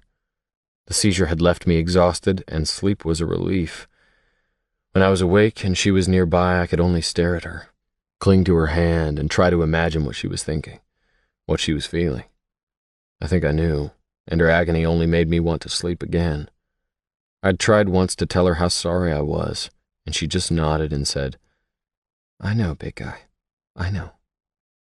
But her eyes had filled up with tears, and she'd laid her forehead down on my chest to hide them from me. I'd smoothed her hair until sleep pulled me under. The guys, Axel, Corey, Mikey, Paolo, and Andy, were in and out. They refused to head back home without me. I got the feeling they were taking turns guarding me, like I would slip away again. None of us talked about why I was here. We tiptoed around that elephant like talking about it would make us all fall apart. So for now, we pretended it was the fight that landed me here. A fight I had won in fairly glorious fashion. It gave us something to talk about. Moses hadn't come back. Moses had never been capable of pretending. He delivered Millie and Henry and picked them up again when Henry got restless and needed to head back to the hotel. I could tell Millie wanted to stay, but duty called, and she left without protest, a squeeze to my hand, her arm looped through Henry's, and none of the things that needed to be said were discussed. It was late. The guys had all finally left, heading back to their hotel for the night, after making a big show of tearing up the contracts my lawyer had sent them, saying the gym was mine and they weren't going to sign anything. They were gone, but I was pretty sure someone had stayed behind to sit outside my hospital room door. I was finally alone, talking to a tape recorder that was easily as old as I was, telling my story in hopes I would figure out an ending that wouldn't devastate the people I love. 21. Tag. The next morning, Henry arrived at my hospital room first. I almost didn't recognize him. His hair was gone, just like mine, and only a shadow of stubble remained. "Henry, is that you, man?" "It's me," he whispered, nodding. He looked troubled. Obviously, Millie or Moses had explained a few things to him. I wished they hadn't, but I guess there was no way around it. I had hoped they would let him believe I was only here because of the fight. I didn't want him worrying about the rest of it. "Where's Millie?" I asked as the silence stretched between us. "On the phone, in the hall." "And Moses?" "He went to get some breakfast for us in the cafeteria." I nodded, grateful. Moses was taking care of them. Good. Andy, Corey, Axel, and Mikey had been looking out for them too, but they were on their way home now. "What did you do to your hair, Henry?" I asked when he refused to come closer than the foot of my bed. Henry rubbed his smooth head with both hands, obviously aggravated. His face looked so different without all the hair, and for the first time I could see the resemblance between Millie and her brother. It was in the eyes. Millie's eyes would look just like Henry's if she could see. As it was, the shape, the pale color, the thick black lashes were the same, but Henry's eyes were wide with questions. Henry sat down at the end of my bed abruptly, and when he looked at me again, his eyes were glassy, and his lips trembled. "Brian Piccolo was a running back for the Chicago Bears." I stared at him, puzzled. I had to think about that one for a minute. Then I understood. Yeah, he was. He was. And Brian Piccolo died of cancer at age 26. Same age as me. I had made Moses watch Brian's song with me, cried during the whole damn thing, even though I'd seen it a dozen times before, and then called him Billy D for a month afterwards. It was more fun than calling him Gale, after Gale Sayers, Piccolo's best friend. Moses didn't appreciate the nickname, but the dynamic between James Caan and Billy D. Williams in the movie was pretty spot on to Moses and me. I guess it was my own Henry-esque way of communicating to Moses that I loved him without telling him. Apparently, I reminded Henry of Brian Piccolo, too. I was honored, and I was terrified. "Did you shave your head for me, Henry?" Henry nodded and rubbed his head nervously once more. "Moses took me to a barber." "Did he really?" My heart ached at the thought of my friend. "Feels pretty good, doesn't it?" Henry nodded again. "Shaquille O'Neal, Michael Jordan, Brian Urlacher, Matt Hasselbeck, Mark Messier, Andre Agassi." "We're twins," I commented, interrupting his nervous recitation of bald athletes. "I know," Henry answered. "I want to look like you." The ache in my heart spread. Henry was irresistible sometimes. "Can I rub your head?" I just wanted to get him to come closer. I needed to hold on to him for a minute. Henry stood and moved until he was standing beside me. I tugged his hand and he sat next to me, his head bowed, eyes on the floor. I placed my left hand on his head and rubbed in gentle circles, wanting to comfort him, hating that I was helpless to do so. With a sudden sob, he fell against my chest and I wrapped my arms around him, stroking his shorn head. He cried for a minute, soaking my hospital gown, clinging to me like he was afraid to lose his grip. Then he started to speak. David Taggart, light heavyweight contender with a professional record of 20 wins, 2 losses, 12 knockouts. Henry sounded like a fight announcer who had been on the sauce, all hiccups and slurred words, his voice muffled against me, and I noticed he had added my recent wins to the bio. Not a bad record, huh? You're a fighter, he cried. Yeah, I am, I said. You love to fight, he insisted. I do. You're a fighter! Henry's voice rose, and I realized what he was saying. This is a different kind of fight, Henry. I kept stroking his head. Same. Nah, not the same at all. You're a fighter! Henry. Millie fights! Henry insisted, interrupting me. She sure as hell does. Every damn day. Mikey fights. He lifted his head from my chest. I could only nod. Moses fights, he said. My throat closed. Henry fights. This time it was more a question than a statement. You do, I whispered. My dad didn't fight. His eyes met mine, the pleading in them so heartfelt, so determined, so beloved, that I couldn't answer. Son of a bitch. He was killing me. Taggart is the best fighter in the universe, he implored. The best fighter in the universe. I don't know how I ever thought Henry wasn't a good communicator. I need you to pull over, Mo, I insisted, my hand on the door handle. I was sitting in the back with Millie, and Henry was in the passenger seat beside Moses. We were on our way home from Las Vegas, and the trip couldn't have been more miserable if they'd tied me to the roof like Aunt Edna in National Lampoon's Vacation. I was trapped. I couldn't disappear again.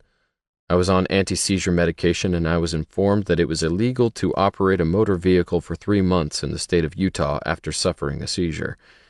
Some states, like Colorado, never allowed you to drive again. Legalize pot, but don't let someone like me ever drive again. Made no sense to me.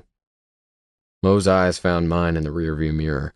He had only spoken to me in grunts and single syllables since our heated conversation at the hospital, and I could feel his anger and frustration battling my own. Pull over, I barked. He could pull over, or he could clean up my puke in his back seat. He ground to a halt, gravel and debris kicking up as his tires dug into the asphalt on the side of the road. I pushed the door open, climbed out, took several steps, and threw up all over Mo's rear right tire. He was going to be so pleased. I should have known better. Pain pills always made me sick. Now I was shuddering, braced against the truck, dizzy and weak, and it all just pissed me off. I was a badass. I had worked hard to become one. I was tough, I was powerful, and all I could do was sway and cling, begging the world to hold still so I wouldn't fall down. We were north of Cedar City, south of a town called Beaver, which left nothing but open space and endless room for contemplation. The fields dotted with purple flowers on either side of the highway rolled serenely as the mountains looked on like indulgent parents. It was all so tranquil and benign, it made me furious. It was such a lie, all of it. Do you need to pee, Tag? Henry called from the interior of the truck. Does he need to pee, Amelie? Can I pee too? Millie climbed out and gingerly felt along the side of the truck, her hands outstretched until her fingers brushed my back. I heard Henry ask Moses if he could get out too, and Moses asked him to wait for just a minute. I appreciated that. I loved Henry, but I didn't want an audience. The fact that Millie couldn't see me was comforting. She was comforting. She handed me a bottle of water without comment, and I took it gratefully, swishing my mouth and spitting a few times. I felt better and took a few careful breaths, filling my lungs to see if the nausea was gone. Better? She asked softly. Yeah. You can lean on me, you know. Rest your head in my lap. It will make the rest of the ride easier if you sleep. I had held myself stiffly the first few hours of the trip, keeping distance between us. She hadn't touched me, and I hadn't reached for her. There was so much to say, and so far no chance to say it. Guilt and confusion and sorrow had been warring in me, especially in the last few days. I had had a plan, a shitty, terrible one, but still a plan. But it had been shot to hell, and now I couldn't see my way forward. I realized I'd said the last words out loud and turned to look at Millie, whose upturned face was suddenly close enough to kiss. We hadn't been this close since the night before my craniotomy, the night when we'd made love. I was such an asshole. I'd made love to Millie and then I'd run. Guilt sliced through me. Guilt and remorse and desire, and the nausea returned. I can't see my way forward, I repeated, giving her my back, willing the churning in my gut and the swaying in my head to ease. I can't either, Millie said softly, but it hasn't stopped me yet. I couldn't reply. I couldn't do anything but breathe and brace myself until my stomach settled. Eventually, Millie and I climbed back in the back seat. Henry took his turn outside the truck, and we resumed our journey. Millie reached for my hand, and when she found it, she tugged, urging me toward her. I was a big man, and it was a bit of a press, but she cradled my head in her lap and pulled my coat up over my shoulders. I pressed my fists against my eyes like a child, holding back the helpless tears that wanted to fall. I kept them there until I fell asleep to Millie's hands stroking and soothing, forgiving me, even though I didn't deserve it. Moses. I didn't know what to do with my passengers. I didn't dare take them back to Salt Lake. Tag's apartment and the apartment above it were under contract. He had a buyer all lined up before he left for Vegas. Plus, he shouldn't be alone. He wasn't well, and I didn't trust him not to do something ridiculous. Again. I could take Millie and Henry home to Salt Lake and insist Tag come home to Levon with me. But I knew Millie wouldn't want that. I didn't think she and Tag had had a chance to air things out, and they needed to. Tag needed to make it right, if that was even possible. I'd watched them in the rearview mirror, Tag finally giving in and letting Millie hold on to him for the last stretch of the trip. She would forgive him, if she hadn't already. But I didn't know if he would let her. The whole thing was seriously messed up. All of it, and I felt the anguish boil up in me again. I had no idea what to do. Tag had an appointment with his oncologist in Salt Lake in 1 week. I'd made him call Dr. Shumway in my presence, and he put the doctor on speaker. Dr. Shumway had been briefed by the Vegas medical team on Tag's fight, on the hemorrhage and swelling that had caused the seizure, and on Tag's present condition, which was surprisingly good considering. Apparently, after a craniotomy, it's typical to wait at least a month to let the patient heal before embarking on a course of treatment. In other words, radiation and chemotherapy. It had been 3 weeks, so Tag's treatment hadn't been delayed by his decision to bolt. But Dr. Shumway informed Tag that it was unlikely with the injury he'd suffered. Dr. Shumway was remarkably diplomatic. That treatment for the cancer would begin next week. Tag would need more time to heal now, and the knowledge made me angry all over again. I wanted the cancer on blast. I didn't want Tag waiting any longer. He didn't seem upset by the delay whatsoever. Just subdued, troubled, unsure of himself. He watched Millie with such hunger and regret that it was hard to stay angry with him. But I managed. "You're all coming home with me, at least for the next few days," I insisted, arriving at the only solution I could come up with. We were nearing the Levon Mills exit, an exit that boasted a few abandoned vehicles, several stray cows, and a man-made reservoir that wasn't much to look at. The freeway bypassed Levon completely, and the one exit several miles from the town was the only way to access it without backtracking from Nephi. Funny, Levon was just a blip on the map, a speck. But Georgia and Kathleen were there, and suddenly I was incredibly homesick for the town I once hated. I caught Tag's gaze in my rearview mirror, and he stared back at me steadily. He'd lifted his head from Millie's lap and straightened to a sitting position. "You're all coming home with me," I repeated firmly. He broke eye contact and turned to Millie, but she was already nodding. "Okay," she said easily, and I released the breath I didn't know I was holding. Henry was the only one smiling. Did you know the average jockey weighs between 108 and 118 pounds? He asked. Apparently, he was looking forward to riding again. But a jockey has to be strong, he added, because the average racehorse weighs 1,200 pounds and can run 40 miles per hour.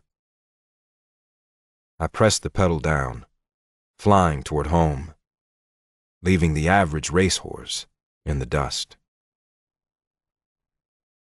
22. Tag. I spent the first 3 days at Moses and George's house, holed up in my room. Georgia brought me food that I didn't want to eat, and I slept as much as I could. But on the 4th day, I was restless, irritatingly restored, and I couldn't hide in the room over Mo's studio forever, even though I wanted to. They'd put Henry in the single bed in the baby's room. Kathleen still slept in a cradle in her parents' room, and Millie took the guest room on the main floor. It was a big house, a nice house, and I loved the people in it, but I had purposely avoided them. Moses had stomped in that morning with the painting he'd done of David and Goliath and set it down on an easel facing my bed. Then he plunked down a huge Bible, just tossed it in front of me, and opened it to a section that he had highlighted in red pencil. "David kills giants. Giants don't kill David," he barked, slapping the book. "Read it." He stomped back out again. I picked up the book, liking the heft in my hand, the silkiness of the pages.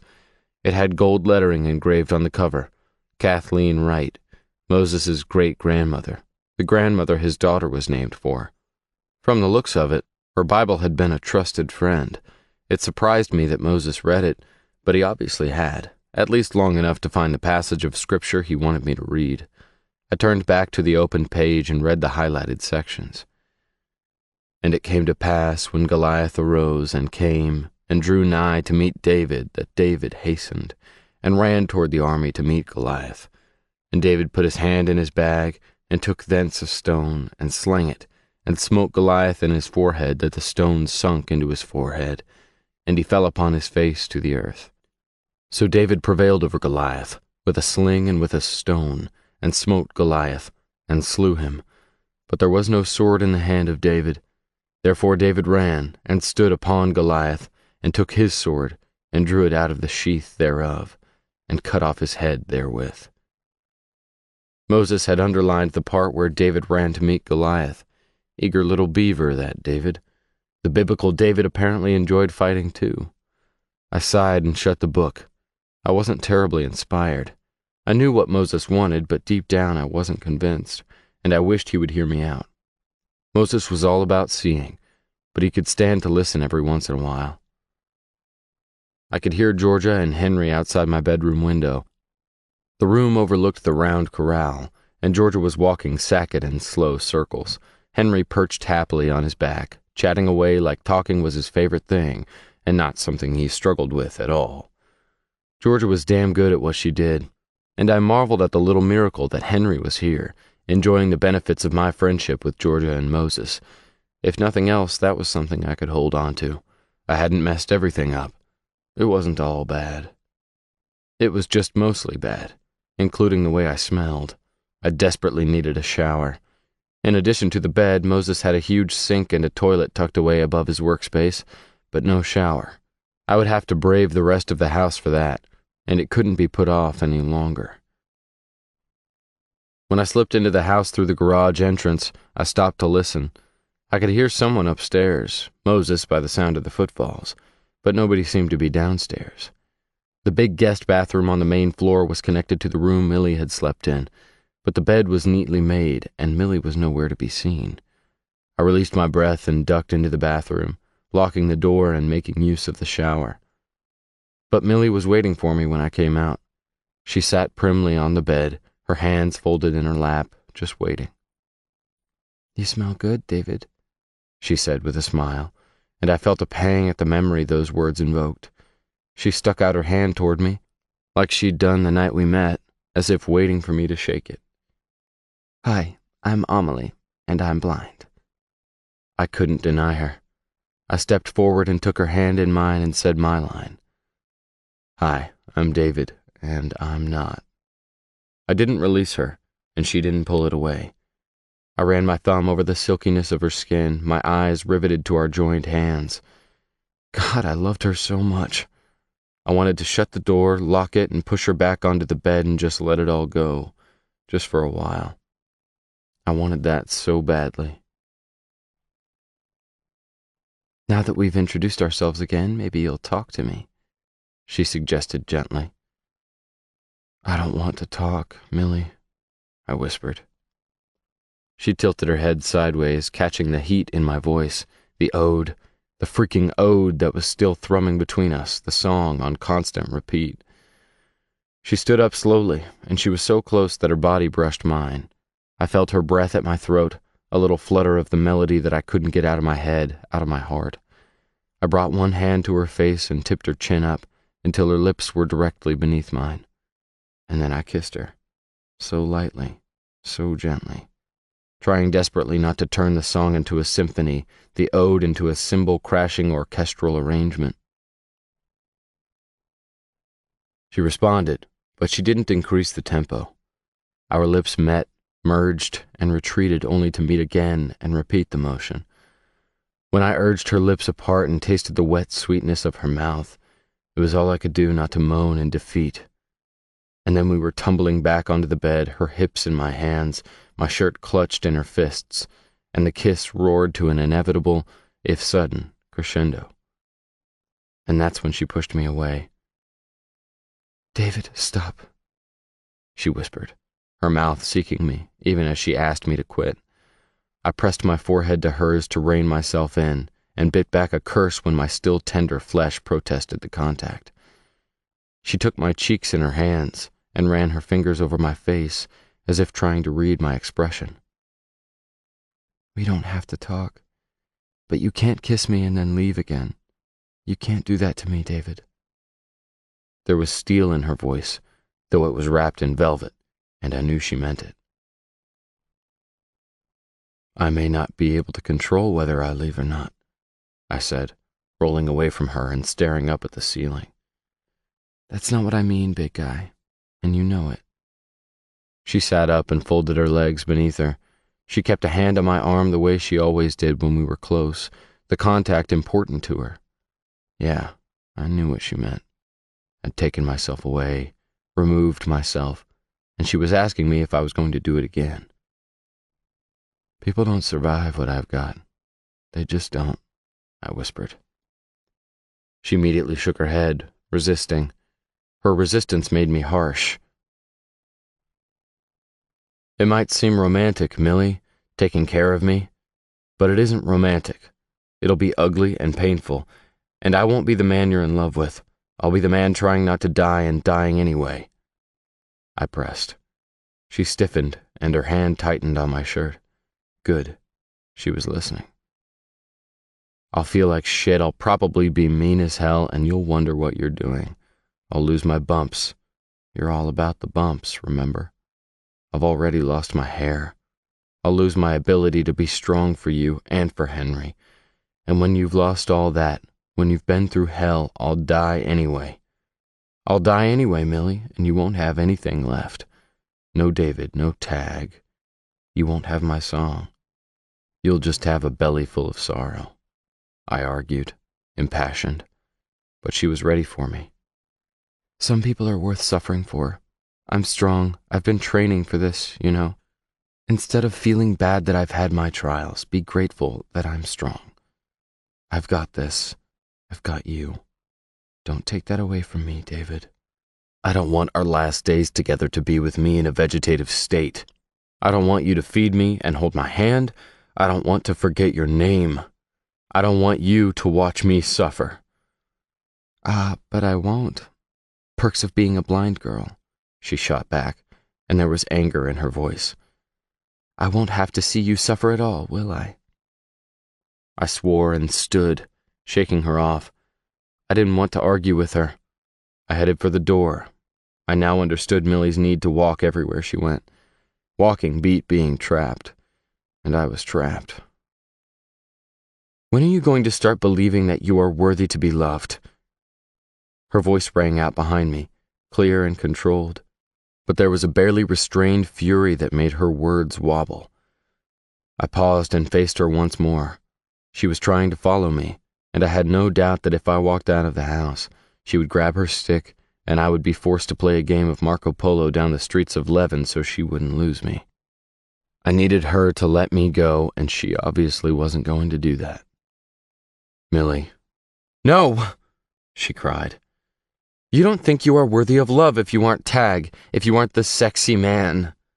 Millie did air quotes and mocked me, mocked the conversation we'd had when she'd played my chords. You don't think you are worthy of love if you are sick. You don't think you are worthy of love if you can't be the strong one all the damn time. If you can't take care of me 24/7, you must not be worthy of love. That's not it, I protested, shaking my head, denying everything. That is it, damn it, she cried, stamping her foot. She stepped toward the decorative vanity where she'd carefully placed her things and, with a rare show of temper, pushed everything to the floor. Toiletries, a blow-dryer, a pile of folded laundry, all of it tumbled off the edges, and Millie kept pushing, just like she was pushing me. Millie, cut it out, damn it, you're going to hurt yourself, baby. No, she shouted. This is not about me. If I want to throw a few things, I will. I'm not an invalid, I'm not a princess, I'm a grown woman, and I can throw a fit if I feel like it. She threw her hand out in my direction, pointing her finger at me and wagging it fiercely. And I don't expect you to clean it up when I'm done. I didn't know what to say, so I said nothing as I watched her come unglued at me. Do you know, when I lost my sight, I felt guilty for a long time. I felt guilty for the pain I put my parents through. Then my dad left, and my guilt grew tenfold. I felt guilty when my mom had to change her whole life to accommodate my blindness. Henry was just a little kid, and he had his own set of issues, and I made everything worse. I made everything fall apart. That's what I told myself for a long, long time. I knew exactly how that felt. Guilt. I'd been consumed with it when Molly disappeared, eaten alive by it, and I was racked with it now. But Millie wasn't waiting for me to contribute to the conversation. She was shaking with anger, and I stayed silent. I don't know when things started to change. Maybe it was gymnastics. Maybe it was music and dancing. Maybe it was when my mother got sick, and someone started to depend on me for once. And I handled it, David. I handled it.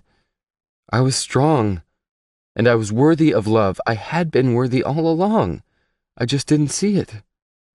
Millie thumped her chest emphatically and repeated, I am worthy to be loved, blind eyes and all. The lump in my throat was so wide and hard that I groaned a little, trying to breathe around it. Millie's sightless eyes were filled with tears that spilled over and slid down her cheeks. She brushed at them impatiently. Even still, I would never have asked you to love me, David. I asked for a kiss because I wanted it so badly, but I would never have asked you to love me. My pride would not allow it. My self-respect would not stand for it. But you gave it. You offered it. You fell in love with me anyway. And I am worthy of that love, she repeated, her voice rising again. Yeah, I did. And you are. My heart was in my throat, and I walked toward her. She heard me coming and stepped away, her arm extended stiffly, palm toward me, warding me off. No, not yet, she told me firmly, though she was no longer yelling. I understand guilt, David, I do. But love can't be one-sided. One person can't always give, and the other person can't always take. If you truly love me, you have to trust me. I couldn't think of someone I trusted more, not even Moses. I do trust you, Millie. No, you don't. You don't trust me, and you don't think you are worthy of love. I couldn't breathe. I couldn't breathe, and I couldn't move. So I listened. You don't think you are worthy of my love if you can't be strong all the time, she repeated firmly. And you don't think that I'm strong enough to be there for you when you aren't. You don't trust me. This has nothing to do with my faith in you. I know who you are, Millie. I stumbled over my response, trying to express myself, trying to say what I meant and mean what I said. I know you would see me through. You say give miracles a chance, but I feel like I already got mine. You're my miracle. The fact that you and I came together, that we met, that I found the love of my life, that's a miracle, Millie. I'm so grateful for that. So many people don't get that. We did. It's a miracle I was awake enough not to miss it, and it's a miracle you loved me back. Her face crumpled, and she reached for me. At last, she reached for me, entreating me. I went to her immediately, but she pressed both hands against my chest, framing my heart, keeping me from pulling her into me. Then she ran her hands down my arms and found my hands. She cradled one of my hands in both of hers and brought my palm to her lips. She kissed it softly, sweetly, pressing her lips to the center as if she could ease my pain and her own by kissing it all away. Then she moved my palm from her lips and let me cup her cheek. She leaned into it briefly, holding it there, as if she drew strength from me, despite what she'd said. Then she slid my hand down her neck, past the fine bones at her collar, and pressed my palm against her breast, covering her completely. Most people think the most intimate thing in the world is sex, she said softly. I shuddered at the sense of belonging I felt, touching her like that, where no one else touched her. But I didn't curl my fingers against her, didn't caress the crest of her breast with my thumb, or reach up and cradle her other breast in the hand that still hung at my side. I just waited, feeling the pounding of her heart against the tips of my fingers, and she rewarded me by continuing. I thought when I made love with you, when I let you see all of me, and when you let me know all of you, every private inch, when we made that promise with our bodies and our lips, I thought that would be the most intimate thing we would ever do. Millie? I whispered. I didn't know where she was going with this, but there was sorrow in her words and finality, like she'd reached a conclusion about me, about us. But it wasn't. Sex is not the most intimate thing two lovers can do, even when the sex is beautiful, even when it's perfect. Millie drew a deep breath as if she remembered how perfect it had truly been. The most intimate thing we can do is to allow the people we love most to see us at our worst, at our lowest, at our weakest. True intimacy happens when nothing is perfect, and I don't think you're ready to be intimate with me, David. She stopped talking, letting her words ring in the air, and my hand curled against her breast, needing her, and not knowing how to give her what she wanted. Her breath caught, and her head fell into my chest as if the pleasure warred with the pain. I don't know how, I confessed, and I pulled my hand away so I wouldn't hurt her in my frustration. She grabbed my hand and brought it back, this time pressing it to her heart. I'm telling you how. You hold on to me, you trust me, you use me, you lean on me, you rely on me, you let me shelter you, you let me love you, all of you, cancer, fear, sickness, health, better, worse, all of you, and you'll have all of me. I don't know if I can beat it, Millie. I choked on the words, and suddenly I was crying. My first instinct was to be grateful she couldn't see me, and then I felt her hands on my cheeks, feeling the tears, and I braced myself. But I didn't pull away. She stood on tiptoe and pulled my face to hers, pressing her trembling lips to mine, comforting, quieting, and acknowledging my fear. And it wasn't just fear. It was my deepest fear. If I fought, I didn't know if I could win. In fact, I was pretty sure I wouldn't. I tasted Millie's tears, and I knew she tasted mine. And then she spoke against my lips. "You don't have to beat it, David. You don't have to beat it. You just have to let us fight with you." I wrapped my arms around her and held on for a moment, unable to speak.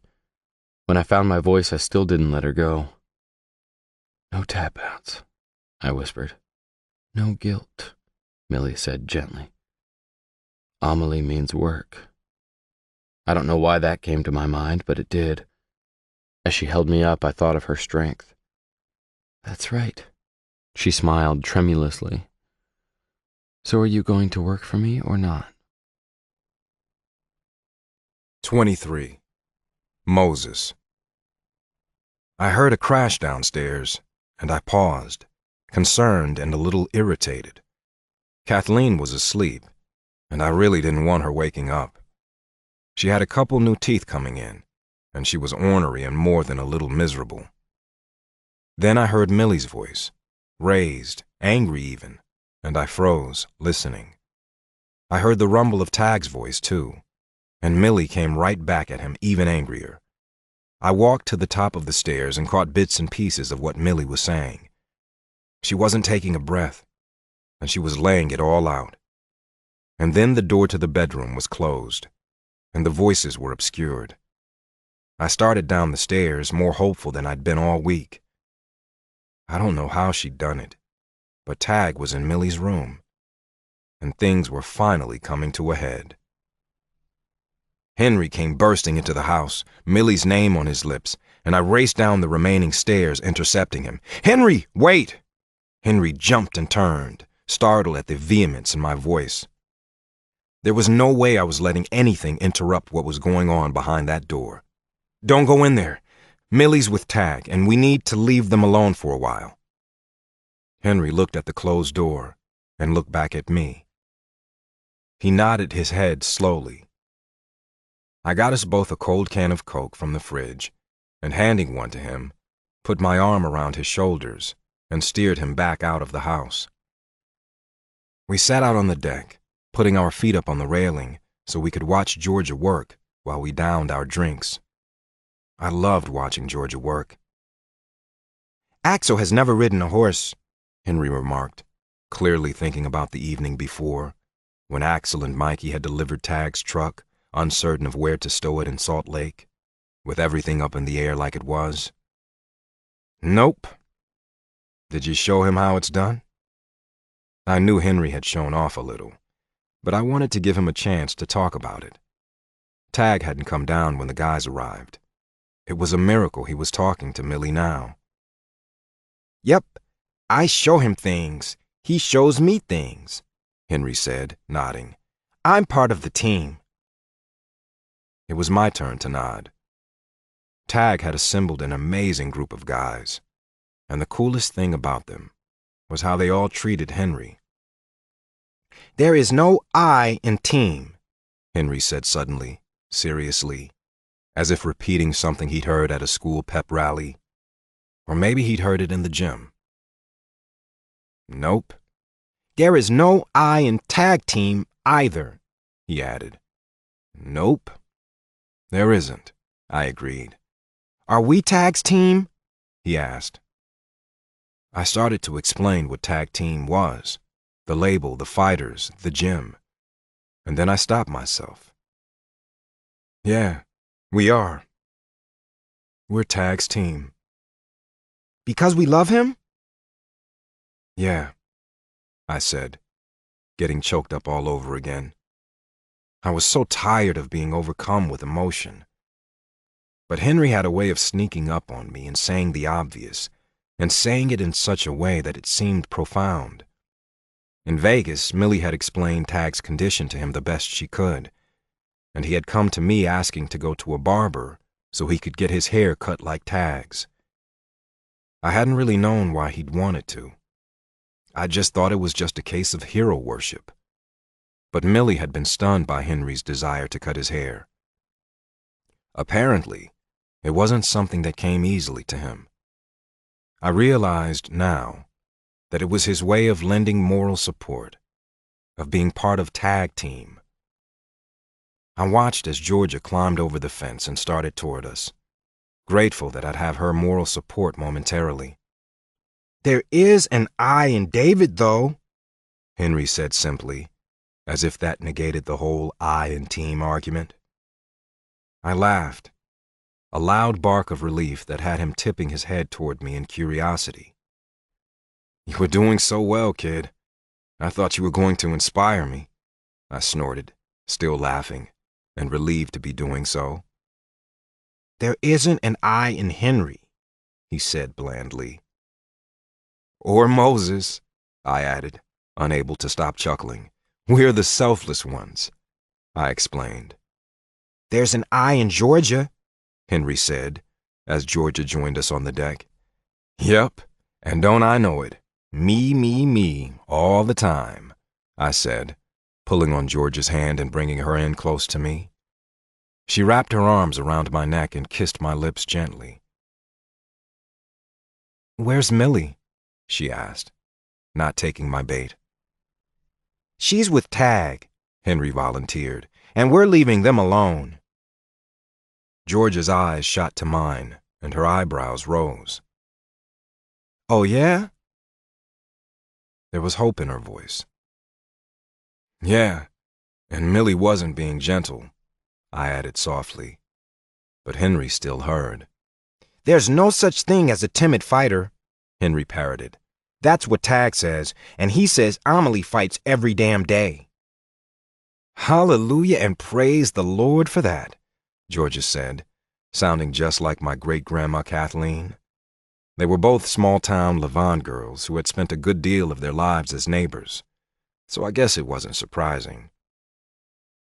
Amen, I agreed. Muhammad Ali, Georgia joked, floats like a butterfly, stings like a bee, Henry and I finished. I'm going to go check on Kathleen, Georgia said, easing away from us. I knew she was going to eavesdrop at the guest bedroom door on her way to Kathleen, but I didn't call her on it, hoping she'd report back. Henry stood too, and wandered back out to the corral to commune with Sackett, who walked to the fence to greet him. From the corner of my eye, I saw a pulse, a shimmer, like the air above the black top on a sweltering day. My neck got hot, and instead of resisting, I opened myself up to the summoning flicker, curious instead of afraid. It wasn't Molly this time. I recognized her, though I'd only seen her once before. She showed me lace. Just lace. A billowing swath, and then she was gone. But I understood, and for the first time since Tag disappeared, the vice around my heart eased slightly. Tag. I traded one room for another, holing up in different parts of my best friend's house. But this time I wasn't hiding. I was healing, or hoping. Maybe that was it. Maybe I was allowing myself to hope. No one came knocking, no one brought food or slid notes under the door, even Henry. He was taken care of, and Millie and I both knew it. So we stayed locked away together. Darkness descended outside and the stars came out. Millie couldn't see them, but I told her they were there, fat and bright in the sky outside the big bay window in the guest room. I told her how I'd lain beneath those stars as a boy, sleeping out on the trampoline in my backyard in Dallas. I told her how 10 years later Moses and I had stretched out on the deck of a boat going down the Nile River in Africa. I'd looked up at that never-ending expanse, and I'd recognized that old feeling, the very same feeling I'd had as a kid. I didn't feel insignificant under the stars. I felt huge, like the heavens revolved around me. I was bigger than the stars. I was bigger and brighter, and the world was mine. I was so enormous I could hold up my thumb and completely blot one out, hold up my hand and obliterate a whole section of the sky. Such power, such size. I wasn't David, I was Goliath. As I laid in that bed with Millie, the drapes pushed aside, staring out at the winking stars over a tiny town I'd never called home, that feeling surged inside me once again. I was relevant. I was significant. I had wanted to disappear, if only so the cancer could disappear with me. But the stars whispered that there was no such thing. You don't ever disappear. You just change. You leave. You move on. But you never disappear, even when you think you want to. Millie didn't laugh. She didn't tease me about feeling godlike. She just listened to me talk, my fingers climbing up and down the smooth skin of her back, tracing the curve of her hip and the length of her leg that was thrown across mine. And then I pulled her into me, my hand at the base of her spine, and she caught her breath and said my name, and I felt godlike all over again. I don't know what time it was when we finally spoke again. We had slept for hours and awoke with growling bellies and dry throats, but stuck our faces beneath the bathroom tap and guzzled water to ease our thirst, just so we wouldn't have to leave the room. Then Millie's mouth found mine, her lips wet and cold, water clinging to her chin and sliding down her breasts, and we began again. Sometime before dawn, I attempted to slide out of bed, untangling myself from my sleeping beauty, only to have her come fully awake and sit up, reaching for me, panicked. Her fear made me sad, because I had created it. "Shh, Millie, I'm not going anywhere. I promise. I'll be right back," I whispered, kissing her forehead and smoothing her hair. "Lay back down. I promise you I won't leave again. Not on purpose. Not ever again." She nodded and sank back against the pillows as I pulled on my jeans.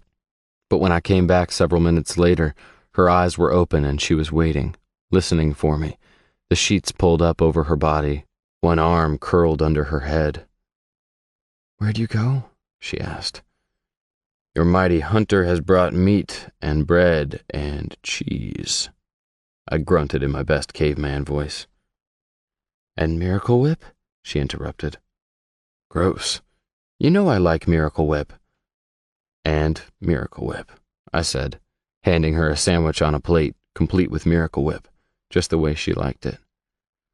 I scarfed down 3 sandwiches in the time it took her to eat one and cracked the top on a can of soda, listening to the bubbles for just a second in quiet appreciation of Millie's favorite sounds. When we were done, I padded back to the kitchen and set our plates in the sink, put the sandwich fixings back in the fridge, and closed the tie on the bread bag. That's when I spied the keys to my truck on the counter and paused, considering. I swept them up and was out the front door, inside my truck, and then back in the house in less than a minute, grateful that the house was still quiet and Millie hadn't chased me down. Millie was brushing her teeth and her hair at the same time, wearing my discarded t-shirt and looking like salvation, even in the dark. I sat on the bed and watched her, enjoying her, but she'd heard me come in, even over the running water. She knew I was there. She climbed back into bed, snuggling down, and I thought about tugging my t-shirt over her head and kicking off my jeans, but some things required pants, and I kind of felt like this was one of them. I crawled up behind her and wrapped myself around her, pulling her back against my chest. Then I whispered into her hair, "Will you marry me, Millie?" "What?" she gasped. "Will you marry me and let me be Henry's brother? I want you to be a part of tag team." I was parroting Henry's proposal, trying to be cute, but my heart was in my throat and my hands felt slick against my t-shirt. I was glad I hadn't pulled it off her. I pressed on. "Statistically, athletes with families have more purpose, better mental health, more stamina, and overall improved performance than athletes who aren't married." If it wasn't word for word what Henry had spattered off to me, it was close. But she was silent, and I couldn't see her face. "I was gonna ask you a month ago. I bought a ring. It was still in the glove box in my truck," I explained, rushing over the words. And now it was in my pocket, in my jeans, waiting for her to give me an answer. I know. You told me, she whispered. The tapes? I asked, realizing I had indeed told her. Yes. If none of this had happened, if I'd asked you 2 weeks ago before all this went down, what would you have said? I asked, my heart fat in my chest. No, I would have said no, Millie said quietly. My stomach lurched a little, and I pulled her closer even though I wanted to let go. My heart was pounding. Why, Millie? Because I thought you needed more time, she said. You thought I needed more time? I asked, incredulous. She nodded, one quick jerk of her head, and her hair tickled my lips. I waited for several seconds, processing. And now? I asked. Now I want to marry you so badly that I don't care if you need more time, she confessed. I laughed, suddenly glad I was lying down. I felt lightheaded with relief, and then something else occurred to me. Have you changed your mind because I don't have any more time? I probed, and my voice cracked. I felt a tremor run down her body. No, I've changed my mind because I don't want anyone keeping us apart. I don't want someone telling me I can't be by your side. I want to be a Taggart or a Taggerson. I felt her effort to smile, but I don't think she succeeded. I want to be yours. I want you to be mine. Hospital beds, my bed, your bed. I don't care. I just want to be with you. You want to take care of me, I said flatly. She ignored my statement and made one of her own. If I wasn't blind, I would have said yes. A month ago, I would have said yes. I waited. But because I'm blind, I would have wanted to give you lots of time to know what you were getting into. I wouldn't have changed my mind, sweetheart. I'm always going to be blind, David. Most likely. Yeah, I agreed. And a month ago you wanted to marry me anyway? She asked, clearly knowing the answer. Yeah, I did. You wanted to marry me in spite of my blindness, and I want to marry you in spite of your cancer. Is that so hard to understand? No, I whispered. Because it wasn't. Not when she put it that way. We lay in silence, listening to each other breathing, thinking, considering. But I'd made my decision the moment I submitted. Moses had warned me that's what it would take, hadn't he? All or nothing, Millie? I asked, my mouth pressed against her temple. All, she answered back. Me too, I whispered. All or nothing. That's who I was. And if I was going to fight, if I was going to stay, I was going to have it all for as long as I could have it. I reached in my pocket and took out the ring. 24. Moses. I got up before the sun rose. I was restless and moody, even more than usual, and I decided to paint for a while. But painting hadn't eased the prickle under my skin or the knots in my belly, and when the sun rose, I made a pot of coffee and decided to spend a little time outside seeing the day break before the rest of the house woke up and made contemplation impossible. You look like your thoughts weigh 1,000 pounds, Tag said, his voice rough with sleep, and the French doors to my left closed quietly. He eased down into the deck chair next to mine and faced the sluggish sunrise, his eyes trained forward. He held a cup of my coffee in a mug between his big hands and sipped at it like heaven came in mouthfuls of caffeine. Well, well, well, I said, and I felt my lips twist up in a smirk. I had told myself I wasn't going to give him any grief about being holed up with Millie for a solid 16 hours. And here I was, giving him grief the moment he set foot on my deck. He didn't smirk back or tell me to shut up. He looked tired, but he looked good. Amazingly enough, he looked good. Content even. I still wasn't used to his buzzed hair. It looked a little too skinhead for my taste, but Tag worked it. He had the jawline to pull it off, irritating as that was. "You look like shit, Tag," I lied, just because it was our way with each other. "So do you, Mo," he said amiably. "It's your fault," I said, just like I had in the hospital. I immediately felt bad and wished I could take it back. It was his fault, but it wasn't his fault. He didn't respond and took another long draw from his coffee. "Do you ever think about Montlake?" I asked him, sipping the surface of the coffee, not going too deep. Kind of the way I was doing now, dipping my toe into a conversation that felt a little like a cauldron. "All the time," Tag answered, tipping his mug again. "I do too. All the time. Especially lately," I said. We sat like two old men, sipping away, time slipping away, yet not in any hurry to fight it. Funny how that was. Old folks knew their days were numbered, and yet they rarely rushed to fill them. "Those were some dark days, Mo," Tag said softly. "They were dark, but we had nothing to lose," I said. "And now, we've got everything to lose," he said. "Now we've got everything to lose," I repeated. "I dreamed about Dr. Andelin's wife," Tag said suddenly, inexplicably, and I was distracted from where I was leading the conversation. "What?" I gasped. "Remember that counseling session when you saw her?" Tag insisted, his green eyes sharp. "When we met? That time you wanted to kill me?" I tried to laugh but couldn't gather enough mirth. My laugh just sounded like I'd been punched in the stomach, which was strangely fitting because Tag had done just that. I'd asked him about Molly, and he'd punched me in the stomach, slapped me across the face, and knocked me to the floor. And I'd welcomed it and fought back. "How did you know?" Tag said, his eyes on mine. The din around us quieted slightly.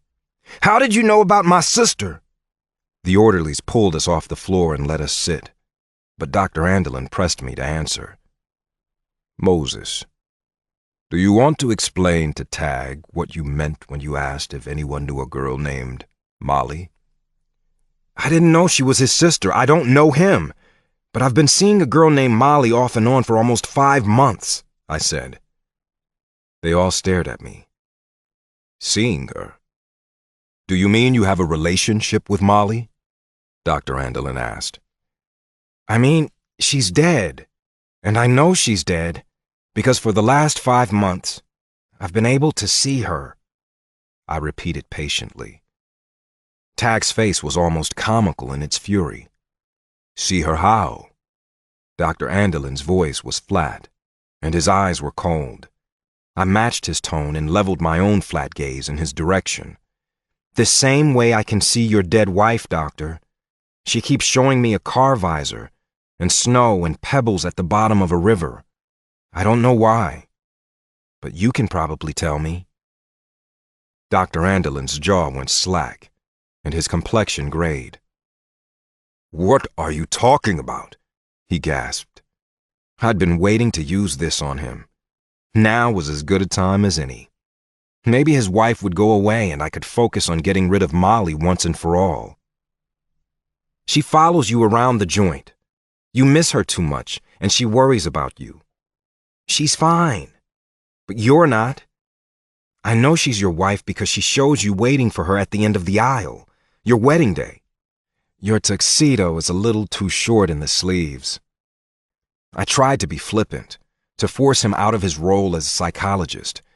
I dug around in his life to keep him from digging around in my head, but the savage grief that slammed across his face slowed me down and softened my voice. I couldn't maintain my attitude against his pain.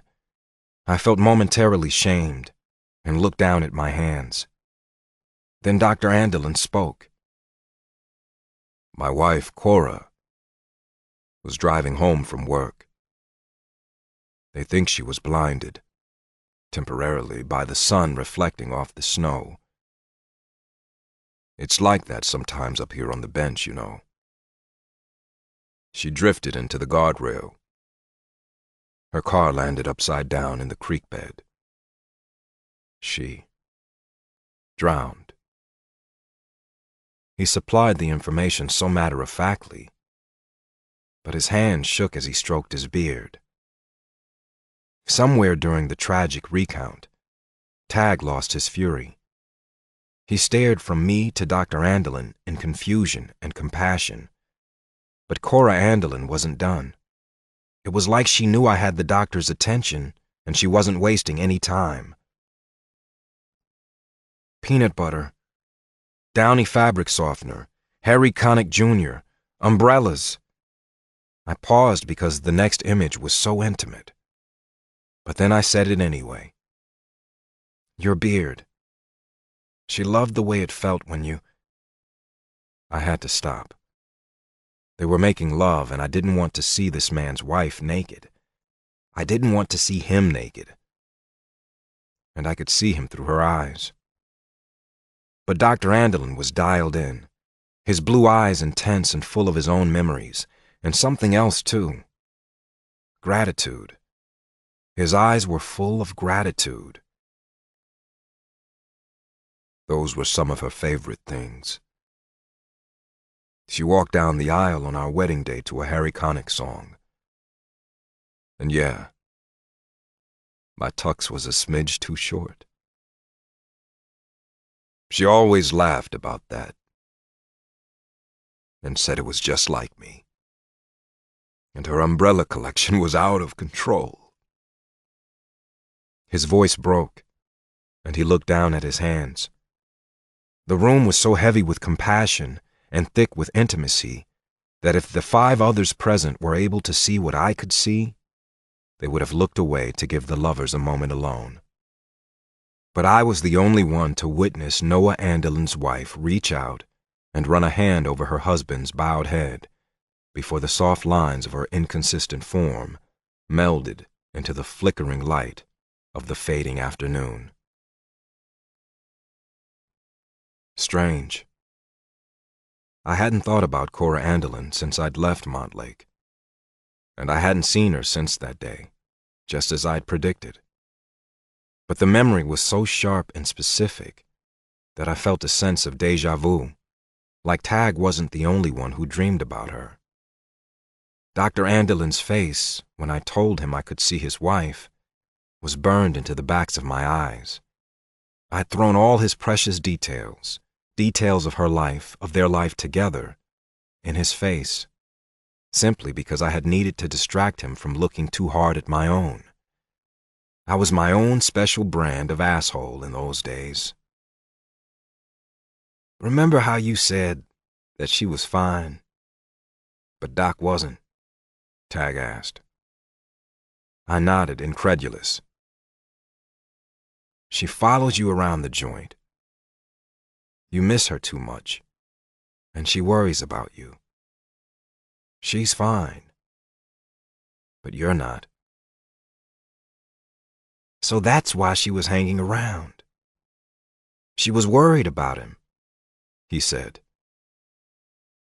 I can't believe you remember that, I exclaimed in disbelief. Some things you don't forget, Mo, Tag swore. I won't ever forget it. He shook his head like the images still haunted him. Do you think the reason you saw Molly... And don't lie to me, Mo. I know you've seen her a few times now. Do you think it's because she's just worried about me? There was a wistful note in his voice that made hope flicker in my heart. It very well could be, I answered softly, coaxing the flicker to a flame. He nodded and set his empty mug down at his feet. But I wasn't ready to let Montlake go. Not yet. Before we left Montlake, you asked me to keep you alive.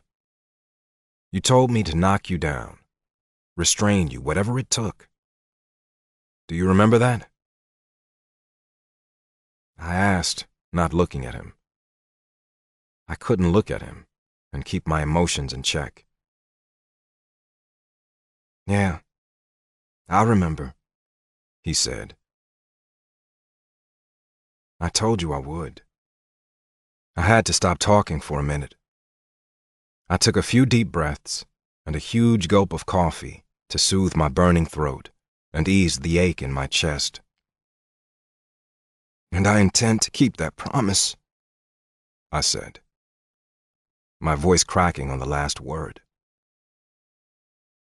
When he didn't respond, I braced myself and turned toward him. Tag's throat was working even though his coffee was gone. He rubbed at his jaw, passing a hand over trembling lips, and I could tell he was fighting for control just like I was. I can't cure cancer, Tag. And I sure as hell can't stop the people I love from leaving me. I couldn't save G. I didn't save Eli. But I've got some pull on the other side. And they're all gonna have to go through me if they want you. He was nodding. All right, he whispered. All right. But Mo, if that's not enough, in the end, if that's not enough, I need you to take care of Millie and Henry. Millie won't want to let you. She's stubborn like that. But make sure she doesn't stop dancing. I hate it, but she loves it. And that's the important thing. Make sure she's doing the things she loves. Don't let her grieve too long. Don't let her grieve like Dr. Anderlin did, making his dead wife follow him around because he couldn't let her go. Help her let me go, Mo. Tell her I'm happy. Make shit up. I choked, laughter and tears warring for supremacy. Tell her I'm fighting with legends in heaven, that I am running through meadows of flowers, that I'm being fed grapes. Scratch that. She wouldn't like that. Just tell her I'm eating grapes. I laughed harder and wiped at my eyes. I'll fight this thing, Mo. I'll fight as hard as I can until the bell rings. But if the bell rings sooner rather than later, then you gotta promise me that you'll take care of my girl. We got a deal? Deal, I whispered. And we were both quiet for a time, battling grief and gratitude and the irony that there is no sorrow without the sweet. I heard the door this time and ducked my head, not ready for an audience. But it was just Millie, and Millie couldn't see my tears. Her face was shiny and pink, like she'd just washed it, and her dark hair was smooth and heavy around her shoulders. She had coffee in one hand. My pot was definitely gone, and she reached forward with the other. Where are you, David? She asked, and she said David like an endearment. I'm here, baby. Tag stood and reached for her hand, guiding her forward and onto his lap. He took her coffee and stole a sip as she dropped a kiss on his whiskery head. Her left arm was wrapped around his neck, and I noticed the ring on her finger. My heart swelled in my chest, and for a moment, there was only the sweet, even if I wasn't surprised. It reminded me of the images I'd been shown the day before. I saw your mom again, Millie, I said gently. Tag turned to stare at me, his eyes blazing in his tired face. Millie turned too, as if opening her mind to the impossibility. I saw her yesterday, just for a minute. I think she wants you to wear her veil. Millie called me. Her voice was scared and apologetic, and it was so reminiscent of the call she'd made 6 weeks before looking for Tag that I was immediately taken back, immediately seized by fear and dread. I'd just seen them at their wedding a week ago, and I'd been so hopeful. I'd been so sure that they were going to beat the odds. Not just the cancer, but the odds. They were crazy about each other, and their beauty and devotion was tangible, a rosy-hued pulse that I had itched to paint. They were moving fast, which was Tag's style, but it wasn't rushed. It was right. The impromptu wedding and celebration at Tag's bar made me wish I could marry Georgia all over again. And we'd gotten a sitter and danced together for the first time since our own wedding. Moses, What's wrong, Millie? we were supposed to start chemotherapy tomorrow, but Tag has been running a fever all day. He's sick, Moses. Really sick. And I want him to go to the hospital. He says we should just wait until tomorrow since we have an appointment anyway, but I don't want to wait. I could call Axel or Mikey, but he's their boss, and they tend to do what he says, even if he's being an idiot. I'm on my way. Tag didn't argue very much, actually. By the time I arrived an hour and a half later, he was too sick to put up much of a fight. Although he winked at me and insisted on sitting in the back seat with Millie so he could hold her hand. They hadn't gotten much of a honeymoon, though Millie said she didn't care. She was more interested in having her husband. Honeymoons could wait. Chemotherapy could not. Henry didn't want to go back to the hospital again. I didn't blame him. I didn't want to go back either, so he stayed with Robin, who wasn't hiding her fear very well. None of us were. I'll be back, Henry, Tag promised. Record the fights for me, okay? I ordered them on pay-per-view. I want the rundown when I get home, he warned. Tag's white count was elevated, but his platelets were still high enough for the first round of chemotherapy to be administered, according to the doctor. They admitted him for observation, but couldn't find any infection or any reason for the fever, and finally concluded 24 hours later that the fever was just his body's attempt to fight the cancer on its own. With the fever under control and no reason to hold off any longer, they administered the first round of chemotherapy there in the hospital. Tag was resting comfortably, Millie by his side. He even had them convinced that he could go home as soon as he was done. Then the shaking began. Tag shook so hard, the bed shook with him, and he went from resting comfortably to courting death in a very short time. I ran for a nurse who could do nothing for him, and she paged the doctor. The shaking continued. It was like the seizure all over again. But Tag was perfectly aware and racked with pain that seemed never-ending. Don't let them save me, Millie. I don't want to be plugged in to anything. Someone will eventually have to unplug. I don't want that. Tag stuttered, grinding his jaw with the effort to form the words. Promise me you'll let me go. Okay, David. Okay, I promise. I promise. Millie crooned, but her eyes were wide open, as if she were straining to see him, as if she were focusing all of her energy on him, as if she refused to have any barrier between them, even her closed eyes. He had turned onto his side, and his forehead was pressed against her chest. She struggled to hold on to him, the rigors shaking her off and making her teeth vibrate with his, but she didn't let go. He asked for something to bite down on at one point, after his mouth started to bleed from him biting his tongue.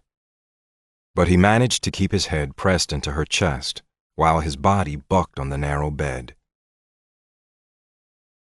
"We see this sometimes," the doctor said helplessly when he finally responded. "The chemotherapy is attacking the cancer.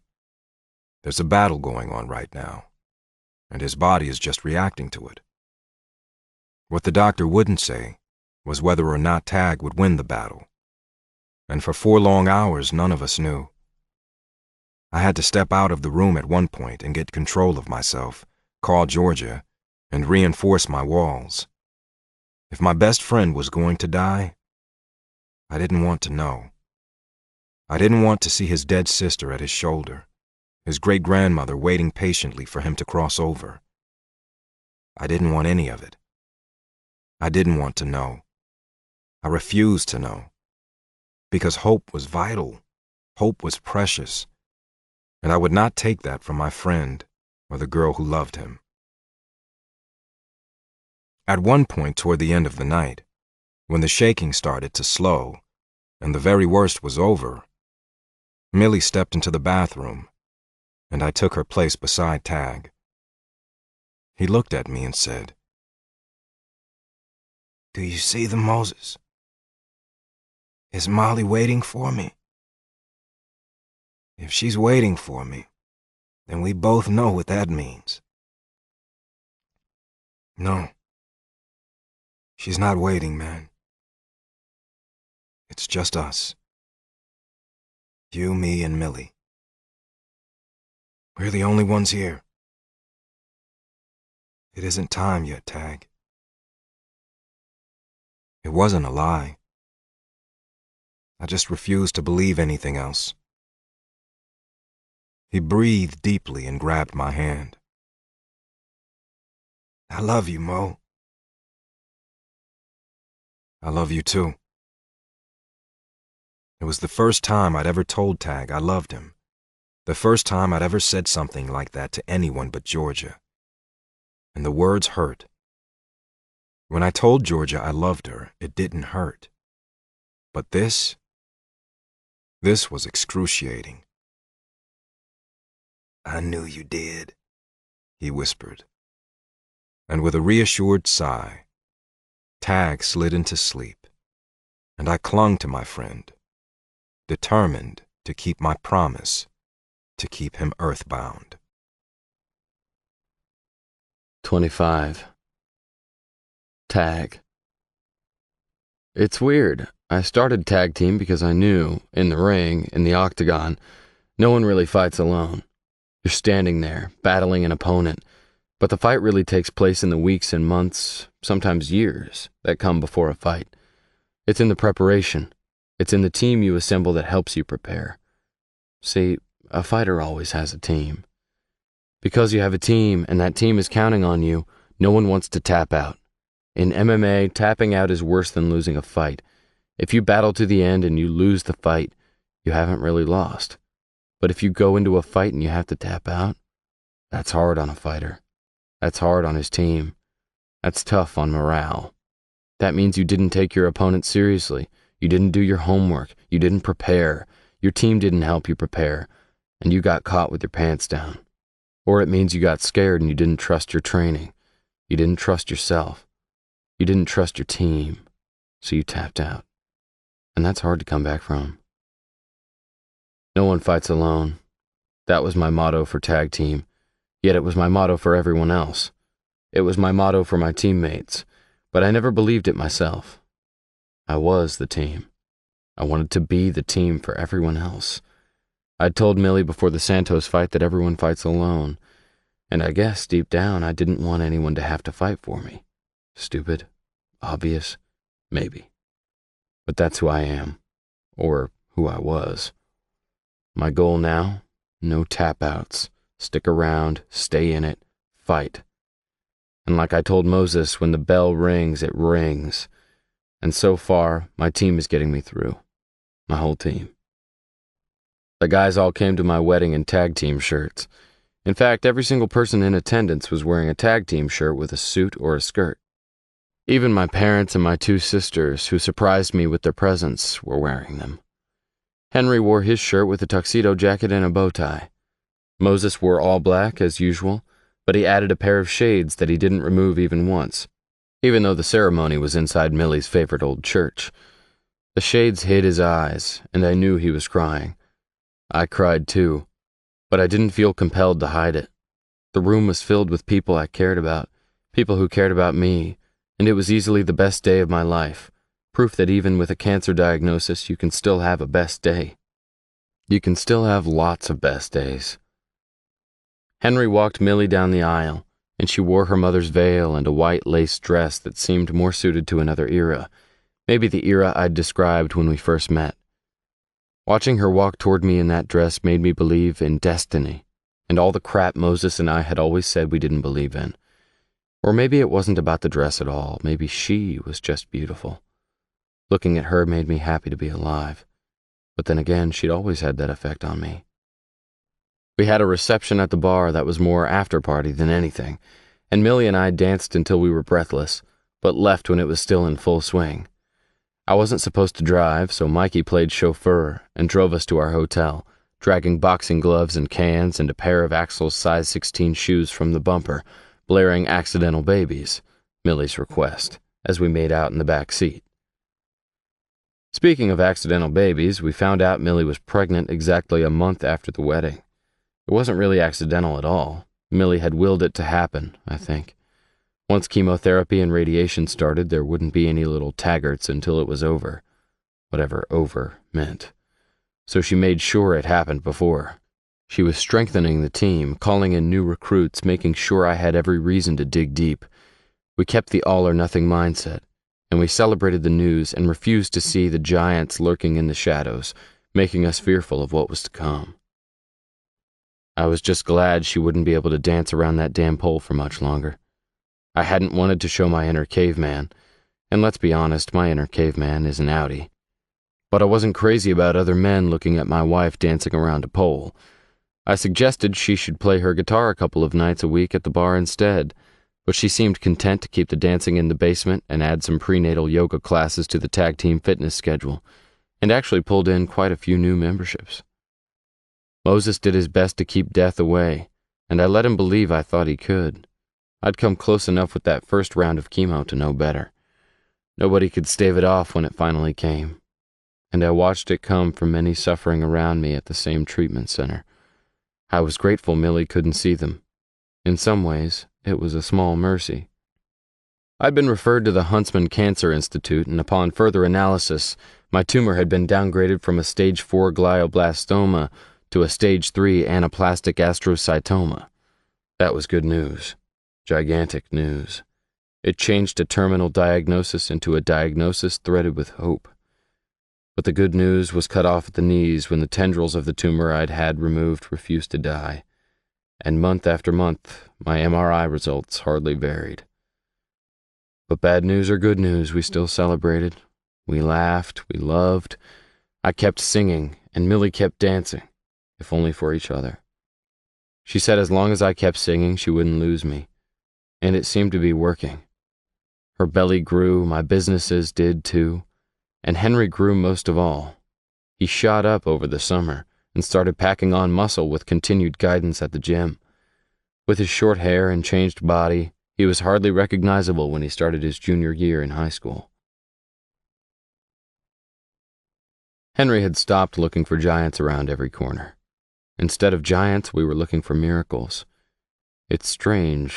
The more we looked, the more we found, and Henry kept an ongoing detailed log of our finds and recited them every day. Millie's labor lasted a long time, too long, but we made it. We all made it. Millie handled it like a champ, which wasn't surprising.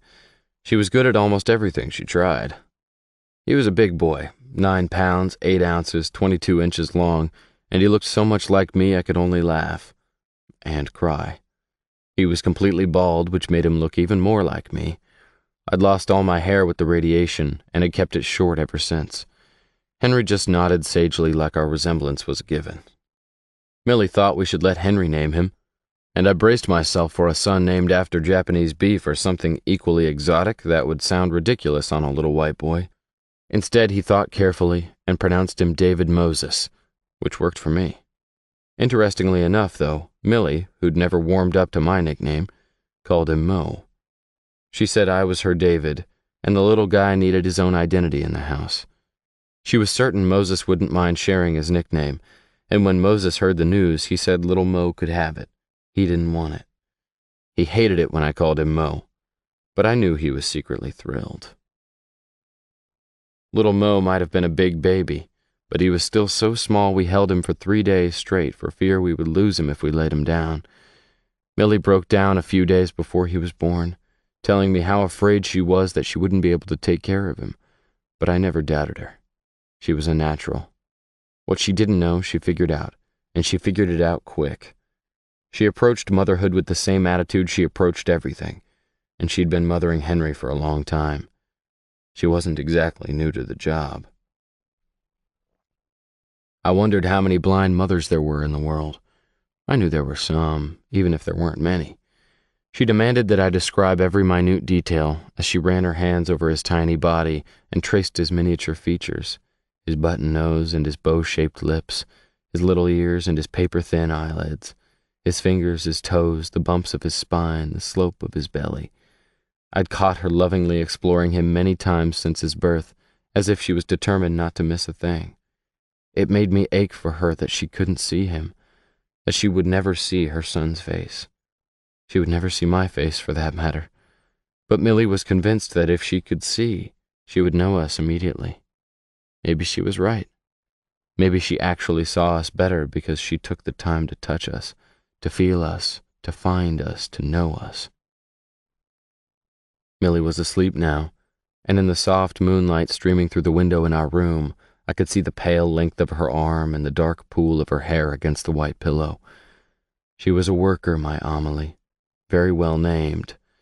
She'd been true to her word, and had matched me stride for stride, and taken care of me easily, as much or more than I'd taken care of her. I sat watching my wife sleep, holding my 2-week-old son against my chest, my hand on his tiny back, feeling the rise and fall of his little body as he pulled life into his lungs and let it go again. His fat cheek lay against the opening of the V in my shirt, and I could feel that he'd drooled on me, or drizzled. He'd fallen asleep while nursing, and I'd eased him out of Millie's arms to burp him so that she could rest, and so I could hold him. He ate constantly, and I was convinced it was just because he liked where the milk was coming from. What was it with boys and boobs?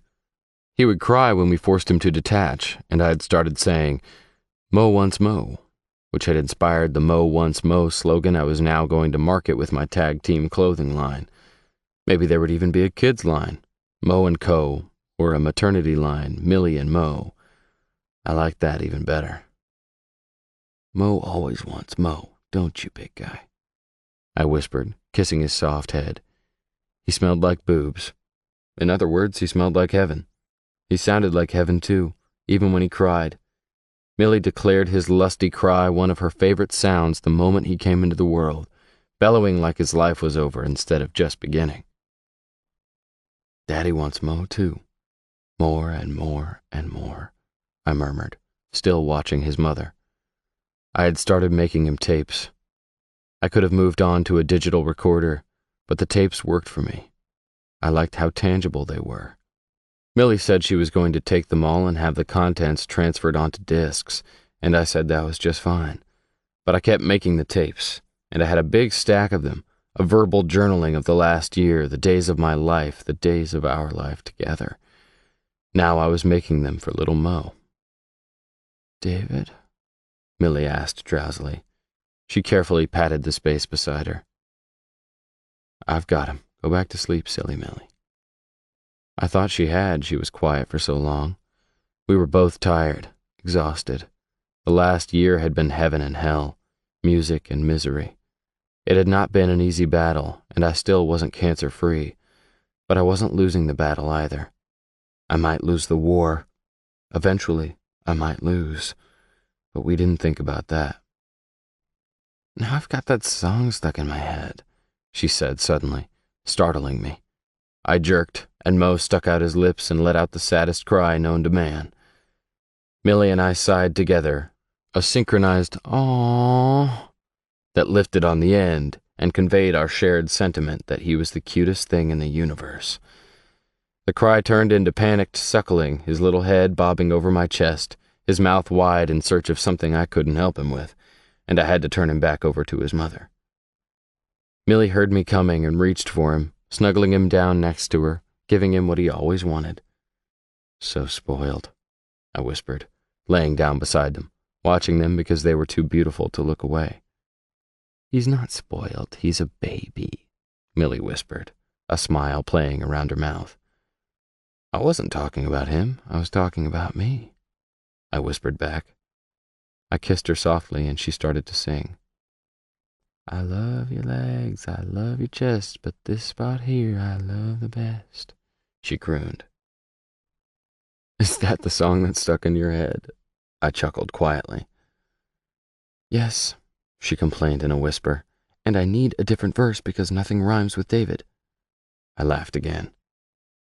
"I love you more each passing day. I love you when you're old and gray," I rhymed. "Oh, that's better," she sighed. "I love you morning, noon, and night," I sang. "I love you even when we fight," she made up the next line. "I love to fight," I teased. "I know," she answered, and her voice was tender. "And that's the thing I love the most." I kissed her again and forgot about the song. I kissed her until her eyes grew heavy and Mo started to wiggle between us. I took him out of her arms once more and let her sleep while I held my boy and told him about my very first fight. It seemed to soothe him, and it soothed me too, remembering the adrenaline, the way it felt to right a wrong, to settle a score, to come out the victor. Mo snored softly in my arms, and I smiled down at him, acknowledging that my battles weren't of very much interest to him. He only liked boobs. I couldn't blame him, but I hoped to be around long enough to help him discover a few other pleasures. I needed to show him how to throw a punch and how to take one, too. I wanted to show him how to fall and how to come back when you were losing. In my life, there weren't many fights I hadn't won, but the truth was, I didn't know if I was going to win this one. I just didn't know. My story might not end in a miracle, but I'm not eager for an ending, so I'll take the miracles along the way and avoid the ending altogether. I've discovered I don't have to see what's in front of me to keep going. Millie taught me that. Perks of loving a blind girl. Epilogue. Moses. We all die. Eventually, that is how the story ends for all of us. There is no variance. There is no exception. We all die. Young, old, strong, weak. We all go sooner or later. I've come to accept that. Maybe even better than most, though I don't think I'll ever embrace it. When the weather permits, I like to walk to the cemetery on the rise overlooking the valley south of Lavon. There isn't much to see. A few houses on the edge of town, fields, a highway, and distant hills. In fact, the view has hardly changed at all these past 40 years. I had lots of family buried here. My great-grandmother was buried here. My mother, too. My little son, who I'd never known in life, was buried here as well. Eli's grave was the one I visited most. I liked to leave things for him on his stone. Shiny rocks and arrowheads, a new paintbrush, and a little plastic horse. As the years passed, the gifts never changed, because he never changed.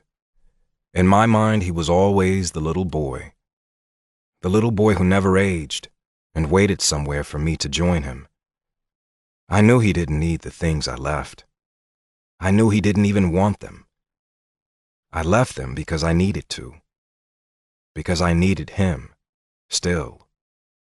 Even though I got along without him, and even though my life was filled with loved ones, nothing filled the space where he should have been. I had other spaces like that. Little scarred alcoves that never looked or felt the same.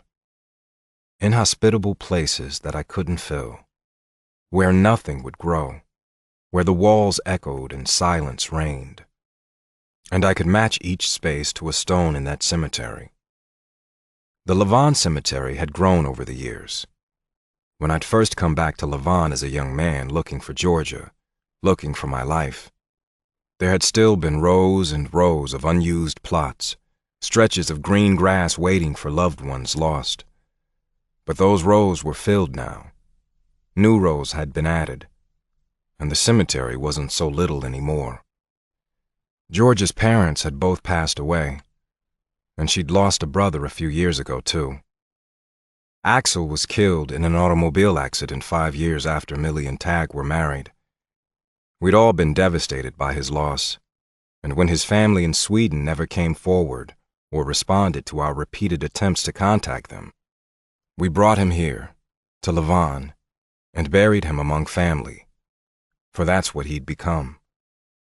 I'd seen him a time or two, as big and blond and brawny in death as he'd been in life. He always smiled and showed me things, memories of time in the gym, time with Tag and the team, and bits and pieces of things I didn't always understand, but never failed to paint. They were his precious things, his greats, and I didn't have to understand them. Life had not been easy on the team, but life isn't easy on anyone. A few years back, Mikey's wife had lost her fight with breast cancer, and after that, Mikey had gone downhill fast. Their kids were raised, and Mikey was tired. He was a veteran, but he didn't want a military send-off. He lost his leg in Iraq, but found a home in Tag Team. He expressed a desire to be buried here, next to his wife, and we buried them 6 months apart, not far from Axel.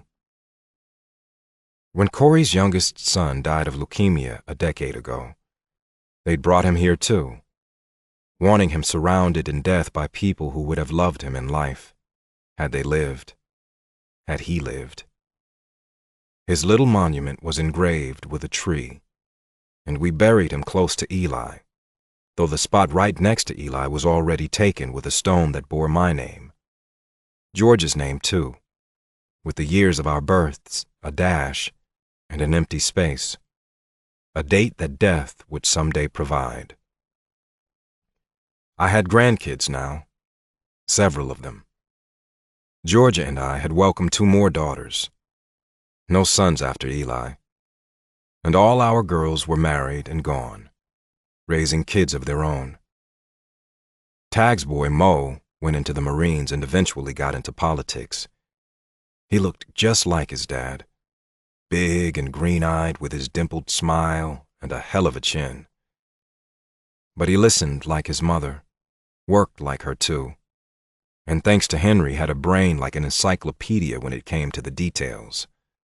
Senator David Moses Taggart was a force to be reckoned with, and people had started throwing his name around as a possible presidential candidate. I just shook my head at that and hoped nobody would come sniffing around Lavon, trying to dig up dirt on his family and friends. I liked the quiet.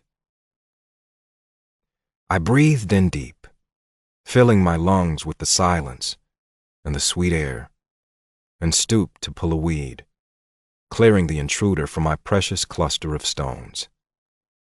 When I straightened, I caught movement from the corner of my eye and turned to find Tag striding toward me, his shoulders as broad as ever, his back as straight, his smile as wide. His name rose to my lips, and my heart lifted in greeting, welcoming my old friend. It had been a while, and I had missed him. This concludes The Song of David by Amy Harmon, narrated by J.D. Jackson and Zachary Weber. Copyright 2015 by Amy Harmon. This unabridged audiobook is published by arrangement with Amy Harmon, care of Distal and Goderich Literary Management, and was produced in the year 2015 by Tantor Media, Incorporated, a division of Recorded Books, which holds the copyright thereto. Please visit Tantor.com for more information on our growing library of unabridged audiobooks and to take advantage of special offers. Audible hopes you have enjoyed this program.